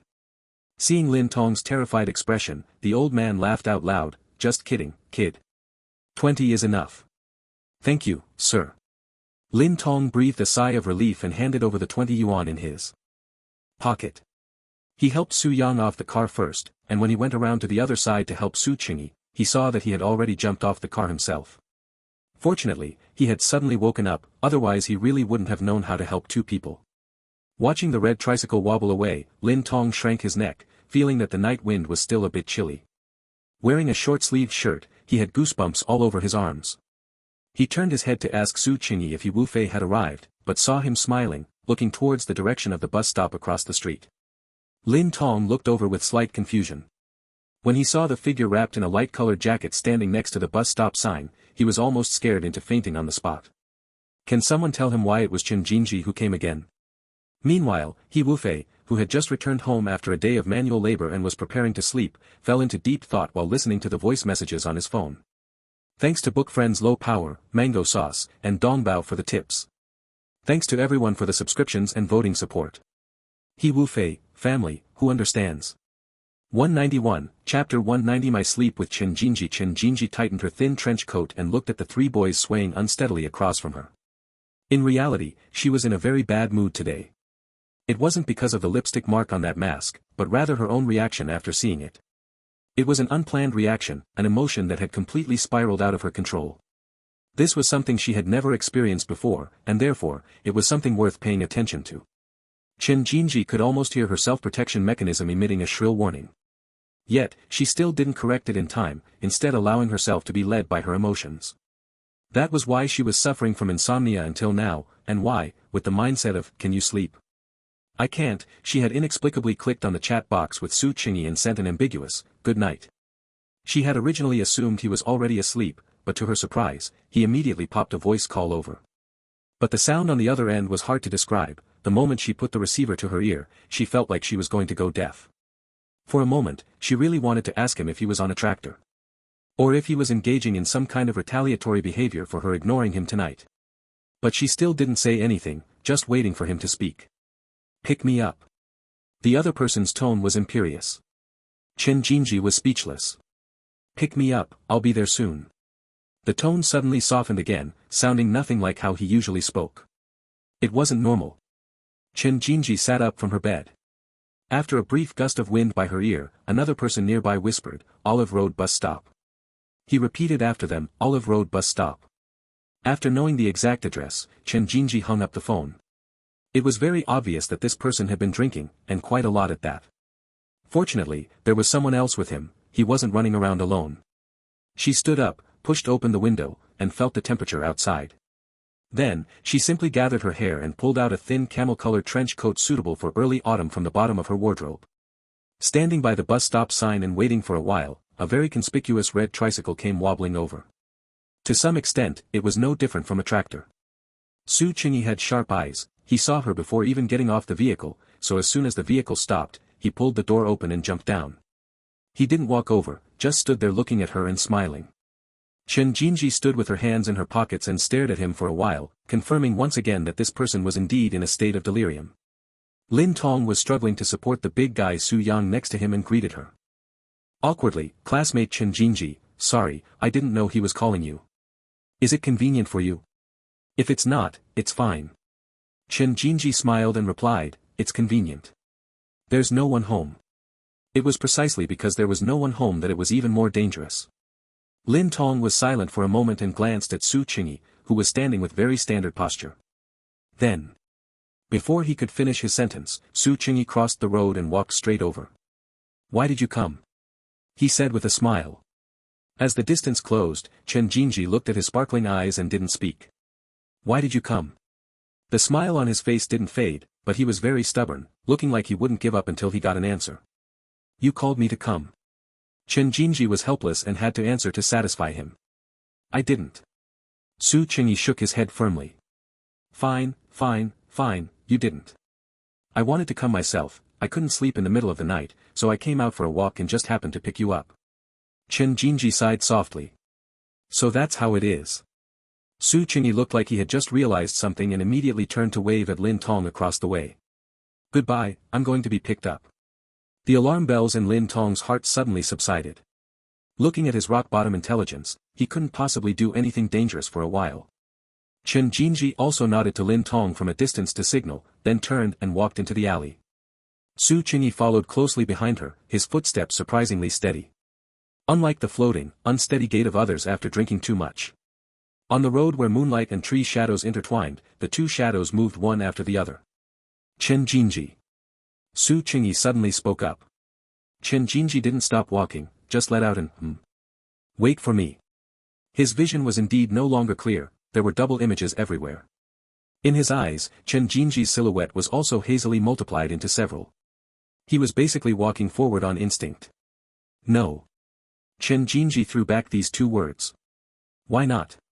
Su Qingyi frowned and simply stopped where he was. Chen Jinji stopped along with his action, turned her head, and smiled at him. "You smell too strongly of alcohol, we need to keep our distance." Even though his mind wasn't very clear, her reasonable words successfully caused Su Qingyi to pause. "All right." Not knowing what he was thinking of, he still nodded. So the two walked like this, one after the other. Fortunately, they weren't too far apart. Chen Jinji said she wanted to keep distance, but actually walked very slowly, glancing at the dead weight behind her with her peripheral vision from time to time. Afraid that if he lost his footing, he would roll into the sewer ditch nearby. Walking to the front door, Chen Jinji took the key out of her pocket to open the door.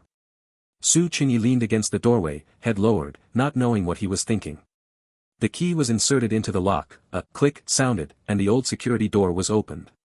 Chen Jinji glanced at Su Qingyi, who had no reaction to this. His eyelids were slightly lowered, looking surprisingly quiet and well-behaved. A person who was usually so lazy and arrogant had turned into such a harmless creature after drinking. Chen Jinji's heart suddenly softened a bit. She had long known that not everyone turned into a lunatic after drinking. But perhaps due to a stress response, the moment she smelled alcohol, her whole body resisted, and she subconsciously wanted to run away. "Come in." She gently pushed the door open and, like a shepherd herding sheep, chased the dazed Su Qingyi inside first. Su Qingyi was clearly a sheep that obeyed management. As soon as Chen Jinji spoke, he quickly responded to the command.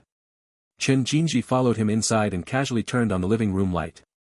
After her eyes adjusted to the light, she realized that her living room didn't look like it was in a condition to host guests. When she woke up this morning, the two adults in the house had received some news and hurriedly packed their things and left. The few items in the living room had all been overturned on the floor, and there was almost no place to step. Before leaving, perhaps fearing she would starve to death, that man suddenly had a change of heart and left her 500 yuan. Perhaps they were planning to be away for a long time. It was truly a coincidence. If they hadn't left, she wouldn't have known how to take in this young Master Su who was wandering the streets after drinking. Chen Jinji hadn't taken that 500 yuan, it was still lying on the table. "Sit here." She pointed to the somewhat tattered sofa in the living room. Su Qingyi didn't mind, he walked over and sat down quietly. In the end, it was Chen Jinji who couldn't stand the sight. She watched for a few seconds, then turned and went upstairs. When she came down, she had taken off her trench coat and changed back into pajamas. She also had a washed bedsheet and a pillow in her hands. Su Qingyi hadn't even moved his posture, he was still in the same obedient state as before she left. "Get up for a second." She spread the beige bedsheet on the sofa, tested the comfort of the pillow, and then pulled his arm to let him lie down. Su Qingyi was lying on the sofa, but his eyes followed her as she moved. Chen Jinji was somewhat helpless from his gaze, so she crouched down beside the sofa to look him in the eye. "What's wrong?" Su Qingyi didn't speak, he scooted inward and then patted the empty space beside him. Chen Jinji felt like laughing, so she got up and sat next to him. "Do you feel unwell? Do you want to throw up?" Her fingers reached forward, gently brushing the stray hair on Su Qingyi's forehead. A boy's hair really grows fast, Chen Jinji thought. The bangs that had just been cut a while ago had grown out again, they were messy now, vaguely blocking his delicate eyebrows and eyes. Chen Jinji's fingers moved backward, tracing him faintly. "No." Su Qingyi answered very honestly. He had no other symptoms besides dizziness, so he felt he probably wasn't drunk. A drunk person should be unconscious, vomiting everywhere, or going crazy. From just a moment ago, there was vaguely something gurgling on the table, and it only beeped just now. Su Qingyi was curious and propped himself up on his arms to take a look. Chen Jinji gave a gentle push, and he lay back down. He just felt the weight beside the sofa lighten as she stood up. Su Qingyi turned his head to look. Chen Jinji was unplugging the hot water kettle and pouring water into a basin. Steam spread out, enveloping her entire figure in swirling mist, looking somewhat unreal. Su Qingyi watched in a daze, lost in thought for a moment. Chen Jinji brought over a cup of warm lemon water and held it to his lips. The drunk Su Qingyi could be described as docile, he obediently drank all the lemon water in the cup, sip by sip, the expression on his face as serious as when he was solving math formulas. When Chen Jinji took the cup away, he lifted his face and said slowly, "Sour." Only said it after drinking it all. Chen Jinji was amused and wanted to laugh, she raised her hand and placed the towel next to her onto his face. Then she rolled up the towel and meticulously helped him wipe his face. Her fingers, along with the towel, slid from his forehead down to his neck, and Su Qingyi suddenly thought of the lazy tabby cat he used to tease in his childhood. And the feeling of its tail lightly brushing against the back of his hand. After wiping several times, Chen Jinji supported the back of his head to let him lie down properly. Only then did she stand up, go to the wash basin to scrub the towel clean, and hang it on the empty clothesline propped up by a bamboo pole on the balcony. It was already past midnight, and the small alley in the olive district was so quiet that only the chirping of cicadas could be heard. Chen Jinji stood on the balcony and waited for a while, until the moon emerged from the dense clouds and its bright brilliance spilled down again, before she walked back into the room. Su Qingyi on the sofa had his eyes closed, his breathing steady, as if he had already fallen asleep. Only his slightly trembling eyelashes revealed that he was actually still awake. The sofa was very narrow, but the spot where she had just sat was still completely preserved. Chen Jinji looked at the person in front of her who had returned to his usual quiet appearance, her gaze lingering for a moment. She wanted to say something, but didn't know where to start. "It's better to just rest well." Unexpectedly, just as she turned around, her waist was suddenly grabbed by someone, and without any explanation, they pulled her down onto the sofa together. The wooden sofa at home was of poor quality, with a slight bump that hit her right shoulder. Chen Jinji felt the pain but held back from crying out. She just lifted her eyes to look at the culprit in front of her. The distance between them was very close, and his hot breath, mixed with the smell of alcohol, washed over her, but because of the soap scent he naturally had, it wasn't too unpleasant. What was ambiguous was the distance, not the current atmosphere. Because Su Qingyi's eyes were clear and clean, without any impure thoughts, he didn't seem to think there was anything wrong with their current position. Did you bump yourself? I'm sorry. He didn't let go, just adjusted the angle so she could lie on him. Su Qingyi. Their breathing was audible, and she felt a wave of heat from his body temperature. Chen Jinji spoke helplessly. Su Qingyi blinked, answering every question. Let go. Answers every question, but won't obey. She tried to move her waist, but was still held tightly by him, unable to move at all. She had no choice but to sigh, lift her eyes to look at him. What do you want to do? Can you talk with me for a while? Hearing his request, Chen Jinji felt both angry and amused for a moment. But then she thought, forget it, why get angry at a drunkard? If anyone is to be blamed, it's herself for letting the wolf into the house. So she just bargained, then let me go first. Just talk like this. No. Seeing Chen Jinji's firm attitude, Su Qingyi didn't argue anymore, even closing his eyes and leaning in a bit closer. The scent of her hair lingered at the tip of his nose, seeming a bit unfamiliar. Su Qingyi let go of her waist, grabbed a strand of her hair, and asked, did you change your perfume? Chen Jinji looked at his serious expression, suddenly leaned forward, grabbed his wrist, and regained control. It's just the smell of shampoo. Didn't you want me to talk to you? What do you want to say? Su Qingyi thought about it and shook his head. I don't know. Then don't say anything. Chen Jinji's eyelashes fluttered twice, and she lowered her head slightly. She wrapped her arms around Su Qingyi's neck, pulling the distance between them even closer. The thin pajamas and the intertwined, mixed breath were eroding the little bit of reason remaining after drinking. Chen Jinji's pair of peach blossom eyes looked sparkling at this moment, an existence that was extremely bewitching. Just at this moment, there was a sudden vibration in his school uniform pocket, and Su Qingyi, who was already harboring ulterior motives, was instantly startled into a shiver. Chen Jinji, on the other hand, looked composed, as if she were the one who had made the call. The two were still lying face to face, and Su Qingyi freed one hand to grope downward. Alcohol makes people react slowly. Not knowing what he touched, Chen Jinji let out a tisk and grabbed his misbehaving hand. Then she took out the phone that was still vibrating in his left pants pocket for him. Su Qingyi took the phone with effort. The caller ID was he. Wu Fei. Hello. Hello, Su Qingyi, is that you? Wu Fei's hoarse voice was tinged with some anxiety. It's me. What did the message you sent mean? Why did you suddenly stop replying again? Did something happen? Wu Fei had listened to the voice message he sent over and over again, but just couldn't understand what it meant. The messages he replied with sank like a stone into the sea, with no response. He couldn't help but imagine a big drama, such as Su Qingyi being kidnapped, and the messy message sent just now was actually a cry for help. When Wu Fei said this, Su Qingyi belatedly remembered. Didn't he say at the beginning that he wanted to go stay at Wu Fei's house? Then why did he run to Chen Jinji's house? Su Qingyi was dazed for a while Wu Fei on the other end was almost dying of anxiety. Hello. Are you still there? What's the situation? Where are you now? Chen Jinji on the side cleared her throat, and answered for him, I am Chen Jinji. He's fine, just had a bit to drink, and is with me now. Wu Fei was silent for a long time, seemingly digesting the information in her sentence. Then, Su Qingyi, who was deep in thought on the side, also suddenly realized. Right. I am sleeping with Chen Jinji. Before he could finish his sentence, Chen Jinji slapped the phone out of his hand and pressed the end call button. Thanks to book friend Low Power for the tip. Thanks to everyone for the subscriptions and votes of support. I also want to sleep with Chen Jinji, Bushi, 192, Chapter 191.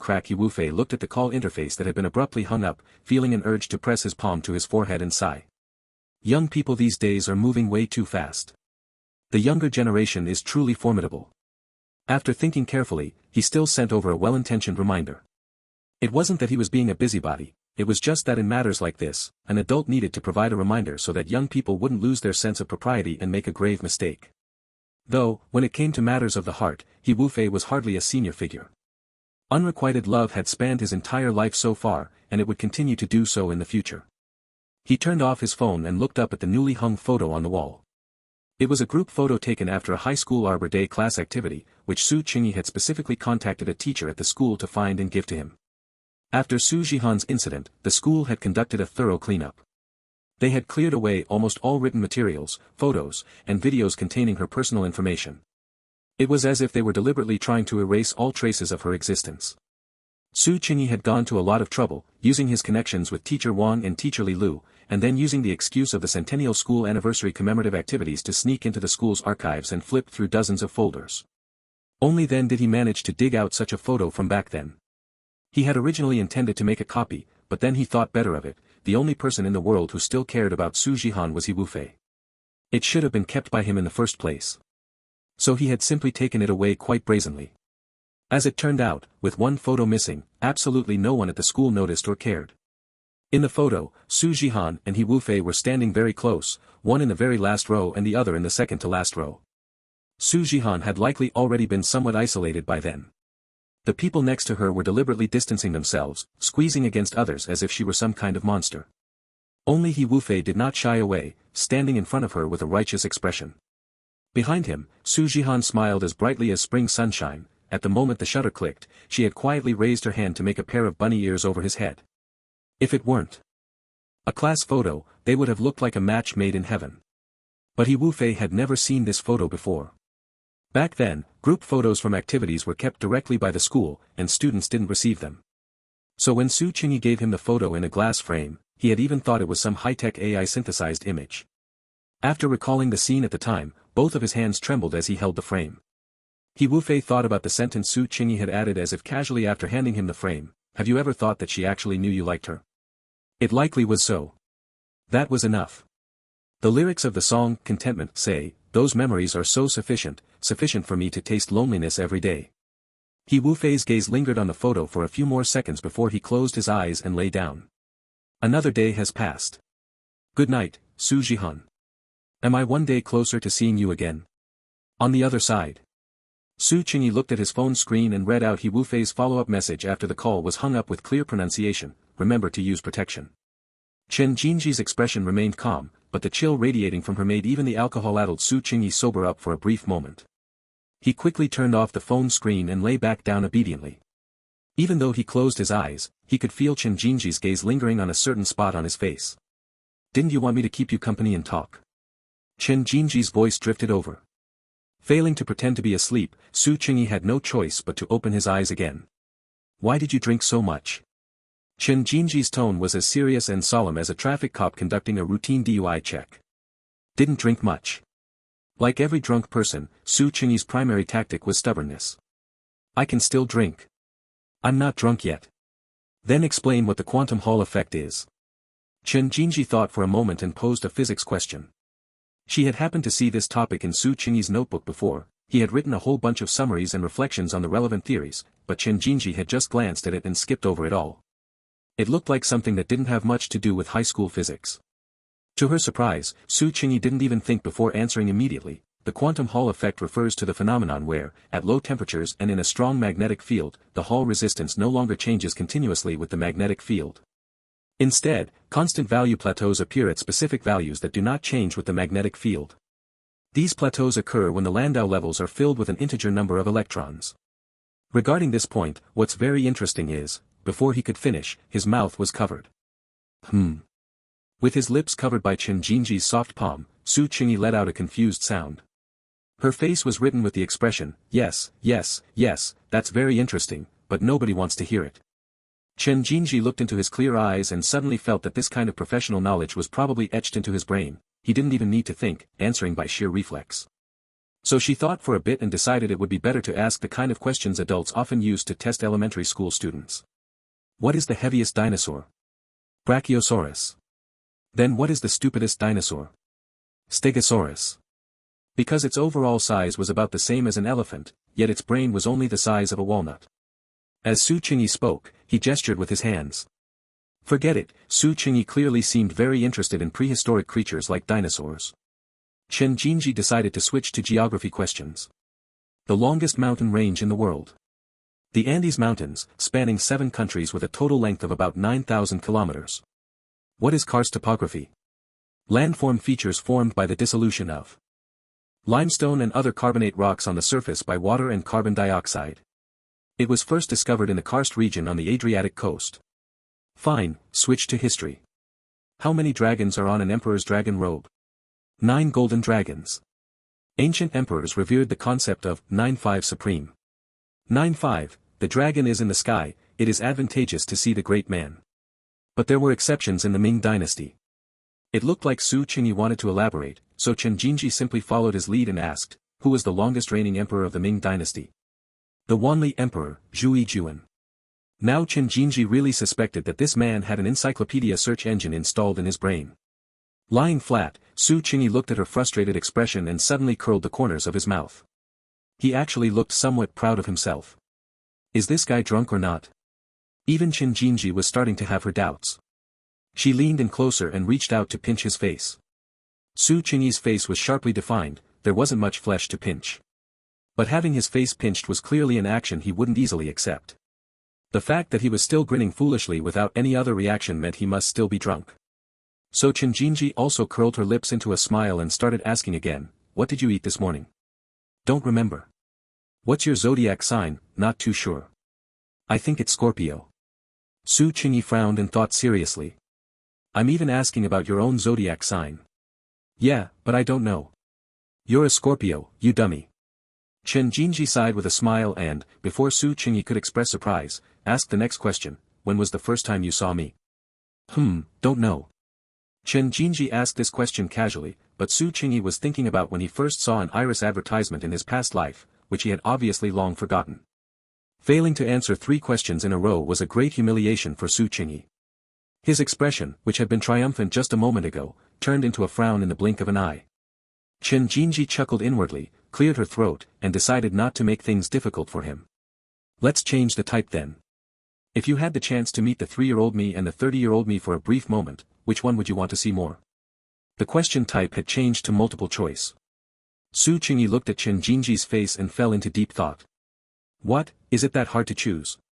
Chen Jinji raised an eyebrow, feigning seriousness. Because she felt that most people would probably choose the future version. Part, Gemini, 3.1, Flash, Light, the past is already in the past, there is no way to change it, so what the future will look like is even more intriguing. I choose 3-year-old Chen Jinji. Unexpectedly, Su Qingyi's answer was not what she had thought. Why? Although she is also very beautiful at 30, I would rather see 3-year-old Chen Jinji. And then at that time, I would tell her that in the future, she will become a superstar who is the center of attention. Su Qingyi seemed to struggle with this choice for a moment, but in the end, he still leaned towards this answer. Because he had, to some extent, already seen Chen Jinji nearing 30. Chen Jinji looked at his determined expression, always unable to understand why he was so certain about her becoming a star. But his answer still faintly touched her heart. Alright, the answer is correct. Suppressing her emotions slightly, she asked again, between only seeing me within 100 years, or not seeing me within a year, which one do you choose? Su Qingyi thought for a moment and analyzed rationally, if I die naturally, I can probably live for about another 60 years. If I don't see you for 1 year within these 60 years, it should be acceptable, right? Chen Jinji was silent. Su Qingyi continued to analyze to himself. Calculating a year as 365 days, if averaged over 60 years, I would only not see you for 6 days a year, less than a week. If broken down further into months, I would only not see you for half a day a month. If broken down further into weeks. Then let's start calculating from now. Chen Jinji got up and left. Then I choose the first one. Su Qingyi hurriedly grabbed her wrist and changed his answer. You have already handed in your paper. The answer sheet hasn't been handed in yet. Su Qingyi pulled her back to her original position. Chen Jinji glanced at him and said nothing.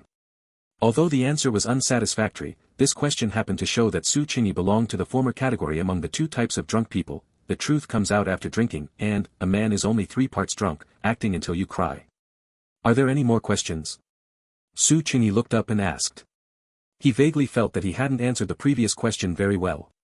But he didn't know why it was bad, he just felt that the questioner didn't seem satisfied with the answer. If you get a question wrong, just do a few more. This is a reaction engraved in the DNA of top students. Chen Jinji lowered her head and eyes, her gaze sweeping over their hands that were still clasped together. Su Qingyi's fingers were distinct, slender, and good-looking. The old-fashioned quartz watch on his wrist looked like it had been around for a few years, the stainless steel strap refracting the light, reflecting the lines of his arm and the blue veins. Yes, there is. Chen Jinji suddenly looked up and smiled at him. Do you like me? Su Qingyi hadn't recovered from her dazzlingly beautiful smile before he was hit by this sudden question, leaving his head spinning.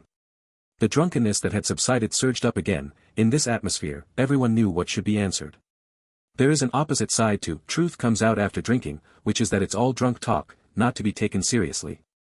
So no matter what the answer was, alcohol was a very good excuse. Looking at Chen Jinji's peach blossom eyes, which were like clouds obscuring the moon, the words on Su Qingyi's lips were almost ready to blurt out. But at this moment, he suddenly thought of another pair of bright and clear eyes. That was also a sincere heart that could not be let down. So he could only watch the smile at the corners of her mouth gradually cool down because of his silence at this moment. I don't know. He could only answer like this. The words of Su Yang at the dinner table tonight surfaced again.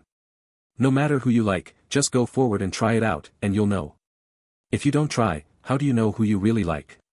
At the time, he agreed readily, but the problem was, how do you try? At least for now, he couldn't manage to ignore the feelings of another person and just act according to his own wishes. After getting the answer, Chen Jinji lowered her head again, a few strands of hair sliding down in front of her eyes with her movement. Their palms were still clasped together, but Su Qingyi felt her fingertips become cold again, no longer dyed by his body temperature. Got it wrong again. Should have known not to ask. Su Qingyi thought. He reached out and brushed Chen Jinji's hair that hung in front of her eyes. In his heart at this moment, this action had a sense of making amends. But in Chen Jinji's eyes, it was probably a malicious provocation. She immediately wanted to pull her hand out of his, but unexpectedly, Su Qingyi repeated his old trick and just wouldn't let go. Let go, I'm going to sleep. Chen Jinji had to try to reason with him.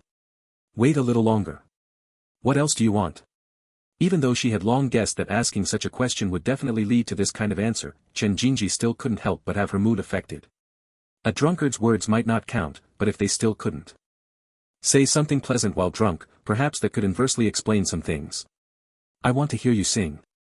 Su Qingyi said truthfully. Chen Jinji had a very personal style when singing, and he liked listening to it very much. But he didn't have many opportunities to hear it at school. Which one do you want to hear? Chen Jinji wanted to get away as soon as possible. At this moment, she needed to be alone. Her self-protection mechanism had been out of commission for too long and needed to start working again. Anything is fine, sing whatever you want. Having received permission, Su Qingyi became happy again and even wanted to move the cushion to sit up straight. Lie down and don't move. Chen Jinji stopped his movement and made him lie down properly. Close your eyes. Her tone allowed no negotiation, and Su Qingyi had to obey. After I finish singing, you go to sleep properly. Su Qingyi didn't open his eyes and nodded. Chen Jinji looked at his lips, which were slightly pursed in anticipation, and turned to pick up her phone from the coffee table. Because Su Qingyi's hand still wouldn't let go, even this simple action was very difficult for her to do. She could only operate the phone with one hand, so she randomly searched for an accompaniment online. It sounded a bit low quality, with heavy background noise. Afraid of disturbing Su Qingyi, she turned the volume of the accompaniment down a little. Chen Jinji looked at the lyrics, didn't warm up her voice, and sang along to the beat. I've long forgotten what the taste of missing you is like, because every minute and every second is occupied by you in my heart. Your every move tugs at the cracks in my life. Who can tell me how free I will be after leaving you? Don't be cautious with me, don't let me look down on you, follow me and walk forward bravely. Don't try to persuade me to change my mind, this isn't cheap love, look at me, say to me, you truly love me. Her voice was gentle with a hint of hoarseness, as if it carried a calming effect. Halfway through the song, the person on the sofa was clearly already asleep. Chen Jinji turned off the accompaniment and gently put the phone back on the coffee table. Staring at his quiet sleeping face for a long time, she felt a wave of inexplicable sadness in her heart. If I had known it would be this heart-wrenching, I would rather we had never met. Chen Jinji wanted to pull her hand out and leave, but the person deep in sleep was still gripping her hand tightly. She tried to use force, but it didn't budge at all. Instead, it prompted him to pull her hand a little closer to his chest. Forget it, just make do like this. With no more desire to struggle, Chen Jinji saw the watch on his wrist that looked very hard and uncomfortable, and tried to use her left hand to help him take it off. Perhaps it was a bit ticklish from her action of unfastening the strap, and Su Qingyi in his sleep turned over slightly. Snap. With this movement, he pressed down on some unknown object on his body, making a loud noise. Just how many things is he carrying on him?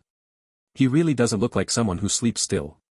Worried that he would be uncomfortable at night, Chen Jinji had to give up on taking off the watch for now and reached out to touch his suit pants pocket. She touched a plastic object that was slightly warm from his body temperature. It was clear he had been carrying it for a long time. Chen Jinji's heart sank inexplicably, and she gave a gentle tug. It was a white mask. It had been crushed by his movement just now, and a clear crack spread out, cutting the complete lipstick mark in the lower left corner into two halves. Thanks to book friends Low Power and Mango Sauce for the tips, and thanks to everyone for the subscriptions and votes of support. 193, Chapter 192 Please Marry Me. Su Qingyi was woken up by his own phone ringing. Although his brain was awake, his body clearly had no intention of turning on. Yet. He kept his eyes closed, hoping the ringtone would be sensible and stop on its own.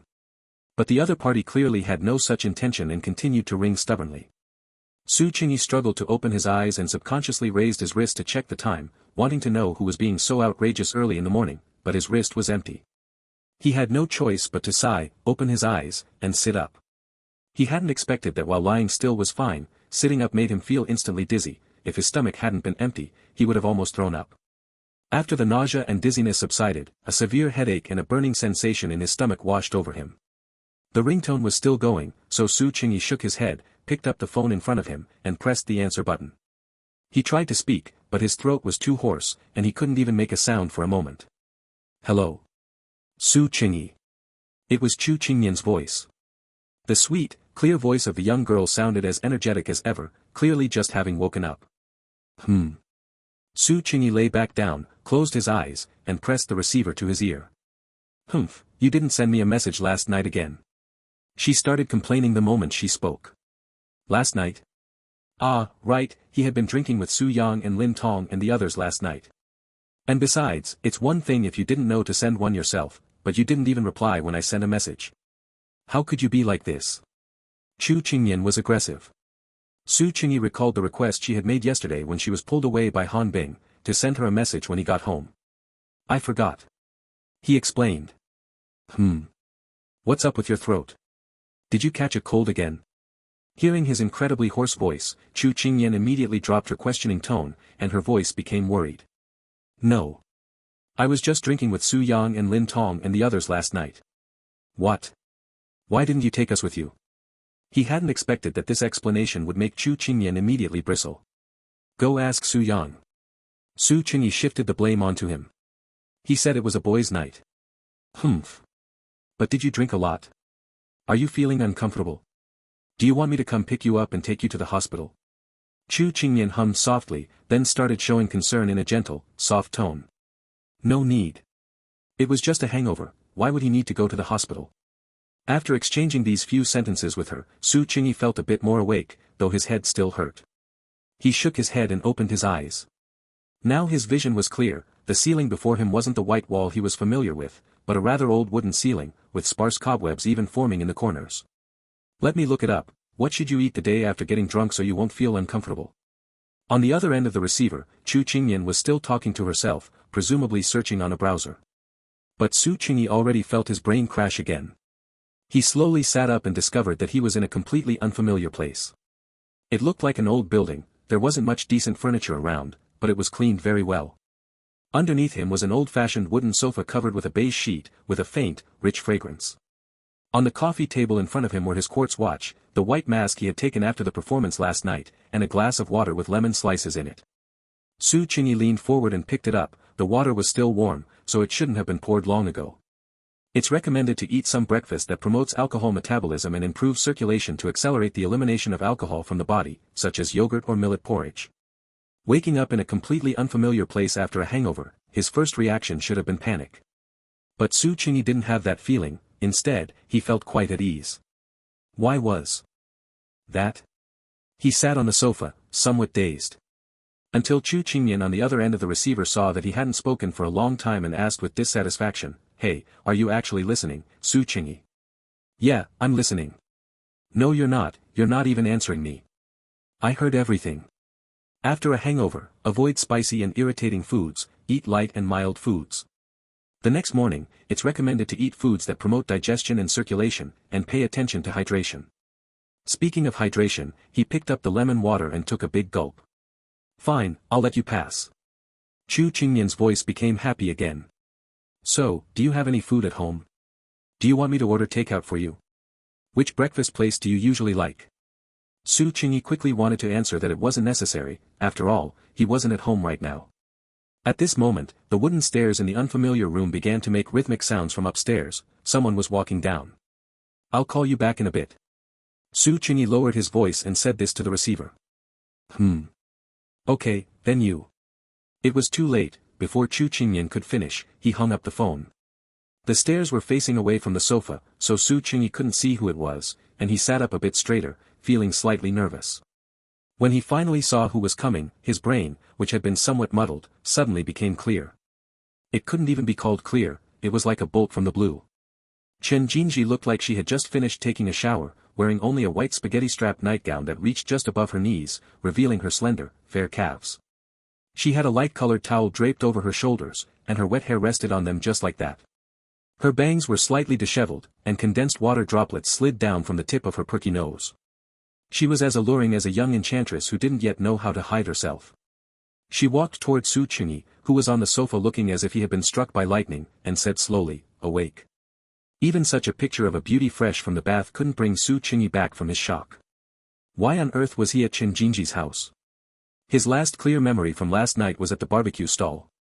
He looked at Chen Jinji's eyes, which seemed to be smiling but weren't, swallowed his saliva, and wanted to ask, but didn't know how to bring it up. Surely nothing that shouldn't have happened, right? He didn't speak, and Chen Jinji didn't speak either. She sat next to him with great interest and watched for a while. Then she suddenly turned around and pulled the towel off her shoulders with one hand.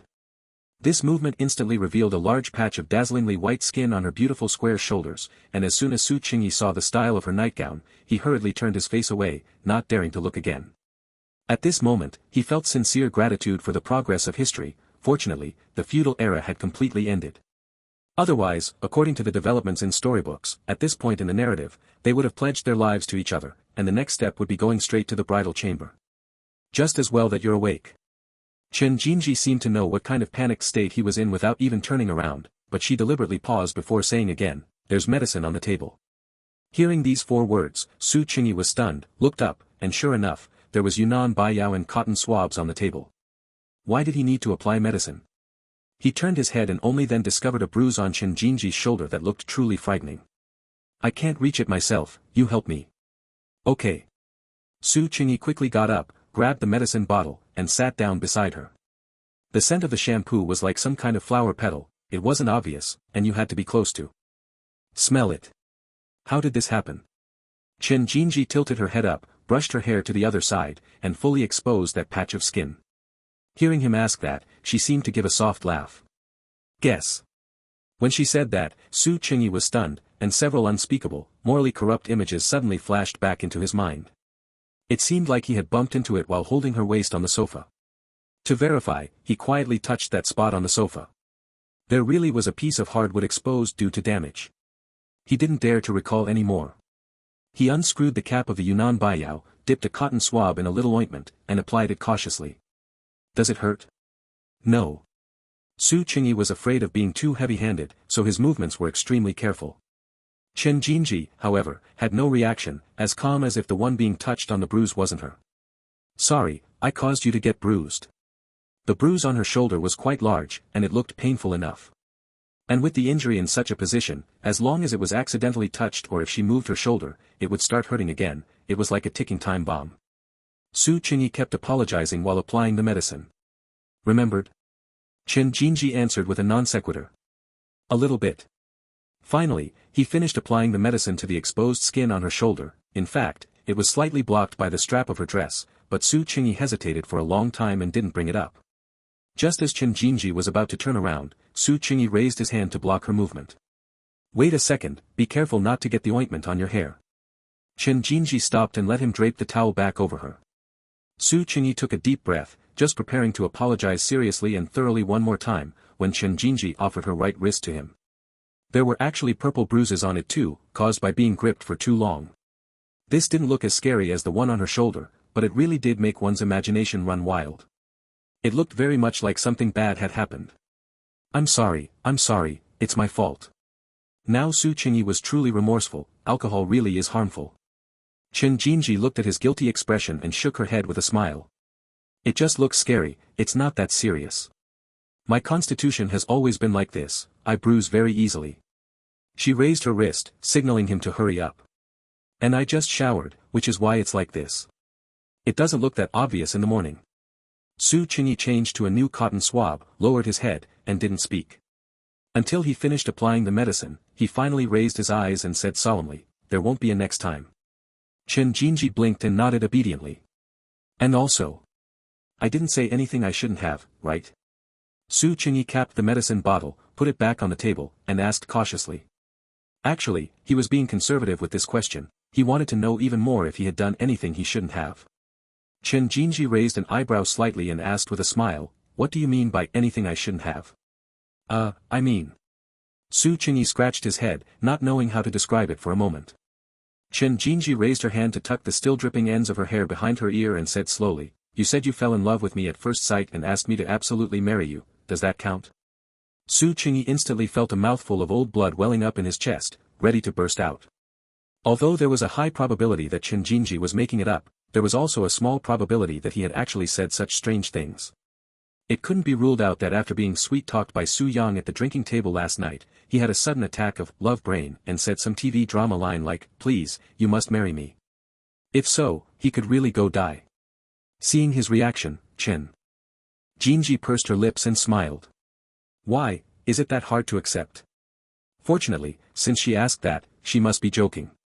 Su Qingyi sighed in relief, shook his head, and just as he was about to speak, she continued, is it hard to fall in love with me at first sight, or is it hard to marry me?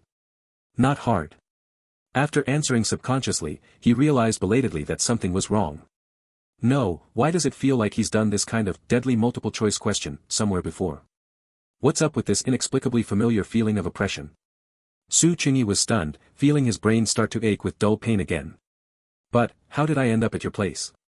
He couldn't let Chen Jinji lead him around by the nose anymore, he had to ask about the specific situation. Su Qingyi shook his head and asked again. Well, isn't your phone right here? Chen Jinji didn't answer, just raised her chin slightly, signaling him to look for himself. Su Qingyi took his phone and clicked into WeChat. There were many new messages with red dots, which Su Qingyi skipped for now, looking only at last night's. When he saw the name, He Wufei, some of his lost memories came rushing back. A tricycle noisier than a tractor, Lin Tong said he was on the way to the Olive District, so he had wanted to contact He Wufei to go to his house and sleep for the night. It was normal up to this point. Su Qingyi directly chose to skip those voice messages he had sent to him. Because looking at He Wufei's replies, he knew that the voice messages definitely didn't contain anything a normal person would say. Are you okay? Is this actually Su Qingyi? Are you there? Reply as soon as possible. Then there were the voice calls he had made afterward. If that were the case, he should have been at He Wufei's house. Su Qingyi exited the chat box somewhat strangely and clicked on the one with Chen Jinji. There was only a good night and a short voice call record. Su Qingyi checked the time and vaguely understood what had happened. When he was sending a message to He Wufei, it just so happened that Chen Jinji had also sent a message at that time, so when he clicked in, he thought it was He Wufei's chat box and directly started a voice call. The key was that Chen Jinji heard his nonsensical words and actually came out to pick him up immediately. So that's it. Su Qingyi pressed his temples and sighed. Sorry for the trouble. Taking care of a drunkard must be tiring. I haven't been this drunk in a long time. I didn't expect my behavior while drunk to be so bad. And also, I didn't offend you, did I? Other than not sleeping all night, it was actually fine. Chen Jinji smiled meaningfully and pointed to other things on the table. I didn't deliberately damage this mask, you know. Su Qingyi saw the cracked lipstick mark and suddenly felt the situation was a bit awkward. He had indeed taken it away with the intention of wanting to keep it. He stood up, put the mask back in his pocket, put on his watch, and checked the time. It's still early, why don't you take this time to get some good rest? I'll go buy you some breakfast. I'll sleep in a bit. Chen Jinji shook her head. Su Qingyi turned around to fold the sheet he had slept on and put it away with the pillow. Where should I put this? No need, I'll do it myself. Chen Jinji took a sip of lemon water with composure, watching his clearly deliberate busyness. What would he say next? Get some good rest, I'll head out first, call me if anything happens. Be careful with the wound, move gently, see you at school tonight. Unexpectedly, Su Qingyi walked out 2 steps, turned back, and said, do you want me to help you blow dry your hair? Thanks to book friend Low Power for the tip, and thanks to everyone for your subscriptions and votes of support. 194, Chapter 193 The Aftermath. Morning. Chen Jinji was slightly taken aback. Her intuition had actually failed her this time. Su Qingyi stood where he was for a moment, then, without further hesitation, walked back. Let me dry it for you, you have an injury on your shoulder. Sure. Chen Jinji smiled softly and stood up. Su Qingyi followed her upstairs, the old staircase creaking with their footsteps. The layout on the second floor looked better than the first, it actually looked like a proper bedroom. Out of politeness, Su Qingyi only took a brief glance. Do you live here? No, my room is on the 3rd floor. Want to take a look? Chen Jinji didn't turn back, walking straight to the bathroom on the right and turning the doorknob. Steam billowed out of the bathroom, carrying a strong scent of body wash mixed with her own fragrance. With every breath, the fragrant, hot air made Su Qingyi cough, and he felt his already foggy brain becoming even dizzier. No, thanks. Chen Jinji stepped inside first and turned on the exhaust fan. After the steam cleared, Su Qingyi observed the layout of the bathroom. Unlike the generally old atmosphere of the house, the bathroom looked quite modern with its white tiles. Perhaps because Chen Jinji had just showered, the floor was still a bit slippery. Su Qingyi stood very carefully, after all, slipping in a place like this looked like it would hurt. He slowly rolled up his shirt sleeves and asked, are we drying it right here? Yeah, it's easier to clean up if the hair falls out. You lose hair. Su Qingyi subconsciously imagined the way patients with serious illnesses lose hair in large clumps. If you grew your hair this long, you'd lose it too. Chen Jinji glanced at him, clearly guessing what he was thinking. She took out the hairdryer, plugged it in, and stood in front of the mirror, looking like she was waiting for service. Su Qingyi took the hairdryer from her hand but didn't rush to turn it on. Instead, he looked around and brought over a stool from the doorway. You should sit, standing is tiring. Chen Jinji wanted to laugh, this guy's energy-saving mode seemed to manifest in every aspect of his life. She obediently sat down, watching their blurry, overlapping reflections in the mist-covered mirror. Su Qingyi tested the temperature of the hairdryer first, then gently lifted her hair, avoiding her injured shoulder. Then he leaned down and whispered in her ear, let me know if it's too hot. Chen Jinji hummed in response, closing her eyes with feline satisfaction amidst his gentle movements and the warm air of the hairdryer. Su Qingyi had never dried anyone's hair before, but he had bathed cats. So his current movements were almost entirely based on his experience serving his feline masters. Fortunately, Chen Jinji was even more docile now than that fat tabby cat. Su Qingyi's fingertips brushed against her cheek, she didn't dodge, but instead lingered, rubbing against his hand. Chen Jinji had sat quite properly at first, after all, she was an idol in training, and her posture and such required professional training. Su Qingyi recalled how stars had to be prepared for filming from every angle, if their posture was even slightly off, it would be magnified infinitely by the camera and criticized by the onlookers. But now she was clearly relaxing, leaning backward and practically nestling into his arms. With a soft, fragrant beauty in his arms, Su Qingyi kept his gaze fixed on his own nose, determined to remain composed.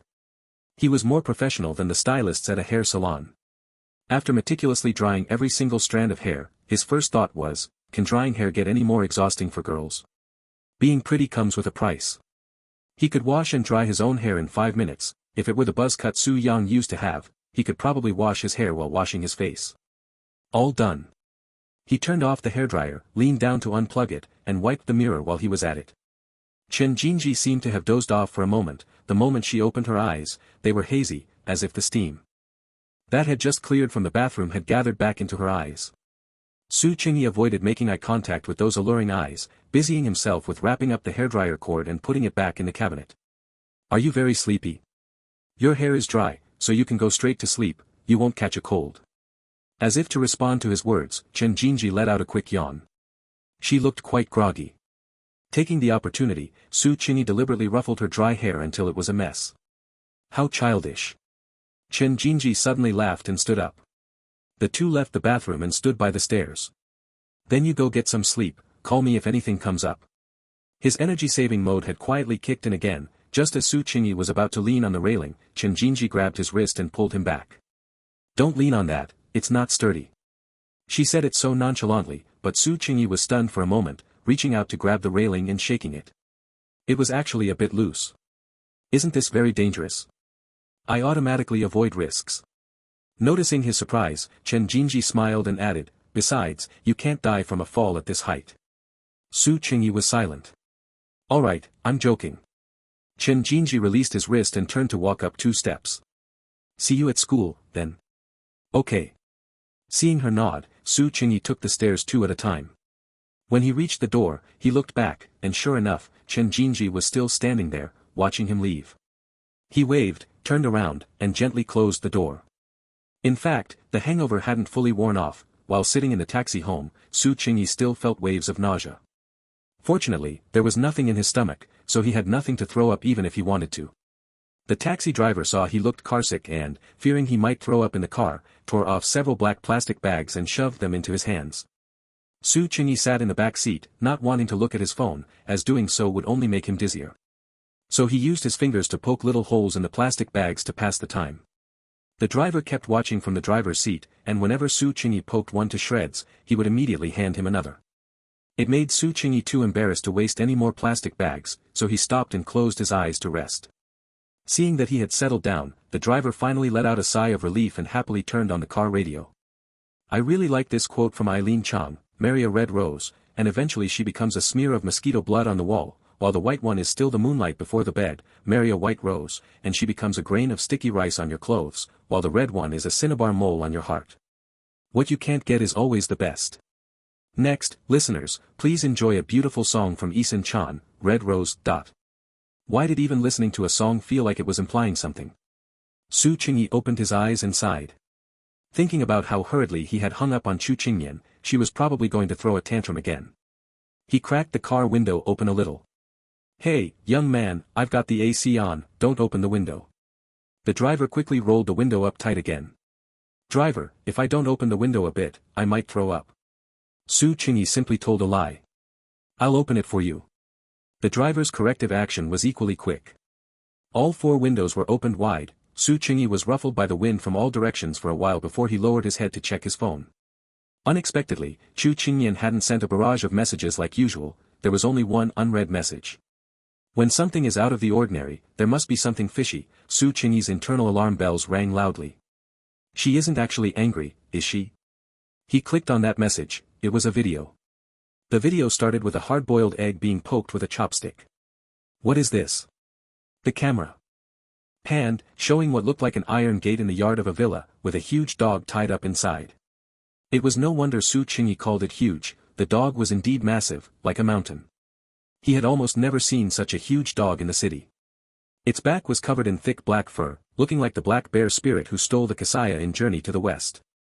Chu Qingyan trotted over, holding the hard-boiled egg on the chopstick. This girl wasn't even afraid of being bitten, she had some nerve. Most people would be a little scared if they saw a dog of this size. The big dog could clearly hear her footsteps as she ran over, but it remained lying there with its back to her, too lazy to move. Not only was Chu Qingyan not afraid, her smiling voice came through in the video, puppy, here's something for you to eat. How could she call a mountain of black fur, puppy? The video ended there. Su Qingyi checked the time and replied, did it eat it? Chu Qingyan quickly sent back a new video. She held up the hard-boiled egg, calling out eagerly for a long time, and the dog finally turned its head. It turned out to be a calico dog. Its paws, face, chest, and the tip of its tail had white fur, and it had very distinctive brown, bean eyebrows. It was actually quite cute, just a bit dirty all over. At the end of the video, the calico dog finally sauntered over lazily. Chu Qingyan immediately handed over the egg like she was offering a treasure, and it swallowed it in one gulp. Su Qingyi lowered his head to type again. Where did this black bear spirit come from? Young man, we're here. The driver stopped the car at the entrance of the alley. Su Qingyi looked up, scanned the QR code to pay, and got out of the car. Chu Qingyan hadn't replied yet, so Su Qingyi exited to check other messages. Su Yang had sent a long string of messages 20 minutes ago. Boss Su, I repent, I atone, I admit my fault. I had an extremely incorrect understanding of my alcohol tolerance. I will never take you out to drink recklessly again. Sister Mian just called and gave me a real earful. I was stunned when I woke up at Wood's place this morning. Wood said you went to sleep at He Wufei's place. How was your sleep? Wood had actually covered for him. I just got home. Luckily my mom isn't here, or I'd be dead. Hey, there's another get-together later, you coming? Did this guy look like he had repented? He hadn't even sobered up yet. Don't worry, no drinking. Just eating. My cousin is back in the country, and we're throwing a welcome party. She told me to bring more people, so I'm dragging Wood along too, He also attached a photo of himself and Lin Tong. Lin Tong had a miserable look on his face, clearly a forced participant. Su Qingyi replied, we'll see. Sure, let me know when you decide, and I'll call a car to pick you up. Then didn't that mean it was just him and Sister Lin having dinner today? Su Qingyi checked his texts. Sure enough, Sister Lin had been messaging him since the morning. Although, added together, it probably wasn't as much as what Su Yang had sent in 5 minutes. Lin Tong said you guys were drinking. Are you okay? Next time, don't drink too much, it'll make you feel sick.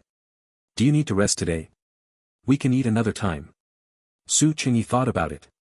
Actually, he really did want to rest today. After the hangover, he felt completely out of sorts, but thinking about the hearing aid, he dismissed the idea of slacking off. No need, I'll come see you in a bit. After replying to this message, he got up and walked into the bathroom. He took a quick shower and changed into the exact same white shirt and slacks he had just taken off. It really wasn't that he didn't want to dress more youthfully, it was just that his closet was filled with these black, white, and gray business-style clothes. When drying his own hair, thinking of Chen Jinji's long, flowing hair, Su Qingyi realized for the first time how much more convenient short hair was. Even though he had showered, a psychological effect made him feel like there was still a lingering smell of alcohol on him that he couldn't wash off. If only he had some perfume or something to physically mask it. Unfortunately, given the level of straight guyness of 17-year-old Su Qingyi, having perfume at home was impossible. After he started working, he would occasionally wear some perfume, for no other reason than that he didn't like the smell of smoke. He thought this while emptying the pockets of the clothes he had just taken off. The first thing he took out was the mask, although it was cracked, he still carefully put it away. He didn't know why, but he felt like he should keep it as a memento. His student ID and some change were clipped together, Chen Jinji must have helped him put them away. Su Qingyi wanted to take out the change and put it on the table, but a tiny bottle rolled out with it. He was quick-handed and pressed it down. It was a glass bottle wrapped in a layer of paper. As the bottle rolled, the slip of paper unfurled, and he could vaguely see a line of small text. Su Qingyi was curious and picked up the note. He was very familiar with the handwriting. He had lost count of how many of her test papers he had graded over this period. Next time after you drink, you have to wear perfume before you come to see me. Su Qingyi unscrewed the cap and leaned in to smell it. It was a bit like the one she used herself, a clear, bright tea scent, but with a hint of woody and citrus notes. It smelled very good. Su Qingyi was curious about what brand it was and couldn't help but message Chen Jinji. What's the name of the perfume you gave me? He had thought she would be asleep by now, but she replied very quickly. Although, as always, she didn't answer the question. Does it smell good? Yeah, it smells great. I want to buy a big bottle. Morning after. This name made Su Qingyi choke on his words. It was quite fitting. No, wait, what kind of nonsense was this? I'm joking. I blended it myself. She was definitely lying again. Su Qingyi could almost imagine the triumphant smile in Chen Jinji's eyes right now. Because I wasn't sure if you'd like it, I made a sample first. She added seriously. Su Qingyi knew she could blend perfume and had previously said she would help him blend a signature scent that suited him. But he hadn't expected her to be so efficient, and her blending skills were this good. It smells really good. Do you like it? I like it. So, next time I drink, I'll wear the perfume before I come to see you. Good boy. She really seems to hate the smell of alcohol. That made sense. Su Qingyi suddenly thought of Chen Jinji's alcoholic father. With a family shadow like that, it would be strange if she didn't hate the smell of alcohol. Thinking about it this way, the fact that she didn't pack him up and throw him out last night was already an act of immense benevolence. Su Qingyi put down his phone and sprayed a little perfume on himself. After the scent dispersed, it smelled even better, both fresh and gentle. If he had happened to smell this in his past life, he probably would have tried very hard to find out what brand it was. He returned to his room and put the mask into the drawer. In the past, he would never have brought these things home, so his drawer had been empty, and the only few new items were from after his rebirth. The Richard Mille watch Chu Yuanjiang had given him, the jade Pichio from Chu Qingyan, Su Qingyi casually placed the plastic mask right next to these two expensive items. He took out the hearing aid he had fixed last time from another drawer. He didn't know if it still worked. Su Qingyi carefully examined the construction of the hearing aid and gently pressed the power button. The tail flickered with a faint green light, which looked like a signal that it was operating normally. He carefully tucked it into his shirt pocket. Whether it worked or not, he would know in a bit. Thanks to book friends Low Power, Hen Ai Zao Tue, Chi Chi Stan, and Dong Dong for the tips. Thanks everyone for your subscriptions and votes of support. P.S. This perfume really exists, I'm not making it up. 195, Chapter 194 Tricks. After seeing the long list of restaurant options Sister Lin sent over, Su Qingyi felt a bit suspicious that she might have left the house with all her family's savings today. It was either Japanese cuisine or seafood. In short, they were restaurants where the brand value exceeded the actual value of the food. Service fees and decor costs probably made up the bulk of the bill. Among them was the Japanese restaurant Liang Nina had taken him to last time, where a single meal had eaten up the scholarship money that hadn't even been warm in his pocket yet. Eating a meal at a place like this would cost her nearly half a month's salary, and given her usual thriftiness, such high expenditure was completely unnecessary. Lin Juan must have decided to splurge, catering to his tastes, out of gratitude for Su Qingyi introducing her to a job and helping Lin Tong. But she clearly had some misunderstanding about his culinary tastes. Of course, Su Qingyi couldn't possibly actually go to such a place to eat with her. So the location he sent back was the entrance of the supermarket. Today was the weekend, and with it being close to mealtime, the road from Qinghe district was a bit congested. As soon as Su Qingyi got out of the car, he saw Lin Juan, who had likely been waiting for a long time. At the bustling supermarket entrance, she stood quietly in a corner, constantly mindful of whether she was blocking anyone's path. Occasionally, if someone made eye contact with her, she would quickly lower her head, looking bashful, perhaps thinking she had done something wrong. Lin Juan must be a few years older than them, early 20s, Su Qingyi thought. Yet she didn't look like it at all. Her expression and demeanor were perhaps even more innocent than his. Even though she had clearly tasted much of life's bitterness. No, he couldn't compare himself to her. After all, he had lived 2 lifetimes. Su Qingyi stepped forward. Lin Juan had been looking around, and the moment she saw him, a smile lit up her face. Su Qingyi glanced into the supermarket. Inside were the refrigerated cabinets, and the air conditioning was blasting. The weather today was at least 35 degrees, and yet, just a step away, Lin Juan had chosen to wait outside. He used sign language, "Aren't you hot?" Lin Juan was still smiling, "Not hot." Su Qingyi raised his eyes to look at her smooth forehead. She didn't seem to be lying, as there wasn't even a drop of sweat. He, however, felt the heat rising up from his black trouser legs, unbearably sweltering. Perhaps the saying, "A calm heart brings natural coolness," was true. Let's go inside first." Su Qingyi pushed open the supermarket curtain. Lin Juan followed with small steps, a look of confusion on her face. "Are we not going to eat?" Perhaps afraid that the plan would fall through, her sign language movements became somewhat tense. "We'll buy groceries and cook at home." Su Qingyi kept his eyes straight ahead and strode forward. But the corner of his shirt was quickly tugged by someone. Lin Juan said anxiously, "Go to the restaurant." Su Qingyi had to stop, not knowing what to say. He finally realized that one could have a sense of hesitation even when using sign language. After struggling for a while, her hand movements shifted back and forth, and the expression on Lin Juan's face changed along with them. Perhaps in her eyes at this moment, what Su Qingyi said was, "Jaj Flafa." In the end, Su Qingyi just dryly gestured, "Not going." "Why?" This answer made Lin Juan even more flustered. Su Qingyi felt like she was about to cry from anxiety. "My mom said your cooking skills are very good, and I want to try it." Lin Juan was stunned for a moment, not expecting this reason. "But I was planning to treat you to a meal today. I don't like eating out," Su Qingyi said, leaning on the shelf with a sincere expression. This wasn't actually true. Because in his past life, he lived alone and either ate at the company cafeteria or ordered takeout. Cooking at home was, at most, boiling some noodles or making porridge. Seeing Lin Juan's still conflicted expression, Su Qingyi continued, "I don't know how to cook, and I live alone. It's been a long time since I've had a home-cooked meal." Regardless of anything else, he decided to play the pity card first. Sure enough, this sentence was very effective. As soon as Lin Juan heard him say this, a complex emotion of sympathy mixed with heartache immediately appeared on her face. Su Qingyi knew he had mostly convinced her, so he struck while the iron was hot, turned around to push a shopping cart, and gestured with his chin. Lin Juan walked beside him, calculating in her heart what dishes she should make to nourish him. It was only after she came to work at Yang Lu's house that she learned supermarkets also had a dedicated grocery section. Previously, she would go to the wet market to buy discounted vegetables after getting off work at the construction site. When she worked at the Ho family, she was always responsible for cleaning and tidying, not buying groceries or cooking. Although the supermarket vegetables were more expensive, they looked clean and neat, all sealed in plastic boxes with cling film, unlike the messy and chaotic wet market. Su Qingyi was tall among his peers, dressed like a proper business professional, with a composed aura that didn't look like that of an immature minor.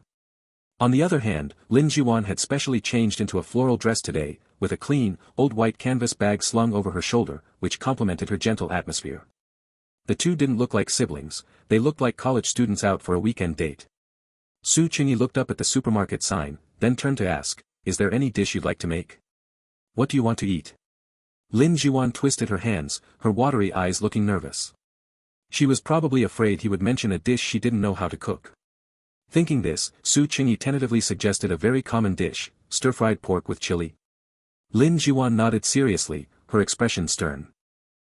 Sweet and sour pork ribs. She nodded again. Her expression remained very serious, he couldn't tell if she actually knew how to make them. Su Qingyi thought for a moment, then asked, "Sister, what is your specialty dish?" Lin Jiwan shook her head. "I don't have a particular specialty, but there is one dish that Sister Yang said is delicious." "What is it?" "Squirrel fish." It was actually this dish. A very famous delicacy from Gusu in the Jiangnan region. Legend has it that when Emperor Qianlong traveled to Jiangnan, he went undercover to dine at the Songala restaurant in Gusu. The chef deboned a carp, carved patterns into the fish meat, and added an egg yolk batter. After deep frying it in hot oil, it was topped with a hot, sweet and sour sauce. When the hot oil and sauce collided, it made a squeaking sound like a squirrel, hence the name, squirrel mandarin fish. Having long heard of its fame, after going to college in the Magic City, Su Qingyi chose a weekend to make a special trip to Songala in the neighboring city of Gusu. The taste was crispy on the outside and sweet on the inside, sour and sweet to the palate. Even though Su Qingyi had grown up with a Sichuan-style chili-loving stomach, he had to admit that this Su-style dish was indeed delicious. Although delicious, it was also difficult to make. Otherwise, it wouldn't be the case that after all these years, only Songala's version was the most famous. Lin Jiwan saying she could make it sparked some anticipation in him, and he immediately pulled her toward the fresh food section. The dishes were ordered, and it was Lin Jiwan's turn. Su Qingyi had originally been curious about how she communicated with people when buying groceries since she couldn't speak. Now was the time for the demonstration. There were at least dozens of fish swimming around in the fish tank. Lin Jiwan only took 2 looks before picking out the liveliest one. When the owner caught it, it was still flailing with all its might, nearly splashing water all over everyone's faces. Lin Jiwan explained to Su Qingyi, "This kind of fish meat is fresher, more tender, and firm, and it will taste better when fried. Plus, the size is just right. If it were too big, we wouldn't be able to finish it, which would be a waste." When choosing pork ribs, Lin Jiwan also picked out the leanest rack of ribs from far away. "Do you want to eat sweet and sour pork ribs? That would make 2 sweet dishes. Should we change it to braised ones instead? This kind of chili is too spicy, it will be choking when stir-fried. Can you eat spicy food? Should we change to this kind?" When talking about cooking, Lin Jiwan even became more talkative. Su Qingyi felt she was testing his sign language level. Sometimes he didn't quite understand, but he just kept nodding. Anyway, it wouldn't taste bad, that much was certain. Yang Lu often sent him photos showing off Lin Jiwan's cooking skills. Every dish looked bright and appetizing, making one's mouth water. After buying the ingredients, Su Qingyi pushed the cart to the checkout counter. Lin Jiwan immediately walked to his side and carefully took out her wallet. Seeing the checkered wallet, Su Qingyi couldn't help but raise an eyebrow. Oh, it's an LV. Taking such a luxury item out of her white canvas bag felt a bit incongruous. But the style looked a bit old, so it was highly likely that Yang Lu had given it to her. Su Qingyi didn't intend to fight Lin Jiwan for the right to pay. He had already refused to go to a restaurant to eat. If he fought to pay now, it would only make her feel a bit defeated. Lin Jiwan unzipped her wallet, and just as Su Qingyi had imagined, this person had stuffed a large stack of cash inside. It looked like she was prepared to go all in on today's meal. Buying these ingredients cost less than 100 yuan, and Lin Jiwan carefully put the change back into her wallet. Su Qingyi carried the groceries and walked out, and she trotted to catch up, habitually wanting to take them over. After being shot a glance by Su Qingyi, she sheepishly retracted her hand. The things weren't heavy, after all, they were just two people eating together. Usually, what Lin Juan had to buy was for 4 people, which must be much heavier. The two walked to a shaded spot by the roadside to wait for a car. After a moment of silence, Lin Juan leaned in again and handed over a peeled lollipop. It must have been something she asked for while the cashier was giving change earlier. Su Qingyi was carrying the groceries in his left hand and couldn't easily take it, so he simply lowered his head and took it with his mouth. It was actually strawberry flavored. Lin Juan looked at him with a smile, as if she had already inquired about his tastes beforehand. It probably wasn't from Yang Lu, because she definitely wouldn't know. It was highly likely that would have told her. There were no trash cans in sight, so Lin Juan carefully put the candy wrapper away. She had actually only bought 1 lollipop. Su Qingyi, holding the candy in his mouth, glanced at her empty palm. Lin Juan had probably been like this her whole life. From big things like the opportunity to go to school, to small things like a 5-cent lollipop, she always yielded whenever she could. Raising his wrist to check his watch, Su Qingyi waved his hand in front of her. "Give me the wrapper, I'll go throw it away." Lin Juan was stunned for a moment. Handed him the wrapper she had just put in her bag, and took the plastic bag from his hand. Su Qingyi turned and ran across the street under the sun. When he returned, one hand was loosely clenched into a fist. Lin Juan had been gazing expectantly at the spot the whole time. Just after he left, a taxi had passed by. Su Qingyi held his fist out in front of her. Lin Juan looked at him, confused, and Su Qingyi raised his chin, signaling for her to touch it. Lin Juan clearly didn't know what a fist bump was, so she extended her finger and poked it cautiously. She was actually a bit scared. Because of her hearing impairment and impoverished family background, since she was a child, the kids in the village would often make fun of her. Tripping her for no reason, throwing caterpillars on her, or squeezing wild fruit juice and splashing it on her. Among these things, each of which would be enough to make others furious, the last one was what Lin Juan disliked the most. Because the wild fruit stained her clothes, making it very hard to wash out. Her few pieces of clothing were being ruined like this, and she felt it was a waste.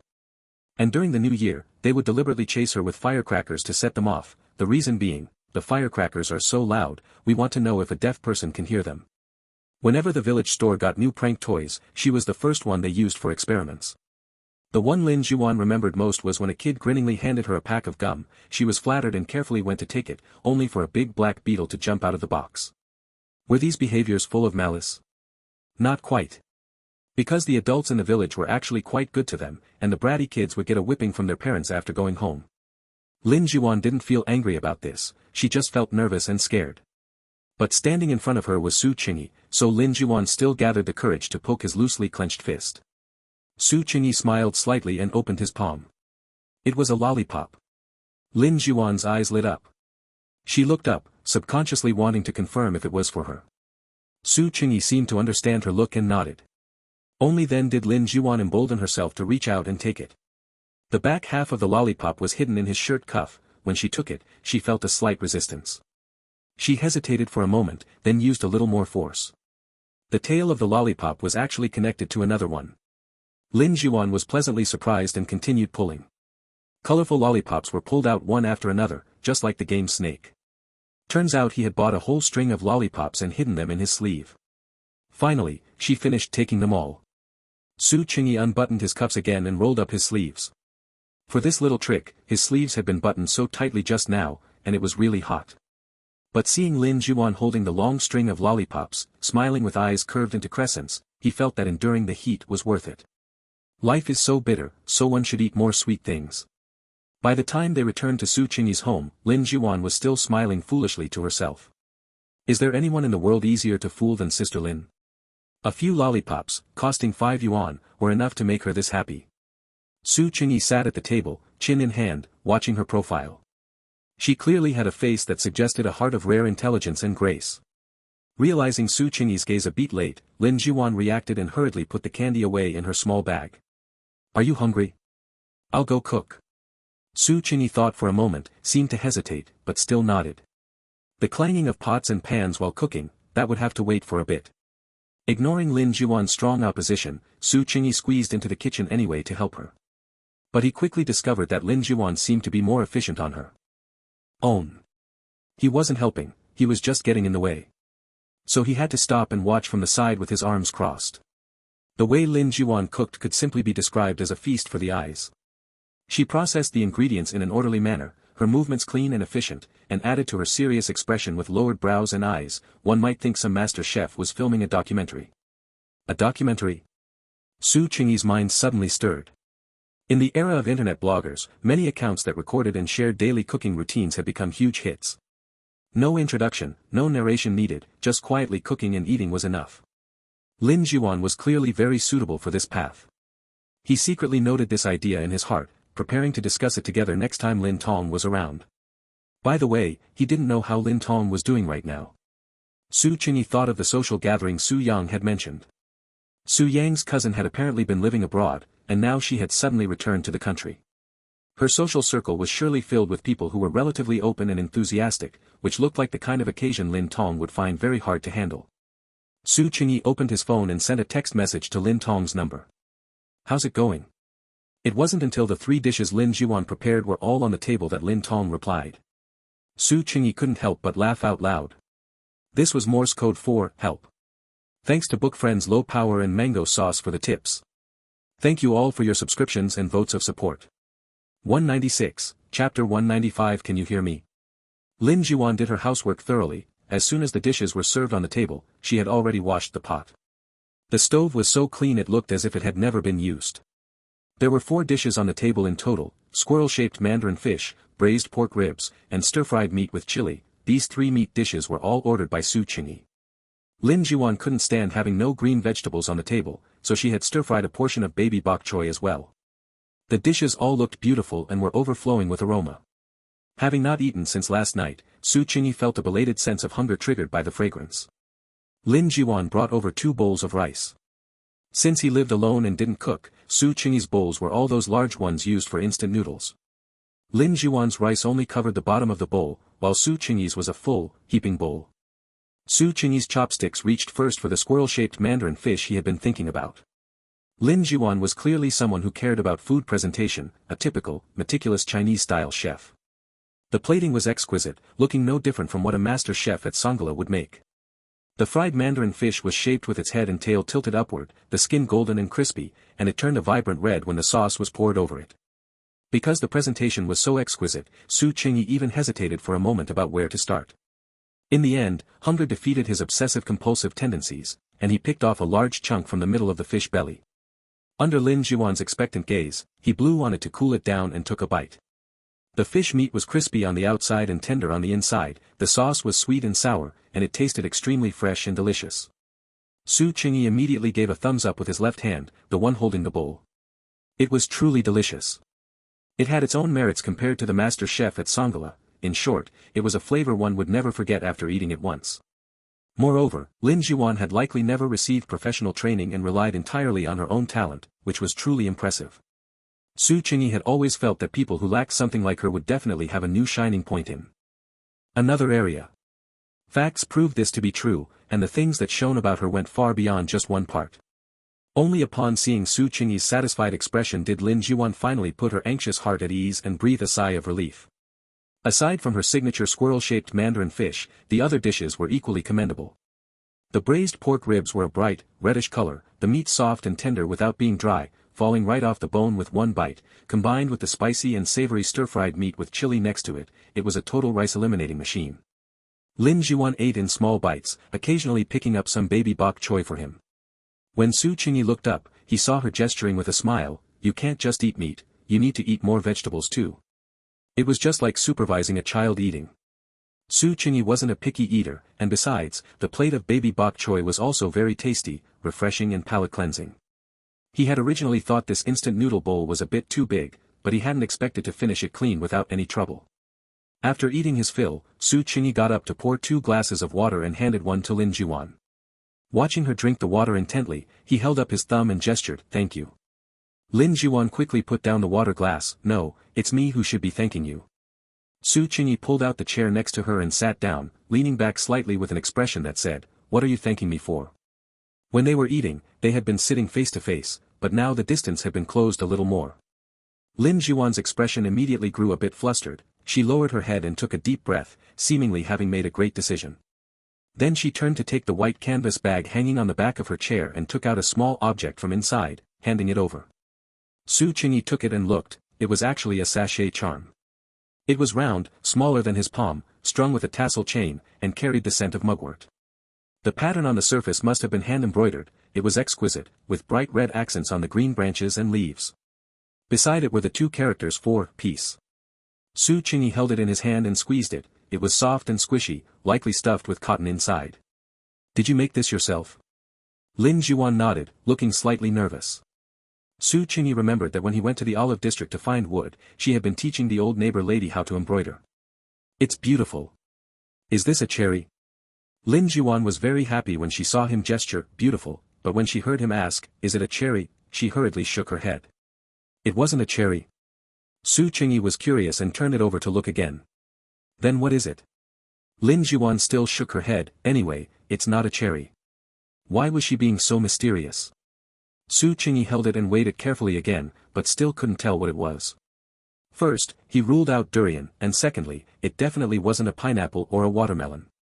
It couldn't be an apple, could it? Forget it, it was definitely some kind of fruit anyway. Maybe it was some wild fruit outside his knowledge. Can I hang this on my backpack?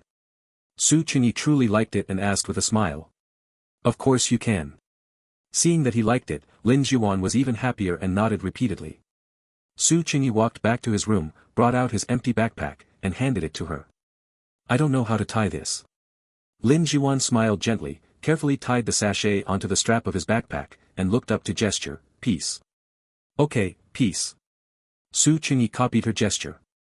The black backpack now had this red and white charm hanging on it, as if it had been given a vibrant touch. Seeing him hold up the backpack to show her, the tense string in Lin Juan's heart finally relaxed. She had been thinking about what gift to buy for Su Qingyi. After all, for someone like him, it seemed like he lacked nothing. Later, the neighbor grandma told her that sincerity was the most important thing. She had learned embroidery from her mother when she was a child. Generally, she would embroider small things that were easy to sell, such as small purses, small dolls, and the like. The town fair was held every half-month. She and her mother would embroider a whole basketful and take them to sell together. They were both skillful, and they sold them cheaply, so these little things sold very well and were always snapped up in a swarm. The money from the sales could be used to supplement household expenses, and sometimes her mother would reward her by buying her a piece of candy or something. It wasn't like those candies with exquisite packaging today. Generally, it was a large block of white sugar, and you'd say how much you wanted to buy, and they would chip off a small piece for you. If children today were to eat that, they would definitely despise it. It was sticky and rough, at most just tasting the sweetness. But for the Lin Juan at that time, it was truly a huge reward. She would accept it but never eat it, stuffing it away to take home for her younger brother to eat. One time the weather was too hot, and she had kept it close to her body, so by the time she got home, it had already melted into a puddle, losing its original shape. Lin Tong was still young at that time and didn't want to eat it, so she had to eat it herself. That seemed to be the first time she tasted sweetness in her memory. After knowing what sugar tasted like, she ate it even less. Although the salary Yang Lu gave her now was very high, as high as she had never dared to imagine before, she had long been accustomed to compressing her own needs. If Su Qingyi knew, he would definitely show that incomprehension expression. Thinking this, Lin Juan was glad he wouldn't know about these things. She didn't know that, in fact, from the fact that she only bought one lollipop today, Su Qingyi had long guessed the gist of it. Watching her look a bit dazed, Su Qingyi put the backpack aside, thought for a moment, and gestured, reciprocity, I have something to give you too. Lin Juan was taken aback and subconsciously shook her head. No, it's not giving to you, it's returning it to you. Su Qingyi thought for a moment and rephrased it. This made Lin Juan even more flustered, and she glanced hastily at the sachet he had just hung up. Close your eyes. Su Qingyi didn't intend to explain any further and demanded it straightforwardly. Although Lin Juan was nervous and worried, seeing his unquestionable demeanor, she still obediently closed her eyes. Su Qingyi took the hearing aid out of his shirt pocket. He had looked up information in advance and knew how to wear it. But looking was one thing, and when it came to doing it himself, he still felt a bit nervous. He held it carefully, but unexpectedly, as soon as his fingers touched behind Lin Juan's ear, she flinched as if electrocuted, and her hands hurriedly reached up to block him. Su Qingyi suddenly realized that Lin Juan had no hearing, couldn't speak, and now he had made her close her eyes. In her world, it was completely a dark and soundless environment. Originally, he had asked her to close her eyes so she wouldn't be nervous, but now it seemed she was probably even more nervous. But despite this, she still obediently kept her eyes closed, and Su Qingyi sighed, reaching out to pat her to indicate she could open her eyes. Unexpectedly, Lin Jiwan seemed to have misunderstood, her fingers trembling as she grabbed his wrist. That was fine too. Su Qingyi felt the somewhat rough skin on her fingertips, thinking he needed to tell Yang Lu to send her a few bottles of hand cream. With something to hold on to, Lin Jiwan seemed to settle down, and Su Qingyi didn't hesitate anymore, following the method taught in the video to carefully place the hearing aid into her ear. What he didn't know was that people with hearing impairments were very sensitive about their ears and were rarely willing to let others touch them. Lin Jiwan felt warm fingertips wrapped around a cool object being placed into her ear, and then the world suddenly became lively. Sounds she hadn't heard for a long time came rushing into her ears from all directions. The sound of people upstairs pulling chairs, the chatter of passers-by in the alley, the leisurely sound of wind coming through the open window.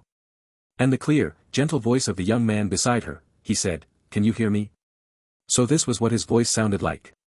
Lin Jiwan listened, stunned, and slowly opened her eyes. Su Qingyi frowned slightly. He now suspected there was something wrong with the hearing aid. Why was there no reaction? He knew that Wu Bin wasn't a reliable guy. He signed again to ask, "Can't you hear?" Lin Jiwan shook her head, then nodded, and finally remembered to use sign language. "Say something again." Su Qingyi suddenly felt her eyes seem to have turned red, sparkling with tears. Being watched by such eyes, Su Qingyi's vocal cord seemed to have malfunctioned too, almost forgetting how to make a sound. "Can you hear me?" He had to say it dryly. Lin Jiwan nodded with teary eyes. "Ah, that's good." Su Qingyi breathed a sigh of relief. "I thought it wasn't fixed, and I was all ready to go find that guy. When did you take this to get repaired? How much did the repair cost?" After Lin Jiwan realized this question, she immediately took out her wallet again. Su Qingyi smiled and answered truthfully, "It didn't cost any money, it was introduced by an acquaintance." This was indeed the truth, so he had no psychological pressure saying it. "Really?"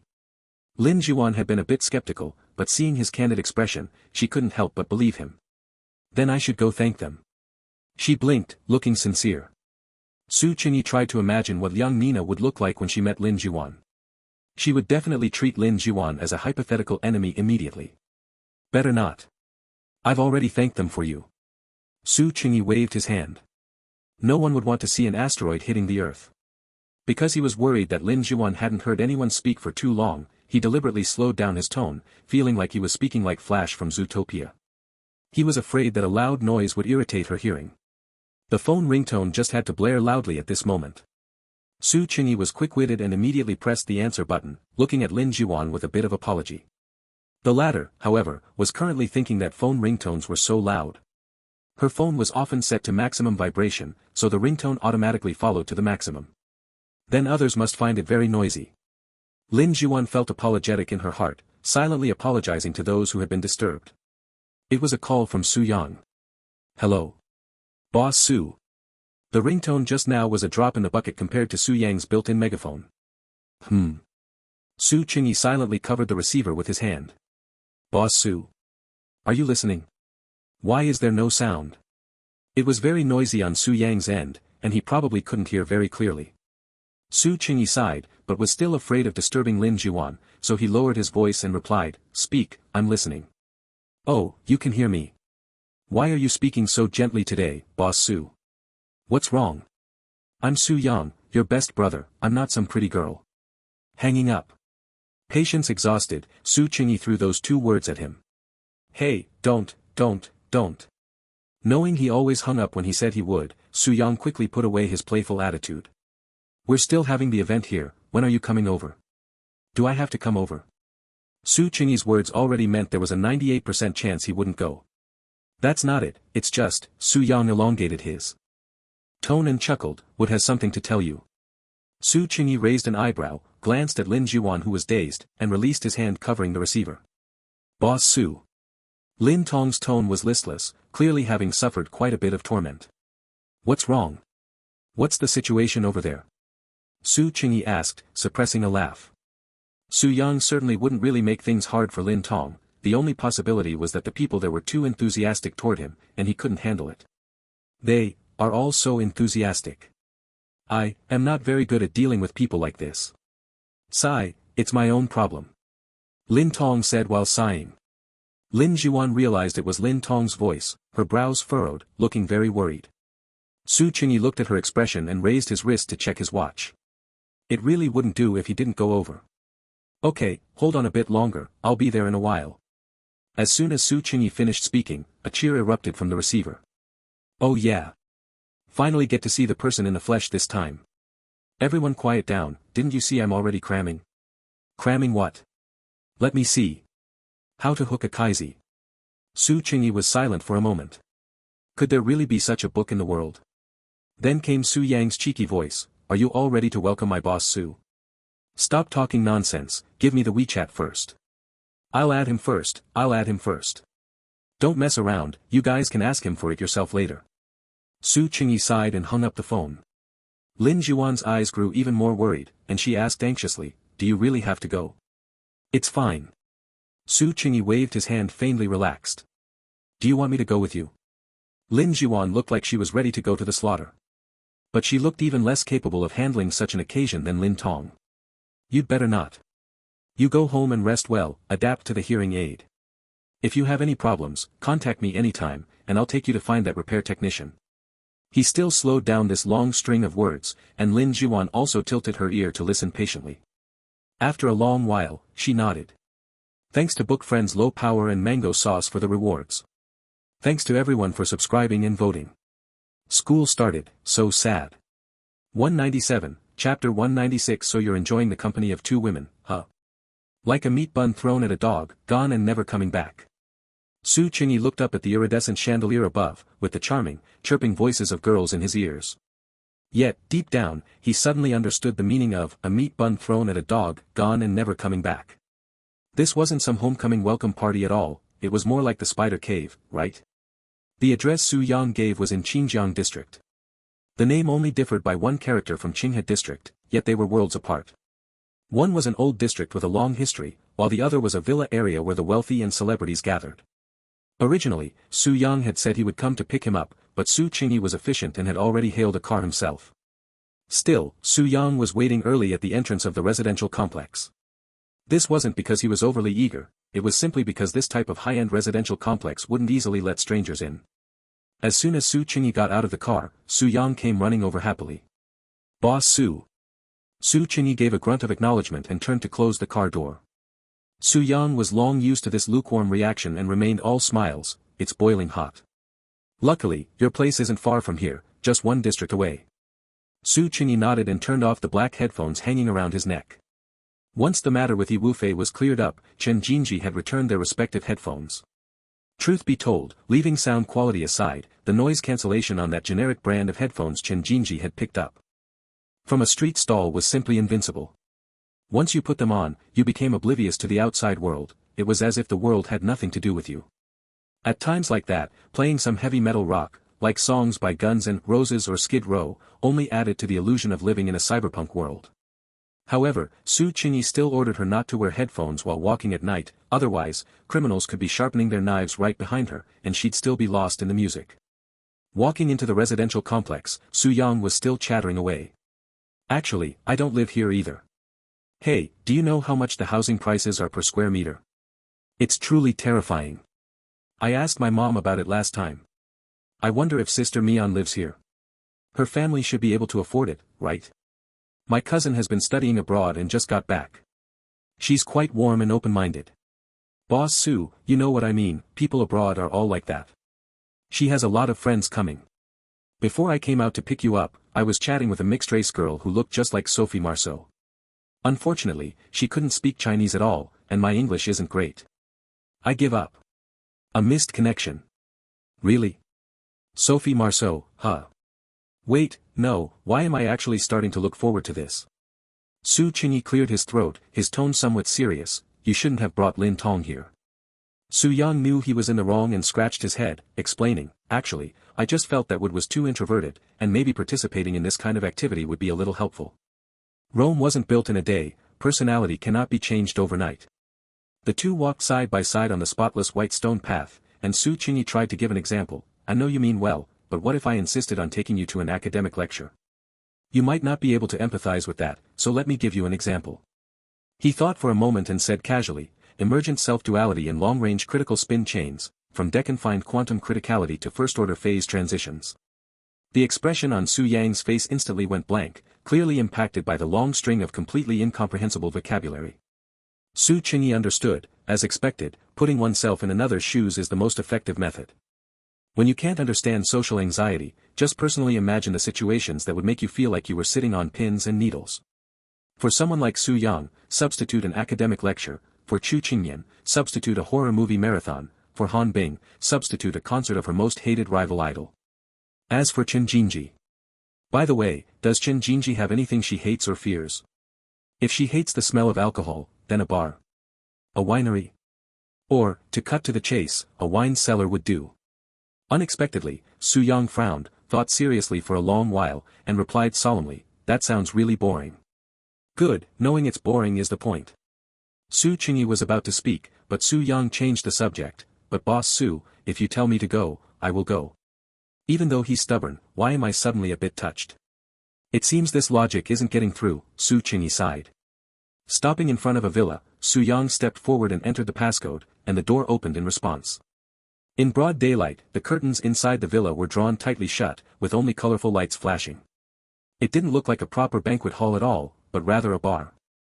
Men and women were clinking glasses, amidst the glitz and glamour, and the air was filled with the scent of money. Before Su Qingyi could hesitate, he was pulled inside by Su Yang.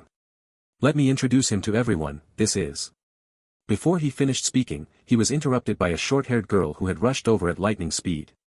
She had clearly been watching the door, waiting for him, and her reaction was very fast. "Hello, great God. I've wanted to meet you for a long time. Let me introduce myself first. I'm Yao Qiqi from the school next door. I'm 17 years old, 1.6 meters tall, and weigh 90 jin. I live in Nannan District, study liberal arts, and scored 597 on the last second mock exam. Great God, are you thinking of dating anyone lately? If so, could you consider me?" It was only the first meeting, yet it felt like being interrogated about his family background. After this rapid-fire barrage, Su Qingyi felt his head spinning. Unexpectedly, once they realized it was him, the people behind also swarmed up in a flock. Presumably, this was the main force that had been cheering on the phone. "Su Qingyi. You look even more handsome in person than in photos. Let's add WeChat, let's add WeChat. Can I take a photo with you?" "Don't listen to them, they're all too shallow. I just want to ask how you managed to score 730. Seeing this, Su Yang quickly spread his arms to shield him from behind, like a mother hen protecting her chicks. Hey. Can you guys be a little more reserved? And you damn girl, your name is clearly Yao Qi, what's with the Yao Qiqi? Might as well call me Su Yang. Su Yang pointed at the short-haired girl who had rushed up first and said, "Boss Su, don't believe her, she's my childhood friend." Her plan foiled, Yao Qi jumped 8 feet high and said furiously, "Su Yang, you bastard, why are you undermining me? I was almost about to hear the great God call me Qiqi. No wonder these two are childhood friends, she is basically a female version of Su Yang." While they were bickering, Su Qingyi quickly seized the opportunity to slip away. Without much hesitation, he headed straight for the most inconspicuous corner of the hall. Either way, Lin Tong would be huddled on one side or the other. There was a long sofa in the corner. The hall was very dark, and coupled with Su Qingyi's own night blindness. When the light didn't sweep over, it was impossible to see who the figure huddled on the sofa was. "Lin Tong." He called out tentatively, and the other person seemed to turn their head, but didn't speak. They weren't scared silly, were they? Su Qingyi casually picked up an alcoholic beverage from the nearby wine table, walked a few steps closer, and sat down. Just then, the light shone over. Su Qingyi squinted slightly, and once his vision cleared, he met a pair of cold blue eyes. A foreigner? Su Qingyi was stunned for a moment, then lowered his head and took a sip of the drink to cover his tracks. Mistook the person.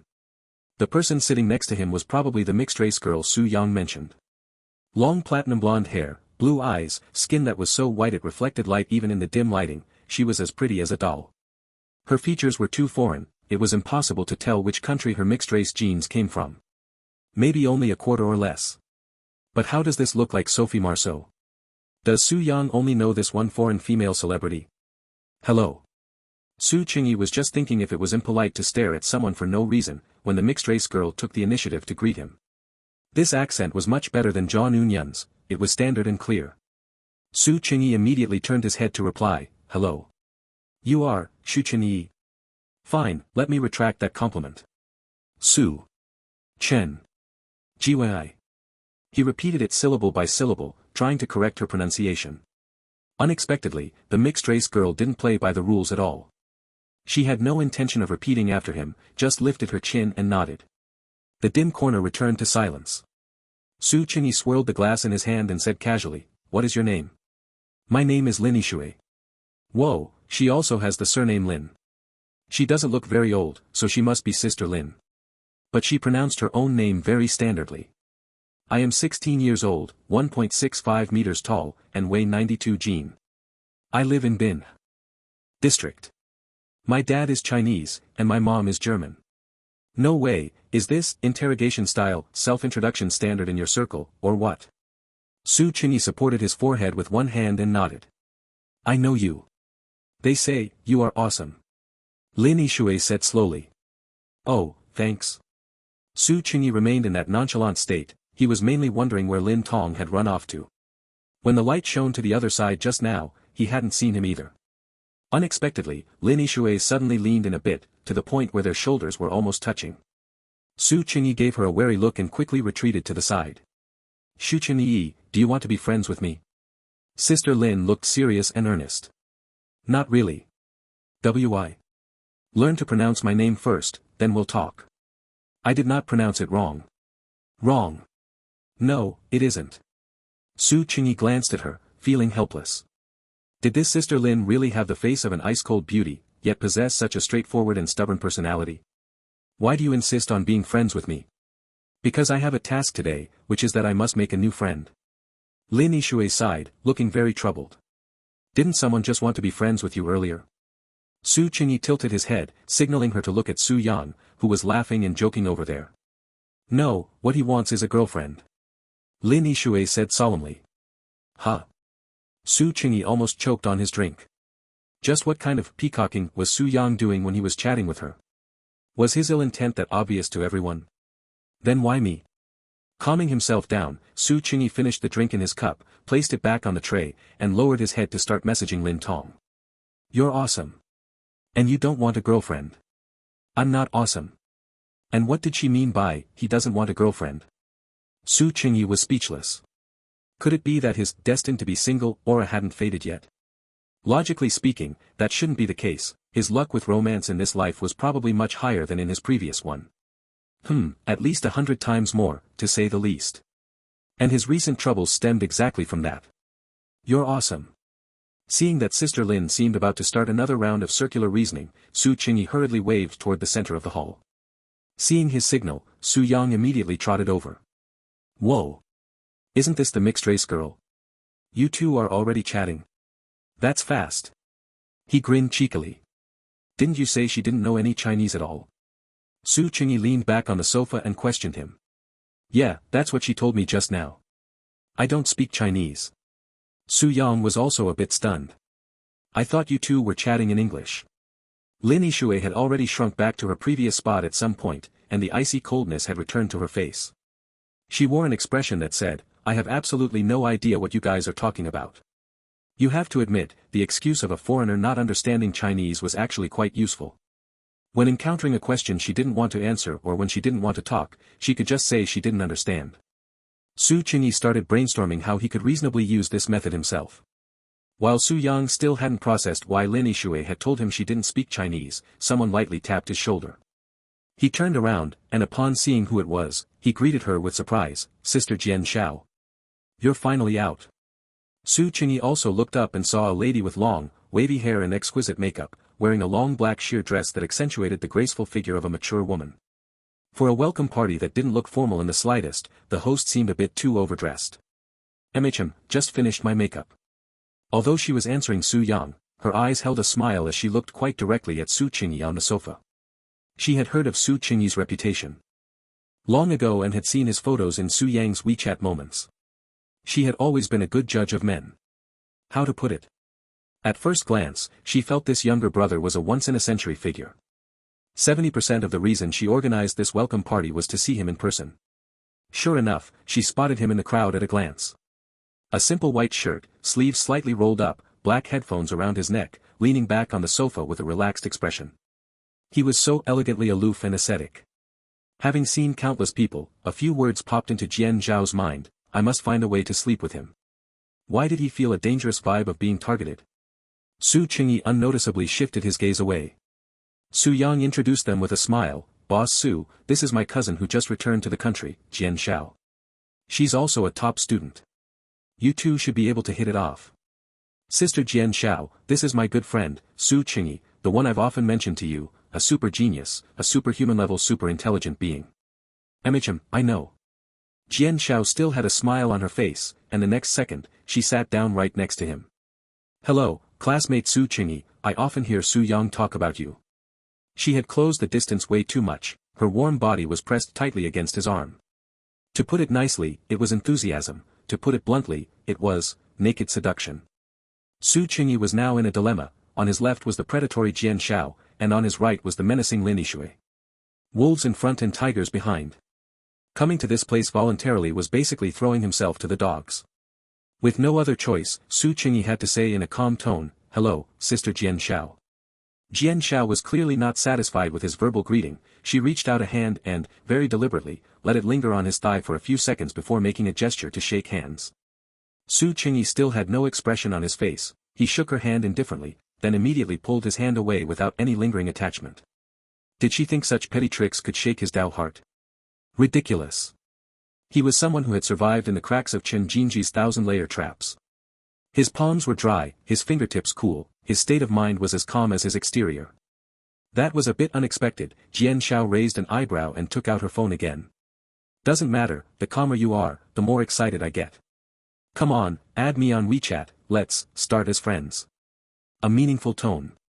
Before Su Qingyi could speak, Lin Yishui, who had returned to her Ice Mountain mode, reacted. She frowned, her Mandarin had never been so standard before. Friends? Jian Xiao only then noticed Lin Yishui huddled in the corner and burst into laughter. Oh, our Xiao Shui is here too. How did your mom trick you into coming here? I want friends too.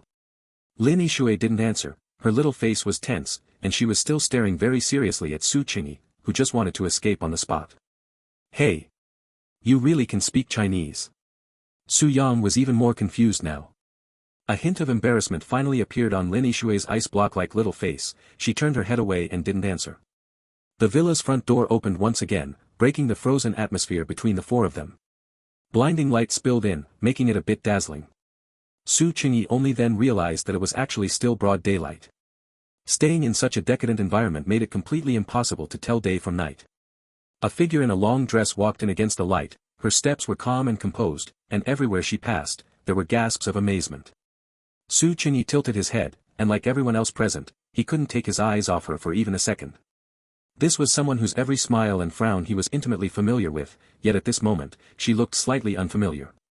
When someone with cold features wore a striking red dress, it created such a contradictory yet stunning feeling. It was the taste of an iced Long Island iced tea. Su Qingyi smacked his lips, recalling the alcoholic drink he had just consumed. Many people crowded around to greet her, it seemed most of the people in this circle knew her. The curve of Chu Qingyan's lips was polite, and her inquisitive gaze swept around the hall. After finally spotting Su Qingyi sitting in the corner, the two of them locked eyes from afar for a moment. Then, she directly ignored the crowd still frantically trying to curry favor with her and walked straight over. Su Qingyi felt a bit guilty under her slightly chilly gaze. He coughed unnaturally and sat up straight. He didn't know what that scene, which had just made him feel awkward, looked like in Chu Qingyan's eyes. She wouldn't think he was enjoying the company of two women, would she? That would be a huge misunderstanding. Jian Xiao was clearly surprised to see Chu Qingyan appear, but she had already stood up a step ahead, holding a wine glass and waiting for her with a smile. Miss Chu. Chu Qingyan didn't speak. She also had a wine glass in her hand, tilted the rim slightly, and clinked it against hers with a moderate force. The curve of her lips had disappeared at some point, and her eyes lingered for a moment on the indentation in the sofa where Jian Xiao had just been sitting, before slowly moving away. Yo, Sister Mian, how come you're here so early? Although Su Yang was surprised, he was mostly happy. As long as there were people around and someone to play with him, smart Alec was happy, completely oblivious to the current situation. Chu Qingyan treated everyone the same, she didn't pay him any mind either. Jian Xiao smiled, having already understood the situation. There were two parts to today's gathering. the afternoon welcome party wasn't important, it was just to meet with private friends and incidentally make some new ones. The evening one was the main event, arranged by her family, attended by prominent figures, otherwise, she wouldn't have dressed up so grandly. The invitation Chu Qingyan received was originally supposed to be for the evening, yet she had come at this time. Perhaps it was because of someone who also shouldn't have been here. Thanks to book friends Low Power, Mango Sauce, Chi Chi Stan, and Fuyao Yusin for the tips. Thank you all for your subscriptions and votes of support. 198, Chapter 197. Holding a girl in one's arms for a killing. Su Qingyi had not seen Chu Qingyan look like this for a long time. During the last auction, she had looked somewhat similar on camera, but that was only when facing others. When she ran over to his house, she had already returned to her usual smiling self. But now, not only was she cold and haughty, she didn't even have a polite smile, she was completely expressionless and indifferent. Jian Xiao had already guessed the reason, so she ignored Chu Qingyan's reaction and said with a smile, coming early is even better. This welcome party is mainly for making genuine friends. As for the evening, Miss Chu, you should know better than me what kind of occasion that is. So why don't we make friends here first? Upon hearing Jian Xiao's words, Chu Qingyan slowly shifted her gaze away from the restless Su Qingyi. With a perfectly measured smile at the corner of her lips, she replied, "Hello, Miss Jian. Welcome back to the country." The two then clinked glasses, and Chu Qingyan tilted her head back slightly, downing the red wine in one go. Su Qingyi couldn't help but be surprised, the amount in her glass was not just a token sip, but a very substantial serving. Was her alcohol tolerance actually this good? Since she had drunk it, Jian Xiao naturally had to follow suit. After a glass of wine, Jian Xiao finally clapped her hands, starting the main agenda of the welcome party. The rhythmically swaying colored lights adjusted to her gestures and finally converged on her. The noisy crowd quieted down, waiting for the protagonist's speech. "Hello everyone, I am Jian Xiao. I'm new here, so please take care of me. I am very grateful to everyone who could come here, and I genuinely hope to become friends with you all. I won't say anything else for now. I hope everyone has a good time." Jian Xiao raised her glass again and downed it in one go. Woo-hoo! The master of cheering, Su Yang, was the first to lead the crowd in cheering. "Finally, I would also like to grandly introduce this guest to everyone, Miss Chu Qingyan." The lights shifted, shining on Chu Qingyan. She seemed long accustomed to such spotlights, she just nodded slightly and gently raised her glass. But others clearly wouldn't let go of the opportunity to befriend Miss Chu so easily. It was different from the situation surrounding Su Qingyi just now, that was playful in nature, or perhaps driven by curiosity and herd mentality. Now, those surrounding Chu Qingyan, while extremely sycophantic, were also very cautious, it was a form of flattery with a sense of distance. Every word was careful, after all, offending the Chu family was no laughing matter. Su Qingyi silently adjusted his posture, curled up on the sofa, watching Miss Chu effortlessly switch into social mode. While smiling and dealing with people, Chu Qingyan took every opportunity to shoot sharp glares at him. Su Qingyi couldn't help but smile, raising his glass to her from across the crowd. "Is she your friend?" Lin Yishui, who was also watching the show from the side, suddenly asked. Su Qingyi hadn't swallowed the wine in his throat yet, he paused for a moment before slowly saying, "Guess." His phone vibrated in his pocket. Su Qingyi looked down and saw Lin Tong's reply, "Boss Su, are you here? I've hidden in the bathroom." "Yeah, come out quickly. I'm on the sofa near the curtains." "Why am I not? I've known her for over 10 years, and I've only known you for 10 minutes. Su Qingyi had drunk some alcohol, making him easier to talk to, and there was even a hint of a smile in his tone. Lin Yishui continued to ask, "Do you have to know someone for many years to be friends?" "Yeah, that's right." Su Qingyi answered perfunctorily, slightly bracing himself up, and waved to Lin Tong, who was slowly walking over from the other side. The expression on Lin Tong's face was more exhausted than if he had done 10 sets of science papers, he trotted over as if he had seen a savior. "Boss Su." He sat down next to Su Qingyi and let out a sigh of relief. "How long have you been hiding in the bathroom?" "Not long, I just finished memorizing a vocabulary card." Lin Tong took out a vocabulary book from his pocket and showed it to him with a smile. Truly a role model for us all, he could study even in this environment. Su Qingyi waved his hand and didn't reach out to take it. Lin Yishui, who was on the side, appeared silent, but was actually pricking up her ears to listen to the two of them talk. She was just about to ask how long the newcomer had known him when someone gently patted her cheek from behind. "Was Max Duda?" Lin Yishui didn't even turn her head, she pouted and muttered in reply, "Ich have nix getten. Ist die Aufgabe abgeschlossen?" "Mean. Ich bin nicht gut in Chinesisch, also will sich nicht mit mir entfremden. Lin Yishui's tone was pitiful. Su Qingyi turned his head slightly and, sure enough, saw a young blonde woman with a pure European face standing behind her. The woman smiled heartily, and noticing his gaze, immediately waved to greet him, "Hello." Su Qingyi smiled back and replied, "Hello, Sean, Sie Kennenzulernen." His pronunciation was standard and authentic, and both the woman and Lin Yishui widened their eyes in surprise. Lin Yishui immediately demanded aggressively, "Sprechen Sie Deutsch? Warum hast du es mir nicht gesagt? While du Michigan nicht gefragt hast?" Su Qingyi shrugged, looking completely matter-of-fact.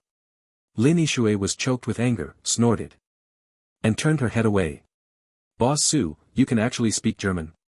Lin Tong looked at the English vocabulary book in his hand that he hadn't finished memorizing, and suddenly felt a sense of frustration. "Yeah, I taught myself for a while." Su Qingyi nodded, looking unconcerned. His initial reason for learning German was very simple. It was just that when he was reading a book, he felt the Chinese translation was too stiff and far-fetched, causing him to be unable to understand the meaning of the original work. And so, just because of one book, he went to learn a language. There was this very stubborn aspect to his personality, and Su Qingyi himself was very aware of it. Others usually find it hard to understand, for example, Lin Tong, who was currently completely dumbfounded. That book was Nietzsche's, Thus Spoke Zarathustra. When he finished learning German and came back to read it again, he realized belatedly, it wasn't a translation problem at all, the original work was inherently very difficult to understand. "By the way, Sister Lin's hearing aid is fixed, I gave it to her today. Remember to ask her when you get home how it feels to wear it and if there's any discomfort." Su Qingyi suddenly remembered this important matter he hadn't told Lin Tong yet. "Really? That's great." Hearing this, Lin Tong's eyes lit up, and the fatigue accumulated from this party was instantly swept away. But he quickly thought of the cost issue and immediately said seriously, "Boss Su, how much did it cost to fix this? It shouldn't be cheap. I can't let you pay for it. I won the progress award in my last second mock exam, so I can pay you back." "It didn't cost a penny," Su Qingyi said truthfully. Fearing Lin Tong wouldn't believe him, he added some details appropriately. "You know that junior named Liang, right? Her family is in the medical device business, so she helped this time. I really didn't spend any money." Lin Tong certainly knew this famous junior. The fact that Junior Liang had a crush, was openly in love with, was pursuing Su Qingyi, was known to the entire school. Since Su Qingyi brought it up so candidly, the facts must indeed be as he said. Lin Yishui, who was listening on the side, only half understood the long conversation between the two. She composed herself, leaned in a bit closer, and said, "Du kannst Deutsch sprechen, so ist dies Einfacher für uns, Freund zu sein." Just as Su Qingyi was about to answer, Chu Qingyan's voice drifted down from above. "Tut mir leid, wir müssen jetzt gehen." Su Qingyi smiled and leaned back on the sofa, looking up at her. Chu Qingyan reached out and covered his eyes, saying crossly, "What? You haven't chatted enough, have you?" Su Qingyi smiled and said, "Yeah." The hand covering his eyes paused for a moment, and as soon as she realized what she was doing, she immediately tried to pull it away. "Just kidding." He immediately grabbed her slender wrist and stood up with her. Lin Yishui's clear blue eyes followed the two, and she thought silently, it seems it's not that friends need to know each other for 10 years, but that girlfriends need to know each other for 10 years. Chu Qingyan was wearing a jade bracelet today, and as they tugged at each other, it slid down to her wrist. Su Qingyi's fingers brushed against it, and it felt somewhat cool to the touch. Looking down, he saw that the color was translucent and the patterns were exquisite, which complemented her snow-white skin very well. "Your bracelet is beautiful." He complimented it casually. Chu Qingyan just assumed he was making small talk and shook her arm to signal him to let go. Su Qingyi didn't understand, so he had to comply. Chu Qingyan pursed her lips, took off the bracelet, and shoved it into his hand. "It's for you." Although Su Qingyi didn't want to take it, if he didn't, it might fall to the ground. The craftsmanship looked to be at least 6 figures, and it wouldn't do to break it. Moreover, he really felt it was very suitable for Chu Qingyan. "Do you think this is suitable for a guy to wear?" Su Qingyi held it in his hand, gestured with it, and asked back. Chu Qingyan put the wine glass in her hand down heavily on the table and walked toward the door, pouting. Su Qingyi naturally chose to follow, and casually patted the stunned Lin Tong, signaling him to leave too.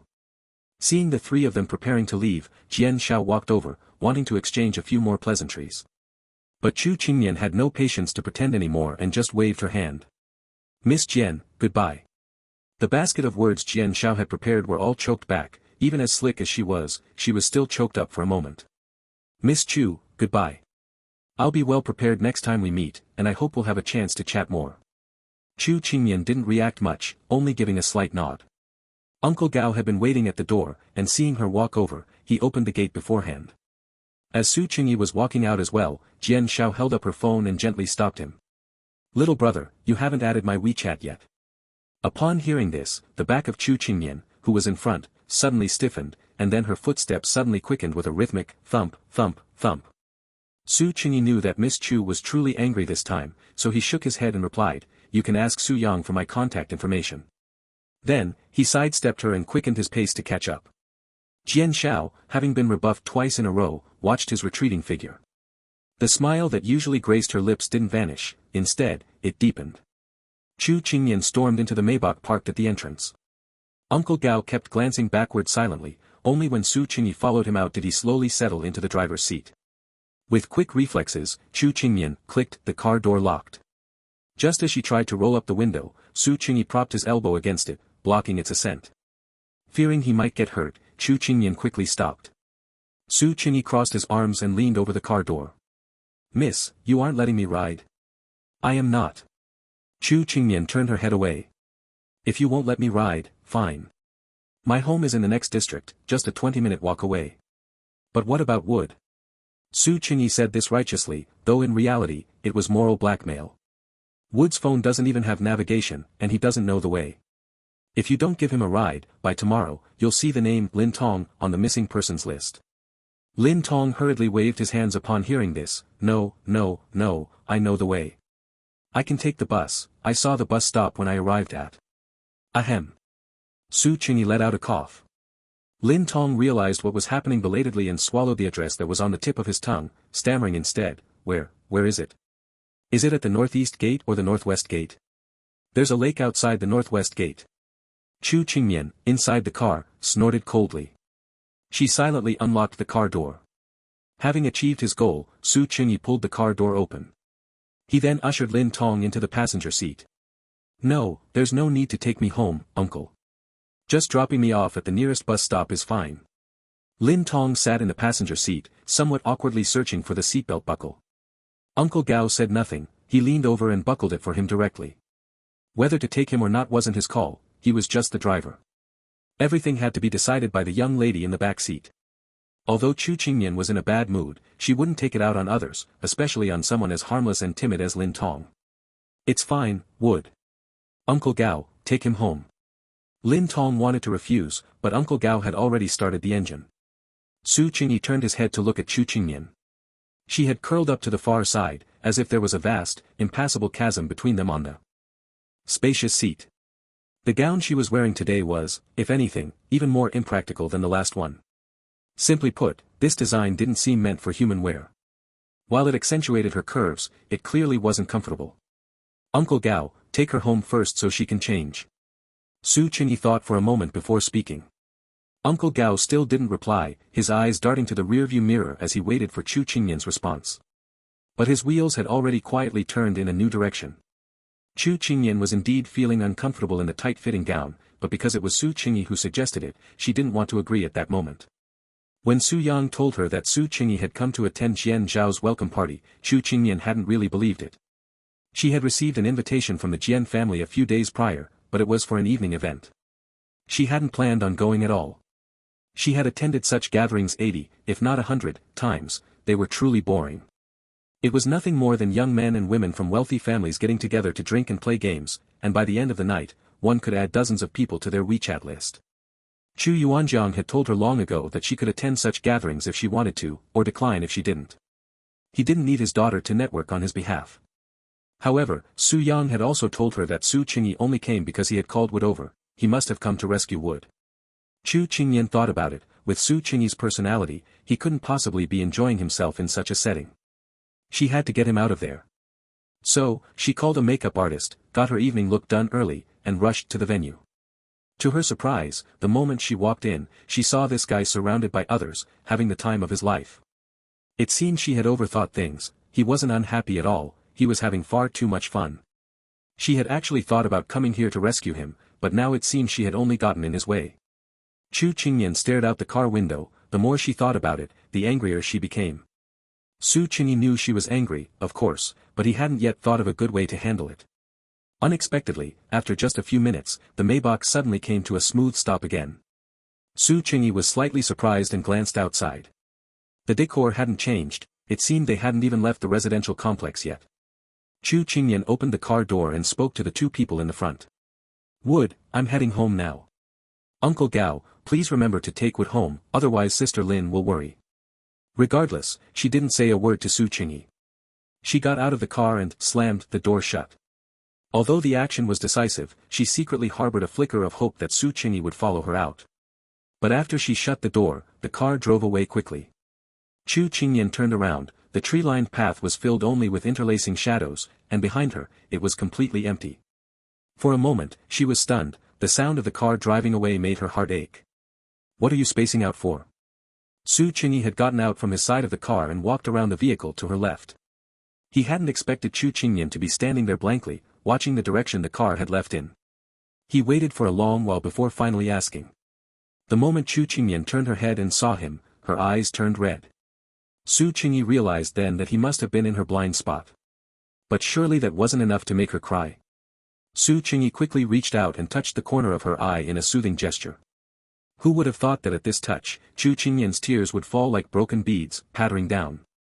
"Hey!" Su Qingyi was at a loss now. "What's wrong? Why are you crying? Why didn't you leave?"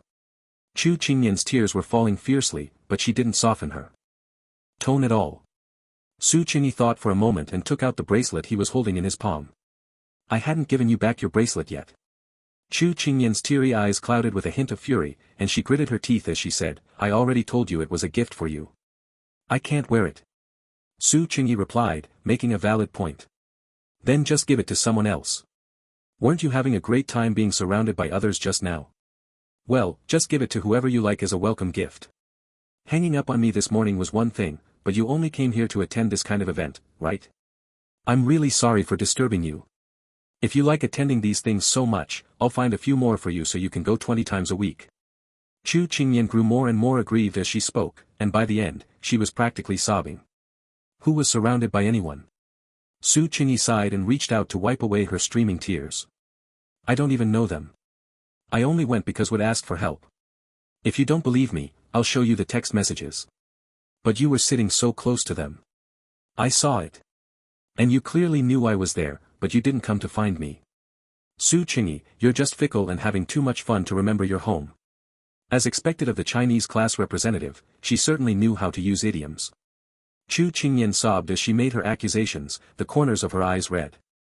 The imposing Miss Chu who had been at the villa just moments ago was nowhere to be found now. "Don't talk nonsense.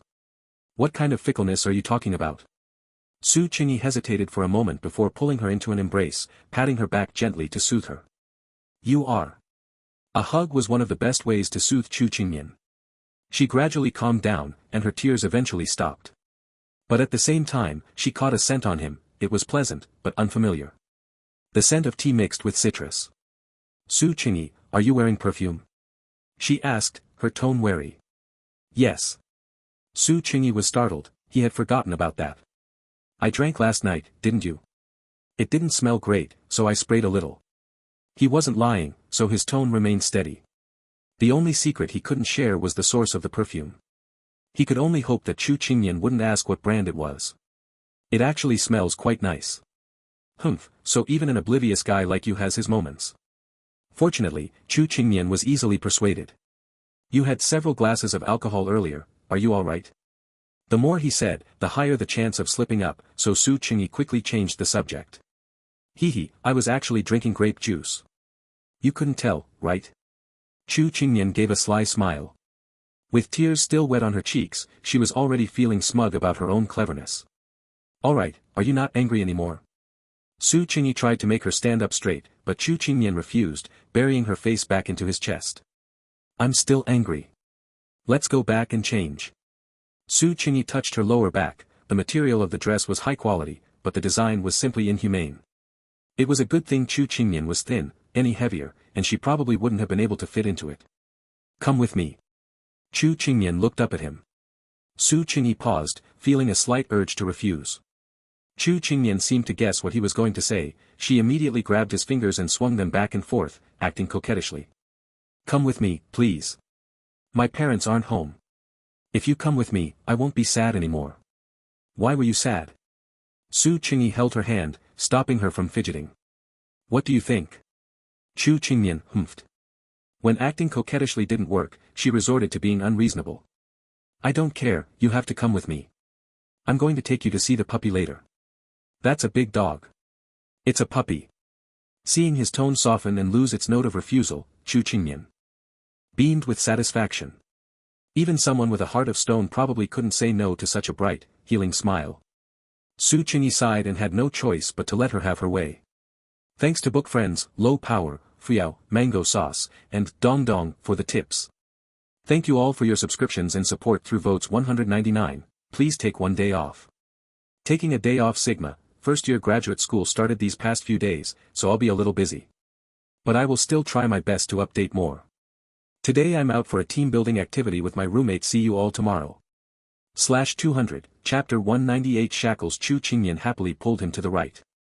After the tree-lined path ended and they turned a corner, Su Qingyi looked up and only then realized what kind of place this was. This couldn't even be called a house, it was completely a manor.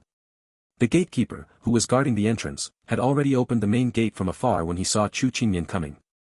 At this moment, he was maintaining a bowing posture, respectfully greeting, Mississippi. Chu Qingyan nodded, signaling them not to be like this. The two walked all the way inside, and people wearing uniforms of the same color were saluting along the way. Chu Qingyan couldn't help but sneak a glance at Su Qingyi beside her, seemingly afraid that he would feel uncomfortable. She usually tried very hard to make suggestions to her family, saying that it wasn't necessary to be so formal when her mother wasn't at home. But they would always agree to her face, only to continue bowing the next time.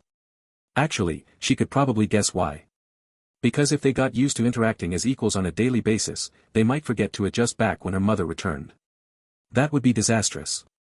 They wouldn't be scolded, and their bonuses wouldn't be deducted. But they would be fired immediately. Anyway, there were plenty of people who wanted to work here. Nannies, security guards, gardeners, chefs, every profession had a long line waiting for an interview. Miss Chu had an approachable and lively personality, without any sense of superiority from being pampered. There was probably no better little master to get along with in the world.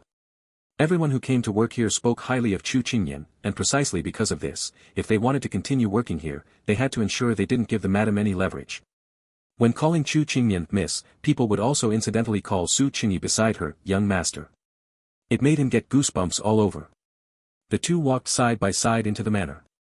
The architecture was generally inclined towards a European castle style, with exquisite classical sculptures and all kinds of lush shrubs and flowers in sight. In the prime real estate of the Qingjiang district, there actually stood such a vast private manor. Su Qingyi couldn't help but sigh inwardly. He still had a certain misunderstanding about the Chu family's financial resources. No, it should be that most people had a misunderstanding about the Chu family's financial resources. He just didn't know if this was intentional by Chu Yuanjiang or if they were truly just too low-key. No wonder Chu Qingyan knew there was a lake out the northwest gate. Because this lake was probably also a part of her home. Good afternoon, Mississippi. May I ask who this young master is? After passing through the lush front garden and finally reaching the entrance, a middle-aged man in a suit and leather shoes quickly walked up to greet them. An arranged marriage partner. Chu Qingyan answered solemnly. What the hell? Su Qingyi couldn't help but turn his head to look at this person who was spouting nonsense. The latter was giggling like a little fox that had successfully found food. The man in the suit sized up the two people in front of him, and he understood most of it in his heart. An arranged marriage partner was, of course, impossible.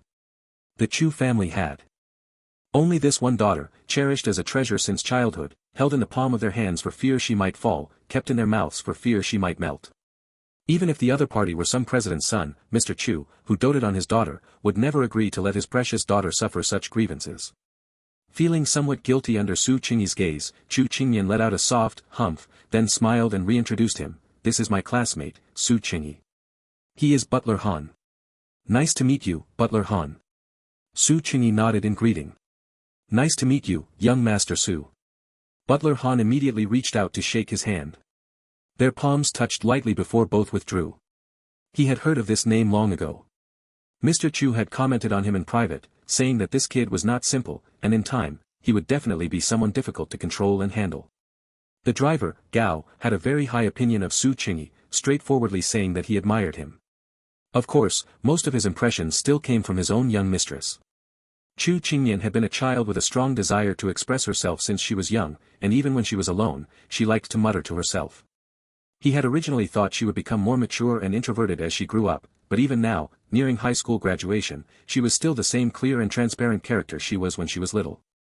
After returning home, the first thing she would chat about with the butler was what she wanted to eat that night. Then it would be about what happened at school. At some point, the name, Su Qingyi, began to appear frequently in the young mistress's mouth. Although she often complained about why he was number one again, or how he wouldn't respond when she talked to him and wondered what he was being so stuck up about, her eyes would always sparkle whenever she talked about him. Butler Han naturally knew what this represented, and this was not just a fleeting girlhood crush, but a feeling that had existed since she became sensible, one that could even be said to have accompanied the young mistress as she slowly grew up. Therefore, he had always been curious about this boy named Su Qingyi, but he hadn't expected to see him today. Butler Han had lived for more than half his life and could be considered to have seen countless people. At this moment, he looked warm and sunny on the surface, but inwardly, he inexplicably felt that something was wrong. The legendary Su Qingyi in front of him still looked like a high school student with some childishness, but his eyes were very deep. Looking like a pool of black water, it was impossible to see how deep it was. Possessing such an indifferent and distant temperament at this age made people feel somewhat dangerous. Su Qingyi didn't know that he had already been scanned from head to toe by Butler Han, he was just feeling a bit sleepy. Chu Qingyan was in high spirits, and she pulled Su Qingyi along as she walked inside. "Do you want to eat something?" "No need." He had just been fed a big meal by Sister Lin at noon. The Nordic modern-style living room was decorated very grandly, with a custom piano placed in the corner, and the gorgeous chandelier cast a warm atmosphere. There were several ancient paintings hanging on the wall. Su Qingyi took a brief look. They should be authentic. "Do you want to sit here for a while?"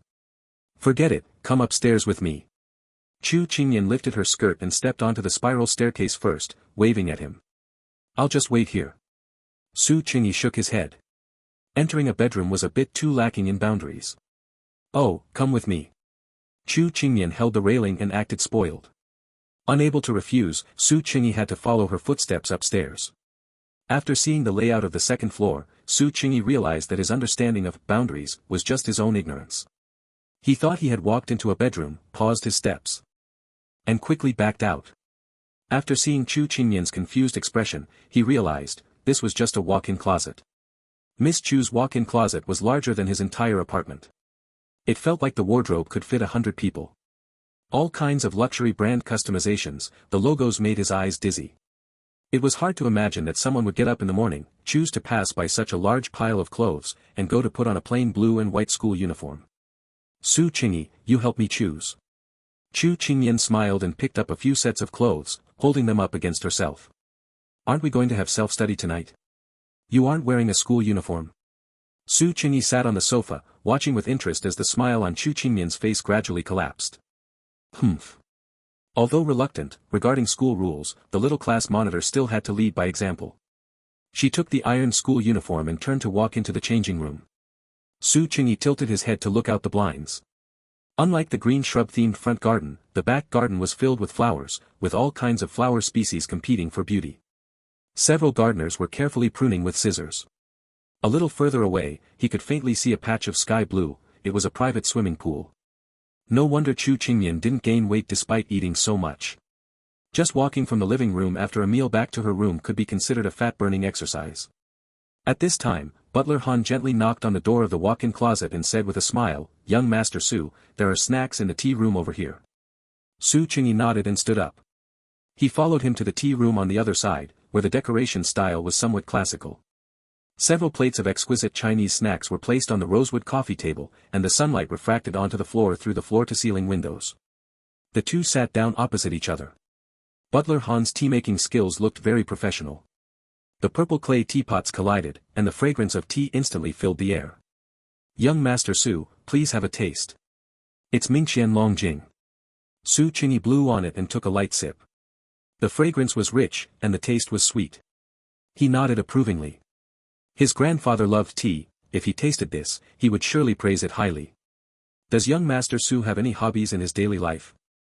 When Butler Han asked, his tone was very gentle, putting no psychological burden on the other person. It was just like relatives and friends chatting about daily life. This was likely one of the skills he had to train as a butler. Although Su Qingyi thought so, he didn't resist, just answered in a calm tone, with the college entrance exam approaching, I don't have any special hobbies. If young Master Su wants to watch a movie, there is a private cinema in the basement. If you want to play ball, there are also courts. Not for the moment. Su Qingyi finished the hot tea in his cup, feeling a warm current flow from his throat into his stomach. The discomfort caused by the alcoholic beverages he drank in the afternoon was instantly eliminated quite a bit. Butler Han immediately and observantly helped him refill it. If young Master Su would like to. Butler Han.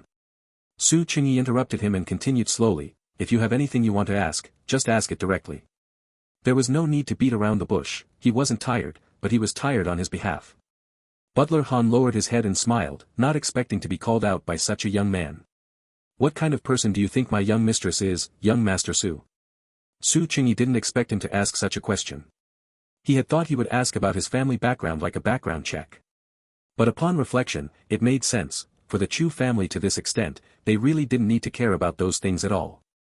Su Qingyi rested his elbows on the coffee table, propped his chin, thought for a moment, and asked, will you turn around and tell her?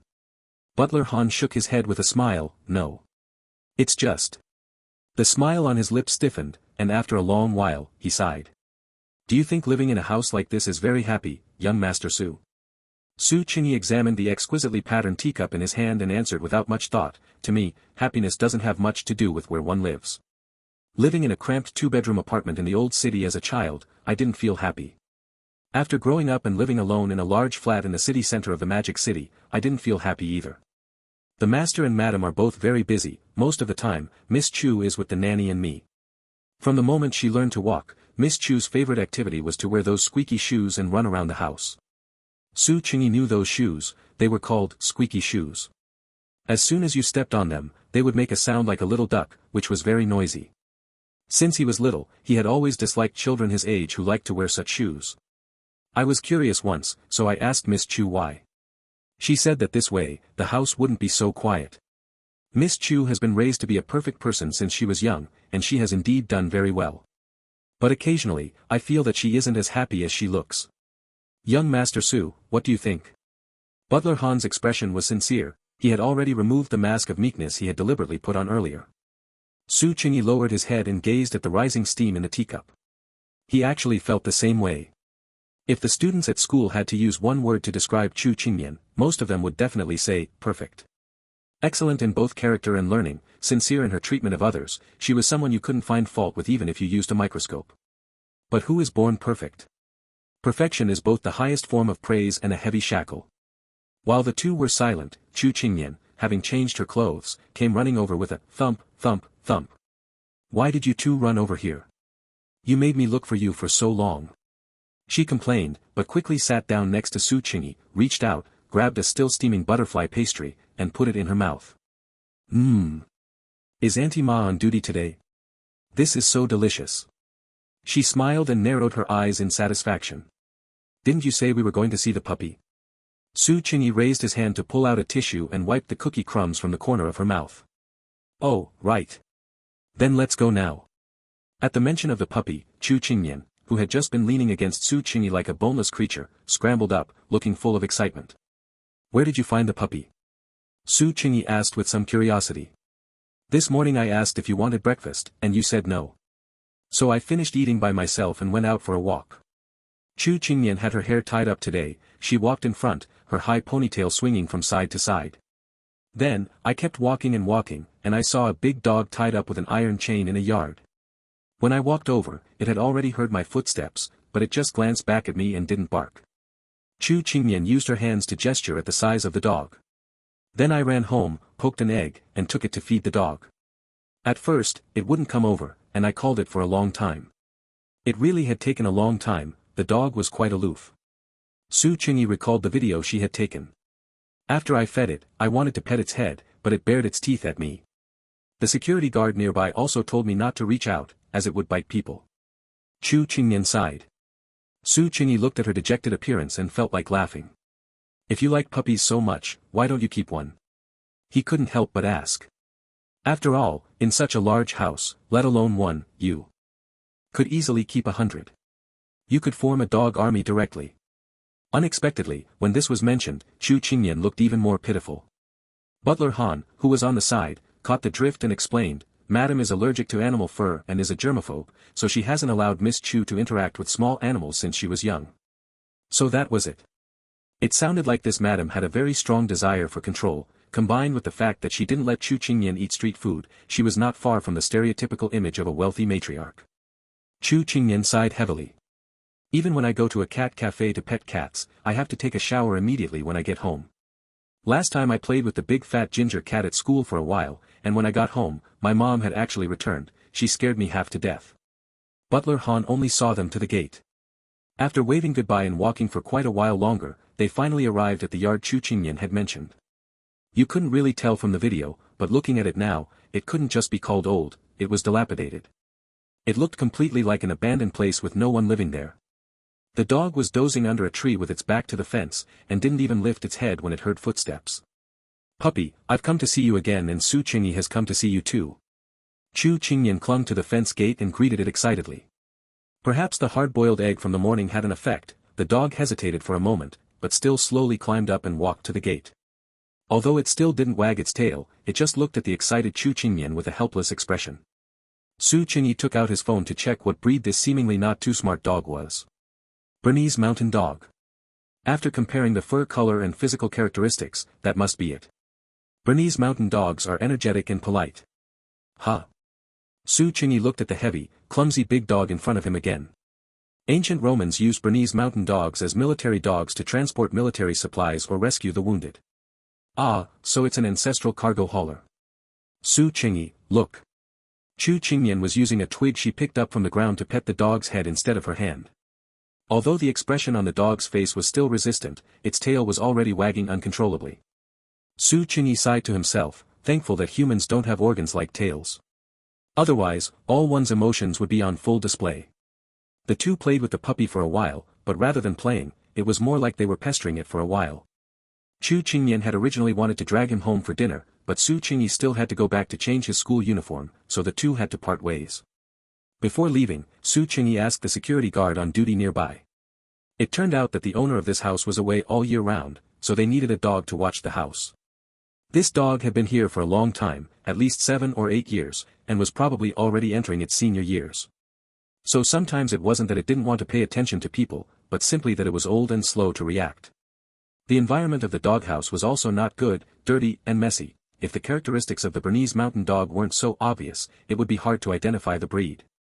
Su Qingyi looked at the heavy iron chain around its neck and then looked up at the high iron fence. For 7 or 8 years, it had been tied here. The security guard would feed it some food regularly so that it wouldn't starve to death. But the canned food, snacks, and the like that pet dogs eat nowadays, it probably hadn't even tasted. A frog in a well. I wonder if the dog thinks the world has always been just this big. Su Qingyi thought about this question, and before he knew it, he had reached the entrance of the residential area. He leaned against the bus stop sign. Looking up at the clear, blue sky, with a few swallows flying by from time to time. He had expected to wait a long time, but he was lucky this time. Only a minute later, the bus he needed to take home pulled up to the side of the road. However, Su Qingyi's feet remained rooted to the spot. Though the swallows were small, they made the sky look vast. Until the bus drove away, he turned around and walked to the supermarket next to the residential area, buying a huge sausage as thick as a forearm. Circling back to the previous location, this time when the dog heard his footsteps, it actually reacted quickly and slowly walked over. The sausage still had a fatal attraction for the dog. Su Qingyi leisurely peeled the packaging, and the dog was already spinning in circles, drooling all over the ground. He broke it into pieces and fed it, and until this huge sausage was finished, he patted his hands and stood up. Because the dog was old, its brown eyes were already a bit cloudy. Su Qingyi looked into its eyes for a long time, then gathered his courage and reached his hand over the fence. But he was also prepared to pull his hand back at any moment. Take a gamble, if he got bitten, it would just be a few rabies shots. Unexpectedly, not only did the dog not bare its teeth, but it actually obediently lowered its head, looking like it was letting him do whatever he wanted. It was no longer the noble and aloof Bernese Mountain Dog from the video. Su Qingyi petted its head fur and said, if Chu Qingyan knew you were bought off by a single sausage, your dog persona would collapse. Actually, it didn't feel very good. Perhaps because of poor nutrition and staying in a dirty space for a long time, its fur didn't feel smooth to the touch, and was even a bit prickly. Thinking of this, he took out his phone again, filmed a video of himself petting the dog, and sent it to Chu Qingyan. Reflex arc as long as the moon. Why? I refuse to accept this. This reaction satisfied Su Qingyi. He laughed and gently patted the dog's head. I'll come to see you next time and bring you canned food. The dog seemed to understand, and gave a woof. This seemed to be the first time he had heard it bark. It didn't bark when it saw strangers before. Could such a dog really take on the responsibility of guarding the house? Su Qingyi crossed his arms and looked at it critically again. Well, setting other things aside, at least its size was sufficient. Bye. After walking for a distance, Su Qingyi looked back again, and to his surprise, it was still standing there blankly. The heavy iron chain had been pulled taut, reaching its limit. This was why, even though he had been all alone in his past life, he still hadn't kept any small animals. Thanks to book friends Low Power and Twilight Light for their tips. Thanks to everyone for your subscriptions and votes of support. Graduate Student, a life spent researching how to drop out. 201, Chapter 199. The storm is brewing. After the grand and boisterous school anniversary celebrations ended, the overall atmosphere of No. 1 High School returned to the intense final sprint before the college entrance exam.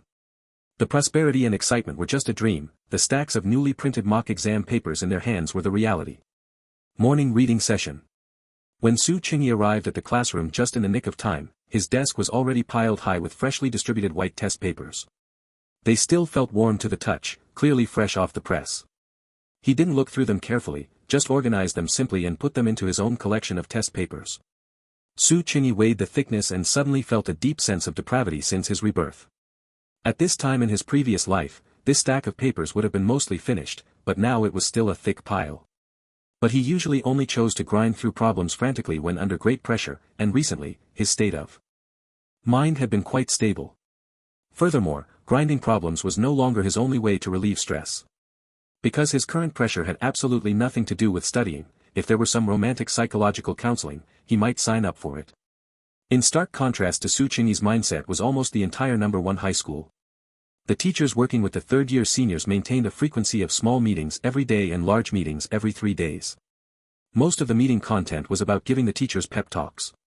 Under this high-intensity brainwashing, the English teacher Ms. Zhang had gradually begun to trend toward aligning with King Li. Previously, her characteristic was a novel teaching style, being good at driving the learning atmosphere, and having a very good relationship with the students.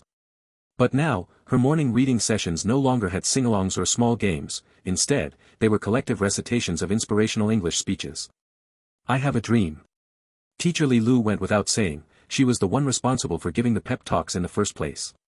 But her current level of madness was also astonishing. She woke up earlier than a rooster and went to bed later than a dog. Even Joe Boppy would have to applaud. She woke up around 5 every morning to accompany the boarding students for morning exercises, then began a day's work of grading and explaining test papers. During the lunch break, she would talk to problem students and handle school affairs. Until school let out at 10:30 at night, she had recently started staying overnight in the office. According to student eyewitness reports, the lights in Teacher Li Lu's office were still on at 2 in the morning. Only the forever good friend of the third-year grade, Teacher Wang, still went her own way.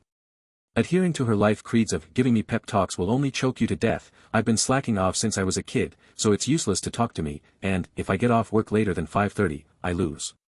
The school authorities were naturally very dissatisfied with her actions, but Teacher Wang didn't care.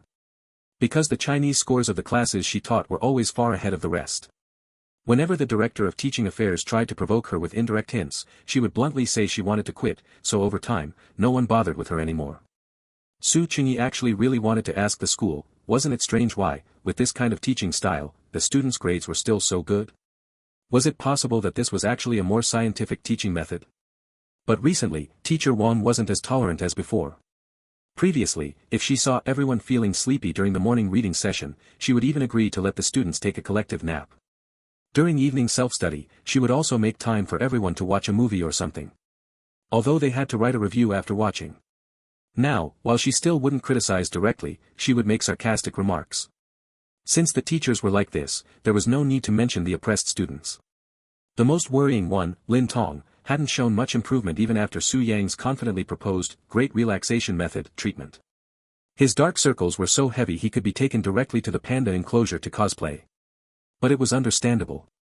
The responsibility on his shoulders was too heavy. Taking the college entrance exam for him couldn't even be called going to a battlefield. If it went slightly wrong, it would be like going to the guillotine. The biggest difference between him and other students was that the only path before him was to get into a good university. If he tested well, his future would be promising. If he tested poorly, then all of Sister Lin's sacrifices and efforts over the years would be for nothing. So Su Qingyi didn't plan to advise him anymore. Struggling in such an environment. Until now, he couldn't say he truly empathized with him. He would just bring him an extra bottle of yogurt when he left in the morning. If Lin Tong's reasons for working so hard were completely understandable, then Su Qingyi completely couldn't understand Chu Qingmian's side. She was a wealthy young lady, any random painting in her house was enough to buy his life. Why did she have to join the commoners in this involution of exam-oriented education? Recently, the little class monitor had been tying her hair in a ponytail every day. If asked, she'd say letting her hair down blocked her vision and affected her studying. She wasn't even enthusiastic about going to the cafeteria anymore. Perhaps infected by her, Han Bing, who was originally a let nature take its course type of person who believed 70% was destiny and 30% was hard work, had also started to join the involution. Su Qingyi originally thought that since even Han Bing had started, Su Yang wouldn't want to be left behind. Unexpectedly, he was indeed anxious, but it was completely blind anxiety. He was so restless he was scratching his head, searching how to increase score by 100 points when the college entrance exam is coming soon, 100 times a day, and then clinging to Su Qingyi's leg for help. Fine, even if these second and third generation wealthy kids had their reasons, not wanting to rely on their families, wanting to rely on their own strength. Then why was Chen Jinji also working so hard? According to Su Qingyi's regular reviews, Chen Jinji's current academic scores were definitely above 500. Combined with her superior art exam results, she could just lie flat and wait for the college entrance exam, then pick the most pleasing one from the art colleges he had personally summarized for her. But Chen Jinji's posture was as if she had suddenly given up her status as an art student and was going through the ordinary academic student channel. No matter when Su Qingyi turned his head, she was always wearing her ultimate noise-canceling headphones, writing away with a swish swish swish sound. Su Qingyi would sometimes deliberately prop up his chin and watch her for a while longer. Initially, when Chen Jinji noticed, she would look back, thinking he needed something. After it happened many times, she knew he was just bored and didn't even bother to lift her eyelids, but she would reach out and rub his head reassuringly. Then she would heartlessly push his face away a bit, telling him not to affect her studying. And she had started relying on iced Americanos to keep going again. Clearly, she wasn't resting well after going home at night either. Walking alone among these people with concerning mental states, Su Qingyi truly felt a sense of being at odds with the world. They say one takes on the color of one's company, but he had no desire at all to join the ranks of involution right now. So while everyone else started sprinting, Su Qingyi was still walking leisurely at his own pace. The people behind him were all like Usain Bolt possessed, chasing fiercely, while Su Qingyi was like an old man wandering through a flower and bird market in slippers, waving a cattail leaf fan. Teacher Li Lu was naturally a bit dissatisfied. After all, as the absolute leader of number 1 high school, she didn't ask him to take the lead, but at least he shouldn't be so out of place, right? Just as Teacher Li Lu was about to invite Su Qingyi for a chat, she was immediately fed a recent grade report by Teacher Wang. Everyone had already expected that grades would drop in the monthly exam after the school anniversary, so the questions this time were also deliberately made very abnormal, extremely abnormal. The goal was to give these students immersed in a happy atmosphere a blow to the head. To make them stop playing so much that they forgot their own names. The college entrance exam was the top priority right now, so they should all wake up. Teacher Li Lu's sharp gaze first scanned the grades of her most wanted criminal, Su Qingyi. She knew he would definitely still be first, but she didn't expect the score to be 738. This number was almost like a slap in her face. But not only was she not angry, she even hoped it would be louder. As long as there wasn't a tsunami, earthquake, volcanic eruption, alien visit, asteroid hitting the Earth, or the end of the world, the national top science scholar could only be this young Master Su. But when her gaze moved down to the middle and lower reaches of the class, her relaxed brow furrowed again. Zhou Lian's grades had dropped too terrifyingly. Back during the placement test, he had performed very well. The person who discovered this problem even earlier than Teacher Li Lu was actually Su Qingyi. It wasn't that he was a gossip, but Zhou Lian's abnormal behaviors were just too many. Plus, other students were focused on their own studies and had no time to worry about others, only he was actually quite bored every day, spending a lot of time staring out the window. During the last school anniversary event, Zhou Lian had suddenly rushed in mindlessly and destroyed the flower basket, although he mistakenly destroyed the one sent by Su Zilong. Then there was the recent self-study time. Among the figures in the front rows writing furiously, there was a sudden indentation. That was Zhou Lian sleeping on his desk. And he just happened to be sitting next to the upright little class monitor, making the contrast even more obvious. Part, Gemini, 3.1, Flash, Light. Chu Qingyan must have taken some etiquette classes when she was a child, as her posture was as standard as a human anatomy diagram. That was why her eyesight was so good, she had no myopia at all. Su Qingyi, who liked to operate in energy-saving mode, had recently felt his eyesight showing clear signs of decline. In his previous life, he had to wear glasses to work, though his prescription wasn't high, just 100 or 2. Just as Su Qingyi was wondering if he should start protecting his eyes, a loud thud came from the front row. Zhou Lian, who knew what madness had gotten into him, suddenly swept all the books from his desk onto the floor and slammed his fist hard into the empty desk cavity. Chu Qingyan, sitting next to him, was clearly startled and let out a short gasp. The entire class's attention was drawn to Zhou Lian, who stood stiffly in place. Except for Chen Jinji, who was wearing headphones. Having witnessed Zhou Lian's outbursts several times before, Han Bing immediately pulled Chu Qingyan a little closer to her, fearing he might start attacking indiscriminately. Although Chu Qingyan had been startled, she still remembered her duties as the class monitor and asked cautiously, "Zhou Lian, are you okay?" Zhou Lian acted as if he hadn't heard, his face devoid of any expression. Looking at Zhou Lian, now like a walking corpse, it was hard to imagine that just a few months ago, he was seen by everyone as the gentle, warm-smiling school heartthrob. He was silent for a moment, then suddenly looked up at Su Qingyi before leaving the classroom without looking back. Su Qingyi didn't dodge his gaze, he kept looking back calmly until Zhou Lian's figure disappeared. In truth, he could probably guess why Zhou Lian was in such a state of mind. It undoubtedly had something to do with the sins of the previous generation. Even though he was also involved, Su Qingyi took a much more detached view. They had no reason to get dragged into the grudges of the previous generation, let alone let such things affect their own peace of mind. It was also possible that Zhong Qiuhe played a twisted role in this relationship, which had warped Zhou Lian as well. Seeing Zhou Lian looking so traumatized now, it seemed this was indeed very likely.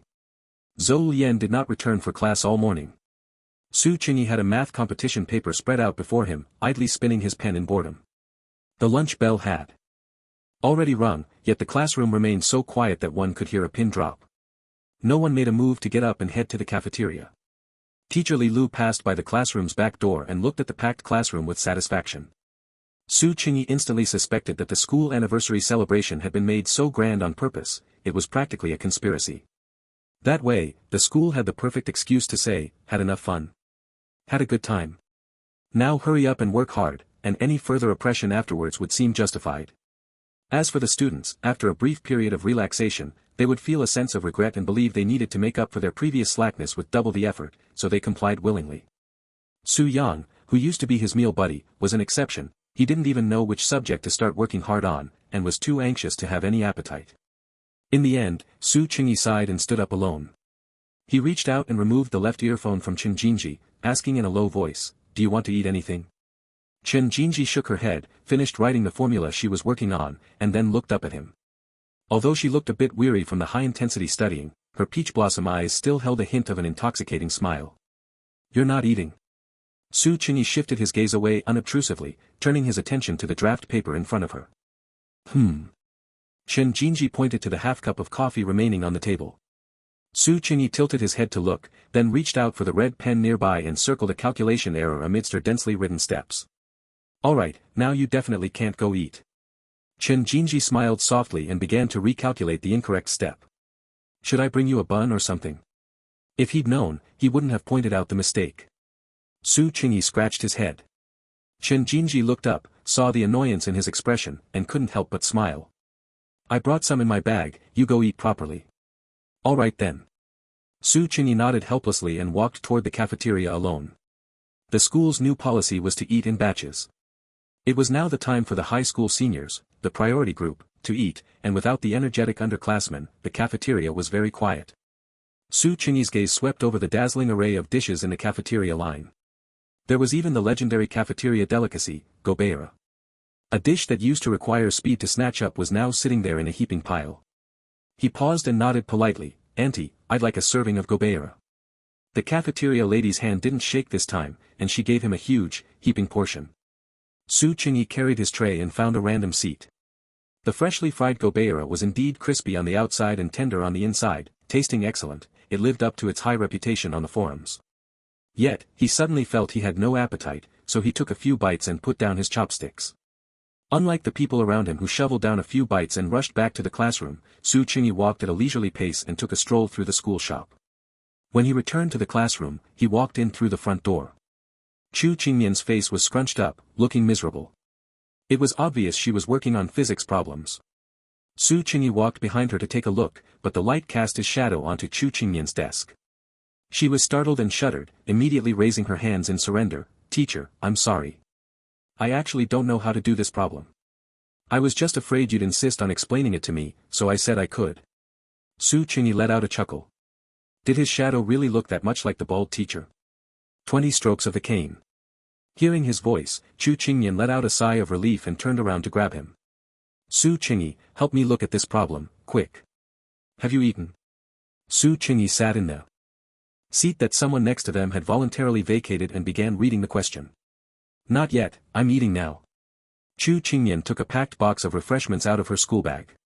The determined Chu Qingmian felt that walking back and forth to the cafeteria was too much of a waste of time, so she had decided that from now on, she would just make do with the small desserts made by the pastry chef at home for lunch.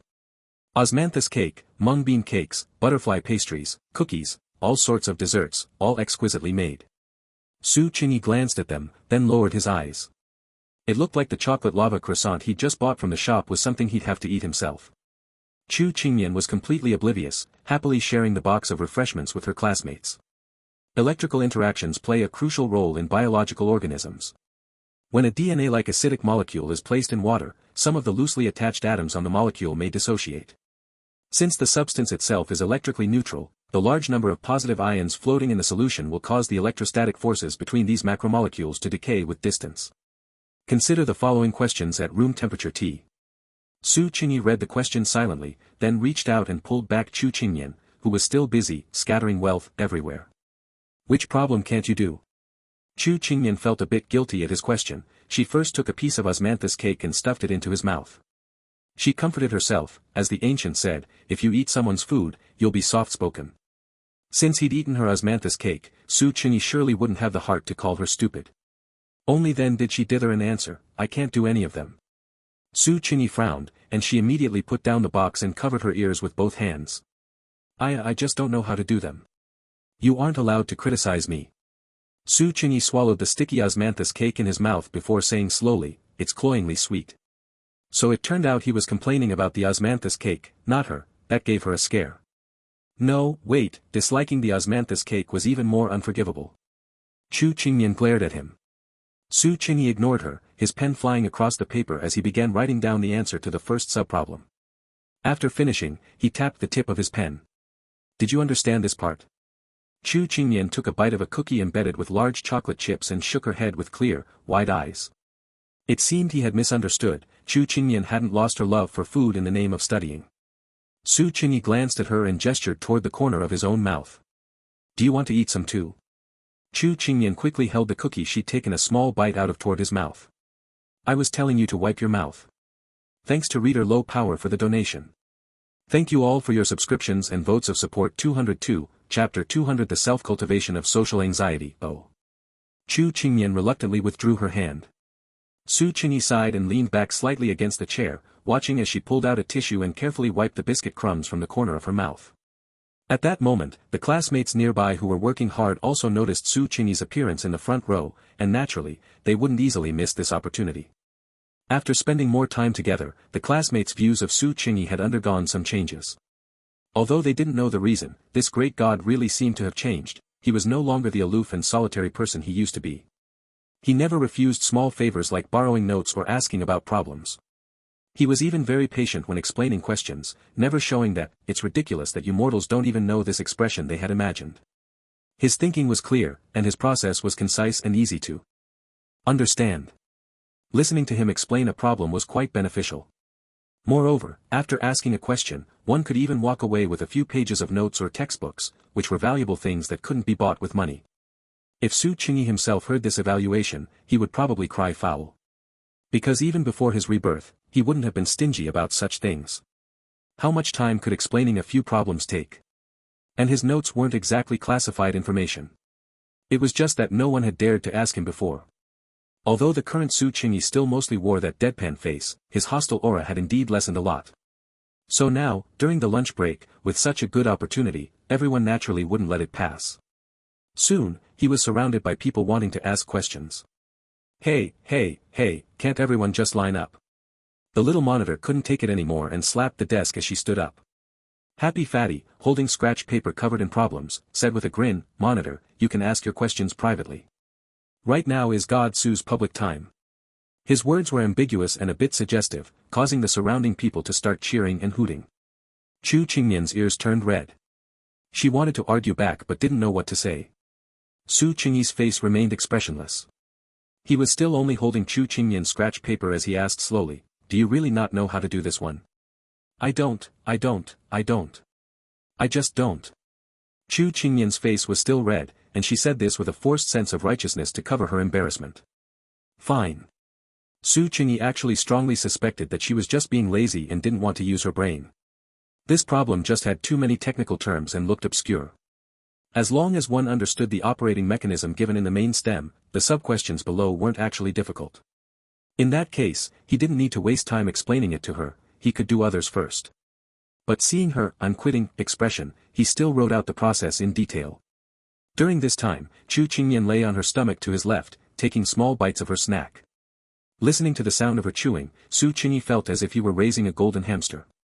After finishing a page and turning it over, Su Qingyi said out of the blue, "Little monitor, doesn't the teacher forbid eating in the classroom?" I don't know. Is there such a rule?" Chu Qingyan's eyes darted around.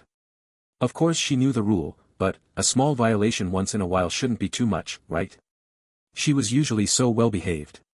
If you eat in the classroom, cockroaches, ants, and all sorts of insects will come in.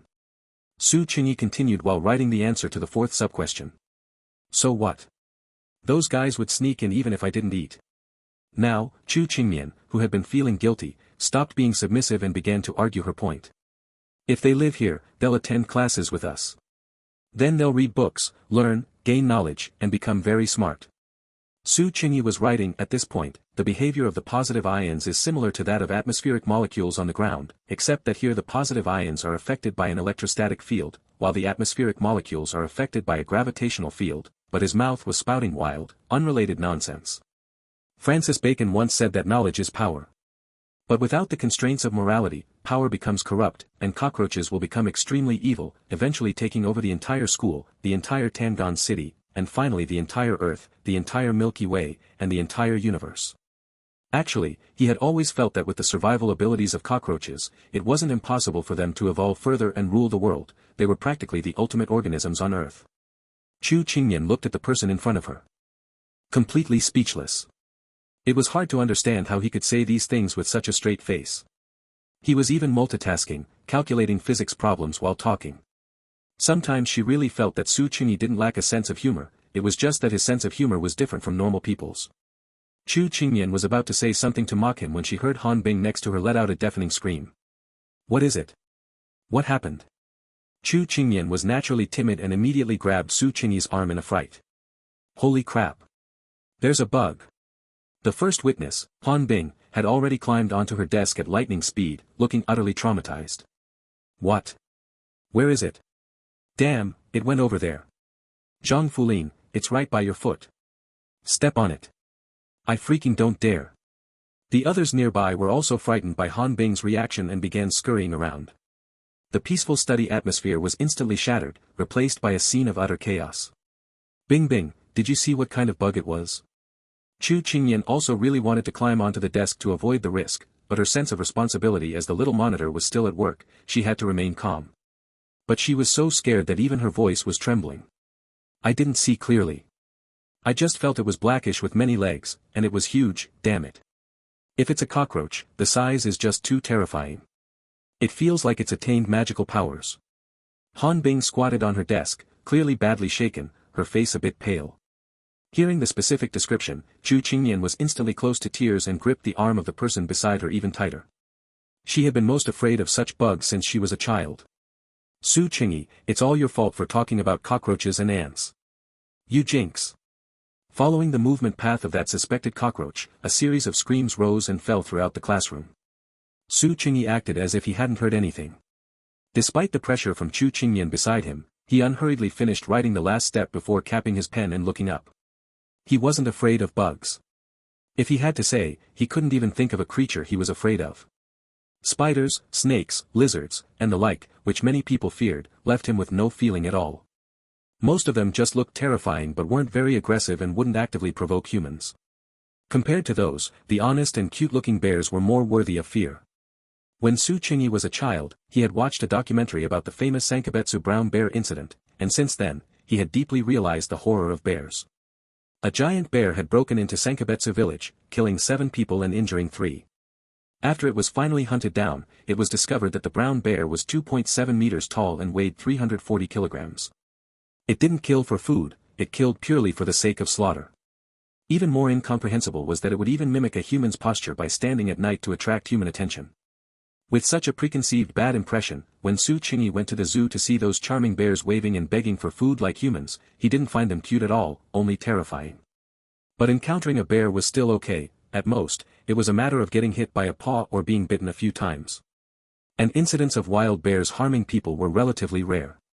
Besides, no matter how terrifying those animals were, could they be more terrifying than doing a self-introduction in public?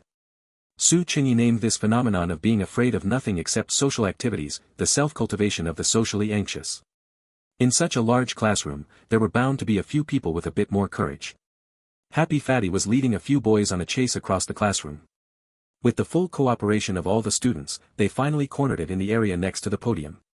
Su Chingy stood up and walked behind them, finally seeing the true face of the mysterious creature. Looking at its appearance, it indeed looked like a cockroach. But the size was indeed a bit exaggerated, at least Su Chingy himself had never seen one this big. Huzi, go on, step on it. Why don't you go? I'll leave this glorious and arduous task to you. I'm not going. These shoes are newly bought. Mine too. Cut it out, you've been wearing those for 2 years. When the boys were noisily hunting together, they were quite brave, each putting on the aura of the 300 Spartans. But when it actually came time to step on it, they started pushing each other. Su Chingy, what kind of bug is that? Although Chu Qingyan was afraid, she was also curious. Plus, with the aura-heavy Su Chingy standing nearby, she became a bit more courageous. A cockroach, probably, but a very large one. It might be a pregnant female. Su Chingy rubbed his chin and analyzed rationally. What? The people nearby were instantly shocked and gasped. Won't a bunch of little cockroaches run out after you step on it? Hearing Su Chingy's words, Happy Fatty quickly retreated from the very front of the line to the logistics department. Not necessarily. If you step on it, you'll only kill the mother cockroach. The thing inside her that reproduces little cockroaches is called an ootheca. Generally speaking, the surface is quite hard. Su Chingy explained. Oh, then that's fine. Let's get rid of the big one first. A boy suddenly seemed ready to act. Cockroaches are hard to kill just by stepping on them, and even if the head is cut off, the head and body will survive separately. The head can only live for a few hours, but the body can survive for several days and can still carry out the process of hatching little cockroaches during that time. If you're lucky and the cockroach nymphs in the ootheca are already at a mature stage, and your foot successfully breaks the shell of the ootheca, then you can see the scene of little cockroaches scattering in all directions. Su Chingy's tone was flat as he continued his science lesson. Damn it, stop talking. Han Bing thought about the path of the large cockroach carrying a belly full of little ones, which had passed by her bag hanging on the side of the desk and her shoes. She definitely couldn't keep the bag and shoes anymore. Forget it, she felt like she didn't want these legs anymore either. Then is it okay to burn it with fire after stepping on it? Zhang Fulin thought for a moment and pulled a lighter out of his pocket. The sharp little monitor immediately cast a questioning gaze over. Monitor, don't glare at me. I don't smoke. I bought it to light mosquito coils in the dorm. He quickly raised both hands to show his innocence. Whatever, just step on it first. I'll count 3, 2, 1, and we'll all charge together. The boys in the front row bumped fists with each other, their expressions as determined as if they were smearing blood for an oath of alliance. 3, 2, as they counted down, the hearts of the whole class rose with them. Anyone who didn't know would have thought a rocket was taking off. Su Qingyi didn't feel much, but his wrist was about to be pinched into a bloody mark by Chu Qingyan. 1. Charge. Several people rushed forward, but after a brief silence, they screamed and scattered. It took flight. Yes. Under the watchful eyes of everyone, the large cockroach spread a pair of transparent brown wings and flew up. Screams even more terrified than before swept through the classroom. Chu Qingyan's legs truly went weak this time, and she squatted on the ground, holding her head. Su Qingyi casually picked up a Chinese-English dictionary from a nearby desk. The cockroach's location was easy to find, he just had to look near the crowd scurrying in panic. In theory, a cockroach's flight time shouldn't last very long. Sure enough, because the doors and windows of the classroom had long been locked by the pest control team, it ran out of energy and stopped on the frame of the back door. Su Qingyi strode through the crowd, narrowed his eyes to aim, and then threw the Chinese-English dictionary in his hand with a standard shot put posture. The dictionary hit the door frame with a thud and fell. Is it dead? Is it dead? It should be dead. I saw it get knocked down. Who's going over to check? I'm afraid there are little cockroaches. The onlookers gathered their courage to step forward, and after confirming the corpse of the large cockroach, they finally felt relieved. This grand cockroach incident finally came to an end. Everyone returned to their seats while discussing it. Who's on duty? Come and sweep the corpse away quickly, it's so revolting. Su Qingyi also walked forward, reached out to pick up the Chinese-English dictionary with a few cockroach legs remaining on it, and asked, whose dictionary is this? The situation was urgent just now, so I borrowed it. I don't want it anymore, I don't want it. Su Qingyi, if you bring that over here, I'll go down with you. Han Bing's face was written all over with resistance, her hands waving faster than a helicopter's propeller. Fine, he would buy her a new one at the bookstore at the school entrance next time. Su Qingyi also threw the Chinese-English dictionary into the dustpan where the student on duty was collecting the cockroach corpse. Just as he was about to return to his seat, he was stopped by Chu Qingyan reaching out from a distance. Go wash your hands. What for? I didn't touch it. You touched it. You even picked up the murder weapon. Cockroaches have so many bacteria on them. You're on the verge of being infected right now, so hurry up and fix it. Su Qingyi looked at her helplessly with his hands in his pockets and had no choice but to turn around and walk out. Wash your hands well. Use soap. At the last moment, she even stepped forward 2 steps to emphasize. Suddenly thinking of something, Su Qingyi turned back around and teased, you're one to talk. Didn't you attract it by eating in the classroom? It seems so. Chu Qingyan was stunned, her identity had suddenly shifted from a hygiene reminder assistant to the culprit behind the cockroach incident. Are you still going to eat in the classroom in the future? No more. She shook her head obediently. Where are you going for lunch? I'm going to the cafeteria. That's right. Having received a satisfactory answer, Su Qingyi turned and left coolly. Chu Qingyan looked at his back and suddenly realized, this guy didn't set all this up just because he didn't want to go to the cafeteria alone, did he? Then he should have just said so. Su Qingyi rolled up his school uniform sleeves and washed his hands several times with soap. Not until he felt himself wafting with the scent of soap did he pull open the restroom door and walk out. He hadn't noticed before, but the weather, which had been very sunny in the morning, had turned somewhat gloomy at some point. The lunch break had already ended, but the end of the corridor was actually noisy, with many blue and white figures rushing downstairs. Could it be a sudden emergency assembly notice? Or a fire drill? Su Qingyi was a bit puzzled and quickened his pace. As he got closer, he could hear the voices of discussion in the crowd. Have you heard? Someone jumped off the building. Su Qingyi's heart suddenly tightened. Thanks to book friends Low Power and Dong Dong for the tips. Thank you all for your subscriptions and voting support. 203, Chapter 201 Life and Death are intertwined. When he reached the bottom of the stairs, he heard a commotion all around. Many students, eager for a spectacle, were running toward the scene. Teachers with grim expressions were trying to maintain order, and the sirens of a fire truck wailed. Su Qingyi walked quickly. Based on the path the students ahead were taking, he could roughly guess which building it was. The tallest building in the school was only 7 stories high, the teaching building currently used by the grade 11 students. Sure enough, yellow caution tape had already been strung around the teaching building, keeping the noisy crowd at bay. Principal Xiang was pale and panting heavily, clearly having just arrived as well. Teacher Li Lu and Teacher Wang stood side by side. Rather than standing side by side, it was more like Teacher Li Lu was only able to stay upright because Teacher Wang was supporting her. She was saying something into her phone, her lips trembling uncontrollably. Su Qingyi guessed she was likely notifying the students' parents. Suddenly, a gasp went through the crowd.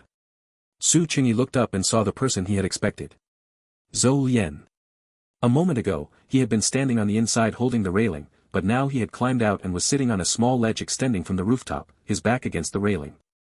When he heard the students' discussions, Su Qingyi's first thought had been of Zhou Lian, whose behavior had been extremely abnormal recently. But he really hadn't expected things to have reached such a severe point. Su Qingyi. Chu Qingmian, standing on the other side of the crowd, waved at him, her expression full of panic. Is that Zhou Lian? What happened to him? How could this be? For a classmate she saw every day to suddenly become the protagonist of such an event was naturally hard for the little class monitor to process. Su Qingyi looked down at her pale face and gave her head a reassuring pat. He won't really jump, will he? Chu Qingmian took a deep breath, trying to stay calm. He won't. Su Qingyi replied casually and looked back up. Many people had already gathered on the roof, but they all kept their distance from Zhou Lian, afraid he would break down and not daring to approach him. Faint, scattered voices could be heard drifting down, likely the usual persuasions like, calm down, or, tell us what's wrong, we can talk it out. Zhou Lian turned a deaf ear to them. He sat with his hands braced at his sides, head down, thinking about who knows what, his legs dangling and swinging in midair. Su Qingyi knew that in such a dense crowd, Zhou Lian wouldn't be able to see him, but he still kept his head tilted back, watching silently for a while. Did this guy get triggered by something? This is way too scary. Su Yang, who usually seemed fearless, was now shrinking behind Han Bing, terrified of witnessing something horrific. Mian, maybe we should leave first. Han Bing, whose nerves hadn't yet recovered from the cockroach scare, now had to face this scene. Her face was already quite pale. Call her cold if you will, but she only knew that if they actually witnessed a tragedy, both she and Chu Qingmian would suffer severe psychological trauma. Chu Qingmian shook her head, wanting to say something to Su Qingyi beside her. At a time like this, only hearing his voice could make her feel a bit more at ease. To her surprise, when she turned around, she saw Su Qingyi bending down to lift the caution tape and stepping inside. He was quickly stopped by a teacher responsible for maintaining order. Student, you can't go in there right now. They had just finished evacuating all the students from the building, and now someone else was trying to go in. I'm a classmate of the person up there. We're very close. Su Qingyi lied without batting an eye. He was indeed a classmate, but being very close was pure nonsense. He didn't think much of it himself, but Zhou Lian likely wanted to skin him alive. The teacher looked hesitant. Just then, Teacher Li Lu saw him and rushed over. Su Qingyi, what are you doing? Going upstairs. Su Qingyi pointed toward the roof, speaking with total confidence. Nonsense. Why are you adding to the chaos at a time like this? Teacher Li Lu's lips were completely bloodless. We have to wait for Zhou Lian's parents to arrive. Before we can go up together to talk him down. Su Qingyi raised an eyebrow and replied, Teacher, are you so sure that his parents' arrival won't provoke him even further? Teacher Li Lu's heart skipped a beat. Although she didn't like to engage in gossip, she had heard rumors about the relationship between Zhong Qiuhe and her son, Zhou Lian. Logically, a mother should be very proud to have a son like Zhou Lian. But every time she communicated with the parent, Zhong Qiuhe's reaction was extremely cold. Challenged by Su Qingyi's question, Teacher Li Lu immediately thought of the shattered mirror during the Speak Your Mind session and Zhou Lian's recent sudden drop in grades. Let me go up. If there's anyone here who can talk to Zhou Lian, it's probably only me. Su Qingyi continued, if you're worried, teacher, you can come with me. Teacher Li Lu struggled with the decision for a moment before finally turning and walking inside. After she spoke with the teacher in charge of order, that teacher leaned out from the stairwell and nodded to Su Qingyi. You go up first. Zhou Lian's parents will be here soon, I'll wait for them here. Remember, you must listen to the firefighters in everything. Teacher Li Lu grabbed his hand and instructed him. Su Qingyi gave a noncommittal nod. There was no elevator in the teaching building, so he took the stairs two at a time and quickly reached the rooftop. The school's rooftop designs were all identical, they had a large, intimidating-looking padlock. But equally consistent was the fact that the locks had all been picked. The one in Senior Building A was likely Chen Jinji's work, though she would never admit to it. The entrance to the roof was also cordoned off with caution tape, but the teacher in charge had already given the word, so no one stopped him. Su Qingyi walked onto the roof without incident and saw Zhou Lian's precarious silhouette. From his position, it would be very difficult for the firefighters to perform a rescue. Because he was leaning against the iron railing, his entire body was on the edge of the ledge. Moreover, he was wearing an ordinary school uniform jacket. Even if a firefighter managed to grab his clothes, they could easily tear or he could slip out of them. Yet the firefighters were still trying to edge closer. Su Qingyi's eyes swept over the scene to judge the positions, then he nodded to the firefighter behind him who was in charge of communication. "Student. Look, your good friend is here." The firefighter took the hint and immediately shouted out. Zhou Lian lowered his head and seemed to chuckle. A good friend? Since when did he have such a thing? If someone took a megaphone right now and shouted to the dense crowd below, "Would Zhou Lian's good friend please come upstairs?" he doubted anyone would dare come up. Because despite the casual camaraderie and hanging out, they all knew that with someone like him, there was only acquaintance, never a true connection. Maybe they could shout, "Would Zhou Lian's girlfriend please come upstairs?" That might bring out quite a few.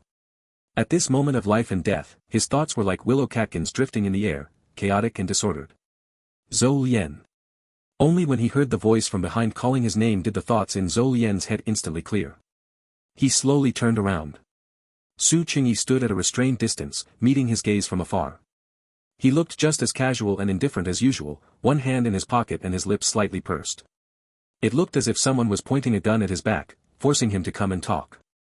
The wind on the roof was strong, blowing both their fringes into a messy flutter. A long silence passed. A smile that was either self-deprecating or mocking appeared on Zhou Lian's face. "You're my good friend. Who are you insulting? Who else did you think it would be?" Su Qingyi followed suit with a faint smile. Fair point. Perhaps because he had been sitting too long and his legs were numb, Zhou Lian shifted his body and pulled his dangling legs back onto the ledge. This movement caused another round of gasps from the people below. Su Qingyi's face remained calm as he continued, "Want to talk?" Zhou Lian turned his head with interest and replied, "What do you want to talk about?" "Want to come sit over here and talk?" He had expected to see hesitation and worry on Su Qingyi's face. After all, given their relationship, his words clearly implied, "If I'm going down, I'm taking someone with me." "Sure." To his surprise, the other party nodded nonchalantly and started walking toward him. "Stop right there." Helpless, Zhou Lian had to stop him again.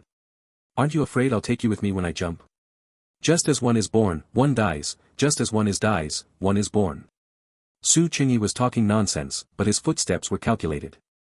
He deliberately didn't stop as told, instead shuffling forward 2 more steps before finally coming to a halt. Now, the distance between them was much smaller. Su Qingyi could almost clearly see Zhou Lian's bloodshot eyes and the red scratches on his wrists that he had clawed himself. The firefighters lying in wait saw that Zhou Lian's emotions seemed to have stabilized slightly and gave Su Qingyi a subtle nod, signaling him to keep talking. "Talk to me." Su Qingyi was silent for a moment, but only these 3 words came out. "About what?" Zhou Lian tilted his head and asked back. "Did you write a suicide note?" "No." "Then you must have something you still want to say, right?" Hearing Su Qingyi ask this, Zhou Lian suddenly let out a sneer from his throat. "You're actually right. Su Qingyi, I'm glad it's you here talking to me. Did you know? I haven't been able to sleep for over 40 days. I can't stand the slightest noise. The doctor said I have neurasthenia and asked if I've been under long-term pressure." "Long-term? How long counts as long-term? Does since birth count?" Zhou Lian wasn't short, but curled up on the ledge, he looked as though he might accidentally fall at any moment. Su Qingyi didn't show it on his face, but his heart rate was steadily accelerating. Part, Gemini, 3.1, Flash, Light, he moved silently closer again. "Su Qingyi, did you listen to lullabies before bed when you were a child? Or Hans Christian Andersen's fairy tales?" Zhou Lian's question was different from the previous ones, he was asking seriously, waiting for his answer. So Su Qingyi thought about it seriously and replied, "Unsolved mysteries of the world. Besides, nobody told him stories, he always read books himself." Zhou Lian seemed to be silenced for a long moment, but he quickly continued, "You are a useless substitute, you aren't doing well enough, the only reason for your existence is to one day surpass him. That is the bedtime story I've heard since I was little, or rather, that is the life motto my own mother taught me. Has anyone ever said that to you?" "Su Qingyi, why on earth?" Su Qingyi lowered his eyes and said slowly, "In fact, knowing now that I inexplicably became the big villain in your fairy tale, appearing in your life so many years early, is quite unsettling." Zhou Lian was stunned for a moment, then was amused into laughing twice, choked on the wind, and clutched his chest, coughing. "Why should you be responsible for the grievances of the previous generation? Su Qingyi had always wanted to ask this question, and now he finally caught the chance to ask it. It's not that I want to be responsible, it's that my entire life has been ruined. Just like an ant that fell into a dye vat, can it crawl out on its own power? Eternal suppression, eternal belittlement. Sometimes your name is like a curse, the moment I hear it, I want to vomit. As Zhou Lian spoke, his fingers couldn't help but pinch his own wrist again, applying force unconsciously until that patch of skin gradually turned purple. I know, what you want to say is that you didn't do anything wrong. Either, and you are also a victim. After Zhou Lian finished this sentence, there was a sudden commotion behind them, and Su Qingyi and he looked over at the same time. Teacher Li Lu brought Zhong Qiuhe up. Behind them followed Chu Qingmian and the others, all looking so nervous that they didn't dare to breathe. Su Qingyi frowned. He felt that letting Zhou Lian see Zhong Qiuhe at this moment was not a good idea. Upon seeing Zhong Qiuhe, Zhou Lian seemed to suddenly react and quickly let go of his wrist. It was like the reaction of a child caught doing something bad by their parent. Lian, come here first, tell mom what the problem is. Zhong Qiuhe's tone was very calm. After climbing the stairs all the way up, even the iron-blooded warrior King Li was panting, yet she still maintained that dignified and composed appearance. When she tried to approach the rooftop railing, Zhou Lian suddenly roared in a breakdown, "Don't come over." Even though he was so emotional, Zhong Qiuhe's expression was grave, yet she still had no intention of complying. "Zhou Lian, why must you always talk to mom like this?" Teacher Li Lu had not expected that Zhong Qiuhe's arrival would have such an effect. She quickly stepped forward to hold back Zhong Qiuhe, who was still trying to walk forward. The next second, Zhou Lian, with half his body hanging in the air, actually stood up unsteadily. The previous sitting position was relatively safe, but now this standing posture was truly just the last straw away from taking the plunge.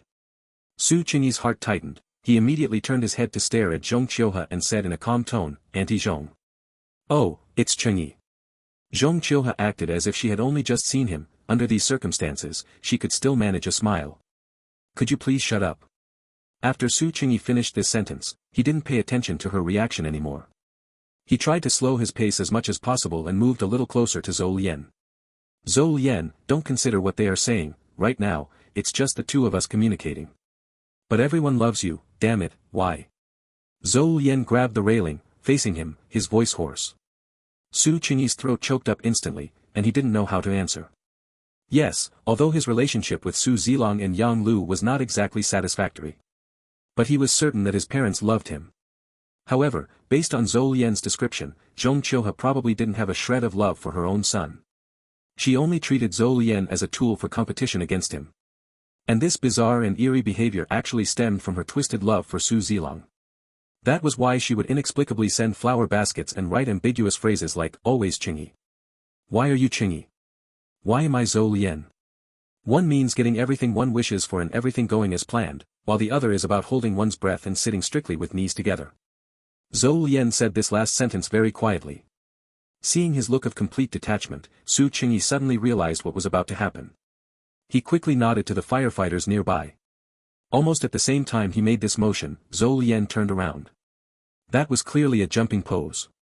The situation changed too suddenly. In a flash, Su Qingyi had already rushed forward with large strides. Sharp screams erupted from behind, overlapping with the sounds from downstairs, making it impossible to distinguish whose they were. Su Qingyi's shoulder slammed hard against the railing, making a heavy sound, but his hand successfully grabbed Zhou Lian, who was already falling. The massive inertia pulled him down as well, and half his body was almost dragged down with him. But in an instant, the firefighters who had received the signal rushed up. Someone hugged Su Qingyi's waist to keep him from falling further, and someone else reached out to help grab Zhou Lian, sharing the burden for him.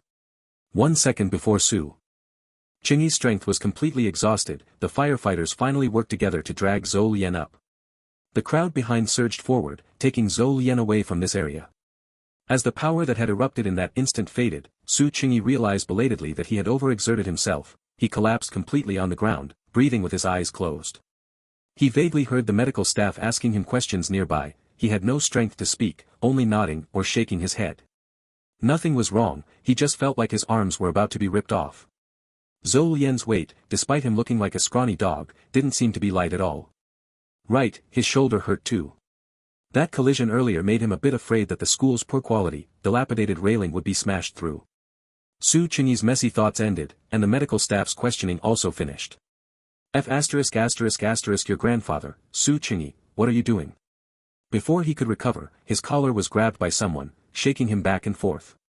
Su Qingyi coughed twice, opened his eyes, and sure enough, saw Su Yang, who was terrified to the point of tears and snot streaming down his face. It seemed he was really angry, he didn't even call him Boss Su. Are you *****ing suicidal? You scared the soul out of me, damn you.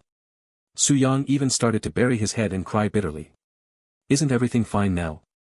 Don't wipe your snot on my school uniform. Su Qingyi pushed his hedgehog-like hair, and sat up. Only then did he notice that the people around him all had expressions as if he had almost died. Chu Qingmian looked completely stunned, her beautiful eyes were like they had lost their soul, and her face was paler than the white wall behind her. Big brother, I'm really begging you, there should be a limit to being a hero, okay? Do you want to scare us to death? Han Bing wasn't doing much better, she was clutching her chest, and her hands, while wiping sweat, were still trembling. Indeed. Su Qingyi was thinking about how to explain it to the class monitor. At this moment, he saw a large dirty patch on her school uniform pant leg, smeared with mud and dust. It was most obvious at the knee, where blood could vaguely be seen seeping out. He immediately frowned and raised his eyes to look at her. What happened? Only then did Han Bing notice the anomaly and gave an "oh my." Did you fall when you ran over just now? Don't move, let me see. Han Bing reached out and gently rolled up her pant leg. The school uniform pants were very loose, so it didn't take much effort, but when she reached the knee, there was some sense of obstruction. It must be scraped, the blood has stuck to the pants, this must hurt like hell. Han Bing frowned in distress, not daring to move her hands further. Go to the infirmary. Su Qingyi crawled up from the ground, dusted off the dirt on his body, and reached out to pull her. Chu Qingmian, who had been like a wood, seemed to suddenly react and dodged his touch. Su Qingyi wasn't too surprised. She would definitely be angry, it would be strange if she weren't. But the wound still needed to be disinfected first. Go to the infirmary first, and I'll explain the situation at that time to you slowly. Su Qingyi tried to reason with her. No response. Doesn't your leg hurt? You're so enduring. No response. You too, help me carry her away.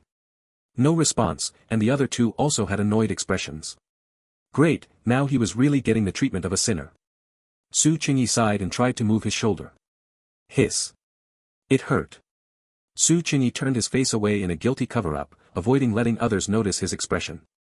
This time, his gaze fell on the rooftop of the opposite building, and he was struck to see another familiar figure. Chen Jinji. The distance was too far to see what expression she had, she was just standing there quietly. Her thin figure appeared somewhat light in the wind on the rooftop, as if she would be blown away by the wind in the next second. In other words, she had also seen the whole process of the incident. The one who is even harder to coax has arrived. Su Qingyi instantly felt the pain in his shoulder all transfer into a headache. Thanks to Book Friends Low Power and Mango Sauce for the tips. Thanks everyone for your subscriptions and votes of support. 204, Chapter 202 Difficult to Coax, Part 1, Chapter 202, Hard to Coax, Part 1. The follow-up was handled quickly, the cordon was removed, and firefighters were retrieving the unused safety air cushions. WKN.com, super hassle-free. The teachers in charge of maintaining order herded the students, who were reluctant to leave, back to their classrooms for self-study like they were herding ducks. The incident appeared to be over, but for the teachers and students, it was far from finished. The school would undoubtedly hold endless meetings regarding safety issues, and the students' discussions about the protagonist would not easily cease. Especially the scene of Su Qingyi leaping to save someone, word would spread from 1 to 10, then 10 to 100, and who knew how exaggerated the final version would become. Someone who disliked being the center of attention was constantly forced into such events. But the difficulty currently before him was far more than just this one thing. Su Qingyi sighed, watching the stubborn figure ahead slowly descending the stairs while holding on to the railing. Chu Qingmian's knee seemed to have taken a bad fall. Su Qingyi had seen a scrape mark on the ground from the rooftop earlier, yet she insisted on not being helped, limping her way down. Han Bing and Su Yang followed closely behind, wanting to reach out but not daring to. You two go ahead first. Su Qingyi thought for a moment and tilted his chin to dismiss them. Su Yang was about to reply when Han Bing elbowed him and pulled him away. The one who tied the knot must be the one to untie it. Since it wasn't something they could coax her out of anyway, letting the two of them be alone to talk might lead to a faster recovery. Let whatever storms there are be thrown entirely at the culprit. Watching the two speed up their pace and disappear at the stairwell, Su Qingyi actually hadn't figured out how to explain himself either, so he continued to follow silently behind. Seeing the person ahead heading straight for the classroom, he finally strode forward and grabbed her wrist. Wrong way. Su Qingyi pointed in the direction of the infirmary. Chu Qingyan didn't speak, she only exerted force to break free from his hand. Su Qingyi looked down and saw that after her struggle, the pant leg that had only been faintly oozing blood was now completely soaked through. The sky blue school uniform pants had been stained a deep purple. Are you going or not? He frowned, his tone of voice becoming serious. Chu Qingyan was already unsettled, and being inexplicably scolded by him like this made her feel even more uncontrollably aggrieved. She lifted her head, the rims of her eyes bright red. I'm not going. Being glared at by her tear-filled eyes, Su Qingyi had no choice but to soften his tone and persuade her again. The wound on your leg needs to be disinfected, otherwise it will get infected. None of your business. Chu Qingyan tried to limp around him, looking like a wounded stray kitten, utterly pitiful. Then I'll leave as soon as I get you to the infirmary, okay? Su Qingyi reached out and pulled her back to the fork in the path. No, I'm not going. Chu Qingyan lowered her head, stubbornly pursing her lips. Doesn't it hurt? It doesn't. You're really not going. Not going. What if you have to? Still not going. With no other choice, Su Qingyi stood with his hands in his pockets and stared at the stubborn class monitor for a long while. If you're going to be like this, I'll have to carry you there. Hearing him say this, Chu Qingyan quickly lifted her head, looking nervous like a thief, checking to see if anyone else was passing by. You wouldn't dare. What wouldn't I dare? This is all because you're not cooperating with treatment. Su Qingyi said nonchalantly. Looking at his expression, he really seemed capable of doing such a thing. This was at school, in broad daylight, how could he do that? Chu Qingyan was the role model for the entire school, an unprecedented and unparalleled outstanding representative, a perfect ultimate top student. Naturally, it was impossible for her to allow this to happen. So after thinking it over, she felt that her only option was to escape quickly. To her surprise, before she could even get into a starting position, she heard Su Qingyi's leisurely voice, "Are you sure you want to race me with a bum leg?" Chu Qingyan silently withdrew her starting stance. She had actually never liked running. Every time there was an 800-meter school physical test, she would only barely get a passing score. If it weren't for the sake of a perfect transcript, she would probably fail every time. It all stemmed from childhood, when a mischievous boy in her class teased her, saying she looked like a penguin when she ran. She wasn't convinced and asked Han Bing to judge fairly. Han Bing watched seriously for a while and said she looked like a Tyrannosaurus Rex. From then on, even in the most urgent situations, she would only run slowly. So today, when she saw Su Qingyi rush forward, she was so terrified that her mind went blank, and her body instinctively rushed forward with him, causing her to stumble and fall to the ground. Before she could even feel the pain, she lifted her head again, only to see Su Qingyi with almost half his body being dragged down as if he were about to fall off the building. It was hard to describe that feeling. A chill permeated from the top of her head throughout her entire body, as if no oxygen was entering her body with each breath, suffocating her until her vision began to darken. It wasn't until the hurried footsteps of the crowd passed by and someone helped her up, whispering in her ear, it's okay, they've been saved." Chu Qingyan's blurred vision began to refocus, and only then did she hear her own violent heartbeat. When that person climbed up from the ground, his tone of voice was still casual and ordinary, no different from any other day, as if he wasn't the one who had just experienced a life-and-death moment. Why could he be so calm? Thinking of the scene just now, Chu Qingyan's eyes suddenly began to burn again. Su Qingyi had originally thought Chu Qingyan would be persuaded by him, but unexpectedly, it seemed he had made her recall the events from just now, and she began to look despondent again. "Let's go to the infirmary to talk, okay?" Su Qingyi leaned down slightly, using a negotiating tone. There was a bit of daze in Chu Qingyan's eyes, but she finally nodded. After arriving at the infirmary, Su Qingyi searched inside and out but didn't see any sign of the duty doctor. They had likely all been called away by the recent emergency. Fortunately, he had been to the school infirmary many times and was very familiar with it. He skillfully took saline solution, iodophor, cotton swabs, and gauze from the shelf and returned to the room. He had been slightly worried that Chu Qingyan would take the opportunity to run away, but she was just sitting obediently by the bed, looking downcast, which made his heart soften. Su Qingyi sighed softly, walked to the bedside, knelt down, and reached out to hold her slender ankle. The blood on the wound had dried a bit and was stuck to the fabric of her school pants. "It'll hurt a bit." He looked up and gave a warning first. Chu Qingyan didn't seem afraid, she nodded. Su Qingyi slowly rolled up her pant leg, and when he reached the wound, he indeed felt some resistance. Short-term pain is better than long-term pain. If he pulled it away slowly now, It would be even harder to bear. Su Qingyi glanced at Chu Qingyan again, she still had that same absent-minded look. He steeled himself and gave a tug, feeling the person under his hand shiver from the pain. The wound was finally completely exposed to the air. The bloody mess contrasted with her fair and tender skin, looking quite frightening. Su Qingyi gently blew on the wound. Just as he was about to praise her for being brave, droplets of water began to pitter-patter down. They landed on the back of his hand. "I'm sorry, does it hurt a lot?" Su Qingyi instinctively thought it was caused by his rough movements. He pulled out a tissue and handed it over, but she didn't take it. "Su Qingyi, why aren't you afraid at all?" The pain seemed to bring Chu Qingyan back to reality, and she finally tearfully voiced this accusation. Feeling a bit flustered by her tears, Su Qingyi reached under the bed to pull out a stool and sat in front of her. The situation was too sudden then, there was no time to think. But what about after that? Didn't you think about what would happen if you really fell? Every word she spoke was trembling. Su Qingyi had seen Chu Qingyan cry many times, but never like this, as if her whole being was about to be submerged in heavy, sorrowful emotions. "I didn't think about it." He reached out to lift her chin, forcing her to meet his gaze. "I called out to the firefighters before I rushed up. I unconditionally believed they would save me the next second. And no matter who was standing there, a cat, a dog, some random person, I think I would have done the same thing. That wasn't something within my control, can you understand?" Chu Qingyan's tears rolled down even more violently. "I don't understand." "You do. If it were you standing there, it would be the same, wouldn't it?" Su Qingyi raised his hand to wipe the wet traces from her face. Chu Qingyan grabbed his hand, sobbing and unable to speak, only shaking her head. All right, I promise you, I won't be so impulsive next time, okay?"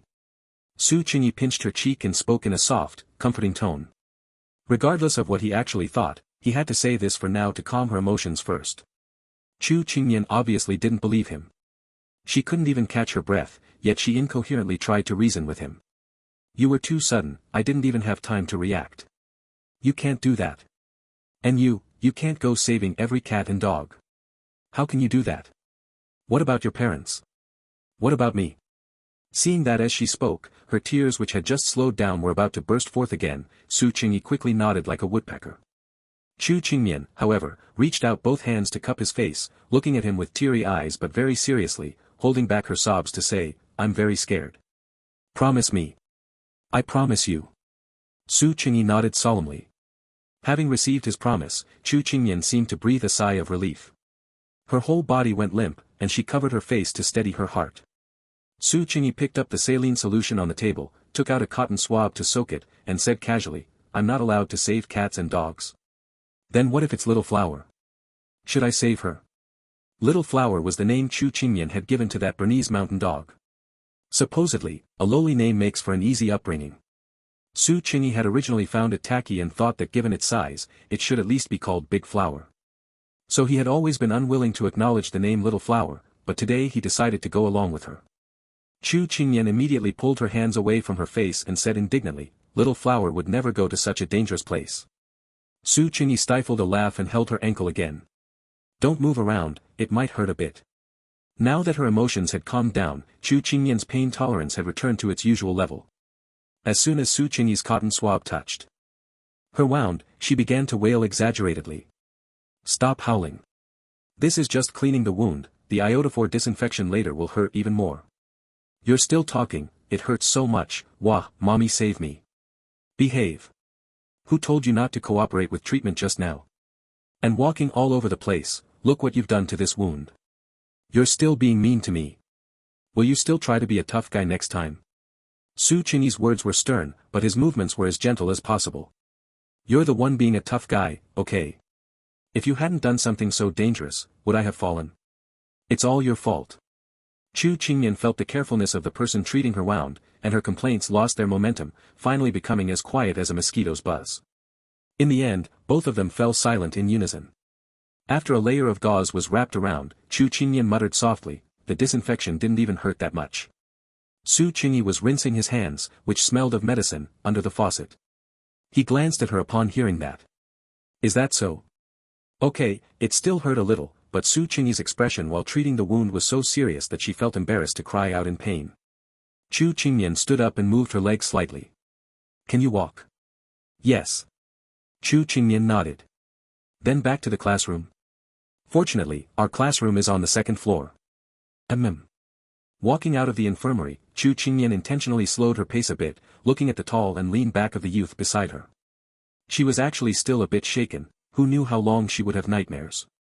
If something had really happened just now, that back she saw when she hurriedly looked up while falling would have been the last time she saw him in this life. Just thinking about that possibility made her feel like she was about to faint. But fortunately, nothing happened, and he was still standing here. That was enough. Sensing that focused and lingering gaze from behind, Su Qingyi paused and turned his head. What's wrong? Does your leg hurt? Chu Qingyan looked at his usual calm expression, which was calm to the point of being a bit annoying. She couldn't tell if she wanted to punch him or throw herself into his arms. But in the end, she just curled her lips and shook her head with a smile. As soon as the two returned to the classroom, their anxiously waiting classmates surrounded them. Leading them were Happy Fatty and Lin Tong. Happy Fatty had always been his #1 fan and had been downstairs earlier. As soon as he returned to the classroom, he passionately recounted the events to the classmates who weren't present, adding plenty of flourish. It was a total bout of crazy boasting. Su Qingyi listened to the retelling from the enthusiastic crowd and was momentarily speechless. In Happy Fatty's description, he had grabbed the railing with one hand and used a monkey reaching for the moon move with the other to directly scoop the already falling Zhou Lian back up in a perfect arc. Please, with that level of arm strength, even if he wasn't Spider-Man, he'd have to be Captain America, or at the very least, Wolf Warrior level. Lin Tong, on the other hand, was too immersed in his studies and had no idea what had happened. He only found out after hearing others' accounts. He had been waiting for him for half the day, worried sick that he might have been injured somewhere. I'm fine, just my arms are a bit sore. Don't tell Sister Lin when you go home, lest she gets overly worried like you. Lin Tong nodded while gently helping him massage his arms. Actually, he really wanted to say that even if he didn't say anything, Auntie Yang Lu would surely find out, wouldn't she? Then his sister would definitely find out too. Ever since Su Qingyi entered the classroom, his eyes had been glancing toward the seat in the last row. Chen Jinji was actually sitting there quietly studying. She looked very indifferent. Su Qingyi momentarily doubted whether he had hallucinated that figure on the rooftop. But he also felt it was unlikely he'd mistaken her. Chen Jinji's superior figure was very rare. After dealing with his classmates' concern and satisfying their requests to shake hands with the hero one by one, Su Qingyi finally got a chance to return to his seat. He coughed intentionally as he passed by, very deliberately and very artificially. But Chen Jinji didn't even lift an eyelid, and the pen in her hand didn't pause. Su Qingyi thought for a bit, then turned around and waved his hand in front of her eyes. Chen Jinji acted as if she hadn't noticed, looking straight ahead. Chen Jinji. Having no other choice, he had to call her name. Chen Jinji acted like she hadn't heard him. Su Qingyi was somewhat helpless, but he didn't turn back around. Instead, he looked down at her pen tip moving, fluently writing an English essay on the paper. It was a good thing he looked. In a short adverbial clause, there were 2 grammatical errors and 1 spelling mistake. So, she wasn't nearly as calm as she appeared. For some reason, Su Qingyi suddenly felt like laughing. Thanks to book friends Low Power and Mango Sauce for the tips. Thanks to everyone for the subscriptions and vote support.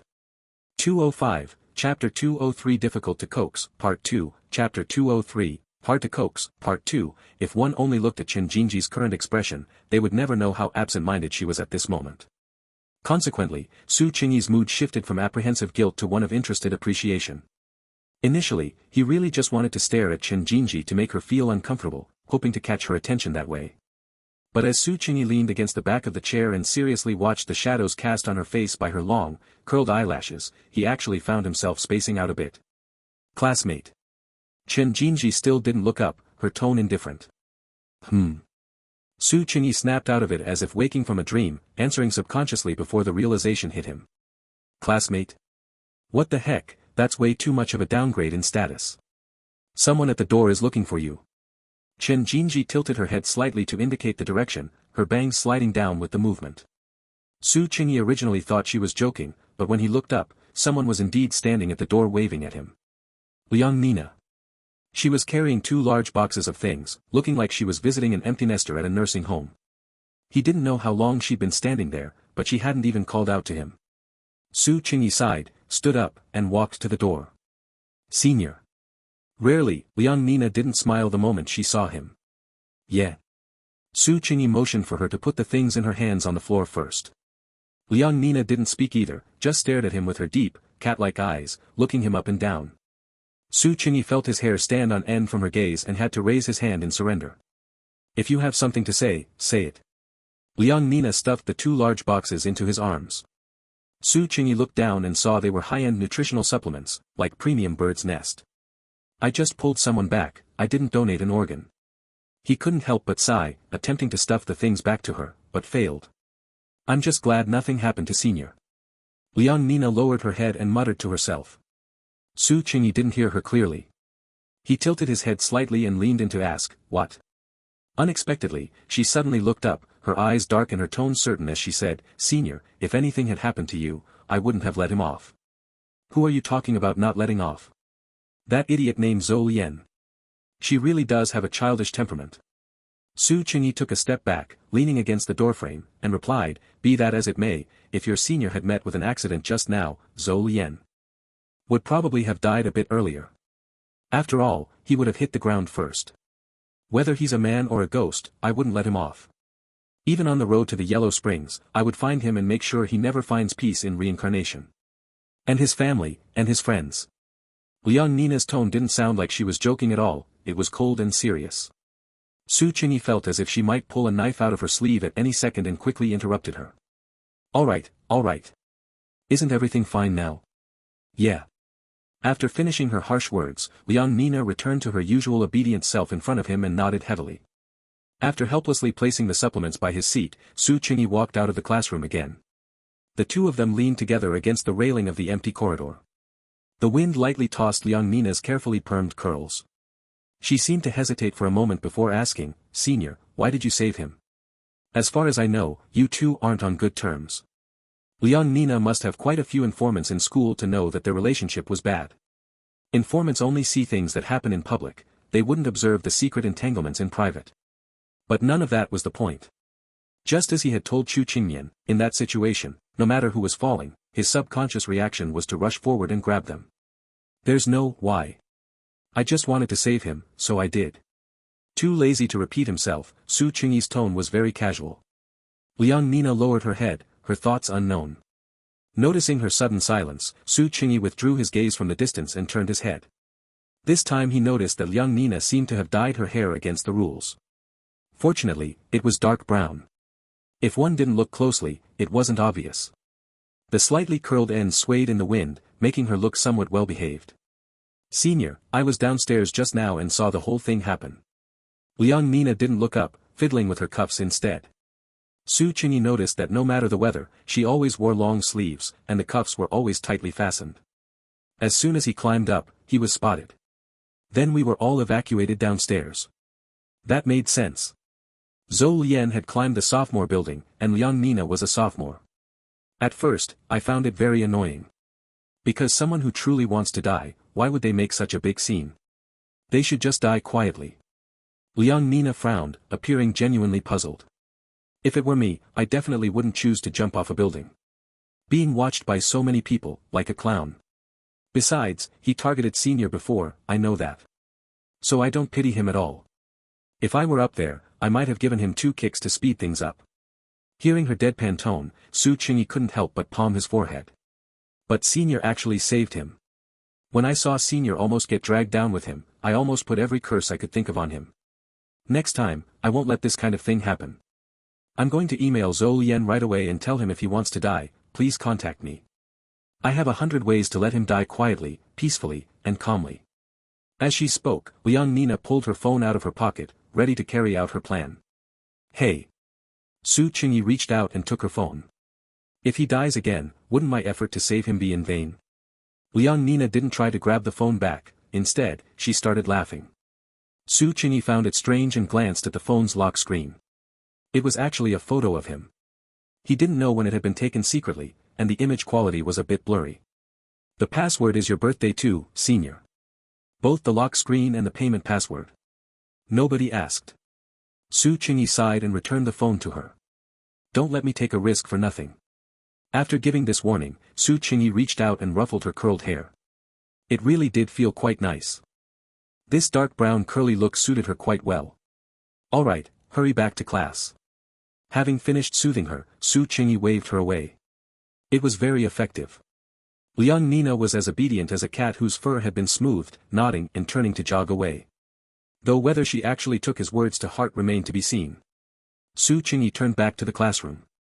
Chen Jinji was like a sculpture, maintaining a perfect and exquisite pose. It was a pity Michelangelo didn't live in this era. He missed out on the best creative model in the history of the earth. For some reason, it felt like the atmosphere around Chen Jinji had grown even colder after Liang Nina's visit. No matter how Su Qingyi hinted or made his presence known, she ignored him. This eerie atmosphere between the two of them lasted until the end of evening self-study. Su Qingyi had always maintained the fine habit of leaving the moment the bell rang, never staying a second longer. Only today did he realize that for the study-holics in the rocket class, the bell for the end of evening self-study was just for show. Not a single person even stood up to go to the bathroom, everyone quietly remained as they were. Su Qingyi hadn't written anything all day. His arms really hurt. He hadn't felt it as much at the time, but after resting for a while, he experienced that tearing pain. He figured it was probably a muscle strain. It made sense, trying to catch a person falling at high speed with his body weight was completely overextending his physical limits. Fortunately, he had brought a few miscellaneous books in his bag to pass the time. But turning the pages was also an issue. As Su Qingyi pulled out a ruler and struggled to flip the pages, he suddenly understood why there were things like book boys in feudal times. He really needed one right now. Precisely because of the difficulty in turning pages, he read very carefully, absorbing every single word. While everyone around him was battling math formulas and English vocabulary, Su Qingyi spent the afternoon and evening finishing an obscure philosophy-related book. It was an original German edition he'd painstakingly hunted down on a second-hand website.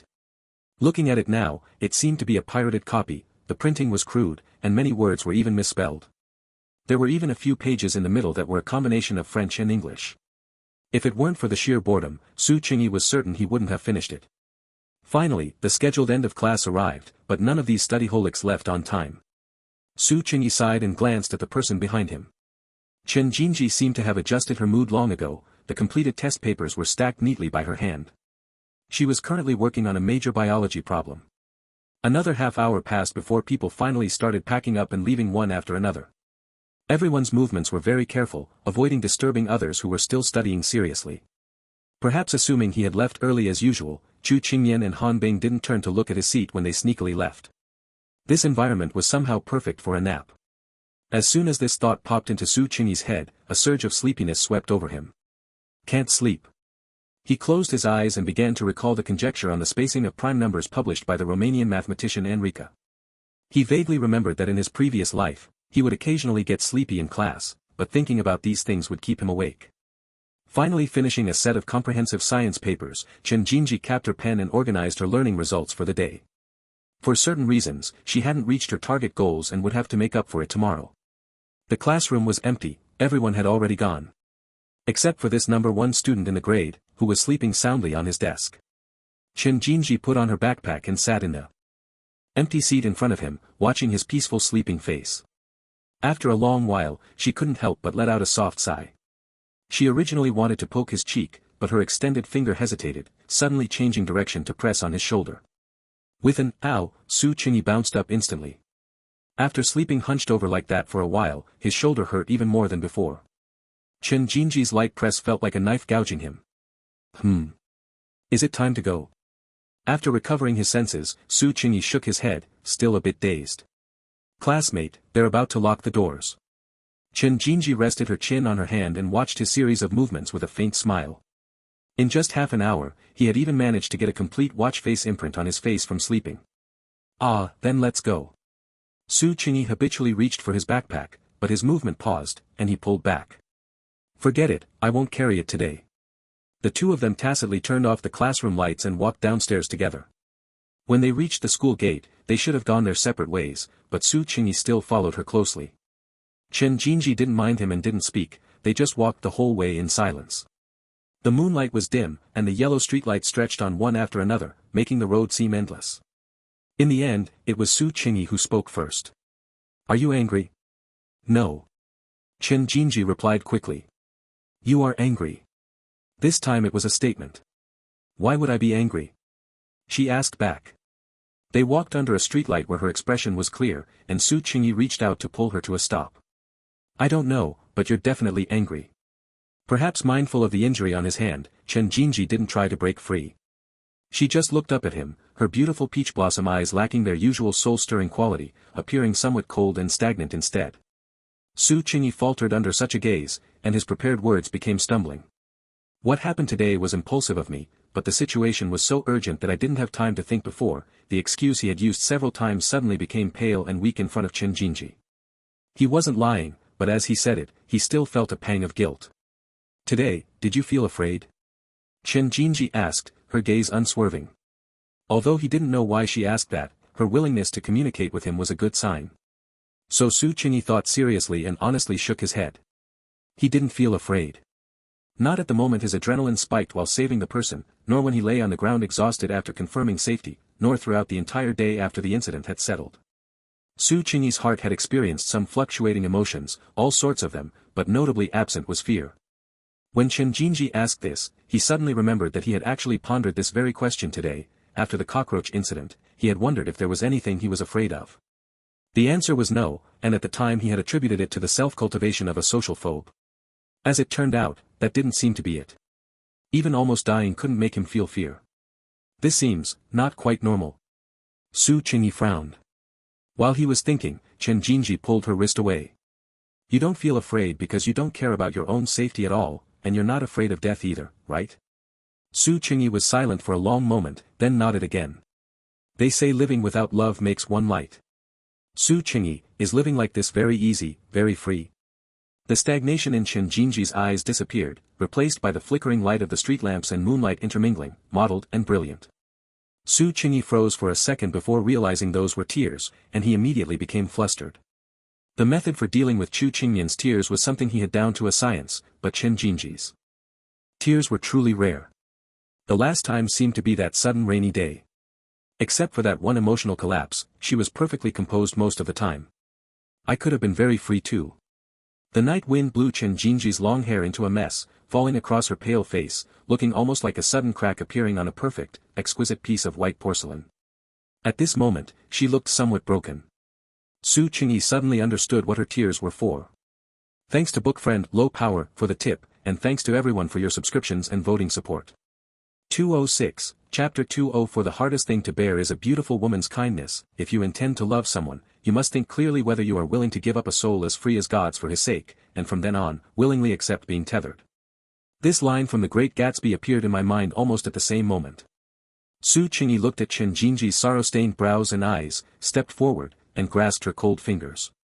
In the oncoming, somewhat sultry summer night breeze, Chen Jinji felt as cold as a block of ice. Holding her hand at this moment, Su Qingyi had the illusion that her hand would melt into a puddle of water in his palm. Chen Jinji took a deep breath, seemingly wanting to say something, but she hadn't adjusted her breathing well, choked on the wind, and began to cough softly. Su Qingyi moved his hand to her back, gently helping her catch her breath. Chen Jinji was truly too thin, just from this touch, he could feel her protruding shoulder blades. I never knew before that there would be a time when I would be so panicked. Chen Jinji lowered her eyes, her speaking speed very slow. The ups and downs of the past few years once made her think that she was born to be someone who could remain indifferent to everything. When Chen Jinji was still young, not long after going to Korea, she once heard her aunt talking on the phone with a friend. Usually, fearing she might hear and hold a grudge, they would generally avoid speaking ill of her in her presence. Her aunt said she didn't look like a child at all, she didn't cry or fuss, and didn't get homesick. She didn't know how to ask adults for toys, and she wouldn't say anything even when bullied at school. Many foreigners cannot understand the concept of honorifics when learning Korean, but Chen Jinji never used them incorrectly. Even though they lived under the same roof, her aunt sometimes didn't even dare to look her in the eyes, feeling that she was like a stranger who had suddenly walked in. Isn't it said that some institutions are researching smart robots recently? Maybe this child is one. If only there were a way to send her to an orphanage. Chen Jinji listened silently for a while, slowed her steps to return to the door, deliberately made some noise, and then said calmly as usual, I'm home. Even hearing such words, Chen Jinji's heart remained completely unmoved. At that time, although the family was divided in spirit despite appearances, she was cautious and careful, and could barely maintain a superficial peace. Later, when the man became addicted to alcohol and gambling, that is a story for another time. Whether it was being discriminated against and bullied in a foreign land, or the debut opportunity she viewed as a lifeline and her 4 years of trainee life going up in smoke, she accepted it all with such calmness. But armor and a soft spot always appear at the same time, she should have known that long ago. Seeing Chen Jinji in a daze, Su Qingyi pressed his palm with more force, held her hand against his chest, looked into her eyes, and said earnestly, "I'm sorry. There won't be a next time." She was originally just like him, a person who was immune to all poisons and had no taboos. This morning, when the whole class was frightened out of their wits by a flying cockroach, Su Qingyi specifically glanced at Chen Jinji, and she didn't even lift her head. "Do you remember what you said to me?" Chen Jinji raised her eyes to look at him. There were many things said, but at this moment, both of them knew exactly what she was asking about. It was that I will help you, it was to not be obedient, it was that I will walk forward with you. I remember. Su Qingyi paused and replied. You must do it. Her voice was suddenly very soft, and Su Qingyi felt as if someone had blown into his ear. Okay. Su Qingyi nodded. The next second, without any warning, Chen Jinji moved a step closer and gently rested her face against his chest. Let's briefly abandon clarity. Her tears fell with restraint, her back rising and falling slightly. Su Qingyi felt that the school uniform fabric on his chest was wet and warm. She was probably truly heartbroken, he couldn't help but think. When he returned to the downstairs of his own home, Su Qingyi felt his chest still burning from Chen Jinji's tears, making him feel somewhat unsettled. His steps were very light, not even startling the voice-activated lights in the hallway. So when his figure suddenly appeared, it startled the person waiting at the door into screaming. Mom. Su Qingyi rubbed his ears and turned on his flashlight with a puzzled look. It was indeed Yang Lu, who was clutching her chest with a look of extreme fright. As the flashlight beam swept over, Lin Jiwan was actually standing beside her with a worried look, her eyes slightly red, as if she had already cried. Why are you two here? Su Qingyi took out his keys and opened the door first. How dare you ask? What did you do today? After Yang Lu recovered, her expression suddenly became extremely serious. She didn't walk inside, but just grabbed him and looked him up and down. Being grabbed like this by her, Su Qingyi's arm felt as if it had been torn apart by bare hands, and he immediately gasped in pain. Mom! If you know it hurts, why are you acting tough? Yang Lu was unforgiving with her words, but her movements were much gentler as she led him into the room. You know. Su Qingyi sighed. He knew King Li would tell his parents sooner or later, but he didn't expect it to be so fast. Lin Jiwan followed cautiously and placed the ointment she was carrying on the table. Pain is a good thing, if something happened to you, how would you expect your mother to live? I ask you. As Yang Lu spoke, tears were about to fall. Seriously? There are simply too many tears seen today. Su Qingyi quickly pulled out a few tissues and handed them over. See, I'm fine, aren't I? Besides, Mom, don't worry, a fall into a pit, a gain in your wit, it won't happen next time. Today, the situation was too urgent, and I acted on impulse. Su Qingyi repeated this set of rhetoric very skillfully. He had already experimented with it several times, currently, it was only ineffective with Chen Jinji. Yang Lu covered her eyes with a tissue and calmed down for a while. Su Qingyi raised his head and glanced at Sister Lin, who was still standing obediently to the side. She was wearing a hearing aid, so he asked with some confusion, why don't you sit? Sister Lin looked like she was holding back tears and pointed to the ointment she had brought. You must be in a lot of pain, right? This will feel better if you apply it. Su Qingyi nodded and reached out to take it, but who knew that raising his hand would pull some nerve, and he immediately grimaced in pain. Sister Lin hurriedly waved her hand to stop him and took out all the bottles and jars from the packaging bag and arranged them. Yang Lu wiped away her tears, took a deep breath to calm her mood, and said in a hoarse voice, Lin Jiwan's massage skills are very good, let her massage you. To think she has such skills. Su Qingyi raised his head in surprise. Lin Jiwan seemed a bit shy about such praise, but she was more worried about Su Qingyi's condition, so she picked up the ointment and nodded firmly. Su Qingyi thought about it. And there was nothing to be embarrassed about. So he decisively took off his school uniform, turned around, and lay on the back of the chair. The initial hesitation Lin Jiwan had about looking directly at him quickly disappeared after seeing the frightening large bruise on his shoulder. Yang Lu was truly heartbroken and turned her head away, not wanting to look anymore. Nickname, before you do such dangerous things, can you consider your family, friends, and your mother? Lin Jiwan's fingers were covered with a thin layer of calluses from years of hard work, and the touch on his skin was distinct. Guiding the ointment to glide over his shoulder, it brought a cool and comfortable sensation. Su Qingyi closed his eyes and let out an hmm.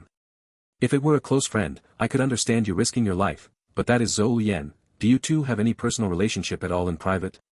Yang Lu sighed heavily, seemingly unable to understand. Su Qingyi still kept his eyes closed, the bitter scent of traditional Chinese medicine surrounded him, having a soothing effect on his mind. I don't, but the personal relationships between you of the older generation probably cannot be explained in 1 or 2 sentences, right? Yang Lu seemed not to have expected him to ask so directly and was stunned. He has lived until now in the shadow created by his mother, and I am the big villain in his bedtime stories. Although that doesn't have much to do with me, what if he had died today? After Su Qingyi finished this sentence, he felt Lin Juan's fingers briefly leave his back. He turned his head to look and saw that she had silently taken off her hearing aid. Perhaps she felt that she shouldn't be listening to these words. But in fact, it was nothing. The fact that Yang Lu could bring her along meant that she was already treating her as close family. So, what exactly happened between you adults that is worth entangling yourselves until today? Su Qingyi simply asked more directly. Yang Lu stood up to pour herself a glass of water, took a sip somewhat impatiently, and after organizing her thoughts, she spoke. Zhong Qiuhe, that is, Zhou Lian's mother, and I were childhood friends. For a long time, she was my best friend. The performance where I first met Su Zilong was also one she introduced me to watch. It was a long time later that I found out they had known each other longer, and she had always had a crush on Su Zilong. If I had known earlier, I would never have started with him. After I married Su Zilong, she got married to one of her suitors at almost the same time, without any warning. By then, we were rarely in contact, she unilaterally distanced herself from me. Of course, I didn't know why at the time. The next time she appeared in my life was during the divorce. You haven't heard less gossip from people, have you? The facts are about the same as those rumors. It's just that Su Zilong has never been willing to admit it. Su Qingyi thought about it, he had indeed heard plenty of this since he was a child. Some people spoke more tactfully, wearing a hypocritical mask, wanting to get some inside information out of his mouth.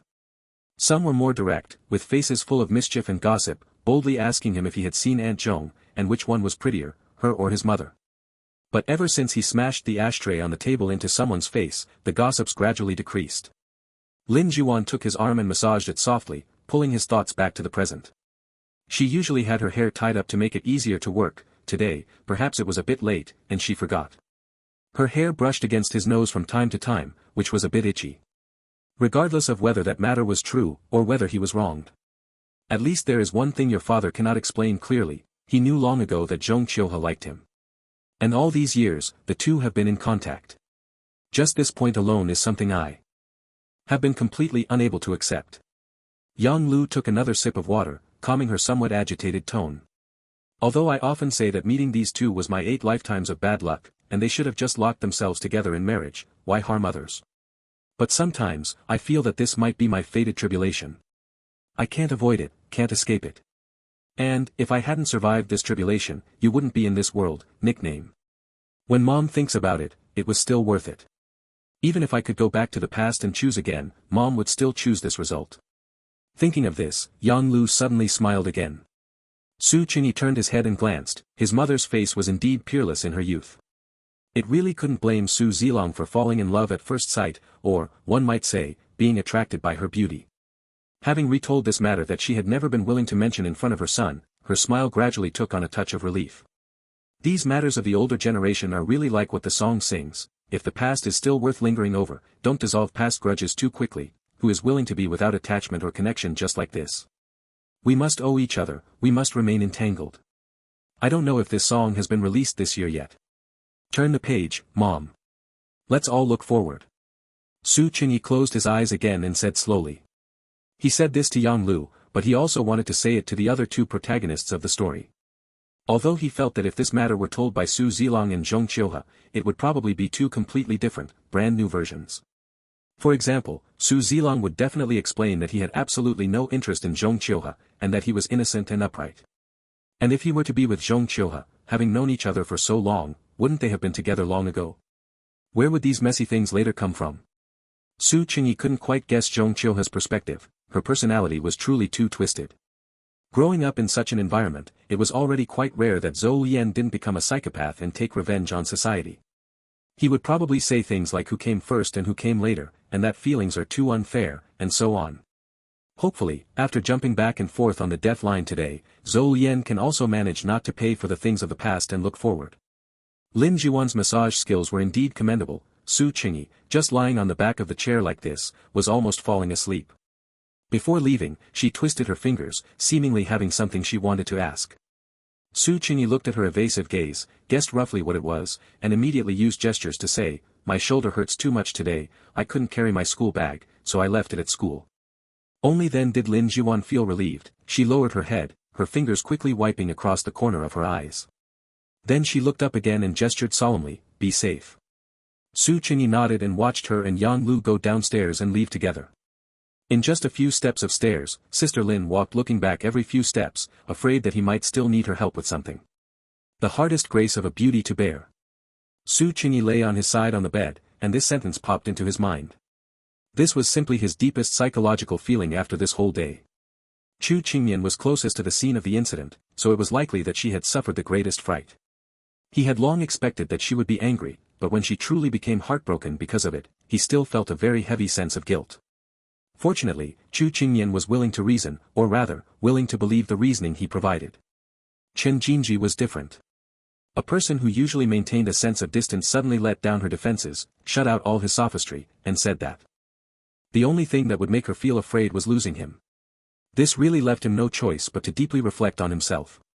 In short, if the tears shed by these few people today were collected, it would be enough to drown him. So, has the definition of fear for him changed? Thinking about the fact that he had almost died, Su Qingyi opened his eyes in the pitch-black room. In the obscure and difficult philosophy book he had finished reading to kill time today, it said, "All that is already perfect is heading toward death, all that is still green longs for longevity." Trapped in suffering, one ultimately seeks to survive, only wishing for harmony, joy, loftiness, longevity, and even brilliance. Has he achieved perfection? Obviously not. For him, death might still not be worth fearing, but life still had too many regrets left unfinished. To step back 10,000 paces, Su Qingyi really didn't want to experience a baptism of tears like today's ever again. Thanks to book friend Low Power and the book friend with the last 4 digits 5287 for their tips. Thank you all for your subscriptions and support through votes.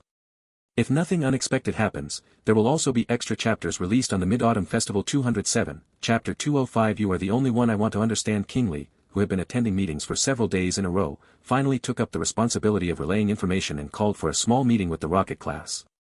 Everyone originally thought he would focus on the recent jumping incident, but to their surprise, King Li glossed over it calmly, only briefly mentioning the school's follow-up measures. It was completely different from the expected strengthening of security measures, mental health education lectures, parent-teacher meetings, and so on. The school hadn't completely sealed off the rooftop. Instead, they promised to redesign and renovate all rooftops, transforming the teaching building's roof into an open-air activity room accessible to all students and teachers at all times. Everyone was surprised, except for Su Qingyi, who had expected it. Because he was the one who had made this request. He had also taken the opportunity to use the upcoming college entrance exam and the weight of his studies as excuses to have the school block many media interviews for him. Otherwise, with the jumping incident spreading and fermenting at light speed, how could he have had such peaceful days? Teacher, roughly when will the rooftop renovation plan be implemented? Happy Fatty raised his hand and asked the question everyone was most concerned about. After all, students of this age had grown up watching anime. The rooftop in Japanese anime was the ultimate place for confessions, featuring classic scenes of sunsets, rooftops, and the glance back. To have such a beautiful scene, the first thing to deal with was, of course, the pile of junk the school had stored on the roof. Teacher Li Lu flipped through the documents in her hand and shrugged. "I'm sorry, class, but you're graduating in about 10 days. Even if the school is highly efficient, I'm afraid you won't be able to enjoy it." As soon as she said this, the classroom was instantly filled with wails of despair. Why? I protest. Gentlemen, we've become stepping stones for the next generation once again. Can we enter with an alumni card after graduation? Thinking back, in everyone's academic life, there really seemed to be such a strange rule. That is, good things are always missed, and bad things always arrive right on time. Whenever the school had new hardware upgrades, like a cafeteria upgrade or updated teaching equipment, those were always for the next class. However, if there were any perverted, torturous new rules and regulations, the current batch of students would definitely be the ones to test the waters. Though it was a pity, this was still within Su Qingyi's plan. In fact, it was exactly what he wanted. Because the rooftop was still Chen Jinji's secret base, if the renovation were finished, she wouldn't have a space to be alone for a while. So, it was better to wait until everyone graduated before renovating. Finally, amidst the rising and falling sounds of complaints, Teacher Li Lu flipped to the last page of the document. There's one more important matter that everyone needs to take seriously. She clapped her hands, signaling everyone to focus. Noisy as they were, King Li's suppressive power was still there, and the classroom fell silent instantly. The physical education exam is coming up soon. Class, let me remind you, don't think you can look down on it just because PE doesn't count toward your college entrance exam score. If you fail, you won't get your high school diploma. Teacher Li Lu tapped on the blackboard and emphasized. So, if you have any weak areas, take advantage of the free time these next 2 days to practice well. As soon as this news came out, the students who were just complaining became somewhat worried. After all, their daily lives consisted of nothing but studying. Where would they find the time to exercise? Su Qingyi, on the other hand, didn't have much of a reaction. This kind of test was quite basic, and passing wouldn't be difficult. Moreover, he had been eating and sleeping well lately, so his physical condition was much better than the dejected involution king sitting here. The only thing he needed to be careful about was the injury on his shoulder and arm, but Sister Lin's massages had been very effective. Except for a faint ache during large movements, there were no major issues. But for someone like Lin Tong, who was as thin as a bamboo pole, he used to be so skinny that a gust of wind could knock him over. Under the recent high-intensity studying, it wasn't just a matter of being knocked over anymore, he would practically be blown to pieces. So he had to lift his head from the sea of books and, during the evening break, began cramming his training under Coach Su Yang's guidance. With him taking the lead, others in the grade followed suit. Consequently, the playground, where almost no third-year students used to show their faces, suddenly became lively. The sun was setting. Su Qingyi and Su Yang sat side by side on the horizontal bar, each holding a can of ice-cold cola, watching the crowd running laps and gasping for breath. "Boss Su, are you sure you don't need to run?" Su Yang carefully opened the pop-top can, making sure the overflowing cola didn't drip onto his newly bought jersey. "Yeah." Su Qingyi tilted his head back and took a sip. His eyes lingered at the very end of the running line for a few seconds before moving away nonchalantly. It was just 1,000 meters. Last time, when he was chasing that escaped genius He Wufei through the alleys, it was at least 5 kilometers. And that was an obstacle run. True, after all, you're so good at fighting. Su Yang nodded in agreement, leaning over to clink cans with him. How long ago was that fight? Recalling the situation back then, Su Qingyi felt a bit embarrassed for a moment. Sigh, graduation is coming in the blink of an eye. Why am I starting to feel a bit melancholy? Su Yang sighed, drinking the cola in his hand with the aura of someone drinking erguoto liquor. Hearing him say this, Su Qingyi couldn't help but raise an eyebrow. He had thought Su Yang would be the type of reckless youth who only wanted to escape the prison of high school as quickly as possible and head straight for the bright future of university. Boss Su, have you thought about which university you want to go to? Sigh, it's useless to ask, we can't go to the same university. But the same city should be fine, right? You can't just leave your brother behind and fly off to some distant place. Thinking of that possibility, Su Yang was suddenly on high alert, reaching out to turn Su Qingyi's shoulder toward him. Hiss. Su Qingyi inhaled sharply. Sorry. Sorry. I forgot you have an injury. Su Yang immediately begged for forgiveness. I haven't decided yet. I'll let you guys know when it's time to fill out the applications. Su Qingyi moved his shoulder, looking thoughtful. He still didn't have much of a clue regarding applications and majors, he just let nature take its course. During their chat, the crowd practicing long-distance running had finished their first lap and passed in front of them again. That's good. Ha ha ha. Han Bing actually had the nerve to laugh at Sister Mian for running like a Tyrannosaurus Rex, she looks like a goose chasing after people to peck them. Su Yang burst into laughter at the two people at the very back of the line, who were leaning on each other to move forward. Su Qingyi couldn't help but curl his lips into a smile. Han Bing and Chu Qingmian were indeed sisters in misfortune when it came to sports. After only 400 meters, their steps were already unsteady, looking as if their knees would give out at any moment. The two of them perhaps sensed the mocking coming from the horizontal bar and turned their heads to glare at them. Su Yang laughed even more wildly, jumping down from the horizontal bar to go and attack them to their faces. The cola in his hand sloshed, and the brown liquid dripped onto his new white jersey, but he didn't care at all, just reaching out to pull Su Qingyi along. Come on, Boss Su, let's go watch the joke together. Su Qingyi dodged his touch and then jumped down gracefully. Han Bing and Chu Qingmian were at their limit, running very slowly and having completely drifted away from the main group. The two following them only had to walk briskly to catch up quickly. Big sister, you might as well go practice race walking. You call this running? Su Yang walked backward, laughing in a very punchable manner. Han Bing was too exhausted to speak and raised an internationally friendly hand gesture. Chu Qingyan held her waist, her small face flushed with exhaustion, looking pitifully at the ice-cold cola in Su Qingyi's hand that was giving off cold vapor. Give me a sip. No, Su Qingyi refused very bluntly. You can't drink ice-cold cola immediately after strenuous exercise. At this point, Su Yang chimed in, but does what they're doing even count as strenuous exercise? Get lost. What's your PE score? Someone who didn't know better would think you'd made the national track and field team. Han Bing adjusted her breathing for a long time just to curse out that sentence. Su Yang sighed with feigned sorrow, that heavy rain ruined my professional dreams, get lost, quickly. Han Bing was made to chuckle, and between breaths, a sudden sharp pain hit her abdomen, causing her to crouch down instantly. What's wrong? You're not going to cough up blood, are you? Su Yang immediately crouched down to check on her. I've got a stitch in my side. Han Bing's face was pale as she furrowed her brows tightly. No way, friend, you can get a stitch at this level. Look at me, follow me, and do deep breathing in sync. Inhale, exhale, inhale, part, Gemini, 3.1, flash, light, get lost, I'm fucking suffocating because of you. Looks like your lung capacity isn't great either. Go die, I beg you. The distressed sisters rested on the spot, but Chu Qingyan kept running. Su Qingyi walked alongside her on the inner lawn, taking his time. Aren't your knees hurting anymore? Yeah, otherwise how could I be running?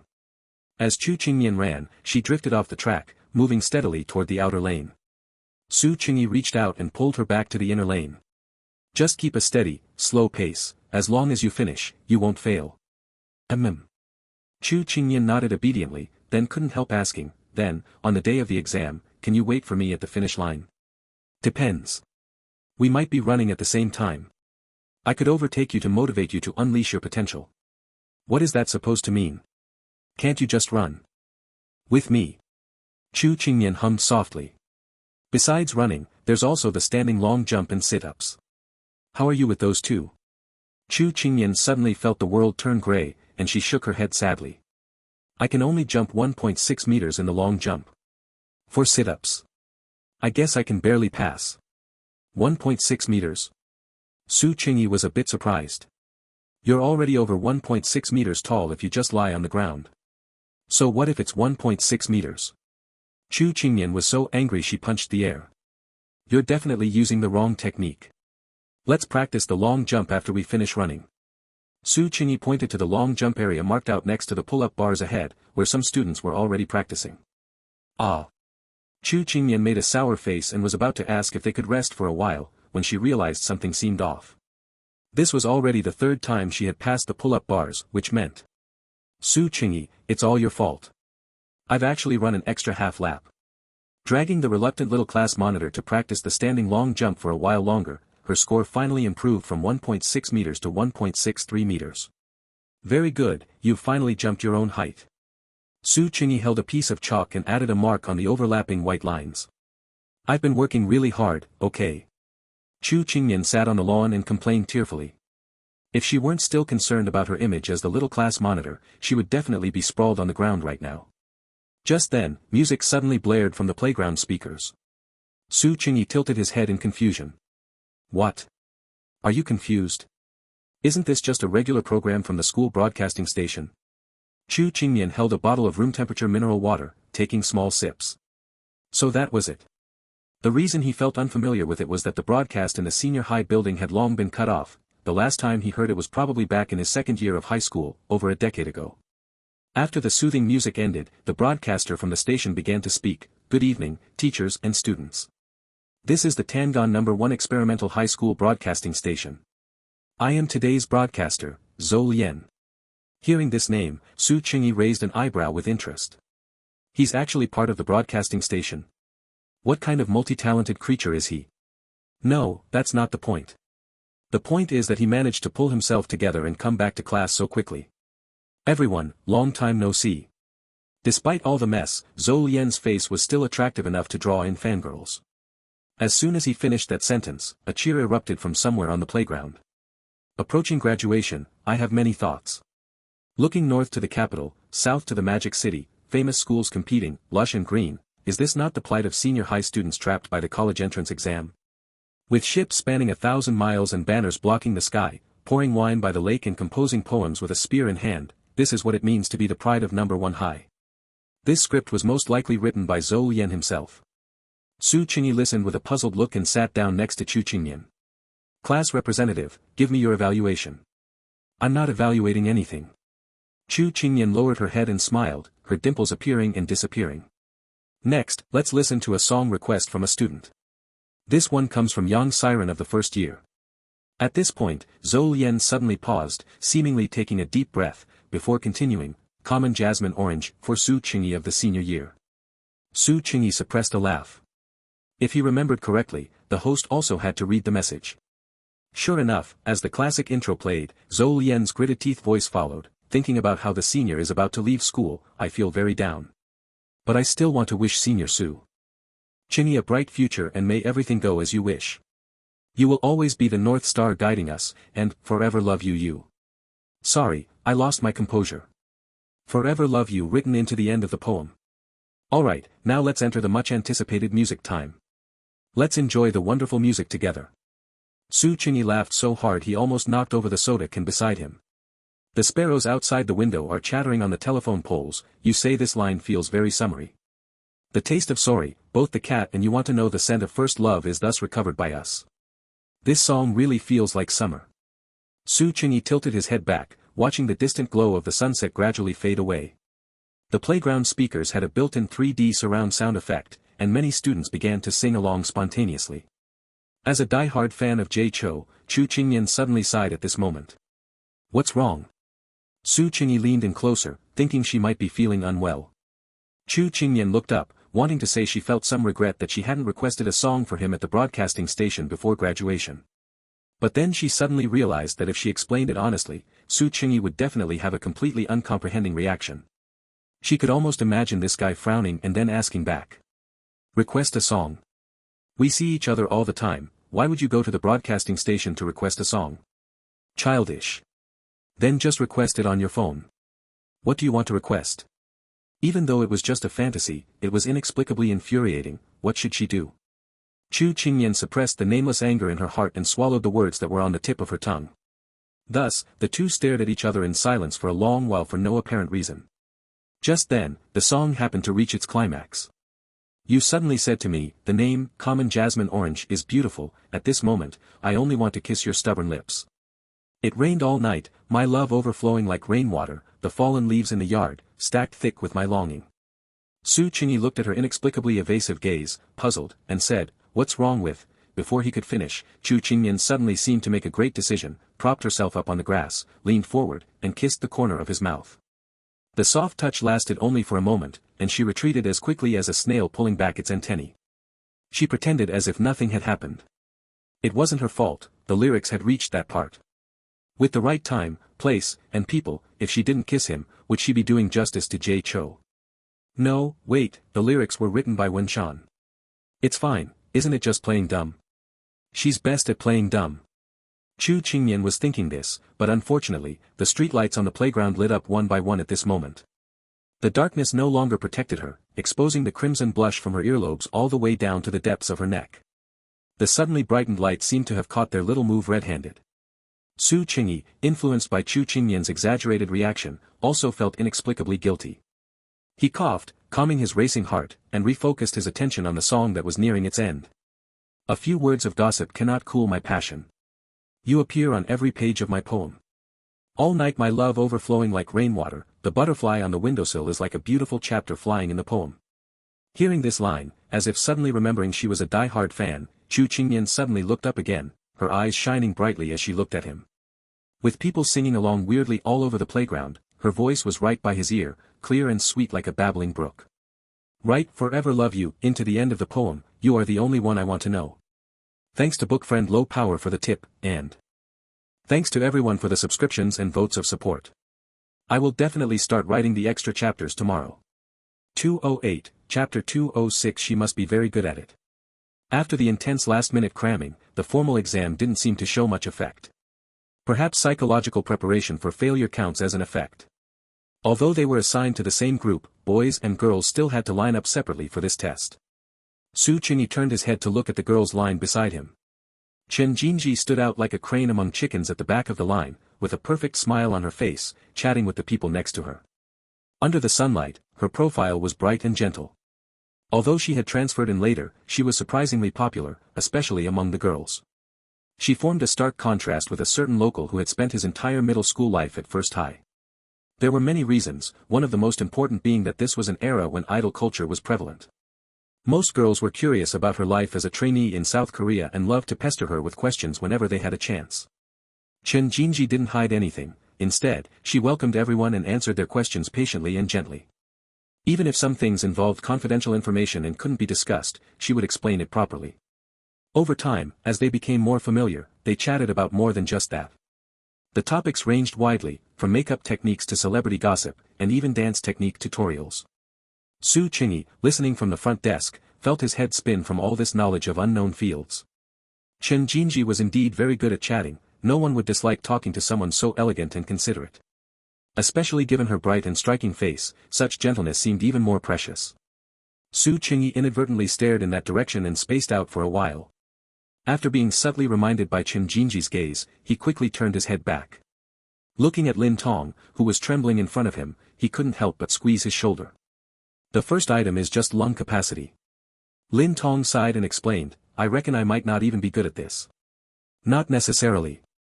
No matter how bad it is, you should be able to pass. Su Qingyi pointed at the score sheet ahead, as long as you could blow 3,000 milliliters, you'd pass. Hearing this, Happy Fatty, who was in line in front of them, suddenly turned around with a grin and lowered his voice, I heard kissing helps with lung capacity training. Would, if you hurry up and practice now, there's still time. Lin Tong was thin-skinned. Being teased like this, he suddenly became flustered and anxious, afraid of being overheard by the teacher in front. Relax, we're about to graduate. Who's going to care? Happy Fatty waved his hand and patted his shoulder. For some reason, Su Qingyi suddenly thought of Chen Jinji at that moment. Her lung capacity should be very good. Not that he meant she was good at kissing. Just her lung capacity as a singer. When she was preparing to debut, her role in that group seemed to be the ACE. ACE is what people usually call the center position. Generally speaking, they have to be very good at singing, dancing, and even rapping. Of course, their looks must also pass muster. Otherwise, when the key shots are on the center and a face that isn't stunning appears, the stage effect will be greatly diminished. To put it simply, it would feel like the grand finale dish being a bowl of plain rice. Besides that, positions in a group usually include main vocal, main dancer, lead dancer, rapper, and visual. The others are easy to understand. Visual, as the name implies, is like a poster girl, they should be the one in charge of looks. To be honest, with Chen Jinji's strength, she could choose any of these positions as she pleased. Even if her skills were lacking, the visual position would definitely be hers. Maybe that's why so many people in his past life called Iris a natural-born idol. Since there are many people who work hard their whole lives but can't even get their foot in the door, it's normal for a few people to be born at the finish line. However, the subsequent tests proved that Chen Jinji wasn't just strong in lung capacity, she was incredibly strong in every category. After the lung capacity test was the standing long jump. Chen Jinji's height was a very standard 168 centimeters. Unlike the little class monitor who could only jump her own height with all her might, she easily jumped over 2 meters. While the girls were doing sit-ups, Su Qingyi went to the other side to do pull-ups. But when they gathered at the end, he heard several girls whispering in admiration. Oh my god, Jinji is amazing. Of course. Look at her abs. Jinji will definitely enter the entertainment industry in the future, right? I must take more photos with her before graduation. My fortune depends on it. In the 800-meter run, which terrified many girls, Chen Jinji also led the whole way. After finishing, she was as calm as a breeze and even did some stretching exercises. She formed a sharp contrast with the other girls who were collapsed together, having lost all sense of image. If these were nothing special and other students also had their strengths. Then, the sit and reach test simply defeated 99% of the class. Sitting and reading or writing all year round, most students' waists were as stiff as iron blocks. Su Qingyi also suffered a setback for the first time in today's tests. Even with all his might, he could only push that metal plate a few centimeters. This isn't quite good enough. Your other items are excellent, try harder on this one. The teacher in charge of the exam was a bit troubled. He tapped the board with his pen and signaled for the students nearby to help press him down. Is this teacher obsessive-compulsive? Isn't passing enough? Who says every single item has to be excellent? While Su Qingyi was still protesting inwardly, a pair of soft, boneless hands already rested on his shoulders. Suddenly, a chill ran down his spine. This familiar feeling was. He immediately thought of the time he had recklessly asked Chen Jinji to give him a massage. Compared to Sister Lin's cautiousness and extreme gentleness, Chen Jinji's technique was simply inhuman and tragic. Relax. Chen Jinji's voice trailed upward with a hint of allure. Su Qingyi sighed in his heart but still followed her words and relaxed his muscles. Crack, with a crisp sound of bones cracking, the teacher satisfiedly checked the excellent column on the score sheet. Su Qingyi felt like a bone in his lower back had definitely broken. He scrambled to get up. The culprit, Chen Jinji, narrowed her eyes and smiled like a fox, the nine-tailed kind. Then she sat in the spot he had just occupied and stretched gently. Her movement pulled up the hem of her school uniform, revealing a section of her perfectly lined waist. The onlookers immediately let out a chorus of exclamations. Su Qingyi frowned and looked around. The exclamations attracted many boys who were looking for excitement, waiting to feast their eyes. Chen Jinji didn't seem to realize. She nodded to the teacher, indicating she was ready to start. Wait a moment. Su Qingyi abruptly spoke up and interrupted the process. Everyone looked at him with confusion, and many impatient people even glared at him. Su Qingyi pulled out a school uniform jacket from somewhere and handed it to Chen Jinji, who was sitting on the testing device. Chen Jinji's tone was as confused as the onlookers, her expression suggesting she didn't know what he wanted to do. But Su Qingyi clearly saw that faint, lingering smile in her eyes. She's doing it on purpose, right? Definitely on purpose. Su Qingyi was silent for a moment, feeling the teacher was about to urge them on. He had no choice but to squat down and personally tie the school uniform around her waist, tying the sleeves in a knot at her abdomen. Whoa, ah! Immediately, a chorus of cheering and hooting erupted around them, mixed with the regretful sighs of the boys. Ah, thank you, classmate. While her mouth uttered polite formalities, Chen Jinji showed the smile of a successful scheme that Su Qingyi knew all too well. Don't mention it. Su Qingyi gave a fake smile. After the interlude, Chen Jinji stretched her arms. Her waist was soft yet powerful, and she easily pushed for a perfect score. Fully demonstrating her advantage as a dancer. No wonder she didn't join everyone's last-minute cramming. Su Qingyi sighed inwardly. It seemed being a trainee was also very hard work, involving a bit of everything. And she didn't seem to have slacked off on this physical training at all. Chen Jinji was truly too self-disciplined. On the other side of the playground, Lin Tong, who was assigned to another group, sat on the ground for a long time after running the 1,000 meters to catch his breath. Seeing his frail appearance, a few mischievous boys couldn't help but laugh at him in unison. Wood, isn't your family from the countryside? You're so weak, haven't you ever done farm work? The tone was flippant, clearly a joking remark.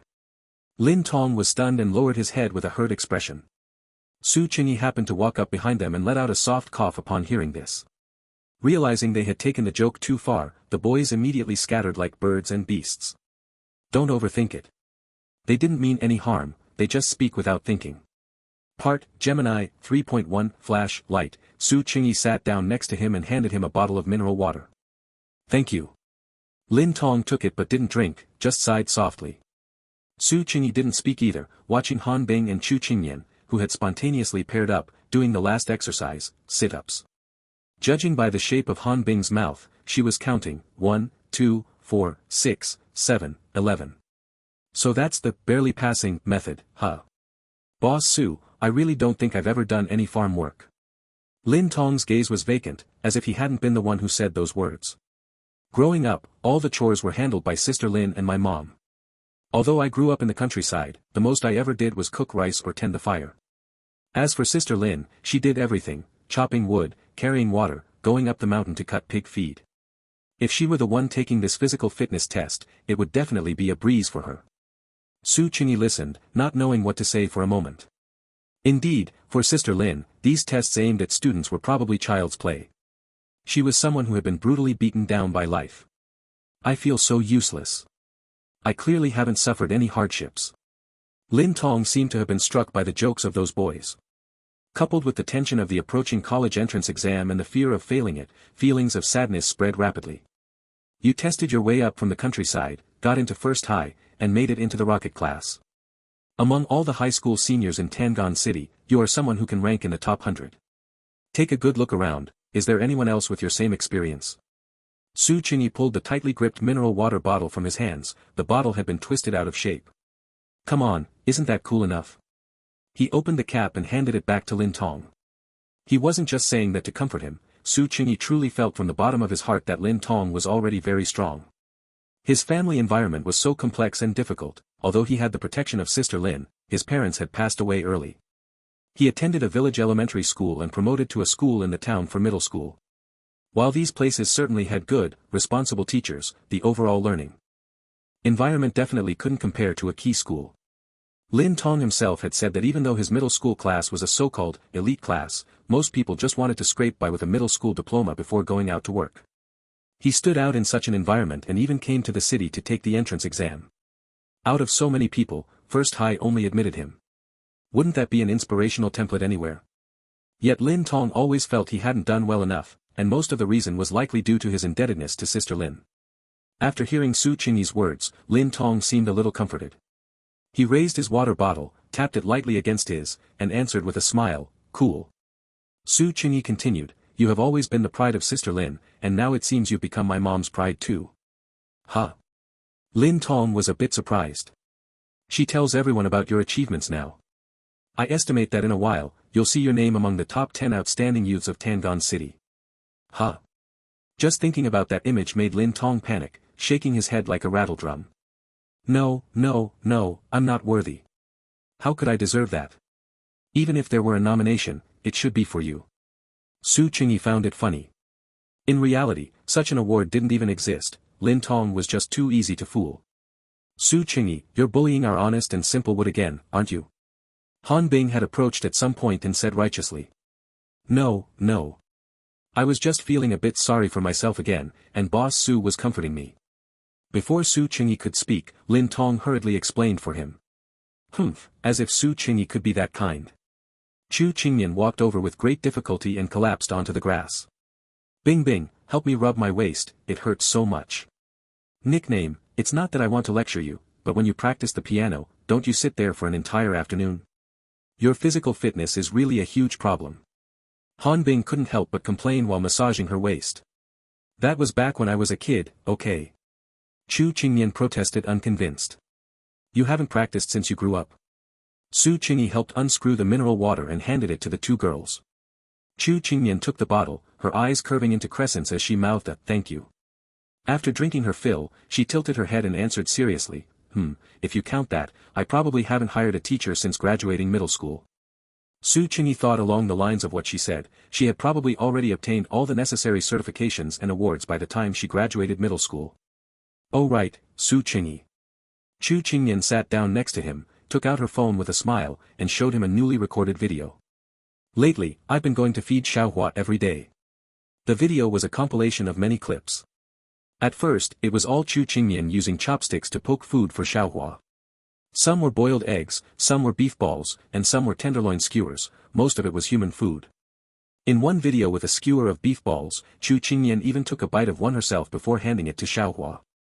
Seeing this part, Su Qingyi couldn't help but give Chu Qingyan an indescribable look. What? We have to share, I only ate the first one. Otherwise what? If you took a bite and he took a bite, you'd have to go get a rabies vaccine. Who would do that? Chu Qingyan refused to be criticized and pushed his face away. The last video was Chu Qingyan as usual, calling out Xiaohua in a milky voice from far away. Surprisingly, Xiaohua actually responded this time. Without waiting for her to walk to the door, it stood up on its own and even wagged its tail. Looks like it's accepted that tacky name.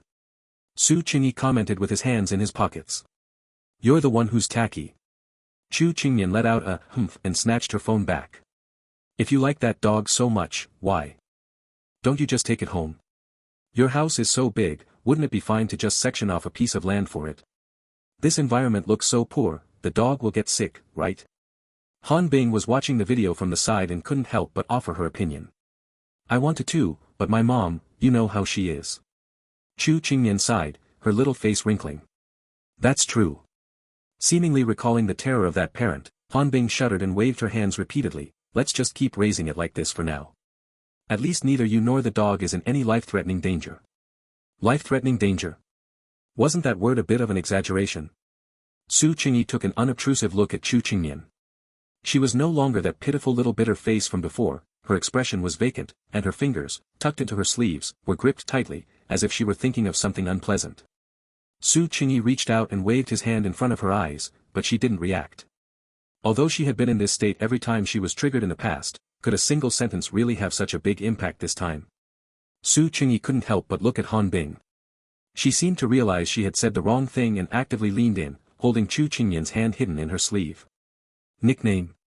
Still no reaction. Su Qingyi simply picked up his bottle of frozen mineral water and pressed it against her face. Chu Qingmian shuddered instantly, reacted belatedly, and let out a panicked, "Huh. You scared me to death. I thought you were again." Before Han Bing could finish, Su Qingyi tossed the ice water into her hands. "It's nothing, you were just spacing out." Han Bing realized Su Qingyi was signaling her, so she hurriedly stopped mid-sentence. "Oh." Chu Qingmian lowered her head, seemingly still trembling slightly.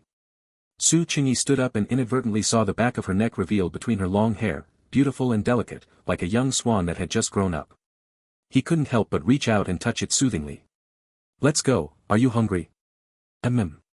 Chu Qingmian had never shown the slightest resistance to such intimate gestures from him, she just grabbed the corner of his shirt and stood up slowly. "I'll accompany you to see Xiaohua later." "Really? Will you accompany me?" You're not allowed to go back on your word." "Yes." "Are we going later?" "Yes." "Are you sure?"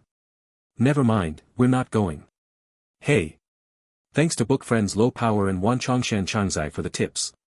Thank you all for your subscriptions and votes of support. 209, Chapter 207. We've graduated. Chapter 207, We graduated. Su Yang. What kind of low-quality props did you buy? It won't spray out at all.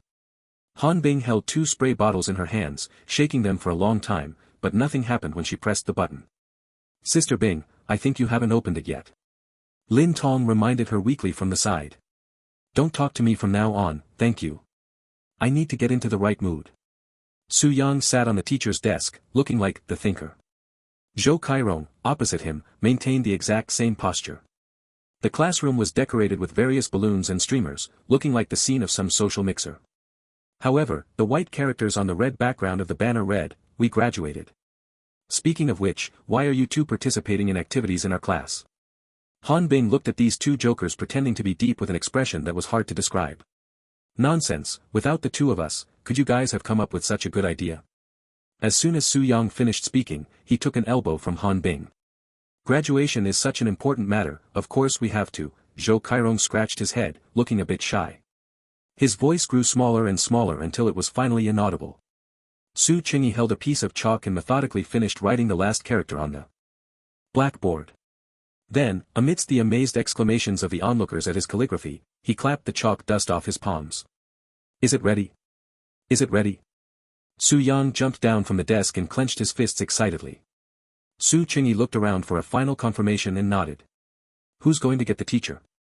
Su Yang rolled up his sleeves and punched the wall twice with a thud-thud to warm up. "Well, obviously, little class monitor, what are you doing?"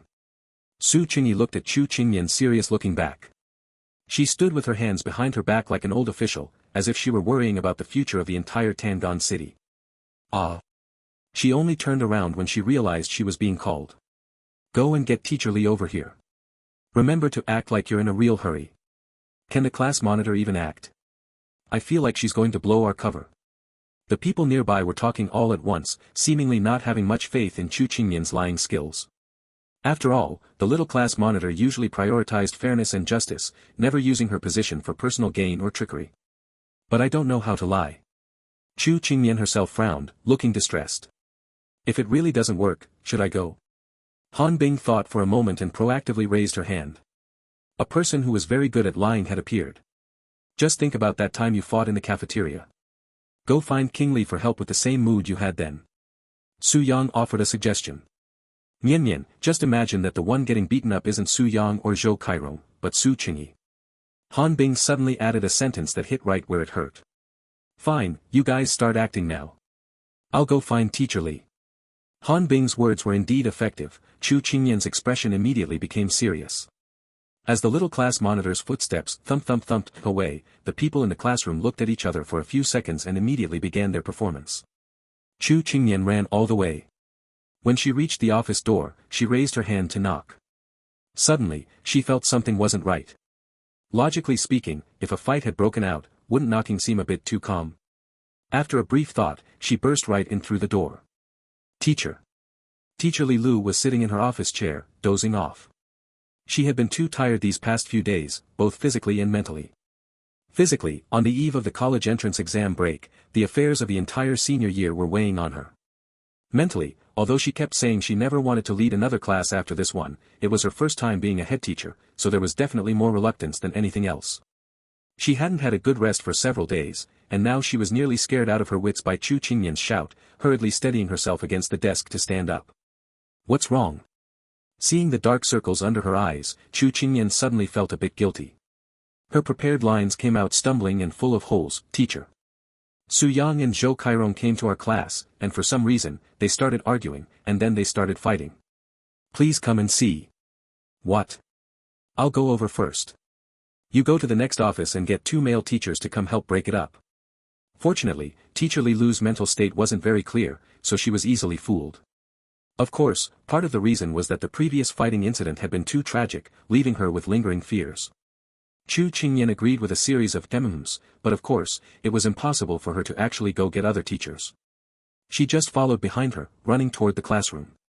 Anxious as could be, Teacher Li Lu ran incredibly fast despite wearing high heels. Approaching the classroom, she indeed heard a burst of noisy clamor. Stop fighting. Teacher, stop fighting. If you want to fight, go to the dance studio. Although she felt something was weird, Teacher Li Lu still rushed in immediately, pulling apart the 2 boys who were scuffling with red faces. Seeing that Teacher Li Lu had finally arrived, Su Qingyi breathed a sigh of relief. As for these 2 fighting, one could only say it didn't look like acting. What are you doing? No fighting allowed. Just as Teacher Li Lu caught her breath, the sound of prop poppers exploding reached her ears. Multicolored streamers flew vibrantly, landing on everyone's shoulders. Then the students laughed in unison and said, Teacher, happy graduation. Teacher Li Lu only then realized she had been played. She was both angry and amused, and she habitually reached out to twist Su Yang and Zhou Kairong's ears. Su Qingyi walked over at this moment, taking out a bouquet of flowers from behind his back. It was a sunflower bouquet, the most popular style during graduation season. The flower shop at the gate was sold out. Teacher, thank you. You've worked hard all these years. His tone was very sincere. As soon as he finished speaking, the surrounding students also said in unison, Teacher, thank you for your hard work. Teacher Li Lu's eyes immediately reddened, and she was on the verge of tears. A teacher like her, who was equally strict with others and herself, usually didn't have a good reputation among students. She actually knew how to become the most popular teacher, but having gone through that age herself, she knew that with the slightest lapse in attention, students would become too playful and go astray. At such times, there had to be an iron-faced advisor watching from behind. If no one else would be the bad guy, she would.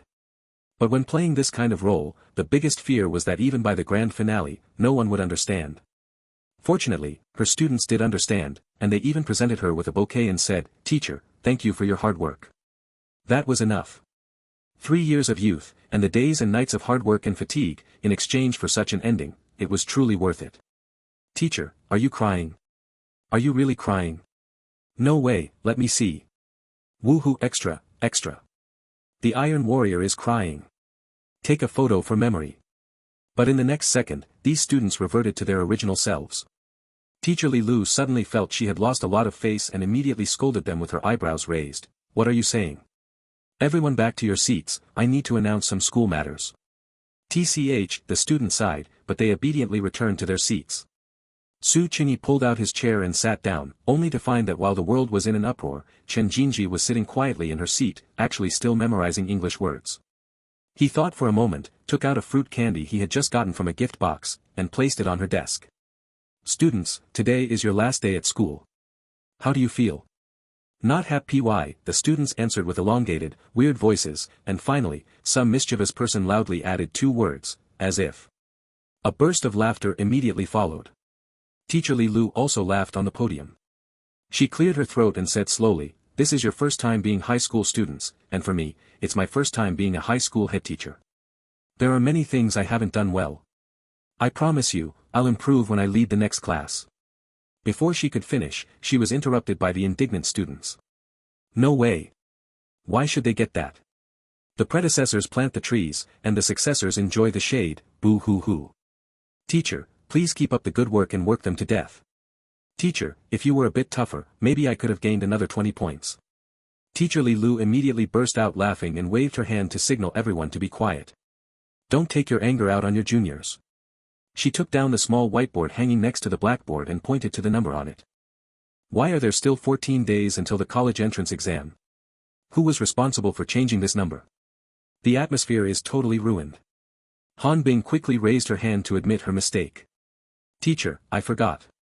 Teacher Li Lu directly wiped away the 1 in 14 with her hand and gently hung the whiteboard back up. Students, there are 4 days left. Hearing her words, the classroom that was just noisy suddenly fell silent, and only the sound of the cicadas chirping in the trees outside could be heard. In fact, the atmosphere had long been sentimental. Everyone tried to be noisy precisely to eliminate the sentimentality, but things went against their wishes, and it only became more intense instead. Part, Gemini, 3.1, Flash, Light, Summer is special for each of you. Junior high entrance exams, senior high entrance exams, the college entrance exam, graduation, every major turning point in life before adulthood happens in the summer. Teacher Li Lu's eyes were gentle as she swept them across everyone present. Have you ever felt that there was nowhere to hide from the blinding, scorching sun? You've complained plenty while walking on the road, haven't you? At her question, everyone immediately felt a deep sense of resonance. Every time they were on the way to the cafeteria, they would complain about why the school couldn't build an underground passage, as they were about to be scorched to death. The college entrance exam, graduation, or rather, your future, is just like this sunlight. No matter how much effort you spend trying to avoid it, it will arrive as scheduled. Perhaps you are still not mentally prepared for words like maturity and adulthood, but there is no time left for you to wait. Promise teacher, you must all look forward and run forward, okay? What is past is prologue. Okay. They say the tenderness of a tough person is the most moving, and most people were moved to tears by these words from King Li. Teacher Li Lu's graduation manifesto was not as passionate and fervent as other teachers, on the contrary, it had an inexplicable sadness to it. She must have been unprepared, otherwise she wouldn't have said such sentimental things before the college entrance exam. Su Qingyi couldn't help but sigh while listening. Come to think of it, this was his second graduation. But how come he had absolutely no impression of the first graduation scene? It seems his heart had indeed been completely calm at that time.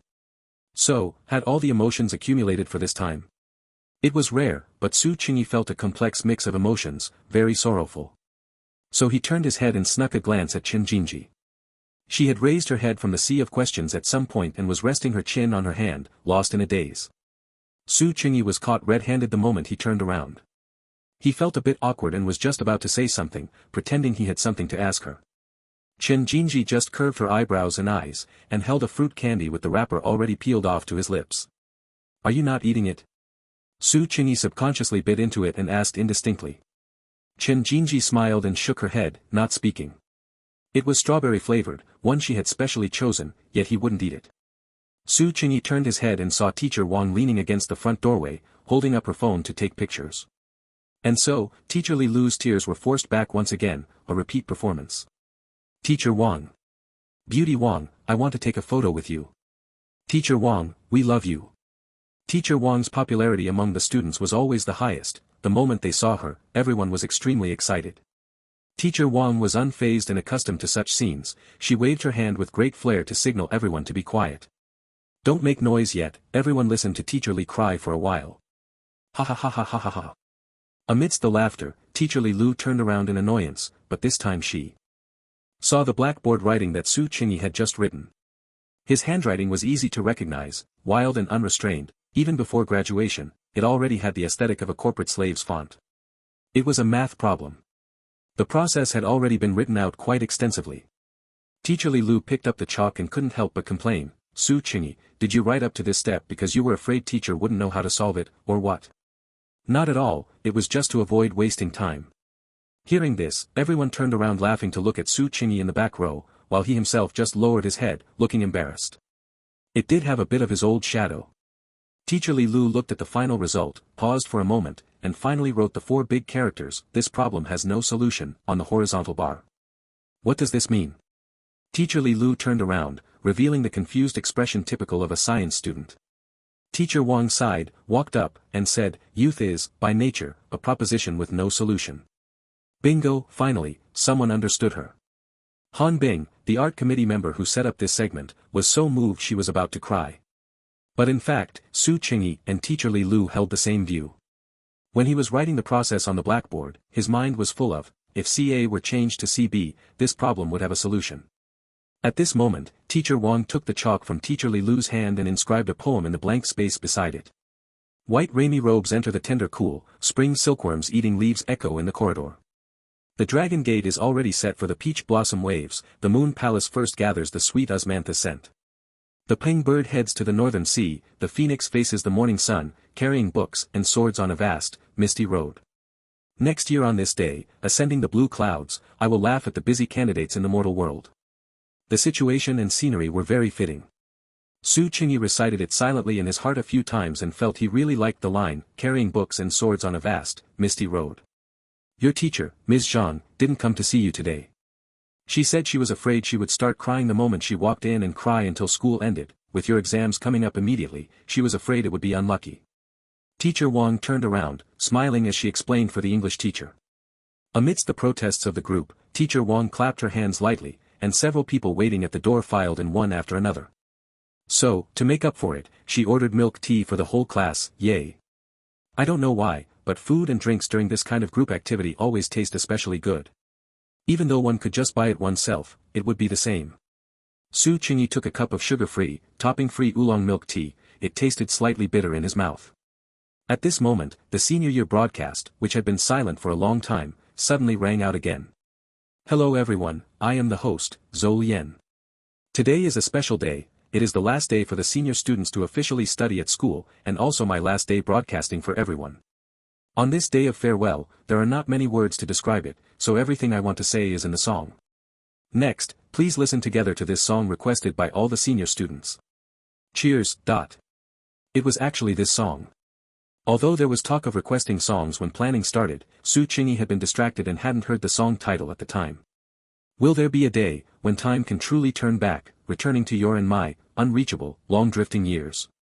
Perhaps there will be a day, when the world truly has an end, I will still raise the sweetness brewed from memories with you, and have another drink with you. The moment the intro ended, the chorus began, and one could hardly hear the voice of the original singer, Ashin. For a moment, the entire teaching building echoed with synchronized singing. If I were to choose, the image that represents youth, that tear appears, that blue sky, that graduation year, that face that was crying and laughing while still wanting to hug, thinking of it is cute and pitiful, moving and tragic, but oh how I miss it. Missing it always, suddenly missing it, no conditions attached, when memories break through the exam papers, rushing out of the years before my eyes, you and I dripping with sweat, drinking soda by the playground, having promised that no matter what, we would walk together, to the world of the future. The song, Cheers, is actually